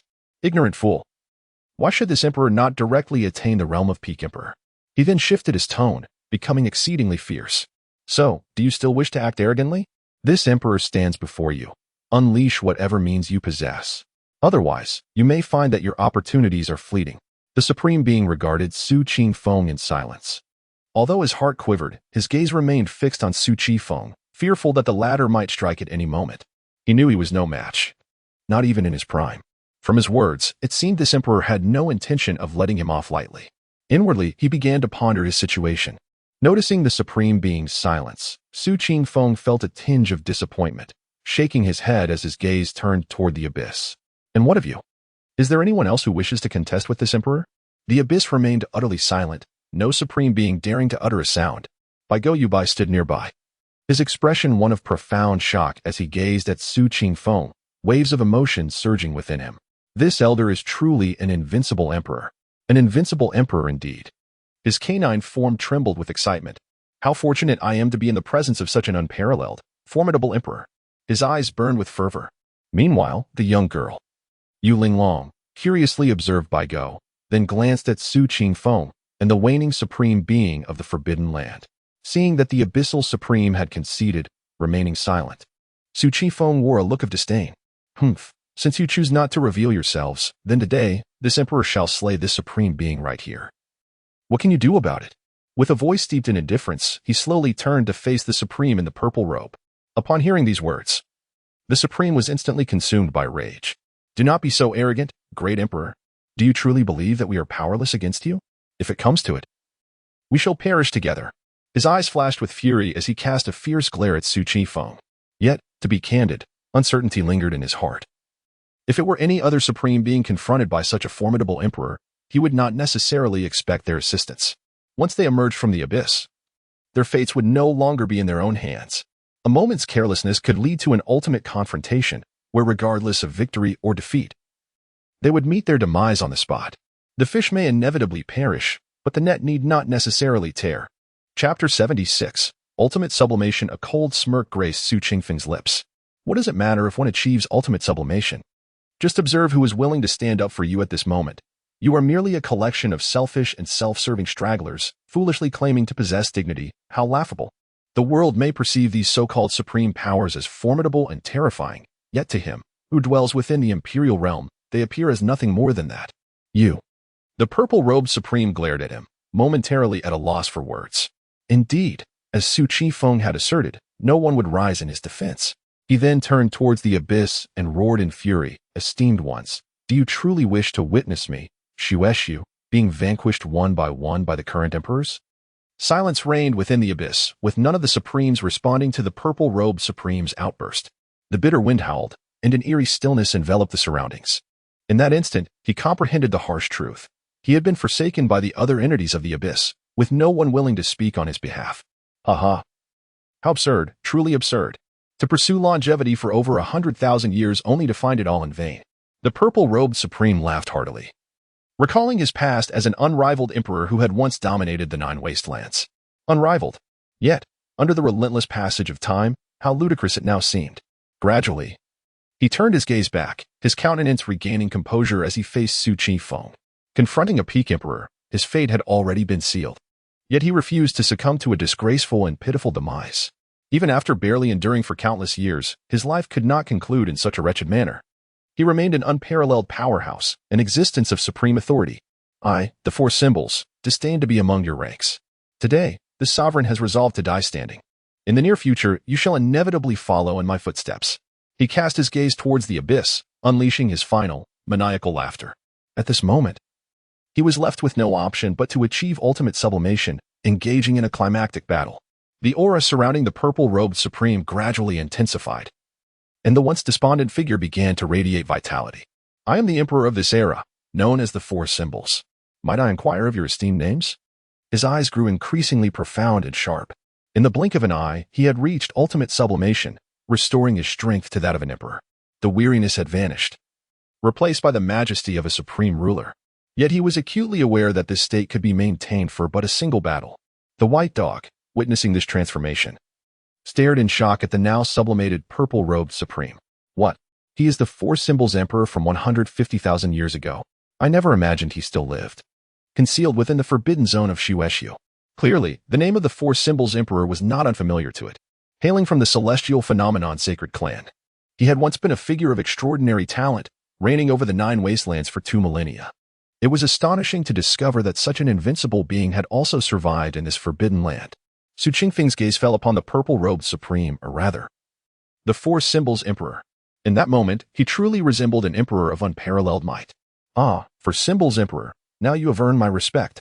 At this moment, he finally reined in his disdain, his expression turning serious. After all, despite the utmost elevation, he possessed the strength of an emperor. The Four Symbols Emperor. You are now worthy of knowing my title. Remember, I am called Qi Feng, and you may refer to me as the Emperor Qi Feng. Today, allow me to grant you a dignified death. Rather than live in obscurity, it is far better to blaze brilliantly for a lifetime. The path to immortality is strewn with bones. Thus, an invincible life is not in vain. The four symbols Emperor emanated a formidable aura, his eyes reflecting a fierce battle intent. Today, he had no retreat but to engage in combat. Emperor Qi Feng. Very well. My four symbols has not clashed with a being of imperial stature for 100,000 years. Today, let me seek your guidance. Faced with the now greatly elevated and comparable to an imperial realm supreme, Su Qingfeng's gaze revealed a deep-seated battle fervor. Come forth, for symbols Emperor. Since my ascension, I have yet to unleash my full power in battle. I hope you will not disappoint me. In an instant, the peak aura of Emperor Su Qingfeng was unleashed, a powerful might sweeping forth. Fortunately, Su Qingfeng had reserved a fragment of his power to protect his dog and disciple, Yu Linglong. Otherwise, they would not have survived before such overwhelming imperial might. The four symbols Emperor regarded Su Qingfeng's formidable presence with a fleeting gravity in his gaze, quickly replaced by a resolute determination. The might of a peak emperor was not easily withstood. Yet, having reached such heights, he knew that survival was no longer an option. And at this moment, he had seen through it all. No matter how one clings to life, ultimately, the path to immortality remains obscured. Why linger in the depths of darkness, unseen day after day? After today, perhaps the world will remember no longer my four symbols. I implore you to give your all in this battle, so I may witness the grandeur of a peak emperor. My four symbols should have long been entombed in the annals of time. He had prolonged his existence for countless years, having forgotten his initial aspirations. These years had merely been a struggle for survival. The allure of immortality is far too potent for those of us who wield supreme power. Yet, that is now a thing of the past. At this moment, he sought only to engage in a fierce battle, to shine with ephemeral brilliance. As for immortality, he had already relinquished all thoughts of it. Su Qingfeng gazed at the now altered four symbols Emperor, his countenance composed, and calmly uttered a word, "No." As the word left his lips, an extraordinarily terrifying and immense aura erupted from within him, soaring to the heavens. He regarded the four symbols Emperor with a tranquil demeanor and spoke, "This place is not suitable for a full-fledged battle. Let us contend in the void."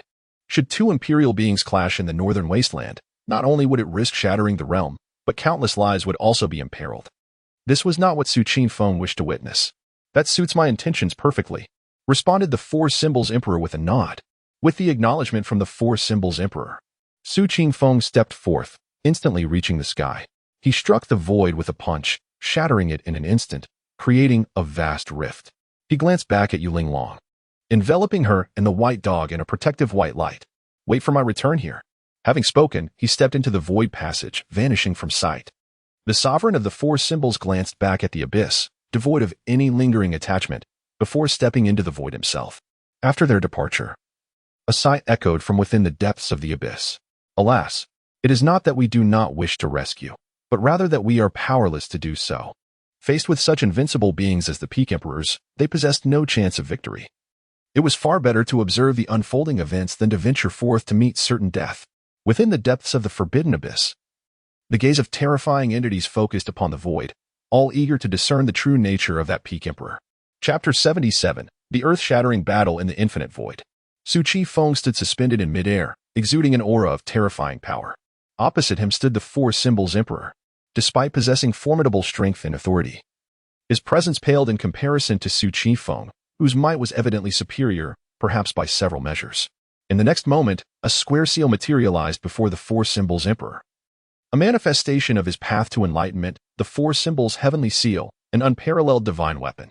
Su Qingfeng regarded the Emperor who had summoned his imperial artifact. "Make your move." Though he had never experienced the path to enlightenment, nor wielded an imperial weapon, his Peak Emperor's strength sufficed to contend with an exalted supreme being. Chanting incantations, the four symbols Emperor pressed his two fingers together and pointed forcefully at Su Qingfeng. "For symbols heavenly seal, go." With this command, the seal erupted in a blinding radiance, illuminating the boundless void like a resplendent star. Subsequently, it descended upon Su Qingfeng with an unmatched ferocity, akin to an immense mountain bearing down upon him. The overwhelming imperial might cascaded toward him. Su Qingfeng observed the colossal seal crashing toward him, a glint of cold determination flickering in his eyes. "Heavenly hand." He raised his right hand, and an enormous hand materialized in the air. An unfathomable imperial might, infused with astonishing power, enveloped the Great Seal in an instant. In that fleeting moment, the Supreme Seal found itself utterly immobilized. Seeing this, the four symbols Emperor channeled an even greater surge of energy toward the seal, invoking another spell. Celestial Behemoth treads the heavens. In an instant, the void surged with movement, and a formidable giant elephant manifested in the expanse. It advanced step by step towards Su Chi Feng, each footfall causing the very fabric of space to tremble. Su Chi Feng regarded the approaching giant elephant, its oppressive might bearing down upon him. The celestial elephant approaches. But it is still insufficient. With that, he focused his gaze, and his previously scattered aura sharpened into a lethal edge. He formed his right hand into a sword-like gesture and pointed decisively at the descending giant elephant. At that moment, a breathtaking beam of light erupted from his fingertip, slicing through the air like a bolt of lightning. Sword point pierces the heavens. In the blink of an eye, the radiant light transformed into an extraordinarily sharp sword. Soaring through the air with blinding speed, aimed directly at the colossal elephant. As the great sword raced through the void, it tore the air asunder, emitting a piercing howl. Simultaneously, countless sword energies converged upon the blade, amplifying its overwhelming presence and rendering it unstoppable. In the blink of an eye, the massive sword hung poised in midair. Resembling a ferocious dragon, wielding the might to obliterate the heavens and earth, and it struck down fiercely upon the celestial elephant, the imposing giant elephant. Exuding an aura of power, evidently sensed the threat emanating from the colossal sword. It bellowed furiously, raising its immense right hoof, attempting to crush the approaching blade with sheer force. However, just as its massive hoof was about to collide with the sword, a dazzling brilliance emanated from the blade's aura. In an instant, a fierce and majestic beam of sword light cascaded down like the Milky Way from the heavens, sweeping across the expanse with overwhelming force. Under the illumination of this sword light, everything appeared diminutive and fragile. The once indomitable hoof of the celestial elephant was, in that fleeting moment, dissolved into nothingness by the sword's radiance. With a resounding roar, the elephant halted its advance, now supported precariously on three legs. The next moment, the chilling sword energy swept through, and the colossal beast fell to the ground with a thunderous crash, dissipating into the ether. Witnessing his celestial elephant so effortlessly vanquished, the four symbols Emperor's expression turned grave. The four symbols Imperial Seal continued to struggle against the vast hand that loomed over it. He slowly raised his gaze to Su Chi Feng at the opposite end of the void and remarked, "Emperor Chi Feng, impressive indeed. I commend your prowess. However, to think it would end here would be a grave underestimation of my capabilities." As his words echoed, a surge of blood vitality ignited within him, blazing like a fervent flame, illuminating his entire form in a radiant crimson glow, as though he were engulfed in fire. His presence intensified further, and soon, he transformed into a magnificent colossal elephant, revealing his true form as a member of the celestial elephant clan. I am the four symbols, destined to vanquish all foes. At this moment, the Imperial Seal, enveloped by the vast hand, trembled violently as if responding to the Emperor's summons, its might growing stronger, seemingly striving to break free from the hand's grasp. Su Chi Feng observed the transformed four symbols Emperor with a smile finally gracing his face. "Burning your essence, are we? Very well, allow me to demonstrate the capabilities of a peak Emperor." Upon uttering these words, he withdrew the vast hand and stood in the void, his eyes closed, as if merging with the emptiness surrounding him. As Su Chi Feng retracted the vast hand, the Imperial Seal swiftly returned to the four symbols Emperor's grasp. Suddenly, the void trembled, and Su Chi Feng opened his eyes, their depths seemingly capable of piercing the heavens. He extended his right hand gently toward the four symbols Emperor, declaring, "My path is eternal." Su Chi Feng had not attained enlightenment, yet all roads led to his own. In an instant, an enormous hand, overshadowing the universe, materialized in the boundless void. As if even the emptiness itself were ensnared within its grasp, the four symbols Emperor gazed upon the colossal hand above him, astonishment flickering in his eyes. However, the shock quickly faded, replaced by a fierce battle spirit. Fixing his gaze upon the vast hand in the void, he proclaimed, "Emperor Qing Feng, I, the four symbols, have never been inferior to others. Born of the celestial elements, I shall battle the heavens. Today, I shall shatter your encompassing hand." With his immense celestial form, exuding unparalleled imperial might, he ascended through the void. "What brings you here? Should there be an obstacle in my path?" As the formidable hand of the heavens was shattered, the four symbols Emperor resolved firmly within his heart, there would be no retreat in this battle, nor any path to withdraw. "The four symbols, still resembling your present self, shall henceforth unfold as you desire. Su Qingfeng's gaze was icy, and as his words resonated, the colossal hand of the heavens descended to suppress the four symbols emperor. The emperor ignited his primordial essence, emanating a blazing crimson flame, while the four symbols imperial seal struck against the void. Upon the clash of the descending hand and the imperial seal, a cataclysmic tremor erupted. Boom! In that instant, the four symbols emperor, along with the imperial seal, was forcefully propelled away. His immense celestial form was thrust into the void, shattering all that lay in its wake. Blood rained down upon the void. After piercing through countless layers of the void, his body finally came to a halt.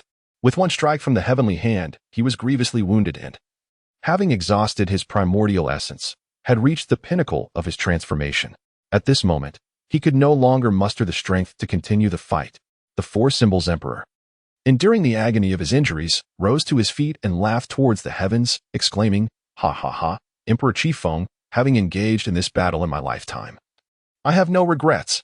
Chapter 78, Supreme Bloodshed. The four symbols emperor gazed back upon the passage of 150,000 years. Realizing that only the last 2,000 years, upon achieving enlightenment, had been worthy of his title as a great emperor. In his twilight years, he could not resist the allure of immortality, ultimately severing his own fate and retreating into the forbidden zone, where he has since languished. From that moment forth, he was no longer the being he once was. Reflecting on his past, the supreme ruler of the Forbidden Land became a stain upon his existence. The body of the four symbols emperor teetered on the brink of collapse. He bore the agony of his failing form and, with a hearty laugh, addressed Su Qifeng. "The path before you is merely beginning. I hope your latter days do not mirror my own demise." Ha! Su Qifeng regarded him without sympathy, observing coldly, "Rest assured, rather than cling to life, I shall ensure that I take a few companions with me before my end." The four symbols emperor could no longer suppress the disintegration of his body. His essence exhausted, he had reached the pinnacle of transcendence. He laughed helplessly. Ha ha! On the road to immortality, countless bones lie buried. The end of emperors ultimately leads to emptiness. What immortality can be spoken of? How pitiful it is that we still dare to dream of eternity. With those final words, the four symbols emperor breathed his last, his entire being collapsing into the void, utterly obliterated in the emptiness. The once mighty emperor, who had overshadowed an era, had now fallen, marking the conclusion of a reign lasting over 100,000 years. The supreme had perished.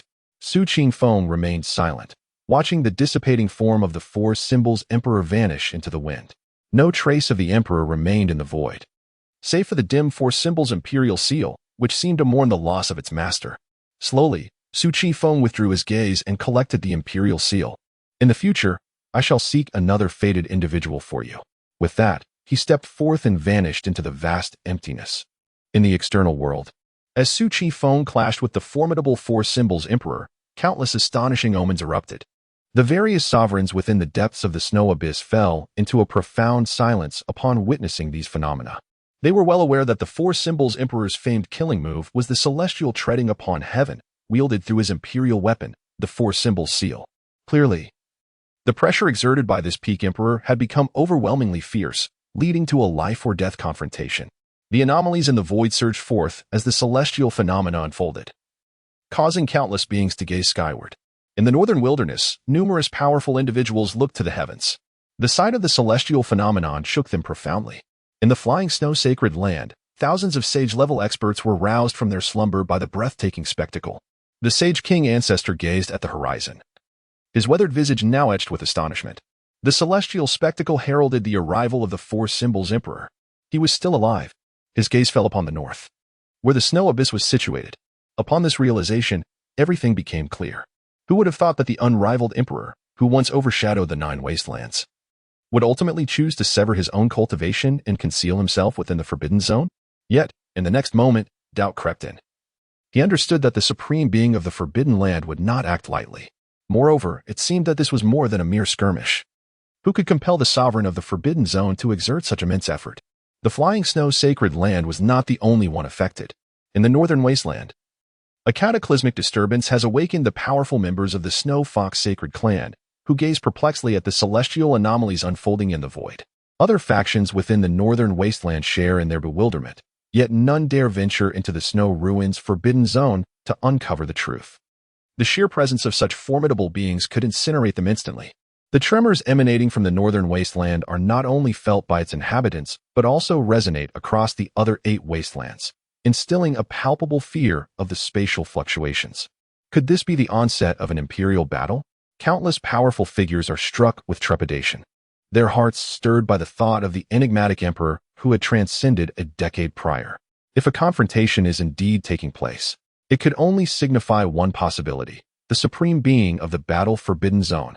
A multitude of formidable entities are left in a state of uncertainty, questioning why this mysterious emperor would engage in conflict within the northern wasteland's snow ruins forbidden zone. In the eastern wasteland, the revered ancestral patriarchs, Ling Shuzi of the Tai sacred land, Jiuhe Dao Ran of the Huangji sacred land, and the esteemed Jiang Tian of the ancient Jiang clan gather once more. Is it our human race's emperor? They direct their gaze towards the northern wasteland, and in but a moment, clarity dawns upon them.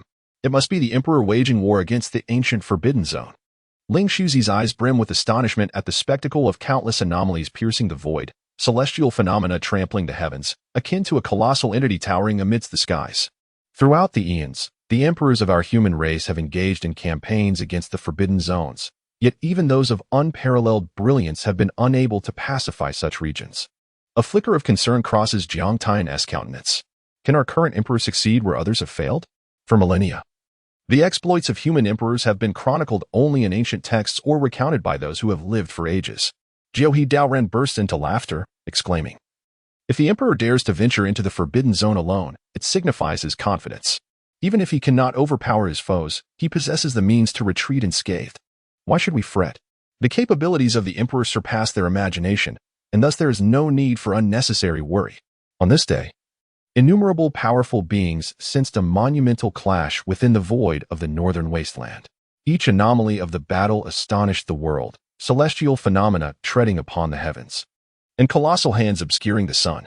Before long, the sky darkened, casting a crimson hue over the expanse of the northern wasteland. Blood-red clouds loomed ominously over the inhabitants of the northern domain. A profound imprint of the celestial path shattered with a resounding crash, dissipating into nothingness. As if the heavens themselves lamented, rain of blood descended, echoing the sorrow of the cosmos. This dissolution of the celestial imprint signified the fall of a supreme being. Countless beings, witnessing such a spectacle, were filled with dread. The shared grief of the world indicated that in the recent cataclysmic battle, an unparalleled supreme had perished. A once mighty emperor, who had dominated an era, has now completely fallen. In the northern wasteland, countless beings are engulfed in terror, realizing that this astonishing phenomenon has transpired in their midst, though fortunately, it bore them no harm, bringing them a measure of relief. Nevertheless, the blood rain and the crimson sky continue to instill profound fear.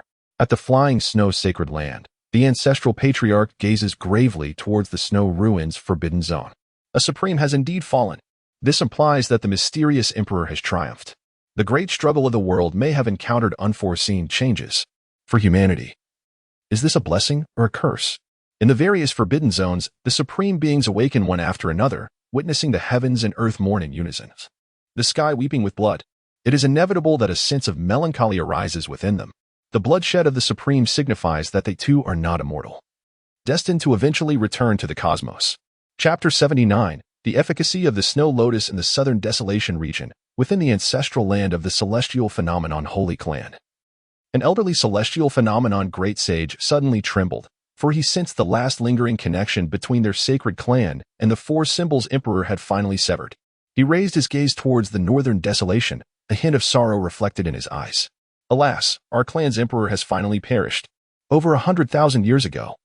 Our southern desolation celestial phenomenon Holy Clan had once thrived under the pinnacle of the 4 symbols emperor.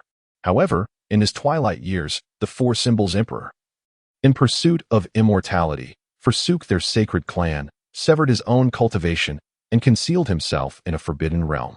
Although the departure of the emperor did not lead to the decline of the Holy Clan, it plunged countless clan members into profound sorrow, leaving them in a state of despair, their former glory forever lost. In the snow ruins forbidden land, the abyss bore witness to such an extraordinary phenomenon. As the sky turned a vivid crimson, this transformation signified that they could no longer sense the presence of the 4 symbols within the imprint of the Great Path. This heralded the fall of the 4 symbols, the demise of a supreme being brought sorrow to the heavens and the earth. The supreme beings within the abyss fell into a profound silence, their hearts heavy with melancholy. At that moment, Su Qingfeng burst forth from the void, hovering in the air, his gaze coldly surveying the abyss below. The oppressive imperial might he exuded left the supreme beings in the abyss feeling utterly stifled, filled with a mixture of anger and fear. Noticing the extended silence within the abyss, Su Qingfeng let out a cold snort, his voice piercing and chilling, resonating throughout the depths. Do you have any objections? If anyone dares to dissent, feel free to step forward and challenge me. His words echoed like thunder in the abyss, deafening and resonant. However, in response to Su Qingfeng's challenge, the abyss remained eerily silent. At that moment, all the supreme beings chose silence and retreat, concealing their auras to the utmost, fearing detection by this contemporary emperor and the impending doom that might follow. After all, under such terrifying imperial might, who would dare to reveal themselves, as it would be akin to courting death? Upon witnessing the continued silence in the abyss, Su Qingfeng coldly snorted once more before retracting his gaze. He descended beside Yuling Long, who stood in shock, utterly astounded. It dawned on her that she was indeed in the presence of a powerful emperor, an invincible sovereign of the age. Her gaze towards Su Qingfeng was filled with astonishment, reverence, and awe. Su Qingfeng chose to disregard the white dog, his expression softening as he turned to Yuling Long. My disciple, today I shall restore your spirit. Yuling Long's eyes widened, her face a canvas of confusion and curiosity as she gazed at Su Qingfeng. With a gentle wave of his sleeve, a mysterious and potent force surged forth.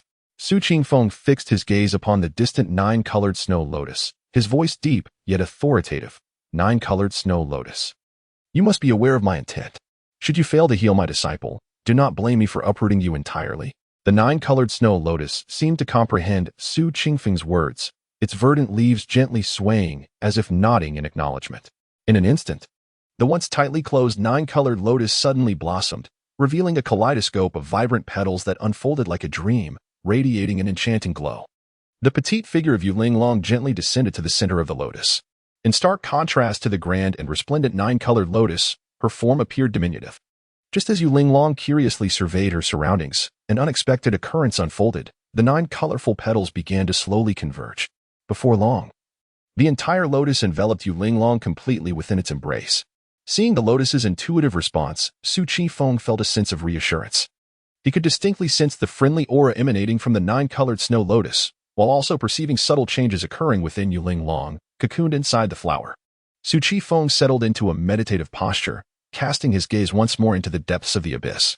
He had initially believed he could eliminate a few supreme beings of the Forbidden Land, but he soon realized that these supremes were even more fearful than he had anticipated. Having barely managed to extract a four-element supreme by dividing his soul, further attempts at soul division seemed unwise. To vanquish these supremes, he would have to venture into the abyss, otherwise, he was utterly powerless against them. No wonder they had managed to survive for such a long time. Su Qingfeng withdrew his gaze, murmuring to himself, if the supremes of the Forbidden Land were truly so easily dispatched, how could the Forbidden Zone endure to this day? The constraints imposed by the abyss were numerous, and the severance of divine consciousness alone was quite troublesome. Thus, for him, entering the abyss was not a viable option.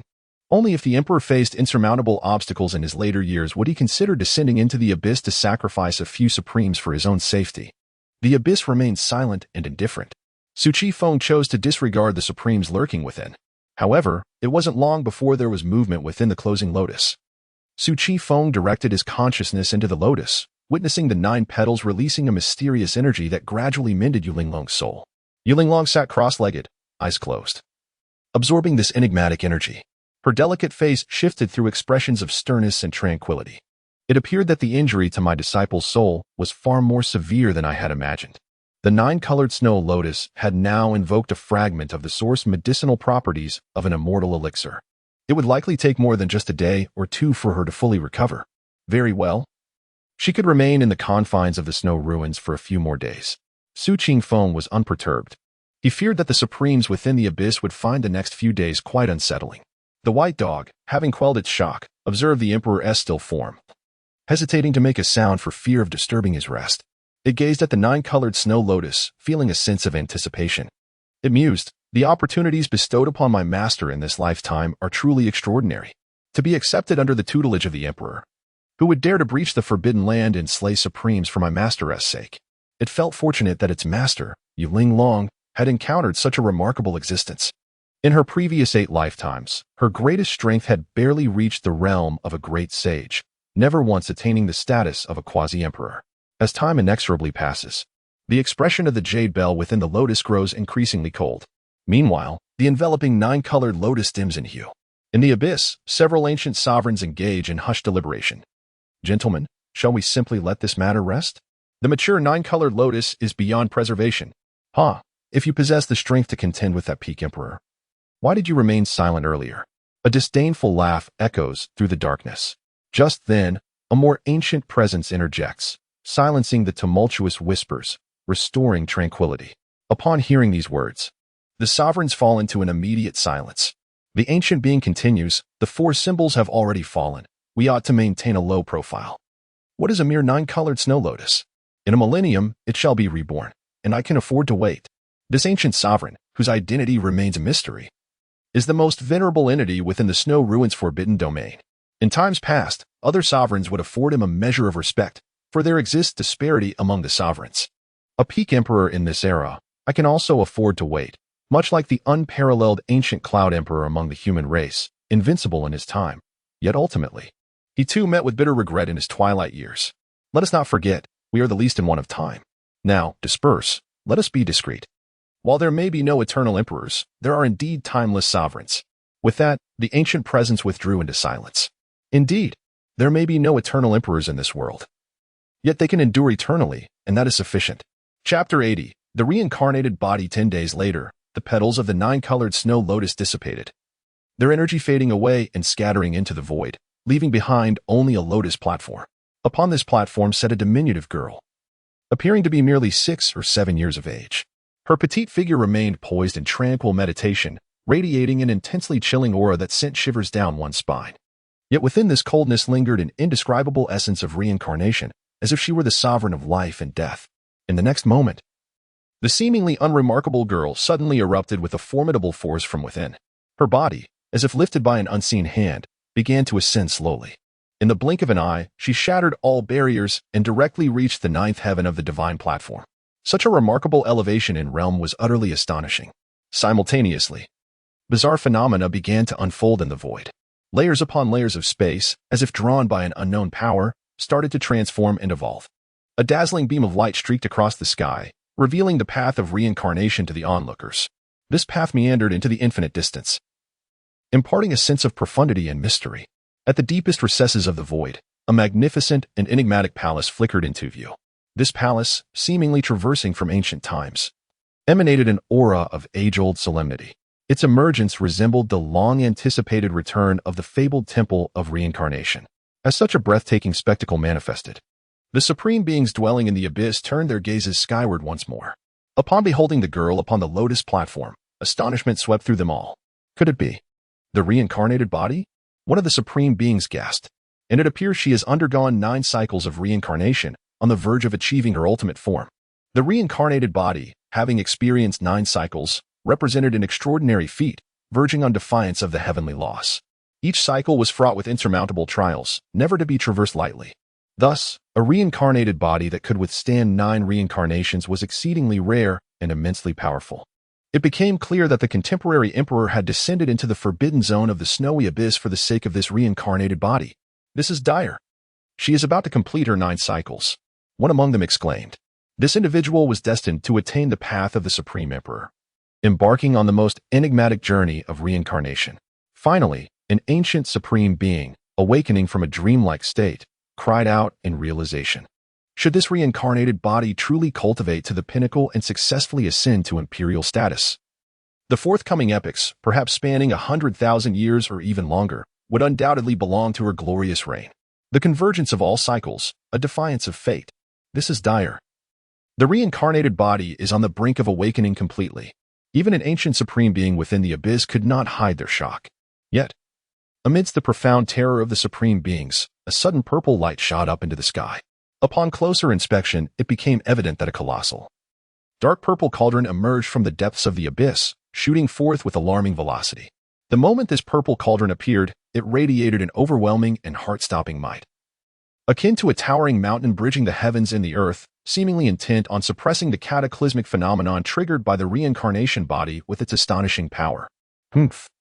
In the desolate lands of the Nine Wastes, the resurgence of reincarnation power shall not be permitted. Such heresy deserves divine retribution, as the purple cauldron manifested. A terrifying snort akin to thunder's fury echoed forth. While the pinnacle emperors of this world might be tolerated, the ancient beings within the forbidden zones would never allow a reincarnation body to ascend to the emperor's realm. For a peak emperor may only dominate the annals of this era for a few tens of thousands of years at most, and they can afford to wait. However, should a reincarnation emperor truly emerge, it would not merely be a matter of a few tens of thousands of years. She need not live through many lifetimes. Merely by entering her path of reincarnation, she could soon reappear in this world, once again becoming a supreme emperor. They have never witnessed the successful ascension of a reincarnation body, nor do they know how many lifetimes a reincarnation emperor could traverse. Yet, it is certain to be an endless expanse of time. Such protracted years are beyond their capacity to endure. Thus, the ancient beings within the abyss must not allow such an existence to manifest. Just as the purple cauldron unleashed its heart-stopping, formidable might, poised to annihilate Yuling Long. Suddenly, Su Qifeng opened his eyes wide, flames of fury igniting within his gaze. He bellowed, seeking death. Accompanied by this fierce rebuke, an unparalleled aura erupted, surging forth like a torrent, directly charging towards the menacing purple cauldron. In an instant, this formidable force firmly positioned itself before the purple cauldron, halting its advance as if it had been ensnared by a binding spell, rendering it utterly immobile. Then, Su Qingfeng's voice dripped with cold mockery. Ha! So it seems you do not fear this emperor, but rather dread the imminent emergence of the reincarnation body. Truly laughable. As his words fell, his gaze turned even colder, resembling a millennium of frost, fixed unwaveringly upon the ominous purple cauldron that exuded a terrible aura. With Su Qingfeng's profound insight and cultivation, he could distinctly sense the terrifying power contained within this purple cauldron. It was an ultimate imperial weapon. Such an extraordinary imperial artifact possesses the ability to annihilate the heavens and the earth, and at this moment, it arrived with cataclysmic force solely to eradicate the one harboring the reincarnation body. One can only imagine the supreme being's trepidation towards the reincarnation body. However, reflecting further, Su Qingfeng's rage became increasingly uncontainable. These sovereigns dared to attempt to slay his disciple before his very eyes, an immense affront and provocation. Ultimately, Su Qingfeng was fully consumed by fury. He unleashed the terrifying aura of a peak emperor without reservation, causing the very heavens and earth to shift in hue. His right hand slowly rose, extending outward, and with his gesture, an enormous hand, vast enough to obscure the sun, materialized from thin air, poised before the purple cauldron. Immediately, one could hear Su Qingfeng bellow once more, "Come forth and meet your demise." No sooner had the words left his lips than the enormous hand, which loomed before the violet grand cauldron, exerted its might, akin to a thunderous strike, aiming fiercely at the cauldron. In an instant, the hand reached the Minghuang cauldron. Yet it showed no signs of halting. Under such terrifying pressure, the majestic cauldron found itself utterly immobilized. Su Qingfeng's colossal hand enveloped it effortlessly. Just then, a sudden turn of events unfolded as another flag, emanating a spectral flame, charged forth from behind. Chapter 81. The Alliance of Three Ancient Entities in an Instant.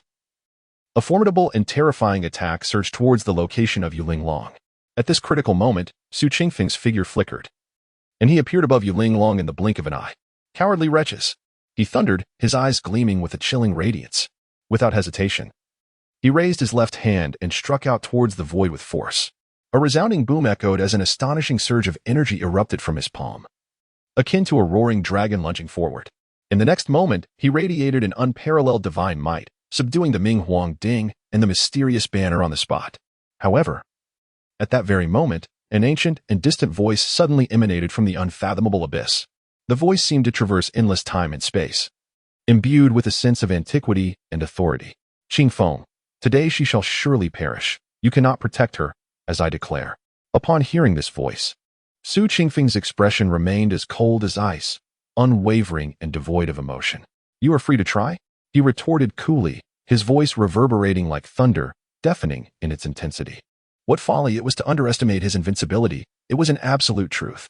Even in the absence of his own path or imperial weapons, all paths could become his, and he could vanquish any imperial weapon with ease. The audacity to attempt to slay his disciple in his presence was ludicrous. Suddenly, a chilling, sinister laughter erupted, echoing with malevolence. It has indeed been a long time since I have acted. Have the people of this world already forgotten my illustrious name? The eerie laughter reverberated through the desolate snowy expanse, adding a thick layer of evil to the already frigid and lifeless atmosphere. Yet, Su Qingfeng remained calm and composed, unaffected by the sinister ambience, even as he sensed the presence of three supreme entities. Abruptly, his tone turned icy. Enough of this noise. He then stepped forcefully into the void. The space tore apart instantly, unleashing a horrifying force aimed at the abyss. His strike as a peak emperor shook the abyss, instilling terror in countless supreme beings. Though the target of this attack was not them, they still felt an overwhelming dread. Even at their pinnacle, they knew they were no match for such power. Within the abyss, an entity exuding an evil aura felt the approach of this terrifying presence and adopted a grave expression. At that moment, a commanding voice rang out. "Tianxie, old man, if you do not act now, we shall lose our chance. Ming Huang, Tianyu Huang. Let us strike together. With our combined strength, we shall see if that peak emperor can withstand our might." The Tianxie old man gazed malevolently at the impending footprint of terror. In the next moment, three astonishing forces surged from three directions, instantly countering the dreadful footprint. In the following instant, the combined might of the three ancient entities, coupled with the abyssal force field, successfully dissolved Su Qingfeng's formidable attack. Suddenly, the withered hand of the elder Tianxie extended slowly, followed by the release of an ordinary cloth bag from his sleeve. "Children, it is time to venture forth for sustenance." As his words echoed, the bag gradually opened, unleashing countless formidable soul bodies that surged forth with great urgency, clawing and flapping towards the chasm above. Each soul body radiated an aura of immense dread. It was the Ming Huang Ding. The ancient Ming emperor had made his move. Moreover, the Tianyu banner emerged, indicating that even those ancient entities could no longer contain themselves. The ancient Ming emperor and the Tianyu emperor had existed since primordial times and throughout countless ages. They had never been seen to act. No one could fathom the terror of the ancient Ming emperor, nor the might of the Tianyu emperor. Yet today, these two ancient beings could not restrain their actions. The extreme Dao imperial weapons, the Ming Huang Ding, and the Tianyu banner had all been summoned. It seemed that today would witness a significant confrontation. Furthermore, the elder Tianxie had also taken action. These were exceedingly ancient and terrifying presences, evidently perceiving the threat posed by the Nine Lives reincarnation body to the Forbidden Zone as overwhelmingly grave. So grave that they would dare to act in the presence of the current pinnacle emperors. Within the abyss, other sovereigns quietly observed the unfolding situation. They had also prepared themselves. Under no circumstances could a perfected reincarnation body be allowed to manifest. Otherwise, after countless eons, it would herald their doom. Suspended atop the mountain, Su Qingfeng gazed coldly into the abyss.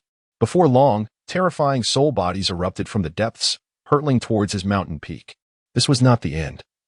The previously suppressed Yu Huang banner and Ming Huang Ding began to tremble violently, as if seeking to break free from his control. "Humph. Since you forsook the realm of emperors, you are no longer of the same caliber as I. Regardless of your means, I can effortlessly dismantle them." Su Qingfeng's voice rang coldly once more. "Suppress." Following this, a terrifying wave of Dao intent surged forth, accompanied by imperial majesty emanating from him. The void trembled.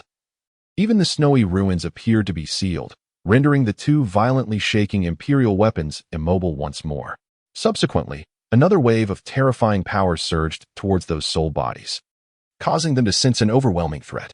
One by one, they merged into the foremost soul body, amplifying its aura exponentially. When all the soul bodies had fused, the combined entity radiated an aura of imperial pressure. In an instant, it roared defiantly at the imperial might, causing Su Qingfeng's assault to falter momentarily. Yet, this was but a fleeting moment. Su Qingfeng's gaze sharpened, and his own power surged once again. In the blink of an eye, a terrifying attack struck the massive soul body. With a thunderous boom, the soul body was shattered by Su Qingfeng's fearsome strike, dissipating into wisps of black mist. Strangely, in the next moment, those black mists coalesced once more into a soul body. The soul body emitted a chilling, sinister laugh that sent shivers down the spine. Su Qingfeng regarded the reformed soul body with an expression of unwavering calm. In the next moment, a glimmer of brilliance flashed across his eyes. Merely a path of corruption. A flame imbued with the essence of the Tao erupted from his palm, instantly igniting the heavens as the essence of fire enveloped the surroundings. Heavenly fire, confine. Accompanied by Su Qingfeng's furious shout, he swiftly formed intricate seals with his hands. causing a myriad of complex runes to flicker into existence in the air. In an instant, countless celestial flames descended like shooting stars, racing towards that ethereal soul. These heavenly flames were not ordinary fire. They embodied Su Qingfeng's profound understanding of the path of fire. Faced with such a ferocious assault, the soul undoubtedly felt immense pressure. However, it did not retreat easily. Instead, it began to struggle fiercely. A faint glow enveloped the soul, attempting to withstand the onslaught of the celestial flames. Yet, how could Su Qingfeng allow it to succeed? With a cold snort, he intensified his control over the essence of fire. Consequently, more heavenly flames surged forth from the void, cascading towards the soul like an unstoppable tide. In an instant, the entire space was bathed in a crimson glow. As the once-dreaded soul found itself ensnared by the relentless heavenly fire, unable to escape, its form twisted grotesquely under the searing flames, emitting a series of chilling howls and eerie cries. Yet, no matter how desperately it resisted, it could not break free from the bindings and devastation wrought by the celestial flames. Chapter 82. The Collection of Imperial Weapons. The supreme surrender. This is indeed the essence of the way of fire. The Underworld Emperor and the Celestial Phantom Emperor felt a stir of unease within. As all my methods became futile, the countenance of the Elder Tiansha darkened ominously. In another part of the abyss, two ancient beings were also engulfed in turmoil. They were desperately attempting to control their imperial weapons, striving to break free, thus unable to alleviate the pressure on Elder Tiansha. Suddenly, as they fell into silence, the sky above revealed terrifying thunder. The true essence of the thunder path emerged, and panic seized Tiansha Elder's heart. The dual forces of thunder and fire were precisely the bane of his formless soul. Yet, the heavenly thunder would not relent in accordance with his dismay. The essence of thunder loomed above like a majestic celestial might. Celestial thunder, annihilate. The authoritative voice of Su Qingfeng resonated once more, causing the surrounding void to tremble. As his words echoed, the heavens transformed. Turbulent winds and clouds roiled, and horrific bolts of lightning converged with relentless vigor. In an instant, a divine thunder capable of shaking the very world descended from the ninth heaven, its might akin to the creation of the universe, heading straight towards the abyss. The soul, already ensnared by the raging celestial fire and unable to escape, could not respond in time before being violently pierced by this astonishing divine thunder. In the blink of an eye, the soul shattered under the impact of this cataclysmic force, scattering into countless fragments. Yet, despite this, it still attempted to reassemble. But the celestial fire clung to it tenaciously, rendering it utterly unable to break free. In mere moments, the endless terrifying celestial fire and the frenzied thunder intertwined, amalgamating into an unstoppable torrent of destruction, completely consuming the soul. Witnessing this from within the abyss, Elder Tiansha's expression changed drastically, and he spat out a mouthful of blood. His aura instantly waned, leaving him looking exceptionally frail. Nevertheless, he steadfastly fixed his gaze upon the sky above, his eyes filled with resentment and fury. For at the moment that thunder descended, the formless soul with which he had been psychically connected abruptly severed all ties. This signified that the soul had been utterly obliterated by that peak emperor. At this moment, even the usually unflappable underworld emperor exhibited a subtle ripple of disturbance on his weathered visage. He murmured softly, the duality of thunder and fire.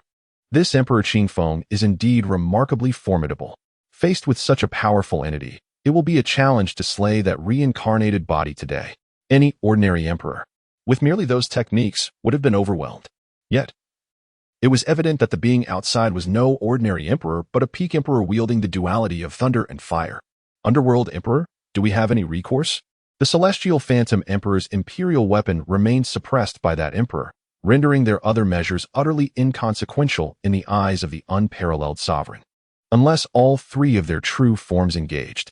But they could not dare to take such risks. Otherwise, they would not have survived in the abyss for so many years. Elder Tiansha, what indeed is the situation? The Lord of the Underworld paid no heed to the Emperor of Celestial Shadows, directing his gaze straight through the void toward the Elder of Celestial Evil, inquiring with measured gravity. The Elder, however, was seized by a violent coughing fit, each rasping sound echoing as if wrenched from the depths of his throat. Merely hearing this hoarse voice revealed the immense backlash he had endured. It must be noted that the three of them were ancient beings, steeped in profound heritage over countless epochs. In their endeavor to confront the current emperor, they had unleashed their imperial might. Yet, despite their efforts, they ultimately faced defeat, returning in despondency. At that moment, the sky above the snowy abyss was engulfed in tumultuous storm clouds, rolling like a wrathful tide, while heavenly flames rampaged like a ferocious dragon. This terrifying spectacle rendered the other sovereigns, ensconced within the abyss, silent and paralyzed in dread. Even the three most formidable ancient beings within the snowy abyss found themselves utterly powerless against the Emperor of Gentle Winds. Therefore, the remaining sovereigns, should they unite their strengths, would likely contribute little more than a mere numerical addition, incapable of altering the course of battle. As these sovereigns pondered their fate, the already fearsome storm clouds and celestial flames suddenly surged downward into the abyss as if drawn by an unseen force. The terrifying essence of thunder and flame swept through the abyss, inciting panic among the sovereigns, who braced themselves for impending peril. The fierce flames raged through the depths, prompting the sovereigns to employ every conceivable means to withstand the dreadful assault. Su Chi Feng stood resolute atop the mountain, his gaze cold and indifferent as he surveyed the abyss. These ancient entities dared to plot against his disciple. Such audacity was tantamount to courting death. Turning his attention to the two supreme imperial artifacts he had subdued, a cold smile crept upon his face. Such a generous gift was one he would gladly accept. For other emperors, subjugating these artifacts would pose a significant challenge, as their original masters remained, preventing any from taming them. However, Su Chi Feng possessed a unique advantage, his system space, where no artifact could resist him. System, assimilate, he commanded. And astonishingly, the underworld cauldron and celestial shadow banner vanished from sight. Below in the abyss, the Lord of the Underworld and the Emperor of Celestial Shadows exchanged horrified glances. This is dire. My underworld cauldron has lost all connection. I can no longer sense it. The Lord's expression darkened ominously. The celestial shadow banner is similarly absent, as if it never existed. The Emperor remarked, gazing up at the mountaintop, disbelief etched across his features. It was imperative to understand that these were supreme imperial artifacts. With their control, it was utterly impossible for them to be subdued. Yet now, right beneath their very noses, they had mysteriously vanished. To achieve such a feat spoke volumes of the formidable nature of their adversary. What? The Elder of Celestial Evil felt a jolt of alarm. To sever the connection with two supreme imperial artifacts was an unprecedented ability, one he had never encountered before. What course of action remained now? Without the imperial artifacts to restrain the Emperor Chi Feng, and with his formless divine soul also absent, the situation seemed increasingly dire. Now, the means they once possessed have all but vanished. Unless they venture forth in person, it is utterly impossible for them to withstand the wrath of the Emperor. But would they dare? Clearly, the thought of confronting Su Chi Feng in battle has never crossed their minds. Yet, in their inaction, the essence of thunder and fire continues to ravage the abyss, leaving the other supreme beings in utter despair. The current Emperor wields powers beyond our comprehension. It is beyond our capacity to contend with him. The Nether Emperor shook his head. However, they are equally reluctant to emerge, rendering the present predicament seemingly insurmountable. With such a transcendent being guarding nearby, any thoughts of confronting the reincarnation body are futile. The celestial Yu Emperor remains silent, fully aware of the underlying truths. Now, even their life-bound imperial weapon has been lost. The cost incurred today is far greater than anticipated. The celestial evil elder nodded in agreement, acknowledging that the reincarnation body still has a considerable journey ahead for its growth, and perhaps an opportunity may yet arise. He does not believe that the invincible emperor can remain by the reincarnation body's side indefinitely. Moreover, there are other forbidden zones. It is improbable that they would allow the reincarnation body to flourish unchallenged. What the future holds remains uncertain. Accepting this frustration is not insufferable at worst. The Snow Ruins Forbidden Zone will merely endure some disgrace today. Having spoken, the three ancient beings fell into silence, disregarding the abyss still besieged by the terrifying essence of thunder and fire.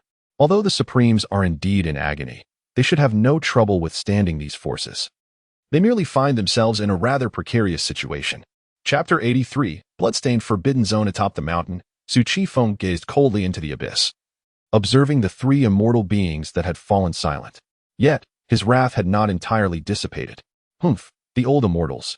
Do not presume that your concealment in the depths renders you beyond my reach. With a disdainful snort, he summoned forth a torrent of ice and snow from the Snow Ruins Forbidden Zone, wielding the path of frost as if it were an innate extension of his being. Then, flashes of lightning erupted, with thunder and celestial fire surging anew to engulf the abyss. Above the chasm, the endless path of ice and snow swiftly encased the entire entrance in a frigid grip. The chilling waves cascaded down the abyss, sealing it from above. Within the depths, the supreme beings trembled at the terrifying onslaught of thunderfire and the icy intent. Under such a dreadful assault, three unfortunate supremes were struck by Su Qingfeng's formidable power. Their faces contorted in horror as they desperately sought to withstand the overwhelming force. In that moment, Su Qingfeng pinpointed their location and would not let the opportunity slip away. He extended his colossal hand once more, and in an instant, the three supremes were sent flying. Su Qingfeng observed them with a cold gaze, declaring, "Today, your anger shall be assuaged by you three. Regardless of who dared to strike at my disciple today, the Snow Ruins Forbidden Zone must pay a price." The three supremes, now extracted from their hiding, exchanged anxious glances. "We did not strike against you today. Can we not be allowed to leave?" One of them ventured, summoning the courage to speak. Upon hearing Su Qingfeng's voice, they felt an ominous chill. Their reluctance was palpable. "Do you truly believe that is possible?" Su Qingfeng replied with a sardonic smile. "If this were to be resolved so easily, where would my imperial dignity reside? Moreover, the supreme beings of the Forbidden Zone are but parasites that drain the vitality of the world. Their demise is of no consequence, and I would never allow them to escape." "Qifeng the Great, if that is the case, then let us engage in battle," declared one of the supremes. Exchanging a knowing glance with the other two, faced with certain death, they resolved to elevate their powers and fight together, clinging to a slender hope for survival. If life were to be extinguished, what value remained in the pursuit of immortality? In an instant, the auras of the three supremes surged dramatically, their powers restored to their zenith. The imperial might radiated magnificently as they sought to assert their dominance over the desolate realms. Yet their intentions were solely to preserve their lives. How absurd! The three exalted beings, now transcended to their utmost potential, emanated an unparalleled aura of imperial authority. "Qifeng the Great, today it shall be either your demise or ours," they proclaimed with regal defiance, their eyes locked onto Su Qifeng. This battle would be their ultimate confrontation. The end of immortality would culminate in nothingness. Were they truly resigned to such a fate? The unwillingness was etched upon their faces, yet what could they do? The four symbols still held the potential for battle. How could they easily accept their fate? "Very well, then you may perish," Su Qifeng replied, his gaze remaining indifferent as he regarded the three supremes, now fully ascended. Upon the blade, a fierce and unparalleled aura of swordsmanship howled and ravaged, interwoven with the true essences of thunder and fire, as if seeking to incinerate and rend the very heavens asunder. The long sword, embodying a formidable might that could shake the earth, descended with an unstoppable momentum towards the three towering entities, resembling mountains. The formidable power and momentum exhibited by this strike unmistakably revealed the overwhelming strength of the Peak Emperor. What? To be able to perfectly fuse three entirely distinct paths of truth into a single move. One of the sovereigns bore a face of astonishment, their expression turning gravely serious. Faced with such a powerful technique, they could no longer afford to remain passive. In an instant, the three exalted beings, having reached the pinnacle of their ascension, sprang into action, each retrieving their imperial weapons and swiftly positioning them before themselves. The three imperial weapons simultaneously radiated brilliant light, resonating with one another, creating an impenetrable barrier of protection. However, an unforeseen event transpired. The sword light, emerging with astonishing swiftness, crossed the distance in the blink of an eye. Accompanied by a crisp sound of shattering, the sword's edge effortlessly cleaved through the void, unleashing an overwhelming aura of terror that instantaneously tore through the seemingly indestructible shield. At that moment, the three once confident sovereigns still bore expressions of extreme dread. Yet, everything unfolded too swiftly, far too quickly for them to enact any effective countermeasures. Even with the barrier obstructing the attack, their fate remained unchanged. Under the sweeping force of the sword light, which harmonized the three true essences, the three immensely powerful sovereigns found themselves utterly defenseless, severed in twain. Their lingering consciousness illuminated the harsh truth. There exists a disparity even among emperors. They had been obliterated in an instant. Indeed, despite their utmost ascension and readiness to defend, they could not escape the fate of being vanquished by a single stroke. The fusion of thunder and fire within the sword, combined with Su Qingfeng's peak emperor prowess, rendered the exalted sovereigns mere novices, requiring no more than a singular move. The astonishment etched upon their faces was evident, yet in the next moment, they felt their bodies uncontrollably plummeting from the sky. The crimson spray that erupted stained the Forbidden Zone. Chapter 84. The cycle comes to an end as the three incomplete supreme beings regained their consciousness. They were horrified to discover that their bodies had been severed in two. They beheld in terror their fragmented forms plummeting from the heavens. Attempting to control their descent proved futile, as their struggles were in vain. Why could the four symbols engage in a few exchanges with the Emperor of the Clear Wind before meeting a dignified demise, while they were obliterated in an instant, leaving them bewildered in death? Unbeknownst to them, and facing the four symbols, Su Chi Feng merely sought to assess his own combat prowess, for it was indeed his inaugural battle. Unfortunately, they were met with the full wrath of Su Chi Feng, resulting in a single strike that drenched the sky in blood. Yet, they would never comprehend the reasons for their downfall. Soon, their bodies dissipated alongside their consciousness in the vastness of existence. After countless millennia, their once mighty forms had decayed beyond recognition, their lifeless bodies scattered by the wind. The once calm heavens erupted in an extraordinary spectacle, marked by the fall of three supreme beings, a phenomenon of astonishing magnitude. The skies above the northern wilds appeared as though drenched in blood, while beneath the abyss of the snow ruins, an eerie silence prevailed. Waves of sorrow surged within the hearts of onlookers, who could scarcely fathom that three exalted supremes had been dispatched in a mere instant by a contemporary emperor. Such immense power was truly terrifying. In the depths of the abyss, the Dark Emperor, the Celestial Emperor of the Void, and the Elder of Celestial Evil gazed into the emptiness, enveloped in a profound silence. From tens of thousands to even hundreds of thousands of miles away in the snow ruins, countless formidable beings, drawn deeper into the investigation, were left in a state of shock. These powerful individuals hailed not only from the northern wilds but also from other desolate realms, all riveted by this momentous battle. Their spiritual senses dared not approach the snow ruins, yet even from the periphery, they could feel an overwhelming terror. The more they observed, the more their hearts trembled. Some sages recognized the mysterious cauldron and the ethereal banner that had emerged in the void, alongside the malevolent essence of the soul entities. Such occurrences left these powerful beings astounded, exclaiming in disbelief, "What? That is the extreme Tao imperial weapon, the Dark Emperor's cauldron. Could the ancient Dark Emperor have intervened? My heavens! To think even the Dark Emperor's cauldron has been suppressed by that Supreme Emperor. That is an extreme Tao imperial weapon. Wait. Another extreme Tao imperial weapon has appeared. Who could it be? The Celestial Banner of the Void. It is said to be the extreme Tao imperial weapon of the ancient Celestial Emperor of the Void. He still exists in this world." The shock was overwhelming, especially as two ancient entities collaborated. What transpired within the snow ruins? To think those two ancient beings were still alive, no wonder rumors of them lingered from ancient times.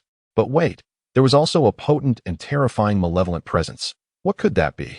It was the Elder of Celestial Evil. Legends spoke of him as a profoundly wicked entity. Could that terrifying hand that obscured the sky belong to the contemporary emperor? The thought was utterly chilling.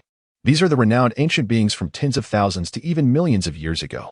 As the abyss fell silent, just when they believed this monumental battle was about to subside, a formidable force emanated from the snow ruins. Soon after, the sky was once again painted with a startling crimson phenomenon, even more astonishing than before. Before long, the heavens wept, and blood rain descended.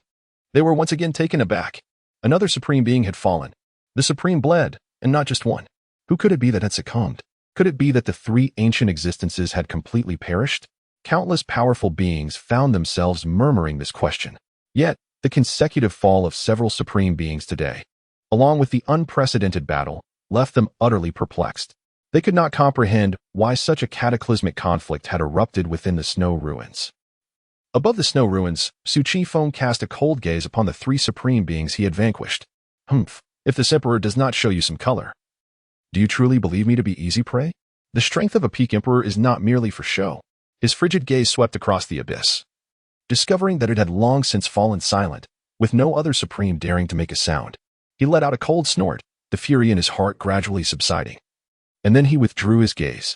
Turning to look at Yu Linglong, he noted that she was nearing the end of her transformation. The aura of reincarnation radiated from her petite frame. Apart from her unchanged appearance, her temperament had undergone a profound transformation. It should be concluding soon, Su Chi Feng thought softly. Observing her demeanor, she seemed poised to awaken at any moment. The white dog, meanwhile, had experienced so many shocks that it was now somewhat numb. The events of this period felt almost surreal to it. Breaking into the forbidden zone, slaying supreme beings, battling ancient existences, and finally, killing three ancient supremes with a single sword strike. What terrifying power this was! Its gaze could not help but fall once more upon Su Chi Feng, for it could think of no other words to describe him apart from powerful and invincible. What extraordinary existence had they encountered? One person subdued the forbidden land, causing all to tremble in fear, compelling the supremes to shy away from his brilliance. Shock and exhilaration intertwined. At that moment, a sudden brilliance emanated from Yu Linglong, heralding the awakening of her ninth reincarnation, with her spiritual wounds now healed. Her eyes slowly opened, although she still appeared as a young girl. Her aura and gaze exuded an unmistakable chill, coupled with an inexplicable sense of maturity. Even within the snow ruins, the coldness was palpable. This moment was fleeting. As her gaze quickly regained clarity, upon witnessing Yulinglong awaken, the white dog hurriedly trotted forward, anxiously inquiring, "Master, you are awake. Are you all right?" The little girl turned her head to look at the white dog, a smile breaking across her face. "Goodbye, I am better now." The excitement in the white dog's voice was unmistakable. "Wonderful, wonderful indeed. But first, I must pay my respects to my master," she said, gradually rising to her feet. The petite figure stood under her command, exhibiting a crisp and decisive demeanor.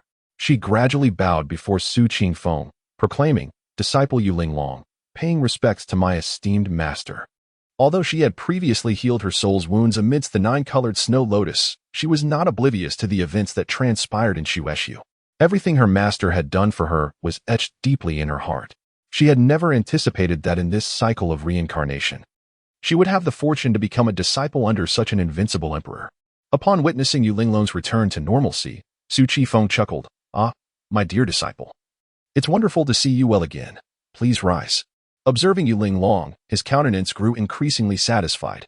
Her reincarnation body had now reached a state of great perfection, and her ascent was merely a matter of time. Chapter 85. The disciples passed. The disciple expressed profound gratitude to her master. Yulinglong raised her head and bowed respectfully to Su Qingfeng, her petite visage adorned with a touch of determination. Indeed, Su Qingfeng nodded, a smile gracing his countenance. "Now that you have recovered, let us return." With that, he cast a cold glance back at the abyss. Su Qingfeng harbored a lingering disdain for these depths. Were his strength sufficient, he would undoubtedly level these forbidden lands. He addressed the void with a commanding voice, "Mark my words, upon my next arrival, I shall obliterate you so-called forbidden zones." His words echoed like thunder, leaving the abyss in a profound silence. Yulinglong gazed at her master, exuding an aura of dominance as he swept through the forbidden areas unchallenged. A wave of longing surged within her. Was this not the very path she aspired to pursue? Subsequently, Su Qifeng shattered the void with a single palm, creating a fissure that split the air. "Disciple, let us depart," he declared, leaping into the void with Yulinglong and the white dog, vanishing in an instant. As the void sealed behind them, a wisp of the essence of life surged forth, quickly merging into the lotus pod of the nine-colored snow lotus. Once withered, the lotus now regained its verdant splendor, swaying its leaves as if to express gratitude to the emperor of the gentle breeze. Beneath the abyss, with Su Qingfeng's departure, the supreme beings of the snow ruins finally exhaled in relief. Yet, the nine desolations would not know tranquility henceforth. The bloodshed of the Supremes and the battles of the Forbidden Zones became the focal point of their discussions. The enigma of the unrivaled emperor lingered in their minds, as tales of his audacious ventures into the Forbidden Zones and his effortless slaying of ancient Supremes circulated. What a spectacle it was! Half a month later, in the North Wilderness Domain, North Prefecture, within a modest courtyard, Yulinglong stood respectfully to one side, accompanied by the white dog, which sat with equal reverence. Su Qifeng looked at Yulinglong and gently smiled. "Disciple, after half a month of recuperation, have you mastered the power within your body?" Though the nine-colored snow lotus had healed her soul's wounds, the complete awakening of the nine lives reincarnation body and its formidable reincarnation force still eluded her control. "In response to my master, the disciple has fully mastered it," Yulinglong replied respectfully.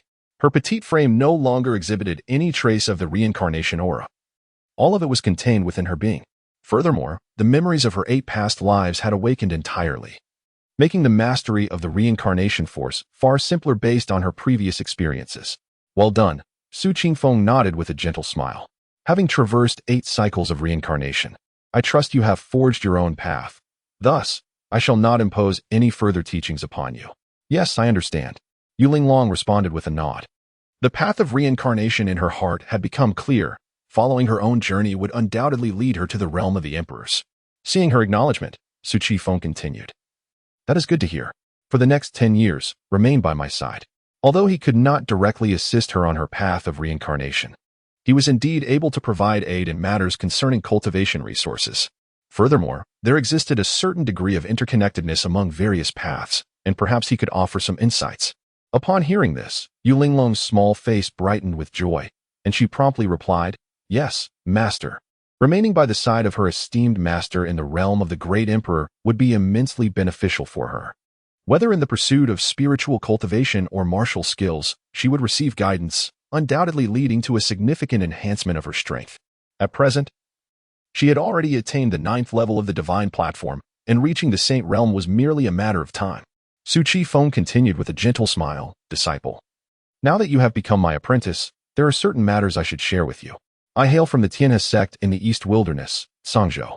You have an elder brother, Lin Han, who has departed for training. You will encounter him in due course, so I shall refrain from elaborating further." Su Chi Feng conveyed the circumstances of their sect to Yu Linglong, knowing that they would eventually meet Lin Han, thus providing a sense of mutual support between the siblings. Yu Linglong, with her round little face, listened attentively to Su Chi Feng. East Wilderness, Sangzhou, Tianhe sect. She mentally repeated, quickly committing the information about her sect to memory. Elder brother, Lin Han? The mere thought of his name incited a flicker of curiosity within her. Surely, her elder brother must possess remarkable abilities to have caught the attention of her esteemed master. After solidifying this information in her mind, she addressed Su Chi Feng, "Master, I have remembered." Su Chi Feng nodded. "Well done, indeed. As for me, I too am wandering and exploring the world, and I do not intend to return to the sect in the near future. However, this is an opportune time for your cultivation, and I shall procure some resources for you along the way." Upon contemplating this, Su Chi Feng devised a plan. Yu Linglong, filled with delight, bowed deeply to Su Chi Feng once more, expressing her gratitude. "Thank you, master."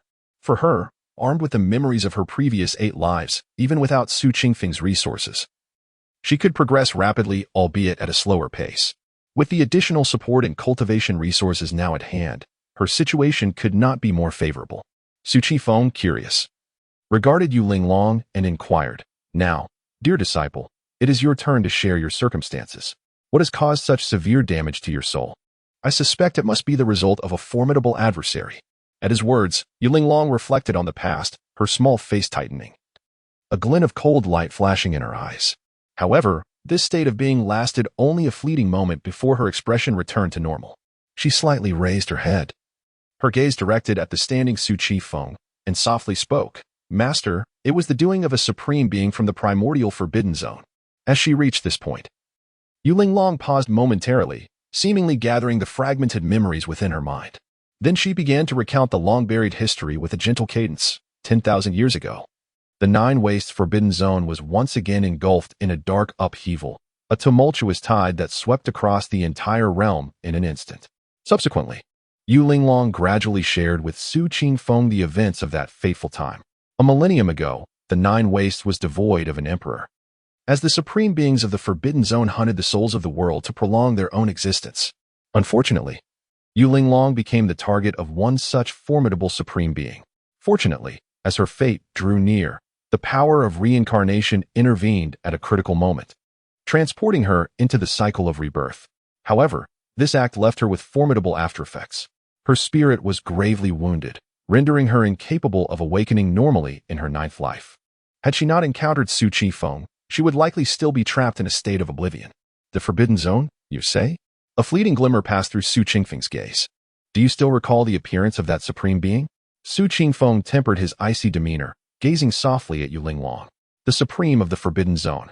Those parasites of the world, achieving immortality at the cost of countless lives.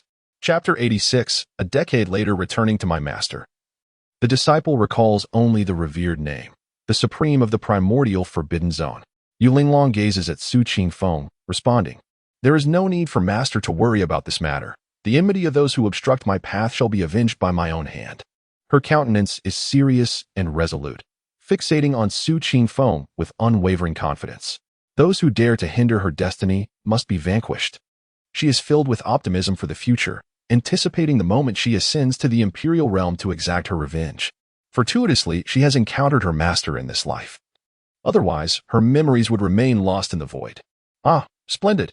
My dear disciple, pursue your aspirations boldly as your heart desires. With your master here, you need not fear. Su Qingfeng nods, a glimmer of approval shining in his eyes. Remember, my child, the supreme of the Forbidden Zone is but a wretched creature clinging to life in the shadows of despair. Such a path to immortality is pitiable and lamentable. But that is all it amounts to. The supreme of the Forbidden Zone must be extinguished. Indeed, I shall remember. Yu Linglong's gaze solidifies with renewed determination. Just as Master has articulated, those so-called supremes deserve their demise. Now, go and devote yourself to your cultivation.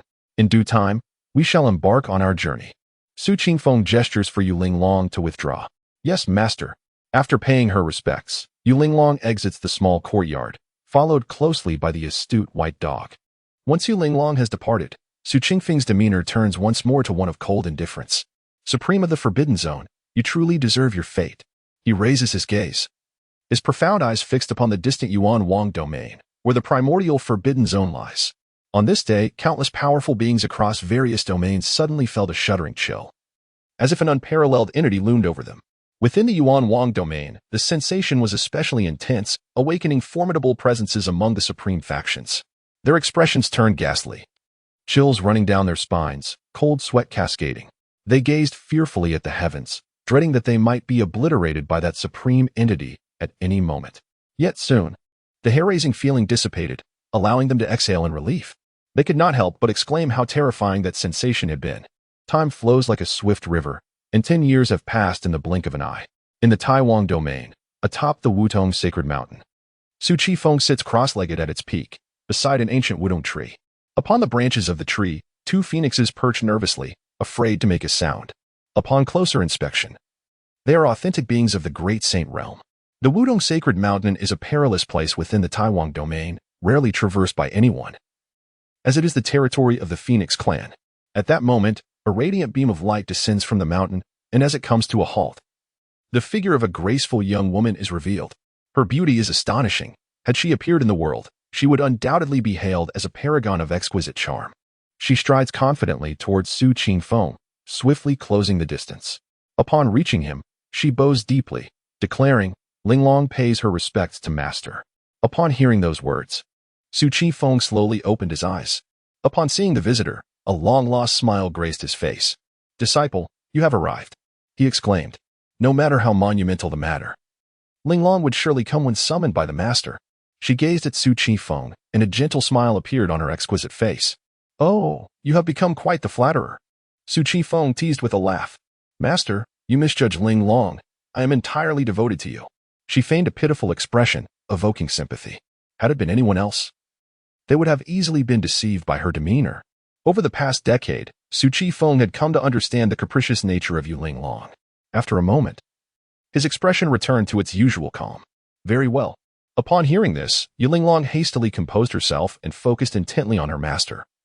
Sensing that he had important matters to discuss, Su Qifeng, noticing her seriousness, continued, "Disciple, you have followed me in your cultivation for a decade now. You have reached the 9th stage of the Saint Realm, and you stand but a step away from becoming a Saint King. It is time for you to depart." Yu Linglong looked at her master in confusion. "Master, are we leaving Wutong Divine Mountain?" At the sound of the Supreme Being's intent to leave, 2 phoenixes perched upon the Wudong tree trembled with sudden vitality. Su Qifeng, his expression grave, addressed Yu Linglong. "Disciple, you have misunderstood. It is you who must depart. Remaining by my side will yield little further growth for you. The great world conflict has commenced, and the competition among the 9 wastelands shall be your path to enlightenment." Over the past decade, she had consumed the divine fruits of the immortal elixir and various rare medicinal herbs of great significance, allowing her to ascend to the pinnacle of the Saint Realm in a mere 10 years.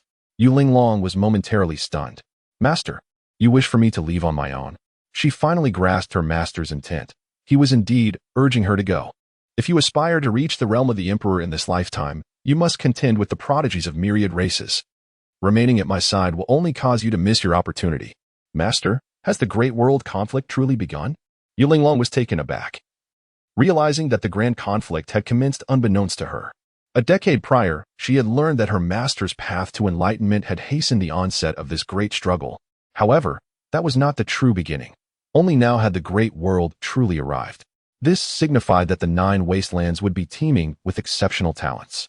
If she wished to attain enlightenment, she must take this decisive step and embark upon her path to invincibility. Su Qifeng nodded, saying nothing further. He trusted that Yu Linglong would come to understand on her own. For his disciples, whether it be Lin Han or Yu Linglong, he employed a hands-off approach, allowing them to forge their own paths in cultivation. After all, not everyone possessed the extraordinary advantages he had, able to soar to greatness in one leap. Moments later, Yu Linglong finally comprehended her master's words. She respectfully bowed to Su Qifeng. Linglong expresses her gratitude for Master S guidance over the past decade. From this day forth, I shall step into the world and compete with the prodigies of myriad races. Su Qifeng nodded. Go forth, my disciple. The vast sky outside is truly your stage. Linglong understands that she must depart now, and she requests her master to take care. In her eyes, there lingers a hint of reluctance after 10 years of companionship. She has developed a certain dependence on Su Qifeng. Though she feels a twinge of sorrow at leaving, it is as her master has said, she indeed ought to go. The path to imperial glory has always been a solitary one. Very well, my disciple. Today's farewell is not a matter of life and death. Su Qifeng dispels the melancholy as he gazes at Yu Linglong and offers one final piece of advice. Remember, as my disciple, do not shy away from challenges. Embrace them wholeheartedly. Everything is under my protection. Chapter 87, The Loquacious Lin Bai. Yes, Master. After bidding farewell to Su Qifeng, Yu Linglong transformed into a radiant arc of light, vanishing from the mountain peak. In the mountains, a sudden white streak of light surged forth, swiftly pursuing that arc. Su Qifeng watched Yu Linglong depart, shaking his head in perplexity. What constitutes the great battle of the ages? In ancient times, emperors emerged frequently. Yet the notion of a grand struggle was scarcely mentioned. However, for reasons unknown, the path to the emperor's realm has become increasingly arduous since several 100,000 years ago. Typically, an emperor-level powerhouse would only manifest once every 10,000 or even several tens of thousands of years. Why is this the case? Su Qifeng could not fathom it. So he resolved to dismiss such thoughts. The two phoenixes perched on the parasol tree once again appeared dejected. They had initially rejoiced at the thought of the supreme powerhouse departing, only to realize that it was merely his disciple leaving, rendering their excitement futile. Little ones, fret not. This emperor has no intention of roasting you for a meal, Su Qifeng remarked with a gentle smile while glancing at the two phoenixes. Upon hearing the mention of being roasted, the two phoenixes nearly tumbled from their perch. Fortunately, they grasped Su Qifeng's words and stood steadfastly and respectfully upon the tree.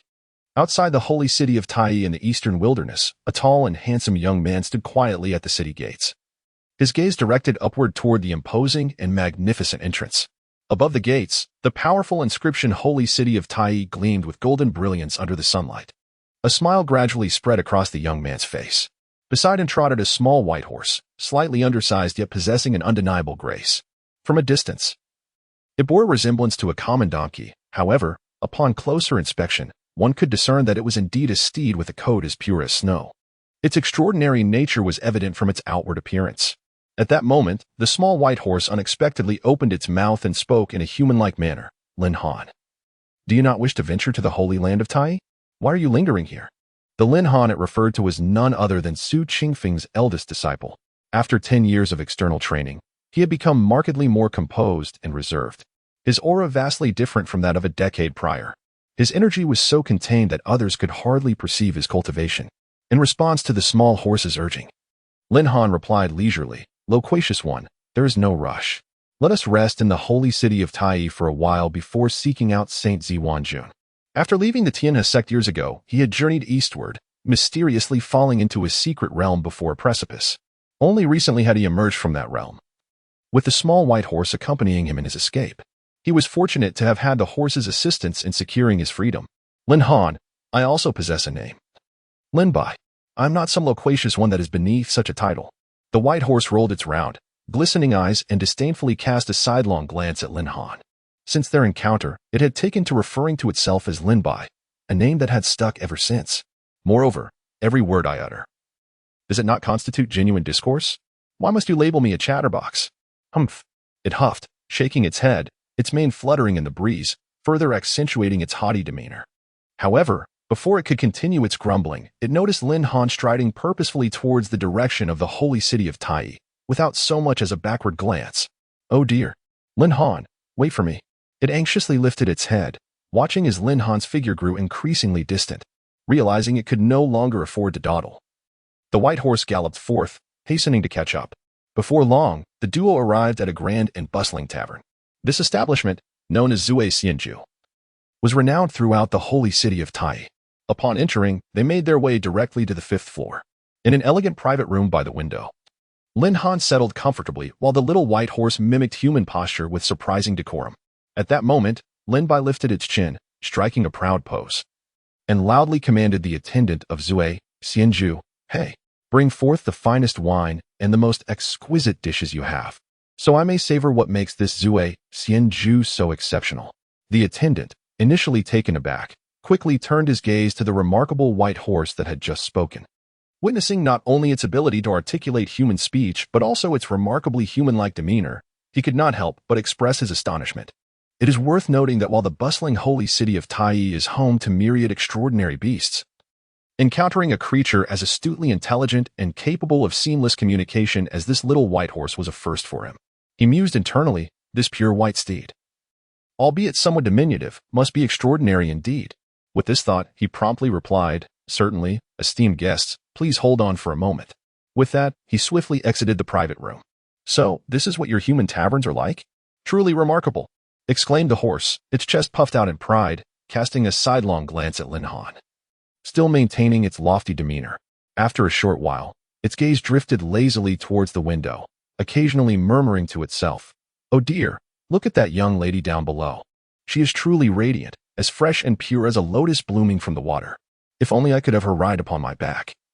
Galloping through the vastness of the world together, what a delightful experience that would be. Just thinking about it sends my heart racing. Beside them, Lin Han could not help but roll his eyes upon hearing those words, inwardly grumbling. Has Lin Bai truly deluded himself into believing he is a person? Since their encounter, Lin Bai had been incessantly chattering like a garrulous little bird, his mouth never pausing for a moment. Lin Han felt a sense of helplessness towards this incessant prattle. Yet he found himself powerless to stop it. Could you not remain silent for a brief moment? If you continue to babble thoughtlessly, I swear I shall send you back to that treacherous realm immediately. Finally, after enduring Lin Bai's incessant chatter for far too long, Lin Han could no longer restrain himself and softly admonished. However, in the face of Lin Han's threat, Lin Bai showed no signs of restraint. With his large, glistening eyes, he gazed up at Lin Han with a pitiful expression, pouting as he lamented, "Oh dear, Lin Han, how could you treat me this way? Remember, it was I who went through great trials to assist you in escaping from that perilous realm. Yet now you display such heartlessness, burning the bridge after crossing it. It truly breaks this little one's heart." Wah. As he spoke, his small face grew increasingly aggrieved, as if he bore an immense injustice. This display left Lin Han at a loss for words once more, thinking to himself that this little white horse possessed a hide thicker than the city walls themselves. However, Lin Han had long since grown accustomed to Lin Bai's antics and was no longer surprised. Thus, he chose to ignore the white horse, allowing it to indulge in its own whims. Out of sight, out of mind. Chapter 88. A visit as Lin Han ignored him. The little white horse continued to gaze at the bustling street, lost in its own thoughts. The Drunken Immortal Tavern, spanning 2 floors, was undoubtedly the most vibrant place in the entire Taiyi sacred city, renowned for its exquisite celestial brews. Consequently, upon arriving in Taiyi sacred city, every cultivator would invariably make their way to the Drunken Immortal Tavern, ordering a cup of fine wine to leisurely savor while engaging in animated discussions with those around them. Only then did they feel their arduous journey from afar was worthwhile, not having wasted their efforts. At this moment, the second floor of the Drunken Immortal Tavern was alive with voices, bustling with activity. Some cultivators were overjoyed, having unexpectedly reunited with old friends after many years. Others wore expressions of delight as they animatedly conversed with newly acquainted companions.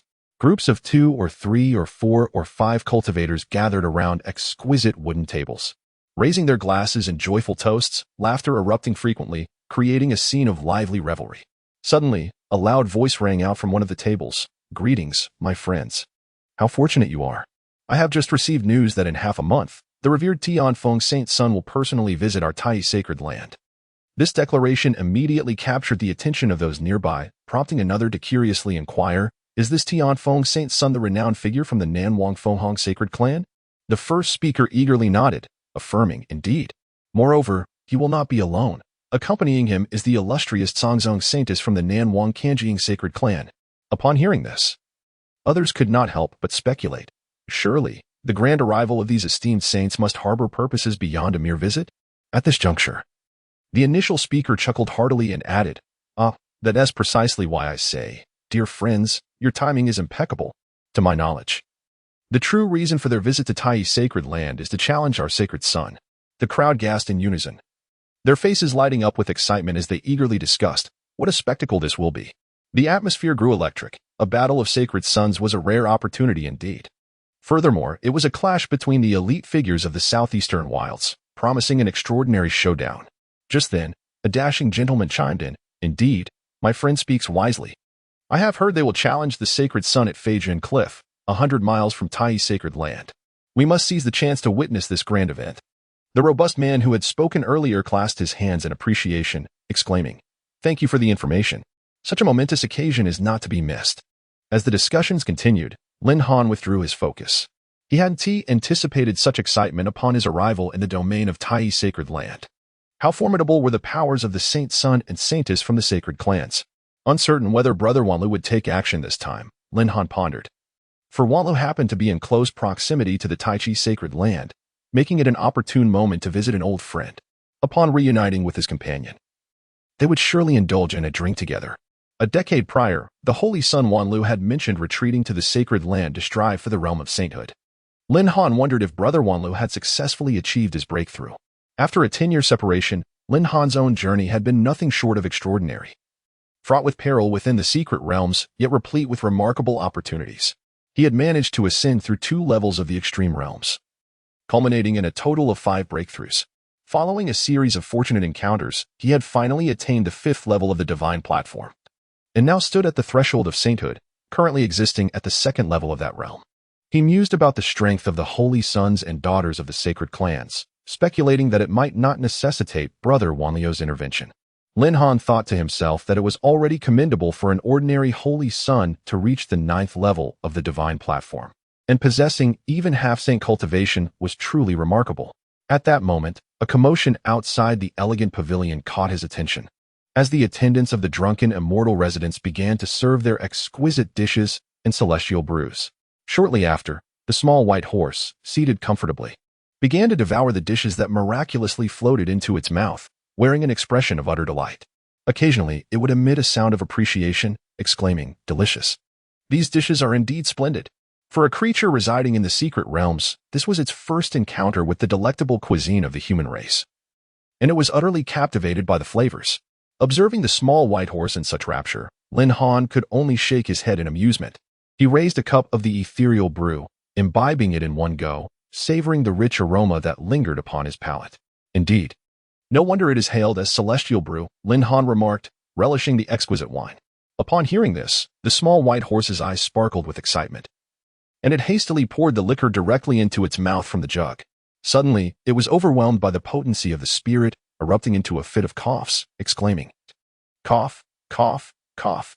Tui, this isn't good at all. Lin Han, you're deceiving me." The small white horse, Lin Bai, spat in dismay, casting a baleful glance at Lin Han. Amused by the horse's predicament, Lin Han could not suppress a laugh. At last, witnessing the small white horse humbled was quite a rarity. Yet, for Lin Bai, it was only natural to react thus on its first encounter with strong spirits. The following day, Lin Han departed the drunken immortal residence, making his way toward the entrance of the Taichi sacred land, with the small white horse trotting alongside him, incessantly chattering, "Lin Han, we must return to the drunken immortal residence for another feast. Such culinary delights should not be missed, lest I do an injustice to my appetite. Wouldn't you agree, Lin Han? And that celestial brew? It was dreadful." Lin Han felt a sense of exasperation at the horse's incessant prattle, rendering him momentarily speechless. "Enough, Lin Bai. Once we arrive at the Taichi sacred land, please refrain from excessive chatter." Lin Han earnestly cautioned the small white horse, concerned that it might inadvertently speak out of turn before the esteemed elders of the sacred land. "Fear not, Lin Han. I am well aware of how to conduct myself among your kind." Lin Bai dismissed Lin Han's concerns with nonchalance. It continued to chatter away, oblivious to its surroundings. The Taichi sacred land is nestled within the eastern Hengduan mountain range, where rivers intertwine and spiritual energy envelopes the landscape. Towering peaks ascend towards the heavens, each shrouded by formations that isolate divine thoughts. The entire Hengduan mountain range is enveloped by a supreme array, rendering it such that ordinary individuals can only glimpse the majestic summits from afar. At the entrance to the Taichi sacred land, 2 magnificent stone pillars rise, flanking an enormous rock of indeterminate gemstone, upon which the words Taichi sacred land are intricately carved. Each character resonates with profound meaning, seemingly infused with a hint of Taoist essence. At a mere glance, one can discern the extraordinary nature of the stone and its inscriptions. Is this truly the Tai Chi sacred land? Indeed, it lives up to its reputation as a sacred land, exuding grandeur. Lin Han gazed at the entrance, unable to suppress his admiration. In comparison to their Heavenly River sect, or rather, it is simply incomparable. However, after the transformation by their master, their flying peak stands equally, if not more, impressive than the sacred land. Is this truly the sacred land of your human race? It appears rather ordinary, Lin Bai remarked, observing Lin Han's awestruck expression towards the grand entrance, curling his lips in disdain. He did not mean to belittle the sacred land. Rather, his original realm was not inferior in the slightest. Thus, in his eyes, the Tai Chi sacred land seemed quite commonplace. At that moment, a resounding voice echoed before the entrance of the Tai Chi sacred land. Who are you, and what brings you to our Tai Chi sacred land? Two sentinels clad in silver armor materialized above the entrance, their vigilant gazes fixated upon Lin Han and the little white horse, scrutinizing them closely. As Lin Han and the little white horse had concealed their auras, the two sentinels were unable to discern their true nature, regardless of how thoroughly they probed. Lin Han addressed the sentinels, introducing himself. I am Lin Han, a friend of the Saint of Wanlu, here to pay a visit to your esteemed sacred land. Upon hearing his words, the two sentinels exchanged glances, momentarily at a loss regarding how to proceed. After all, the person before them was a friend of the Saint of Wanlu, and they could not afford to be negligent. Yet, the Saint of Wanlu had not yet emerged from seclusion. If they did not provide proper reception, they would undoubtedly face punishment upon the Saint's return. What should they do? Chapter 89. The Holy Son of the Celestial Wind and the Holy Maiden of Tsangzong as they were uncertain how to entertain their guests. A melodious voice resonated from behind the mountain gate. You may leave. I shall take care of them.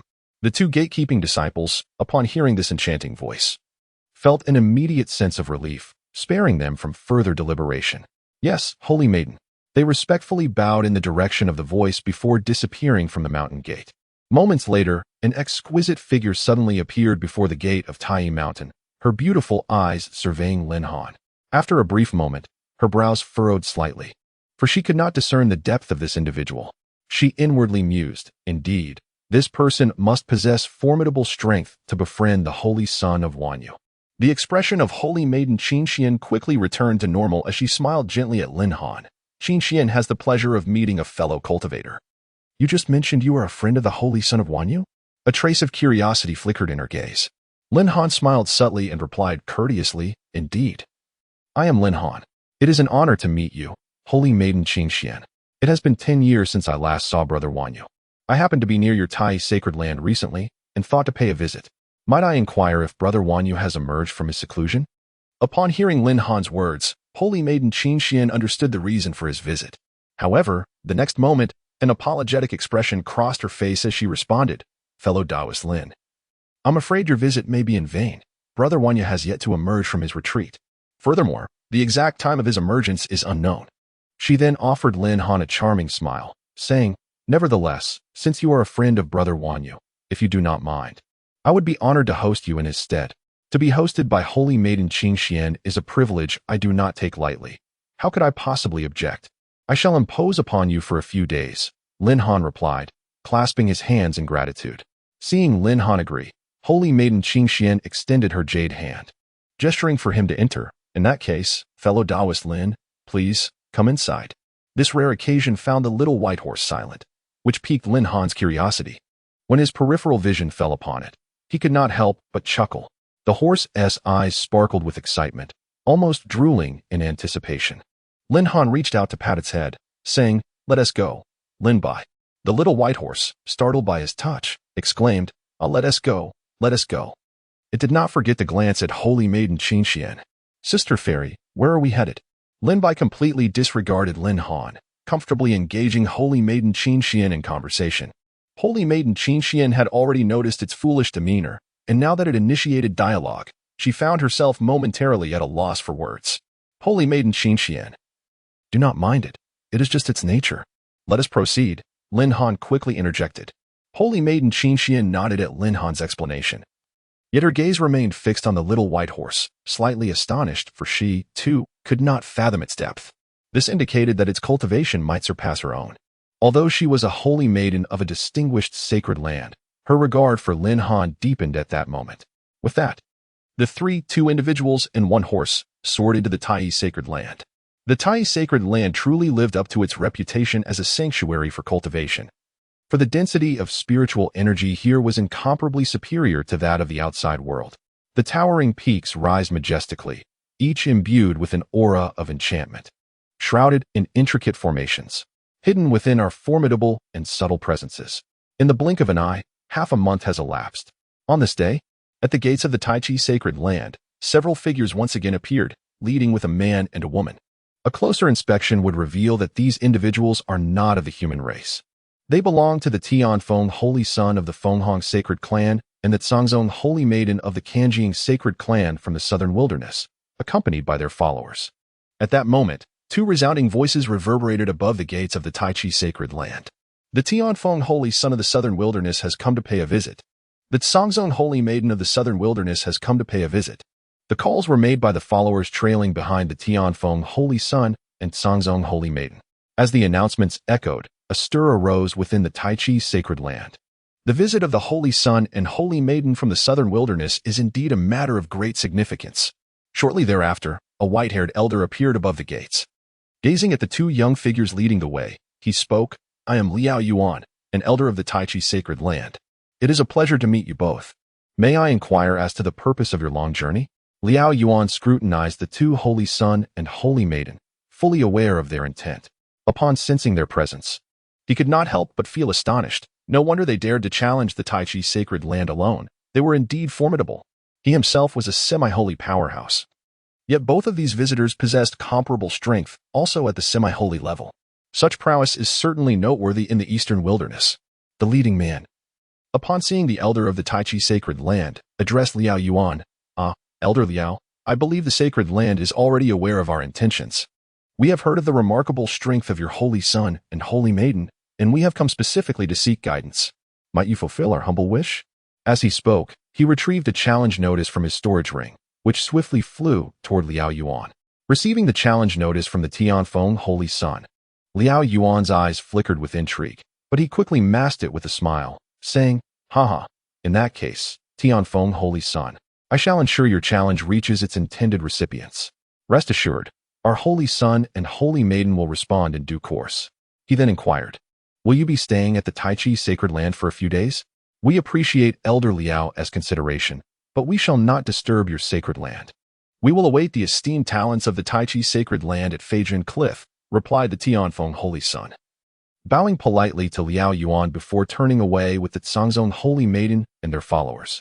With their challenge now submitted, they anticipated a response from the Tai Chi sacred land as Holy Son in the near future.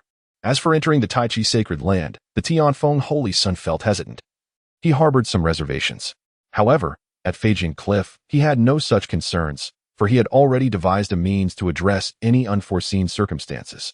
Moreover, he had long since spread the word regarding the challenge at Feijian Cliff.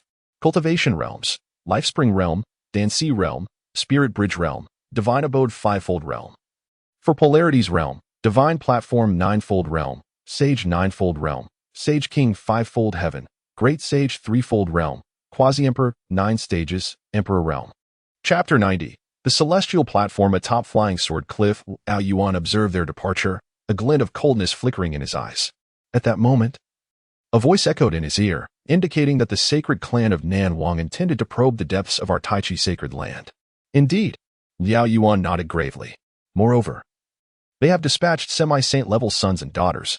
I wonder if our sons and daughters possess the confidence to face them? The figure concealed in the void could not help but shake his head.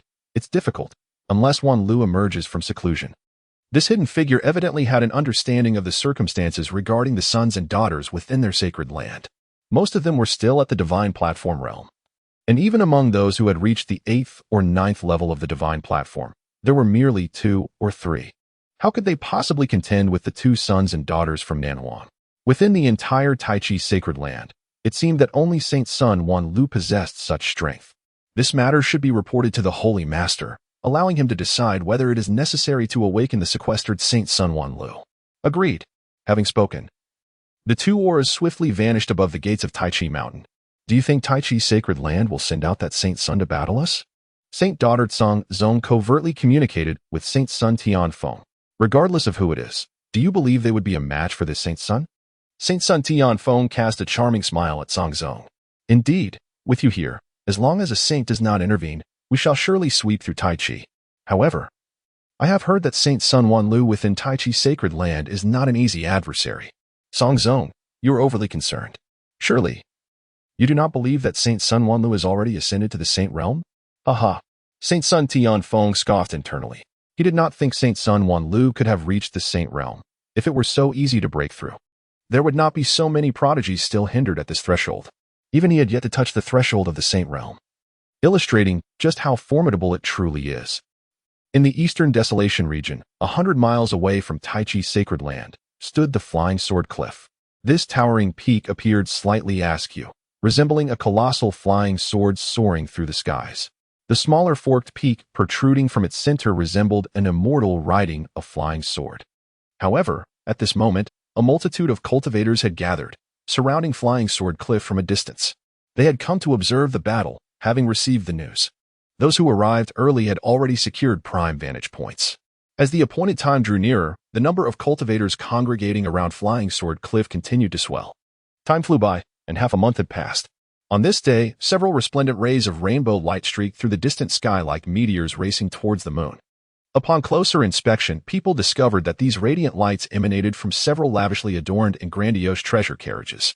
Each carriage was drawn by several formidable, majestic beasts, each exuding an awe-inspiring aura. As they approached within a certain distance of Flying Sword Cliff, they halted and hovered steadily in the air. Look, that is the throne of the Heavenly Sword sect. To everyone's astonishment, even the prestigious first-rate sects have come to partake in this grand spectacle. One exclaimed in surprise. Indeed, the display of these powerful factions is quite remarkable. Merely a contest of observation has stirred such a significant commotion, another concurred. Oh my, look over there. The Lingshu sect has also sent representatives. And over here, we have the Hanhai sect, as well as the Spirit Blade sect arriving. Another person excitedly pointed towards the approaching carriages. Haha, it seems this monumental clash will undoubtedly become a grand event in our eastern wilderness region. The crowd buzzed with animated discussions, their faces aglow with excitement and anticipation. Meanwhile, the formidable beings seated within these opulent carriages emanated an overwhelming presence. They were all mighty ancestors from the esteemed first-rate sects, typically reclusive and seldom seen. Yet, at this moment, they gathered here for such a breathtaking battle. Truly a sight to behold. Haha, my friends, it has been a long time. It is a pleasure to reunite today. You all remain as spirited and captivating as ever. As a hearty laugh resonated, the crowd's attention was drawn to the source. The speaker was seated in a magnificent carriage, surrounded by several graceful maidens who carefully attended to him. Ha ha ha, Lingyun, my friend, you are as well as ever. After so many years, it is surprising that your vigor has not waned. From another equally splendid carriage came a resounding and cheerful reply. Soon after, joyous laughter echoed from the other carriages, reminiscent of old friends joyfully reconnecting. Their gazes then converged upon the Flying Sword Cliff. The mighty of the Tianjin sect was the first to inquire. In today's fierce confrontation, which side do you believe has a greater chance of victory? As soon as the question was posed, a brief silence enveloped the scene. After a moment, the powerful one from the Hanhai sect slowly replied, in my opinion, it is quite difficult to say. The challenger is indeed the holy son of the Southern Wilderness Sacred Clan, and it is rumored that he comes well prepared, with unfathomable strength, having already reached the semi-holy realm. At this point, he couldn't help but gently shake his head, a hint of emotion crossing his face. Truly, the holy son of the Southern Wilderness is remarkable. Even a single one of them possesses the prowess of a semi-holy. The mighty of the Lingshu sect also held a deep admiration for the semi-holy realm. For them, it represents a lifelong pursuit. Yet, for these holy sons, it seems merely a starting point. The disparity is indeed apparent. Suddenly, several subtly powerful auras approached in the blink of an eye. The mighty from the first-rate sects were instantly alarmed, gazing skyward. Saints from the sacred lands have arrived. They felt a wave of trepidation but did not catch sight of these beings. It is only natural. How could such existences readily reveal themselves before others? Just then, several streaks of radiant light appeared from the distance. It was the Wai-Shinzi from the Jiang clan of the Central State, along with the Qingxi Sanus from the Huangji Sacred Land. That is the celestial son of the Tai Chi Sacred Land. Could it be that Tai Chi has dispatched him to battle this time? It seems improbable. I can only assert that the celestial sun does not possess the requisite qualifications. It is rumored that the celestial sun of the southern wilderness, the heavenly wind, has already attained the strength of a semi-saint. How could the celestial son of the Tai Chi stand as a worthy opponent? This is not to say that the celestial son of the Tai Chi lacks talent, but rather that the duration of his cultivation is not akin to that of the southern wilderness sacred son, who belongs to an entirely different era. Shortly thereafter, several other sacred sons and holy maidens arrived in unison. After all, this is a confrontation between the supreme prodigies of the two vast wildernesses, and none wish to miss it. The grand platform atop Flying Sword Cliff is referred to as the Immortal Ascension Stage, symbolizing the ascent of immortals riding upon swords. The heavenly wind sacred sun stood upon the Immortal Ascension Stage, gazing into the distance, feeling a profound sense of ethereal transcendence. At that moment, a formidable aura approached from afar. Chapter 91. The Ascendance of Tianfeng. The once tranquil gaze of the Tianfeng Saint Sun suddenly sharpened, akin to two bolts of lightning striking towards the approaching figure. You may all retreat for now. The people of Tai Holy Land have arrived. His voice, though not loud, resonated clearly in the ears of everyone present. Upon hearing this, the Cangzong Saintess's beautiful eyes shifted, following the direction indicated by the Tianfeng Saint Sun. In the distance, a dazzling arc of light streaked across the horizon like a shooting star. She nodded slightly, indicating her understanding. Subsequently, she gracefully waved her jade hand, leading her entourage to soar into the air. In the blink of an eye, an exquisitely adorned chariot stood majestically in the sky, emanating waves of auspicious energy. Before long, the radiant light reached above the Yushan platform. As the brilliance subsided, a strikingly handsome youth clad in white slowly hovered above the platform. The Tianfeng Saint Sun wore a puzzled expression, scrutinizing the white-clad figure before him. In his recollection, he had never heard of such a saint from the Tai Holy Land. May I inquire who you are? The Tianfeng Saint Sun directed his gaze at the young man in white, with an expression as tranquil as water. The youth calmly fixed his gaze on the Tianfeng Saint Sun and replied softly, I am Diansong from the Tai Holy Land. I presume you are the Tianfeng Saint Sun? Diansong Saint Sun? The Tianfeng Saint Sun murmured, the name sounding somewhat familiar. Suddenly, realization dawned upon him. Could it be that you are the renowned Diansong Saint Sun from a millennium ago? He inquired. The white-clad youth nodded gently, modestly responding, I cannot claim such a title. The seal of the divine source has lasted for a millennium, and I was awakened from my confinement over a decade ago. However, in the present day, there are many prodigies in the eastern wilderness who surpass me. Ah, it is indeed an honor to meet you, Diansong Saint Sun. I am Tianfeng from the southern wilderness. The Tianfeng Saint Sun said with a smile, offering a respectful salute. Beyond Feijin Cliff, as this figure appeared, a wave of excitement erupted once more. Diansong Saint Sun. Another figure from a millennium past. Truly, this is a grand era of conflict, with powerful prodigies emerging one after another. They had anticipated that the Tai Holy Land would dispatch the W. Li Saint Sun for this battle. Now, it promised to be a spectacle. As both were saints of the previous era, likely evenly matched, countless discussions ensued. In a distant void beyond Feijin Cliff, a chariot concealed itself, where Lin Han and the Qin Xian Saintess sat within. Meanwhile, the little white horse was nowhere to be found, having scampered off to join the festivities. Brother Lin, what is your perspective on this upcoming confrontation? The Qin Xian Saintess inquired, a smile gracing her face as she gazed at the scene above Feijin Cliff. Their half-month of companionship had fostered a closer bond between them. Fairy Qin Xian, it is difficult to say, Lin Han replied. After all, both are at the semi-saint level. Yet the Tianfeng Saint Sun gives me an elusive impression. I suspect he is far more formidable than he appears. His spiritual sense had already assessed the two saints on the Yushan platform, determining their realms to be comparable. However, in terms of strength, the Tianfeng Saint Sun was evidently no ordinary opponent. Oh. Upon hearing Lin's words, Brother Lin seemed to suggest that Brother Diansong might be in trouble. The holy maiden Qin Xian furrowed her brow slightly. If what Lin Han said were true, then the Tai Chi Holy Land would surely face defeat. At this moment, with the Holy Sun Wan Yu still in seclusion, there was no one within the Holy Land capable of contending with the Holy Sun Tianfeng.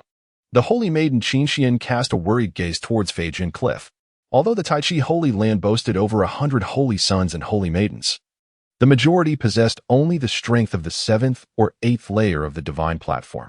Currently, the representative for the Tai Chi Holy Land, Brother Diansong, had at least reached the half-saint realm. If he were to falter, she truly could not envision anyone else who could stand against the Holy Sun Tianfeng. Lin Han. Perceiving the holy maiden Qing Xuan's concern, spoke words of comfort. Ah, holy maiden Qin, there is no need for worry. I have a premonition that Brother Wanyu will soon emerge from his seclusion. Moreover, considering the time elapsed, he must have successfully broken through by now. If he has yet emerged, it is likely to consolidate his cultivation. However, this battle pertains to the honor of the Taichi Holy Land. If he receives news, there would be no reason for him to remain hidden. Upon hearing Lin Han's reassurances, the holy maiden's furrowed brow relaxed, and she smiled at him. Brother Lin, you are right. Even if Brother Diansong were to struggle, Brother Wanyu would undoubtedly step in. On the Yuxian platform, shrouded in clouds and mist, the Holy Sun Tianfeng faced off against Brother Diansong from a distance. Holy Sun Tianfeng, come forth and let me witness the strength of the Holy Sun of the Southern Wilderness, Brother Diansong declared, gazing intently at his opponent. You are no match for me. Brother Diansong, I shall inform you that your era has already passed. The Holy Sun Tianfeng replied, his expression brimming with arrogance, his words laced with disdain. Before he finished speaking, a blinding light erupted before Tianfeng, and an enormous hammer gradually materialized. This colossal hammer radiated with mysterious runes, its surface crackling with encircling lightning, emanating a terrifying and heart-pounding power. Undoubtedly, this was an extraordinary divine weapon. However, Brother Diansong was not one to yield easily. With a swift motion of his arm, a blue spear appeared in his grasp. In an instant, his aura sharpened dramatically, exuding a fierce brilliance. Enough with the pleasantries. Let us see if you are truly my match. Brother Diansong bellowed, thrusting the spear forward. Instantly, a powerful sacred might surged forth like a torrential flood, roaring towards the Holy Sun Tianfeng. In response to this formidable onslaught, the Holy Sun Tianfeng merely smirked, a hint of contempt dancing on his lips. He then casually grasped the handle of the heavy hammer and, with an effortless motion, swung it. With a resounding crash, an equally powerful sacred might erupted from the hammer, resembling a roaring beast, colliding with the incoming sacred force with tremendous impact. The two forces clashed violently in midair, dazzling light erupting and waves of energy surging. The entire Yuxian platform trembled violently, and the surrounding space rippled ominously, as if on the verge of shattering. The divine might of the Point Song Saint was instantaneously shattered, his imposing presence dissipating into nothingness. Observing this, the Point Song Saint brandished his spear, transforming into a streak of silver light as he charged toward the Skywind Saint. In an instant, the silver brilliance manifested, and a formidable intent surged forth, racing towards the Skywind Saint. Yet, the Skywind Saint remained as tranquil as still water, devoid of any hint of alarm, as he confronted the spear's swift advance, reminiscent of a tempest. Firmly anchoring himself, he gripped the immensely heavy hammer with both hands, channeling his spiritual energy into his arms. With a sudden surge of power, the hammer erupted forth like a wild stallion unleashed, carrying an overwhelming force as it descended violently towards the void before him. In that moment, a thunderous roar erupted, akin to a lightning bolt striking the earth, reverberating with a deafening intensity. The entire sky seemed to tremble beneath the impact, unleashing a cataclysmic explosion that sent shockwaves rippling outward. Simultaneously, the fabric of space itself contorted under the weight of this ferocious energy, creating visible ripples that radiated in all directions. Caught in the tumultuous aftermath of this dreadful force, the once formidable spear shadow of the Point Song Saint came to an abrupt halt, unable to advance a single inch. Yet, before he could regain his composure, the Skywind Saint raised the heavy hammer once more, his gaze as frigid as frost, and delivered another powerful strike towards the direction of the Point Song Saint. This time, the terrifying hammer shadow appeared to descend from the heavens, bearing the weight of annihilation, crashing down upon the Point Song Saint with the force of a thunderclap. From a distance, the hammer shadow obscured the sky, casting a shadow so vast that it instilled a sense of dread in all who beheld it. Chapter 92. The defeat of Diansong. The Diansong Holy Sun gazed upward at the colossal shadow of the hammer looming in the sky, overwhelmed by the boundless might it embodied. He dared not exhibit the slightest negligence. Swiftly, he drew his spear close to his chest, channeling an unceasing flow of spiritual energy into the weapon. In the blink of an eye, the spear erupted with a dazzling brilliance, akin to a colossal dragon awakening, exuding an astonishing aura of power. With a leap, the Diansong Holy Sun transformed into a streak of azure light, as if carrying the might of the azure dragon, surging towards the heavens. As he ascended, the spear traced an elegant arc through the air, trailing a cascade of resplendent spiritual light, its momentum akin to that of a roaring dragon, soaring skyward. The hammer shadow drew nearer, appearing to the Tianfeng Holy Sun like a cataclysmic hammer descending from the heavens. However, in this critical moment, an overwhelming surge of energy suddenly erupted from within the Diansong Holy Sun. Invisible break, he bellowed, and with that cry, a torrent of unparalleled energy surged forth like a raging river, continuously flooding into the spear. In an instant, the spear shone with an even more brilliant light, reminiscent of a magnificent azure dragon. A deafening dragon roar resonated through the sky, reaching the highest heavens. This roar was akin to the thunderous might of nature, imbued with unmatched pressure and dominance, causing the very fabric of the universe to tremble. In the next moment, countless spear shadows ascended like meteors racing across the night sky, densely packed, as if to pierce the firmament. Each spear shadow harbored the destructive power to annihilate worlds, intertwining to form a dazzling yet terrifying domain of spear techniques. At that moment, the enormous hammer across from him, wielding an unstoppable force, descended with the might of a mountain. The clash of thousands of spear shadows against the colossal hammer erupted with a thunderous roar, a cacophony of metal striking metal, sparks flying like fireworks in full bloom.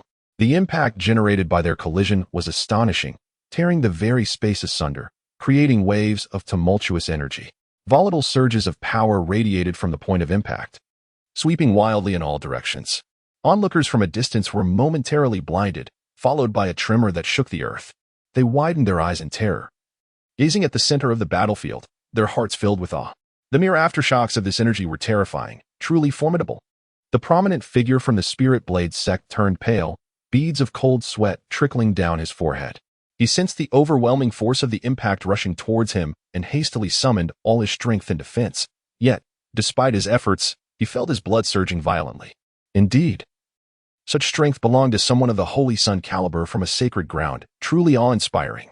Similarly, the powerful figure from the Hanhai sect was equally astonished, expressing genuine admiration. What a cataclysmic battle it was. To witness such a fierce confrontation today was indeed a worthwhile endeavor. The esteemed member of the Tianjin sect was equally awestruck, his voice trembling slightly with excitement. It is essential to recognize that the residual energy waves generated by this battle are sufficient for these formidable beings to withstand for a considerable duration. Should they venture any closer to witness the confrontation, it is likely that merely the aftermath of those waves could easily repel them or even inflict grave injuries. Contemplating this, a chill enveloped the hearts of those present, deepening their reverence for the two combatants fiercely clashing on the battlefield. For the ordinary cultivators, the experience was even more harrowing. They felt the terrifying fluctuations of energy from a distance, their faces drained of color, legs trembling, nearly unable to maintain their footing. Fortunately, their distance shielded them from the full force, as the energy waves merely caused their bodies to sway. However, the battle atop the Flying Sword Cliff was far from over. The unparalleled spear shadows of the sacred son of Diansong faced off against the formidable apparitions of the heavy hammer. At that moment, the sacred son of Tianfeng allowed a faint, cold smile to grace his lips. There is some strength here, but it is insufficient. This ends now. With that, he wielded the heavy hammer, transforming into a fleeting shadow that vanished without a trace. Upon witnessing the sudden disappearance of the sacred son of Tianfeng, the sacred son of Diansong felt an ominous premonition. He dared not linger, unleashing the full force of his power into the spear he held. In an instant, he and the spear became one, the force surging forth with a strength magnified several times over. A resounding roar echoed across the heavens as the spear morphed into a brilliant arc of light, soaring skyward with an unimaginable speed. In but a moment, this radiant beam accurately pierced through the multitude of hammer shadows above. With a series of sharp cracking sounds, the once menacing hammer apparitions dissipated into the sky, transforming into twinkling starlight that gradually faded. Yet, before the sacred son of Diansong could exhale in relief, an unexpected turn of events transpired. The sacred son of Tianfeng re-emerged, lifting the massive hammer high above his head, resembling a war deity descending from the heavens, exuding an unparalleled aura of might as he struck downwards. A thunderous explosion reverberated, as if the very void itself were being torn asunder, with countless black spatial rifts swiftly spreading. A terrifying force, reminiscent of a deluge breaching its dam, poured forth relentlessly. This power surged with primal ferocity, akin to an ancient beast awakening, roaring as it lunged toward the sacred son of Diansong. Faced with such a breathtaking spectacle, the countenance of the sacred son of Diansong turned gravely serious. He could sense that this strike transcended the capabilities of a mere half-saint, rivaling the prowess of a true saint. As the cataclysmic attack drew closer, a glimmer of determination and ferocity flashed in his eyes. What of the might of a saint? United as one with his spear, my heart is the spear's heart. Even the power of a saint may be countered. With that, he transformed into a spear, radiating an astonishing might, as if he could indeed stand shoulder to shoulder with a true saint. High above in the heavens, the sacred son of Tianfeng scoffed. Though the power unleashed by the sacred son of Dinsong approached the realm of the saints, it ultimately remained merely an approximation. Yet, his impending strike was undeniably capable of contending with a saint in earnest. The might of the sacred realm is not something that can be easily withstood. In the next moment, a thunderous hammer descended with tremendous force, nearly shattering the very fabric of space. At the epicenter of this cataclysm, a figure was sent hurtling downward, crashing onto the Yuxian platform and stirring up a cloud of dust. As the dust settled, a disheveled figure lay amidst the debris. It was none other than the saint of Dinsong, who had been violently struck down. Blood trickled from the corner of his mouth, and his complexion was pallid, indicating he had sustained grave injuries. Cough, cough, cough. The saint of Dinsong struggled to suppress his cough, attempting to rise to his feet. However, his efforts were in vain, as he soon expelled another mouthful of blood. Silence. The onlookers surrounding Feijin Cliff held their breath, their hearts shaken to the core. The sudden defeat of the saint of Dinsong left the crowd in stunned silence, gazing in disbelief at the Yuxian platform. Chapter 93. The challenge of the sacred son of Wanlu, the sacred son of Tianfeng, was astonishingly powerful. So much so that even the hidden saints in the void were left in awe. The defeat of Dinsong was not unjustifiable. An elder from the Huangji sacred land gazed at the unfolding battle and let out a long sigh. With their extraordinary realm, how could they not discern the vast disparity in strength between the two? Indeed, the prowess of the sacred son of Tianfeng was already comparable to that of a saint, while Dinsong, by contrast, was somewhat lacking. At this moment, even the elder from the Tai sacred land slightly nodded in acknowledgement, unabashedly conceding their inferiority in this arena. After all, a sacred son capable of standing shoulder to shoulder with saints could hardly be an ordinary figure. The three saints were well aware that any sacred son who could rival a saint was undoubtedly a person of exceptional talent and brilliance. Alas, among the younger generation of the eastern wilderness, it seemed exceedingly rare to find anyone who could match the sacred son of Tianfeng. The elder from the Jiang family slowly shook his head, a hint of worry etched upon his face. He pondered the sacred sons and daughters from his own and the other two sacred forces, but no matter how he contemplated, he could not identify anyone who could contend with the sacred son of Tianfeng. However, the elder from the Tai sacred land held a different perspective. With a confident stroke of his beard, he remarked, "Not at all, not at all. It is merely an unfortunate timing. Our Wanlu sacred son of Tai has yet to break through. If he were to appear at this moment, the outcome of this duel would be unpredictable. It is noteworthy that when the Wanlu sacred son returned 10 years ago, he was already at the threshold of semi-sainthood. Clearly, he must have gained immense benefits from that supreme existence, and now he is likely at the saintly realm." Upon hearing this, the elders from the Jiang family and Huangji sacred land fell silent, their eyes brightening with realization. Indeed, 20 years ago, all three families had sent their sacred sons to accompany that supreme being, except for the divine maiden Miao Yan, who remained by that supreme existence's side. Both the Wanlu sacred son and the Qian Yuan sacred son had received substantial opportunities. It stands to reason that if they were to emerge from their seclusion, the mere sacred sons of the southern wilderness would be easily vanquished. Regrettably, both Wanlu and Qian Yuan were still in seclusion, alas. The elder from Huangji sacred land sighed heavily. The elder from Tai sacred land chuckled, stroking his beard. No worries. The sacred clans of the southern wilderness merely wish to probe the situation of our sacred sons in the eastern wilderness. As long as they do not receive a definitive answer, they will not depart easily. The numerous sacred clans of the southern wilderness were evidently harboring considerable schemes. Otherwise, they would not have dispatched such sacred sons so early to test the waters. The elder from Huangji sacred land continued, regardless of the southern wilderness sacred clan's plans. What do we have to fear in the eastern wilderness? We must remember that we in the eastern wilderness. Before he could finish his sentence, the elder from Tai sacred land interrupted him. Qingming Saint, be cautious. Be cautious. Upon hearing this, the elder from Huangji sacred land was momentarily taken aback, quickly realizing that he had nearly spoken too much. My apologies, I was momentarily carried away. He clasped his hands before the two venerable ancestors of the Jiangs and the Tai sacred land, a sense of trepidation washing over him as he reflected on the encounter. Very well, let us continue to observe.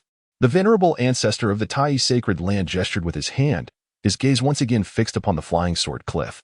Upon the immortal platform, the son of heavenly wind cast his eyes upon the fallen son of Diansong. I have proclaimed it. You are no match for me. What say you? Will you yield? A cold smirk graced his face. Although the son of Diansong felt a sense of unwillingness in his heart, his severe injuries rendered him incapable of retort, and a bitter expression took hold. Observing the son of Diansong's inability to counter, the son of heavenly wind looked down upon the members of the Tai sacred land. Is there anyone willing to battle me? His voice resounded powerfully, instilling awe. The disciples of Tai sacred land glared at the immortal platform with indignation, yet their insufficient prowess relegated them to mere spectators.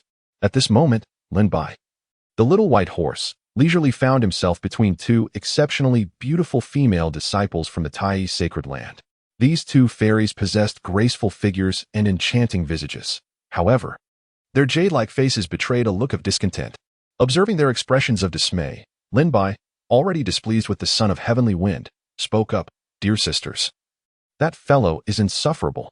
How about I teach him a lesson to relieve your frustrations?" The two female disciples exchanged glances of disbelief. What nonsense! You could never be a match for the son of heavenly wind. Don't create more chaos for us, one of them chided. The other chimed in, "Indeed. Even our brother Diansong was defeated. Alas," she sighed, recalling the outcome of the day's fierce battle. "A mere half-saint. I could easily trample him with just a couple of kicks." Lin Bai retorted dismissively regarding the half-saint with disdain.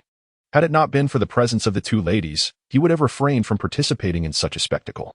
"Lin Bai, cease your reckless talk, or you may find no one to rescue you later." One of the female disciples quickly covered his mouth, fearing that his words might reach the ears of the son of heavenly wind atop the flying sword cliff, which would spell disaster for him. With his mouth covered, Lin Bai emitted muffled sounds, his body restrained by another female disciple. On the immortal platform, the son of heavenly wind continued to survey the surroundings, deeming the prodigies of the eastern wilderness to be rather lackluster, especially in comparison to those of the southern wilderness. Is the younger generation of the Tai sacred land so feeble? Where is your esteemed son of Wanjun? Is he not the foremost among you? Dare he not face me? If he does not appear soon, I shall declare your defeat. His powerful aura radiated as he cast a scornful glance toward the encampment of the Tai sacred land. Above the encampment, Saintish Qingxian gazed at the audacious son of heavenly wind on the immortal platform, her face betraying a surge of anger. How infuriating! If not for Brother Wanjun still being in seclusion, how could he be so arrogant? Lin Han also found the heavenly wind saint's son displeasing. He turned to the Qingxian saintess and inquired, "Fairy Qingxian, do you require my assistance to teach him a lesson?" However, in the next moment, a smile graced his face as he softly remarked, "It seems my intervention is no longer necessary." The Qingxian saintess, upon hearing this, cast a puzzled glance at Lin Han. Noticing her confusion, he smiled gently, teasingly assuring her, "You shall soon discover why." This only heightened the curiosity of the Qingxian saintess. Moments ago, Lin Han had been inclined to discipline the heavenly wind saint's son. Yet now he claimed his assistance was unwarranted. Could it be? Suddenly, her eyes sparkled with excitement as she turned to Lin Han and asked, "Could it be that senior brother Wanlu has emerged from seclusion?" Lin Han smiled and nodded, affirming, "Indeed, he is on his way." Just as Lin Han's words fell, a chilling voice resonated from the Yuxian platform, "Are you seeking me?" Subsequently, a figure clad in white appeared above the flying sword cliff. It was none other than the Wanlu saint's son. Chapter 94, The Holy Might Overcomes the Heavenly Wind. Upon hearing the words, the holy son of heavenly wind abruptly turned his head, only to find a man clad in white gazing coldly at him, causing his heart to lurch in alarm. He had not sensed the man's arrival at all. Had it not been for the sound of his voice, he would remain oblivious to the presence behind him.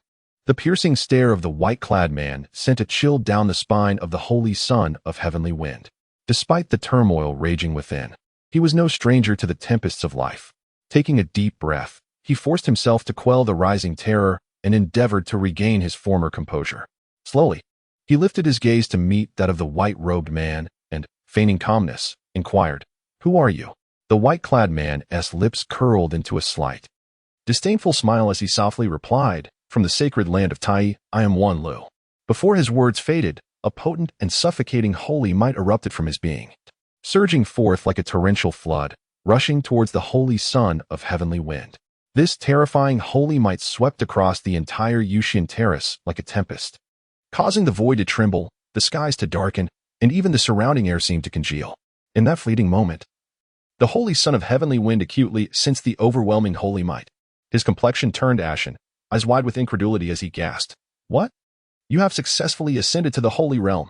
He stared incredulously at the saint of Wanlu before him, yet no matter how intently he scrutinized, he could not penetrate the depths of Wanlu's essence. Nevertheless, regardless of his shock and doubt, the undeniable truth lay before him. The boundless holy might continued to assail him relentlessly. Although the holy son of heavenly wind possessed strength comparable to an ordinary saint, he had yet to truly step into the holy realm. Now, confronted with the terrifying holy might unleashed by a figure of the holy son's caliber, he could only grit his teeth and strive with all his might to withstand the pressure. Each second felt like an eternity, and the fact that he remained standing under such oppressive force without collapsing was a considerable feat. Wanlu paid him no heed. Instead, turning to the saint of Dinsong and nodding, saying, Dinsong, you may withdraw for now. I shall handle this. Upon seeing Wanlu's arrival, the previously tense expression of the saint of Dinsong relaxed. He nodded in acknowledgement and was gently ushered away by a wave of soft energy. Once this was accomplished, Wanlu turned back to the holy son of heavenly wind, coldly questioning, Is there still a need for me to take action? His words resonated with thunderous holy might, and the pressure emanating from him intensified once more. Suddenly, the holy son of heavenly wind spat forth a mouthful of blood, unable to bear the weight of Wanlu's pressure any longer, and knelt upon one knee. He looked up at Wanlu in terror, wishing to speak, yet found himself rendered voiceless. In the face of such formidable power from Wanlu, a profound sense of despair enveloped him. This strength was far beyond that of an ordinary saint. It was an existence that transcended the realm of comparison. As the spectators in the distance beheld the appearance of the man clad in white, they erupted in exclamations. It is the saint of Wanlu. The saint of Wanlu has arrived. Indeed, the saint of Wanlu had accepted the challenge, indicating that the battle between the two great prodigies of the desolate realms was far from over. With the saint of Wanlu taking action, one might presume that victory for the Tai sacred land was assured. However, some remained skeptical, recalling how the saint of Tianfeng had bested the saint of Dinsong in just a few moves, a testament to his formidable prowess.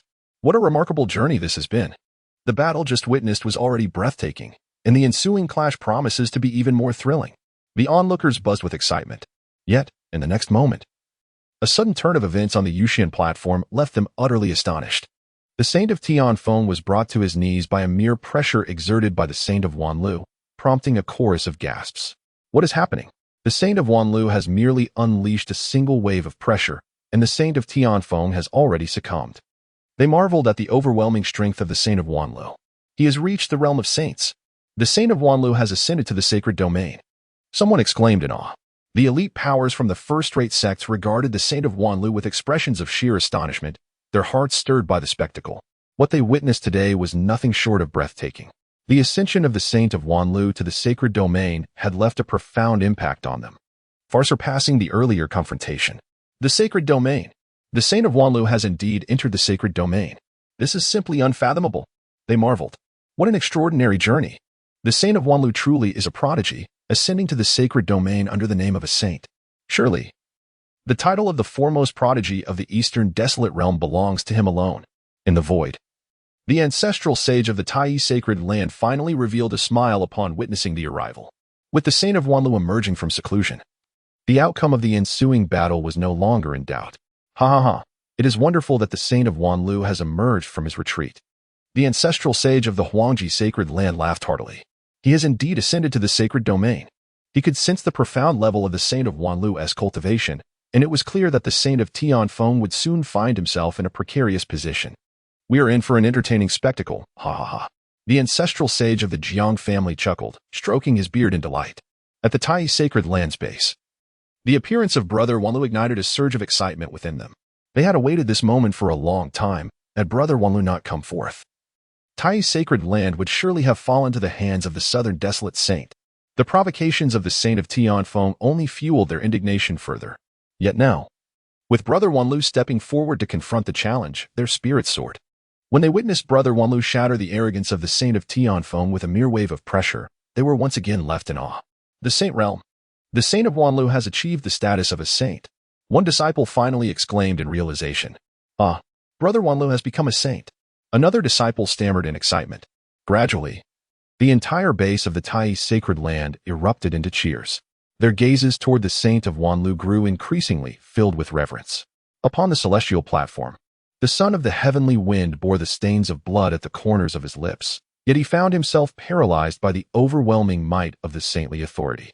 The indifferent gaze of the son of Waney fell once again upon the son of the heavenly wind. "Do you still wish to engage me in battle?" The words echoed in the ears of the son of the heavenly wind like a clap of thunder, yet he was utterly immobilized, unable to utter a refusal. Faced with such formidable power, who would dare to challenge him? Observing the son of the heavenly wind rendered speechless, the son of Waney gradually shifted his gaze towards the celestial saintess of the Tsongsung above. "And you? Do you wish to descend and face me in combat?" The celestial saintess of the Tsongsung trembled at the sound of his voice, too fearful to respond. With the emergence of the son of Waney, the battle seemed to draw to a close, just as the onlookers believed that the conflict was about to conclude. Chapter 95, Visitors from All Directions Suddenly. An ear-splitting laughter shattered the tranquility above Flying Sword Cliff. The laughter resonated like a resounding bell, echoing through the heavens and prompting those below to gaze upward in curiosity. "Ha ha ha, what a delightful sight!" exclaimed a voice. "I never anticipated that upon my arrival in the eastern wilderness today, I would be fortunate enough to witness such a vibrant spectacle." Accompanying this hearty laughter, a striking figure gradually materialized in the sky. Clad in a splendid robe of intricate colors that danced in the wind, he exuded an ethereal aura, as if a celestial being had descended upon the earth. Though he deliberately concealed his presence, merely standing there revealed his extraordinary demeanor, unmistakably marking him as someone of exceptional lineage. At that moment, another resounding voice emerged from the boundless void. "Ha ha, I never imagined the eastern wilderness would be so lively today. Even you, the divine son of the void, have come to join in the merriment." Before the echoes of his words faded, another figure appeared above Flying Sword Cliff. This newcomer wore a flowing azure robe, with lustrous black hair cascading down his shoulders like a waterfall. His handsome countenance radiated charm, and as he gently waved an exquisitely crafted folding fan, a subtle smile graced his lips, indicating his keen interest in the robed gentleman. "Ah, it is the esteemed young master of Changlu. I must confess, I am somewhat surprised to find you intrigued by the affairs of the eastern wilderness," remarked the man in the splendid robe, returning the smile with a warm gaze.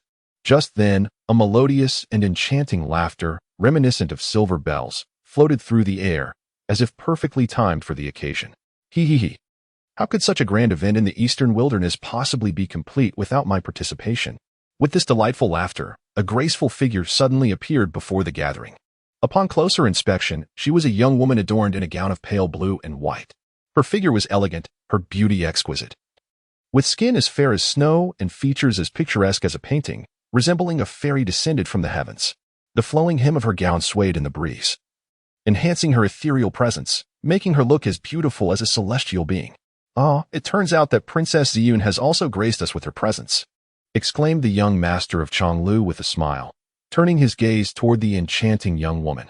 Meanwhile, the onlooking cultivators, already astounded by the previous extraordinary occurrences, were now utterly dumbfounded by the sudden appearance of these figures above Flying Sword Cliff.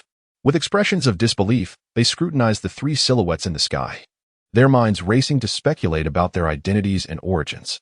Despite their efforts, they found themselves perplexed and unable to discern the truth. However, an instinctive awareness surged within them, making it clear that these individuals were far from ordinary. Simultaneously, the formidable elites from the top-tier sects hovering in the air also took note of the three figures above Flying Sword Cliff. Among them, a powerful figure from the Heavenly Sword sect seemed to recognize the names and reputations of these three individuals. As he recognized one of the figures, his expression suddenly shifted, and he gasped in astonishment. The celestial son of Void? Could it be the son of the Yuan Wang Heavenly Court? The Heavenly Court? My goodness, even their son has ventured to our eastern wilderness. Yet, they had merely discerned the origin of one. The other two remained a mystery. At the Taichi sacred land, Lin Han gazed at the three sudden apparitions atop the Flying Sword Cliff, a smile gracing his face. This was bound to be intriguing. The saintess Qing Xian, her expression filled with skepticism, turned to him and inquired, "Brother Lin, do you know them?" Lin Han shook his head, admitting that he had never seen them before. Yet he sensed their formidable strength. They were all at the saint level. With the appearance of these three at the Flying Sword Cliff, the ensuing events promised to be captivating. The Saint Feng was merely an appetizer. The true feast was about to commence. Upon hearing this, the saintess Qing Xian exclaimed in disbelief. "What? They are all at the saint level?" The emergence of three figures of such caliber could only imply. She swiftly turned her gaze back to the flying sword cliff, casting a concerned glance towards the saint of Wanlu. Being of the same saint realm, she pondered whether Wanlu could withstand this challenge, for they were indeed three formidable saints. In the void, the three venerable saints regarded the newcomers with grave expressions. The elder from the Taichi sacred land instantly recognized their origins, the celestial son of void from the Yuan Wang heavenly court, the young Master Chong Lu of the Taiwan Wangu clan, and the Princess Yun of the Wild Demon Royal Court, all appearing today as if summoned to the eastern wilderness. Indeed, the forthcoming events were unlikely to unfold simply. The elder from the Jiang family felt an unsettling worry blossoming within him. The elder from the Huangji sacred land wore a solemn expression. While the previous encounter with the Saint Feng could be deemed minor skirmishes, what lay ahead was a true battle among saints. The outcome was beyond their expectations. Moreover, the appearance of these three esteemed figures indicated that their strength was far from ordinary. Even against them, victory was not guaranteed.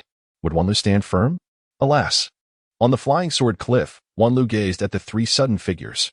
Their intentions were evidently hostile, and their auras were no less impressive than his own, indicating they were also of the saint realm. "Who are you?" he inquired, his demeanor composed as he gestured towards the kneeling Saint Feng. In response, the three turned their attention to Wanlu.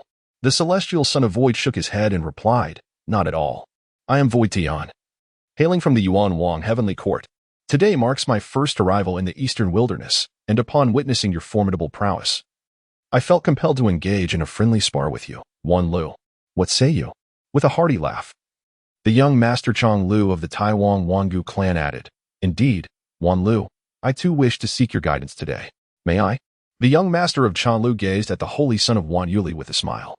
Upon realizing that the two were not there to support the holy son of Tianfeng, but rather sought to engage him in a contest of skill, the holy son of Wan Yuli thought to himself, "It seems I may be in for a bit of trouble today." Clearly, these three had come specifically for him. Should it come to a battle of 1 against 3, he would not shy away from the challenge. "Ha ha ha, look at what you are saying. There is only one Wan Yuli, and in my humble opinion, it would be best for the two of you to yield to me, allowing me to spar with Wan Yuli first." "If you please," Princess Yun remarked with a flirtatious glance at the other two. She then turned back to the holy son of Wan Yuli, smiling as she introduced herself. "I hail from the wilds of the 10,000 Demons King Court, and my name is Ziyan. I humbly seek your guidance, dear Wan Yuli." "Ah, my esteemed friends. Have you not heard the saying of first come, first served? As I arrived here first, it is only right that I take precedence," the divine son of Shu Tian said with a soft chuckle, ignoring the flirtatious gaze of Princess Ziyun. Just as they continued to vie for dominance, the voice of the holy son of Wan Yuli echoed once more. "Gentlemen, do you not intend to consider my opinion?" Chapter 96, a reunion after a decade. Upon hearing the words of the saint of Wanlu, both the divine son of Shu Tian and the young master of Chonglu felt a chill pass through them. The divine son of Shu Tian let out a cold snort, his eyes shimmering with a frosty light. "What? Do you, brother Wanlu, have any objections?" As he spoke, a terrifying aura erupted from his being, sweeping outward like a tumultuous wave, distorting the surrounding space with its formidable power. Meanwhile, the young master of Chonglu smiled lightly, gently waving his folding fan, and spoke with an air of nonchalance. "Could it be that brother Wanlu intends to challenge the three of us alone?" Though his words bore a hint of mockery, the underlying threat was unmistakable. At that moment, the previously silent Princess Ziyun nodded slightly, tacitly acknowledging the stance of the divine son of Shu Tian and the young master of Chonglu. After all, for them, a mere saint of Wanlu was hardly a significant figure. As the divine son of Shu Tian had stated, their interest in the saint of Wanlu was merely a fleeting whim. However, in the face of such formidable opponents, the saint of Wanlu showed no signs of fear and retorted with a cold snort. "Humph, so you are all here for me. Facing 3 alone is not out of the question." His tone was resolute and unwavering. Over the past decade, he had broken through to sainthood in the 3rd year of his secluded cultivation, and his realm was now firmly established. Coupled with his small mastery of the Xianlei divine body, he indeed had the confidence to take on 3. "Ha ha." The young master of Chonglu laughed as if he had heard something amusing, then, suppressing his laughter, turned to glance at the other two with keen interest. "Divine son of Shu Tian, brother Wanlu claims he wishes to take us on 3 against 1. What do you think?" "Princess Ziyun? 3 against 1? To simultaneously challenge 3 renowned prodigies?" This was nothing short of absurdity, akin to a fool's dream, and to the young master of Chonglu, it was undoubtedly the greatest joke of the year. Did this saint of Wanlu truly perceive them as mere pliable figures? How utterly arrogant! I have no objections. The divine son of Shutian replied, his gaze growing increasingly indifferent as he regarded the saint of Wanlu, a hint of dissatisfaction evident in his demeanor. Then let us witness the prowess of the saint of Wanlu. The Princess Xian chimed in with a melodious laugh, her tinkling voice echoing across the skies of the flying sword cliff. However, a closer inspection would reveal that although her exquisite visage bore a smile, it subtly hinted at an undercurrent of chilling intent. If the saint of Wanlu was courting death, then they could hardly be blamed for striking ruthlessly. At that moment, another voice resonated from above the flying sword cliff. 3 against 1? Surely, that is somewhat unscrupulous. Or are you all simply devoid of shame? The voice was audible, yet its owner remained unseen. Who is it? Show yourself at once. The divine son of Shutian exclaimed, his expression darkening, his gaze sweeping the surroundings like lightning, his voice reverberating across the land. The young master of Chaklu also surveyed the area intently, surprised to discover the presence of such a formidable being. Only the holy son of Wanyuliu was momentarily taken aback upon hearing those words, for he had already discerned the identity of the speaker. In the void above the abode of the Taichi Holy Land, Saintess Qinxian gazed at Lin Han in astonishment. The voice that had just resonated was indeed Lin Han's, as evidenced by the icy gleam in his eyes. Had it been a one-on-one confrontation, he would have refrained from revealing himself, believing that the holy son of Wanyulia could manage alone, for he was well aware of the formidable nature of Wanyulia's nascent thunder god body. However, the 3 adversaries were evidently not to be underestimated, showing blatant disregard for the holy son of Wanyuliu. Saintess Qinxian, you may watch the battle from here. I shall assist brother Wanyuliu. With that, he vanished into the void in a flash. Saintess Qinxian gazed at the spot where Lin Han had disappeared. Her heart stirred with a tumult of emotions. Brother Lin is also a powerhouse of the saint realm. She murmured softly, her gaze fixated on the flying sword cliff. The holy son of Shutian, perceiving the silence in the void, mistakenly assumed the opponent had faltered and was unwilling to show themselves. He continued to mock, cowardly rodents. Just then, a cold voice inquired, are you referring to me? Following that, a figure gradually emerged from the void. It was Lin Han, stepping upon the air with an upright posture akin to a pine tree, landing firmly beside the holy son of Wanyuliu at the flying sword cliff. At this moment, Lin Han's gaze was fixed intently on the holy son of Shutian, the indifference in his eyes sending chills down one's spine. Upon seeing Lin Han's silhouette beside him, the previously solemn expression of the holy son of Wanyuliu instantly brightened, an unmistakable joy illuminating his features. He exclaimed excitedly, Lin Han, you are here as well. I sensed it was you by that voice. Now that I see you in person, I can truly feel your delight. Lin Han turned to the holy son of Wanyuliu, offering a slight smile as he gently explained, Brother Wanyuliu, I have been residing in your Taichi Holy Land for over 10 days. Unfortunately, you have been in secluded cultivation, and we have not had the pleasure of meeting. Today, I happened to encounter this situation and could not resist joining in the fray. Upon hearing this, the holy son of Wanyuliu erupted into hearty laughter, exclaiming, so that's the case. Brother Lin's esteemed presence truly brings glory to our Taichi Holy Land. I regret not having properly welcomed you earlier. It was indeed my oversight. Once we resolve this matter, we must indulge in a joyous feast together. Vowing to drink until we are inebriated, Lin Han nodded in agreement. He then turned his attention to the 3 opponents, continuing, Brother Wanyuliu, how shall we approach this battle? Will you engage 2 of them, or shall I take the lead?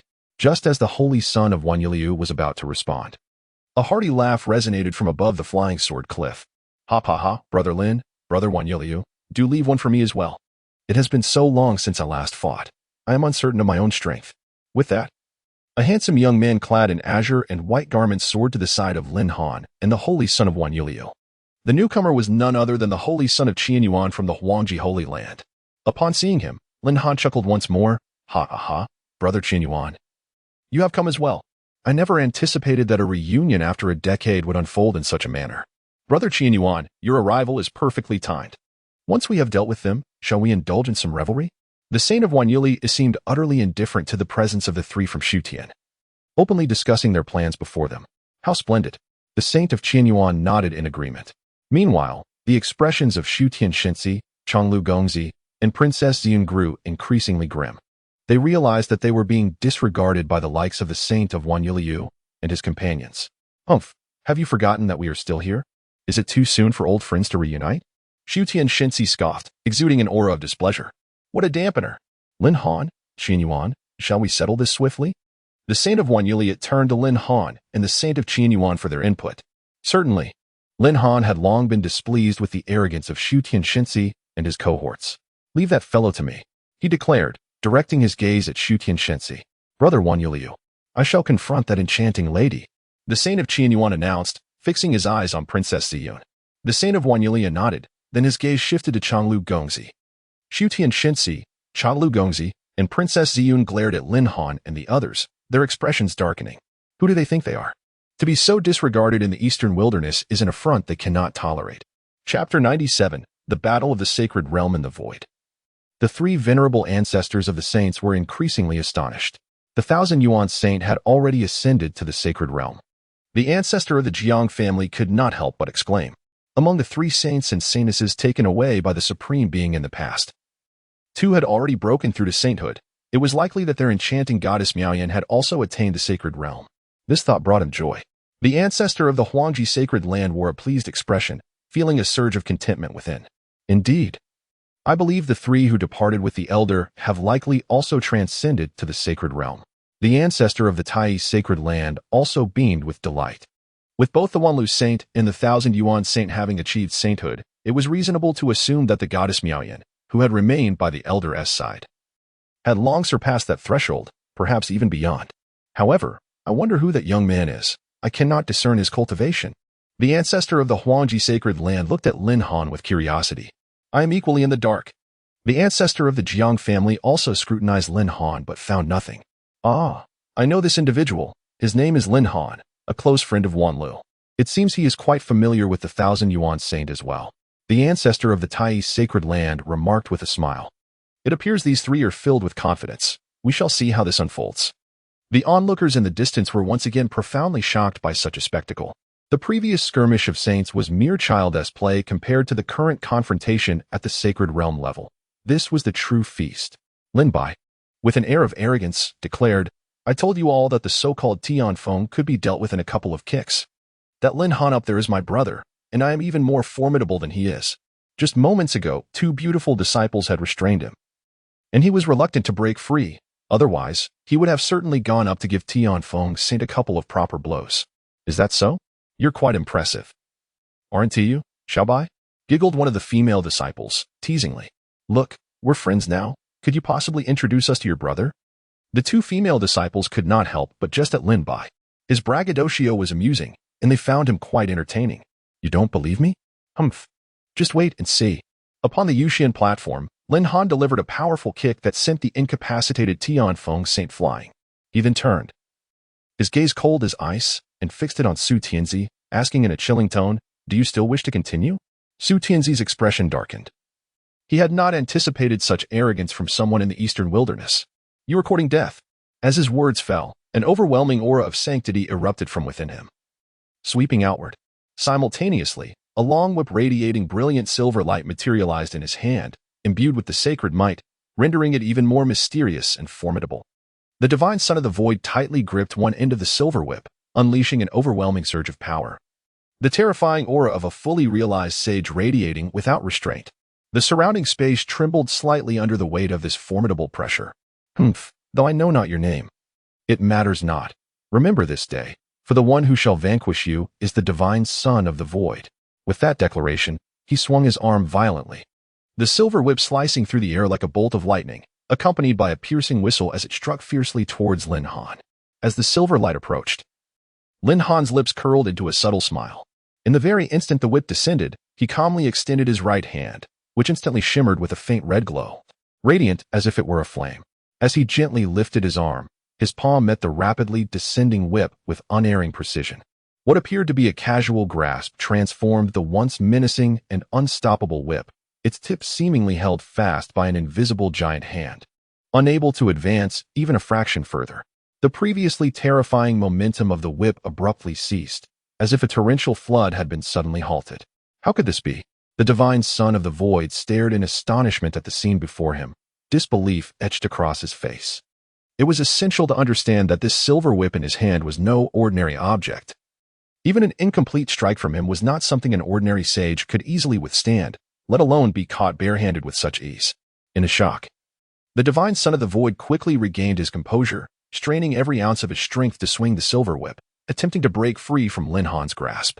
Yet, no matter how hard he struggled, the whip remained utterly still, as though it had melded with Lin Han's palm. What kind of strange technique is this? The divine son of the void gazed at Lin Han with a mix of astonishment and suspicion, unable to contain his curiosity.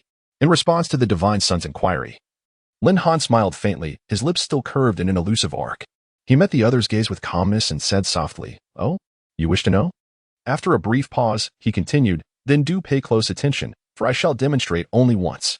Before his words had fully settled, a brilliant radiance erupted from Lin Han's palm, dazzling like the rising sun.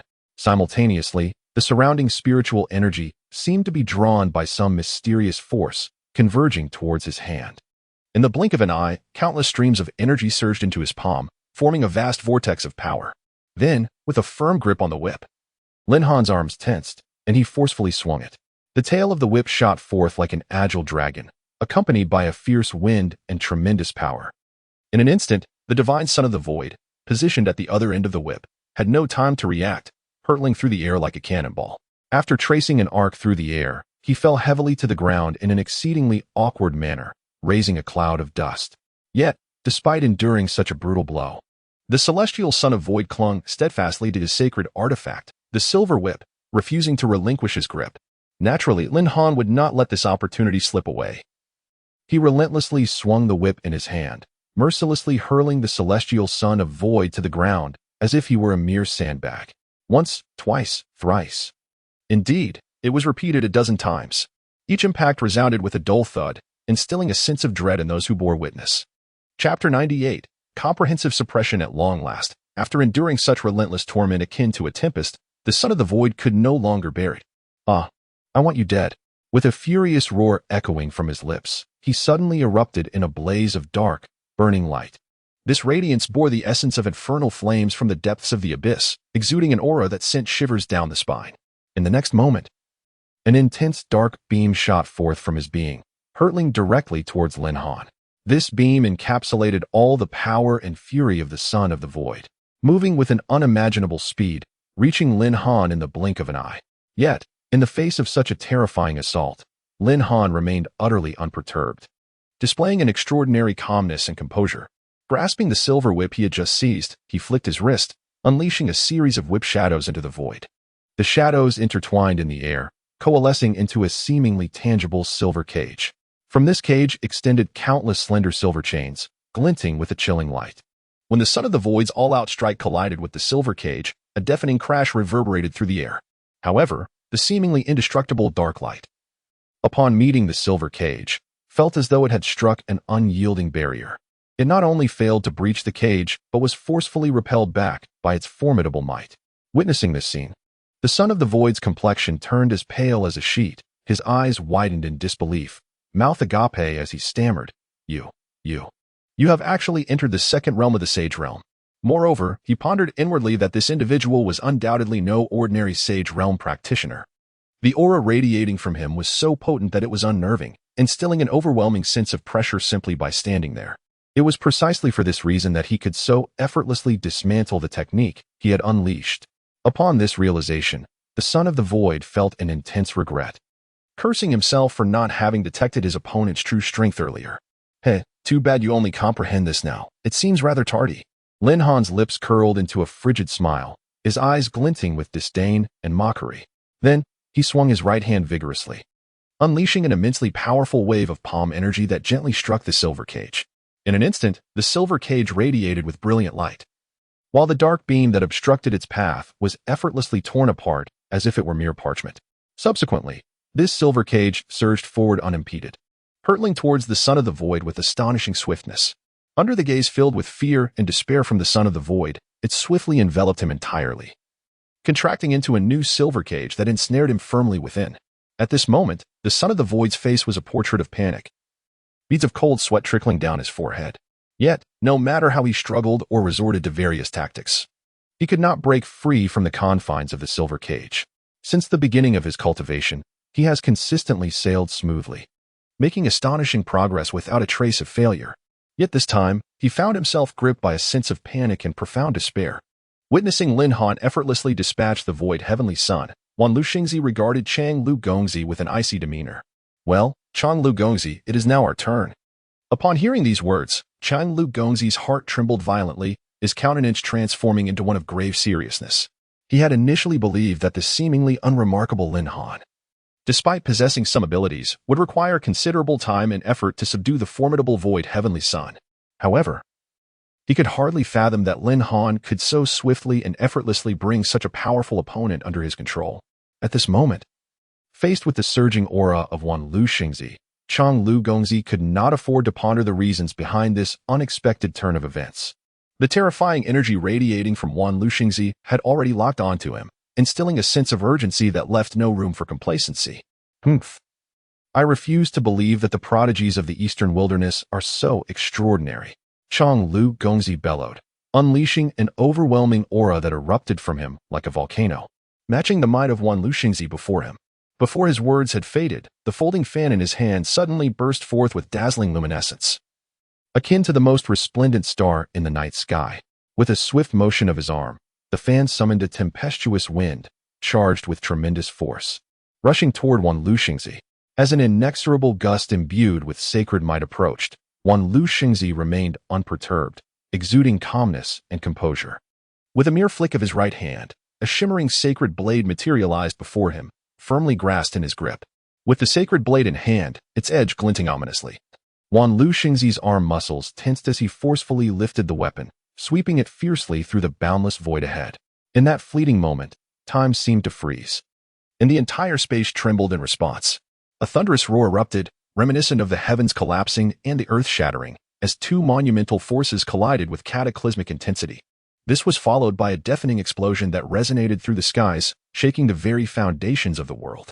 The terrifying shockwaves produced by the explosive force surged forth like tumultuous waves, radiating outward with astonishing momentum in all directions. Soon after, these fearsome waves surged toward the edges of Feijian Cliff. Not good.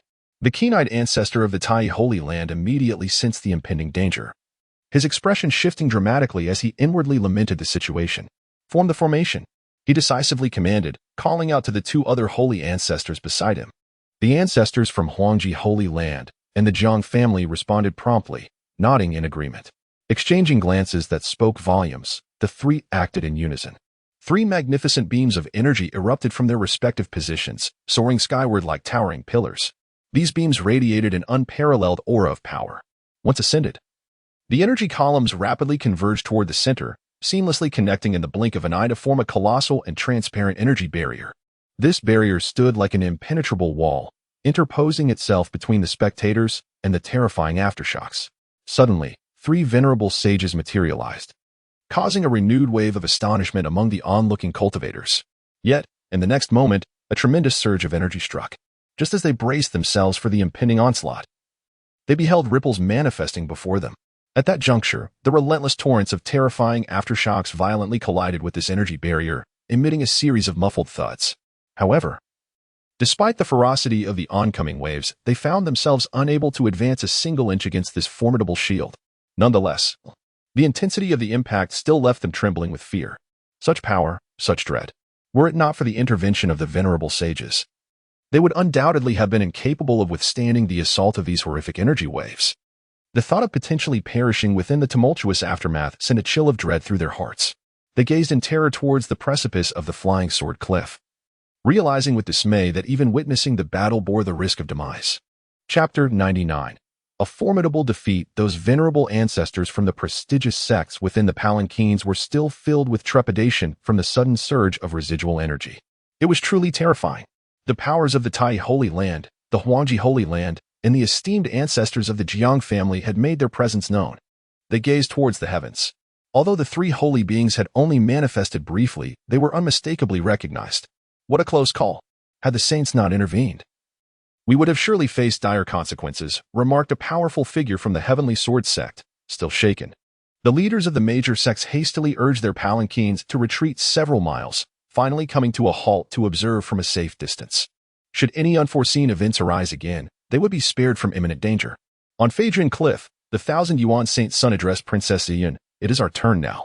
Meanwhile, the Wanlius Saint Sun was caught in an intense battle with his opponent, the outcome still hanging in the balance. On another front, Lin Han astonished everyone with his remarkable progress.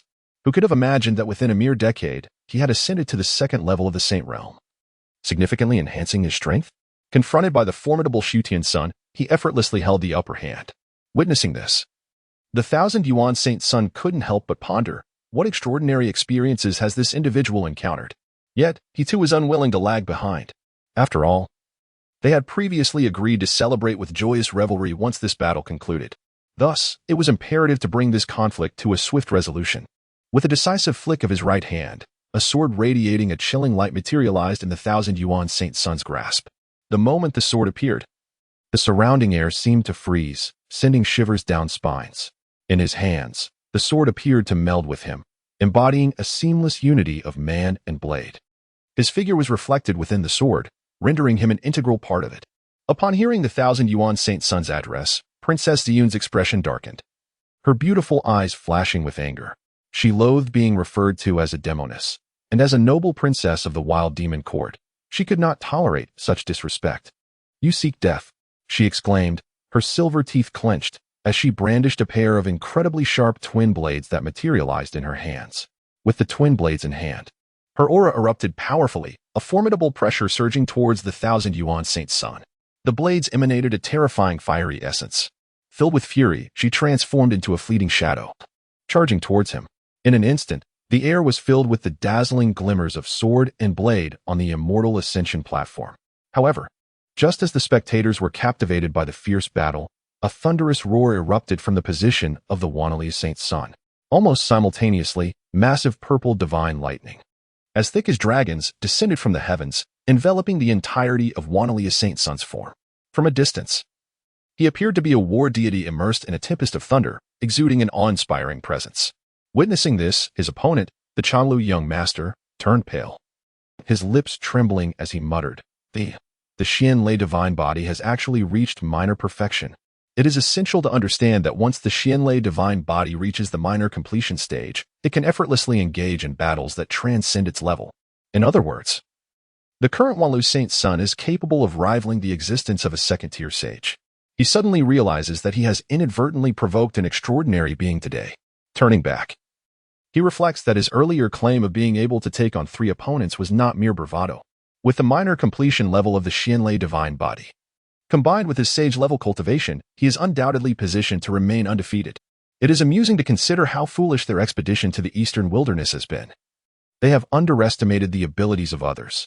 However, the Wanlu Saint Sun pays no heed to the still-dazed Changlu young master, completely disregarding him. It is worth noting that Lin Han, who has already concluded his battle, is eagerly awaiting to share fine wine with him. Thus, the Wanlu Saint Sun exerts himself fully. Each strike infused with the terrifying power of thunder, his attacks, enveloped in lightning, are extraordinarily formidable. Meanwhile, the Changlu young master hastily raises a colossal cauldron above his head, radiating golden light, forming a protective shield that envelopes him in an attempt to withstand the thunderous onslaught. Yet, with each flash of lightning, the once radiant cauldron dims slightly. Continuing under such relentless thunderous assaults, his defeat seems inevitable, with no chance of victory in sight. Nevertheless, he finds himself with no alternative, and facing such a formidable adversary. Even employing all his resources and diverse tactics proves insufficient to contend with him. In despair, he grits his teeth, mustering every ounce of strength to endure, hoping to hold out for just a moment longer. On the other side, Princess Ziyun watches in horror as Changlu young master is thoroughly suppressed by the Wanlu Saint Sun, an ominous premonition surging within her heart.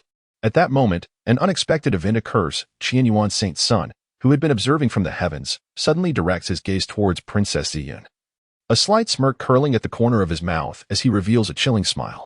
He utters 3 words, "It is over." Before his words can fully resonate, he unleashes the formidable power of his nascent Tianqin sword body. In an instant, the sword in his hand seems to come alive, exhibiting extraordinary agility. Then, with a flash, Qianyuan Saint Sun darts forward like a bolt of lightning, thrusting his sword directly towards Princess Ziyun below. This astonishing strike, imbued with earth-shattering might, descends from the sky, shifting the winds and causing the heavens and earth to tremble. Upon witnessing this, Princess Ziyun is struck with profound terror, fully aware that she cannot withstand such a blow. She quickly conjures a tortoise shield, which rapidly expands to envelop her.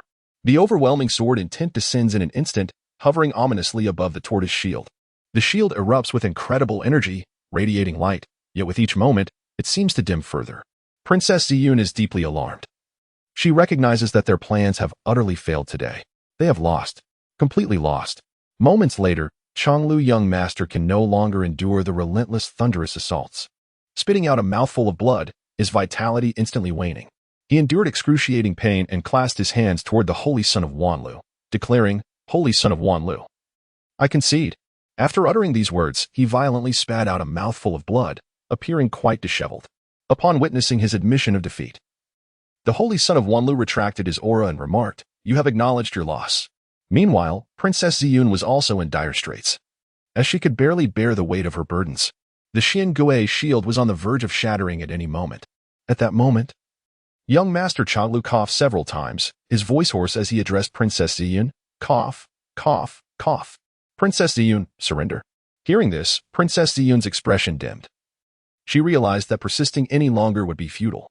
She was indeed no match for her opponents. Defeat was inevitable, and thus, she steeled herself to speak to the Holy Son of Qianyuan. "Holy Son of Qianyuan, I concede." Such a pitiful state. Yet still daring to challenge me in the eastern wasteland. What a farce. The Holy Son of Qianyuan let out a cold snicker before withdrawing the suspended sword. Chapter 100. The unexpected turn of events. Princess Ziyun felt an immense sense of relief as the sharp sword was withdrawn. However, upon glancing at the Holy Son Qianyuan, a flicker of resentment flashed through her heart. This grudge, she vowed, would not go unpunished. Little did she anticipate that the eastern wilderness harbored such hidden talents. Possessing the minor mastery of the Xianlei divine body, the budding prowess of the Tianxin sword body, and even an enigmatic presence beyond her comprehension. Truly, it was alarming. Meanwhile, the Shutian divine son remained trapped within the shimmering silver cage, struggling desperately. His once handsome visage twisted into a horrifying mask of anger and fear. No matter how fiercely he contorted his body or flailed his arms, he could not break free from the seemingly fragile yet remarkably sturdy silver bars. At that moment, Lin Han's expression was as dark as stormy waters, his gaze icy as he fixed his eyes upon the Shutian divine son, coldly inquiring, "What now? Will you continue to struggle?" The Shutian divine son's fury intensified upon hearing this. He glared at Lin Han, his eyes brimming with malice, as if he wished to consume his adversary whole. Despite having struggled for an extended period, he remained unwilling to concede defeat, still attempting to escape from the silver prison. However, just as the spectators believed this confrontation was nearing its conclusion, an unexpected event transpired. A thunderous roar suddenly echoed from the heavens, followed by a terrifying energy that surged forth like a bolt of lightning. Accompanying this was a cold snort filled with rage and murderous intent. "Humph! How dare you, mere human prodigy, act so arrogantly? Prepare to meet your demise." The crowd looked up in unison, witnessing the alarming speed of the impending attack, which descended upon Lin Han with astonishing swiftness. This sudden turn of events left everyone astounded. They had never anticipated an ambush at such a critical moment. Given the force of the attack, it was evident that the assailant was at least a formidable sage. Clearly, this mysterious sage's fearsome strike aimed to eliminate Lin Han without mercy. How would Lin Han respond in this life-and-death situation? Suddenly, another terrifying surge of sage-level power erupted forth. "You dare!" came a furious shout.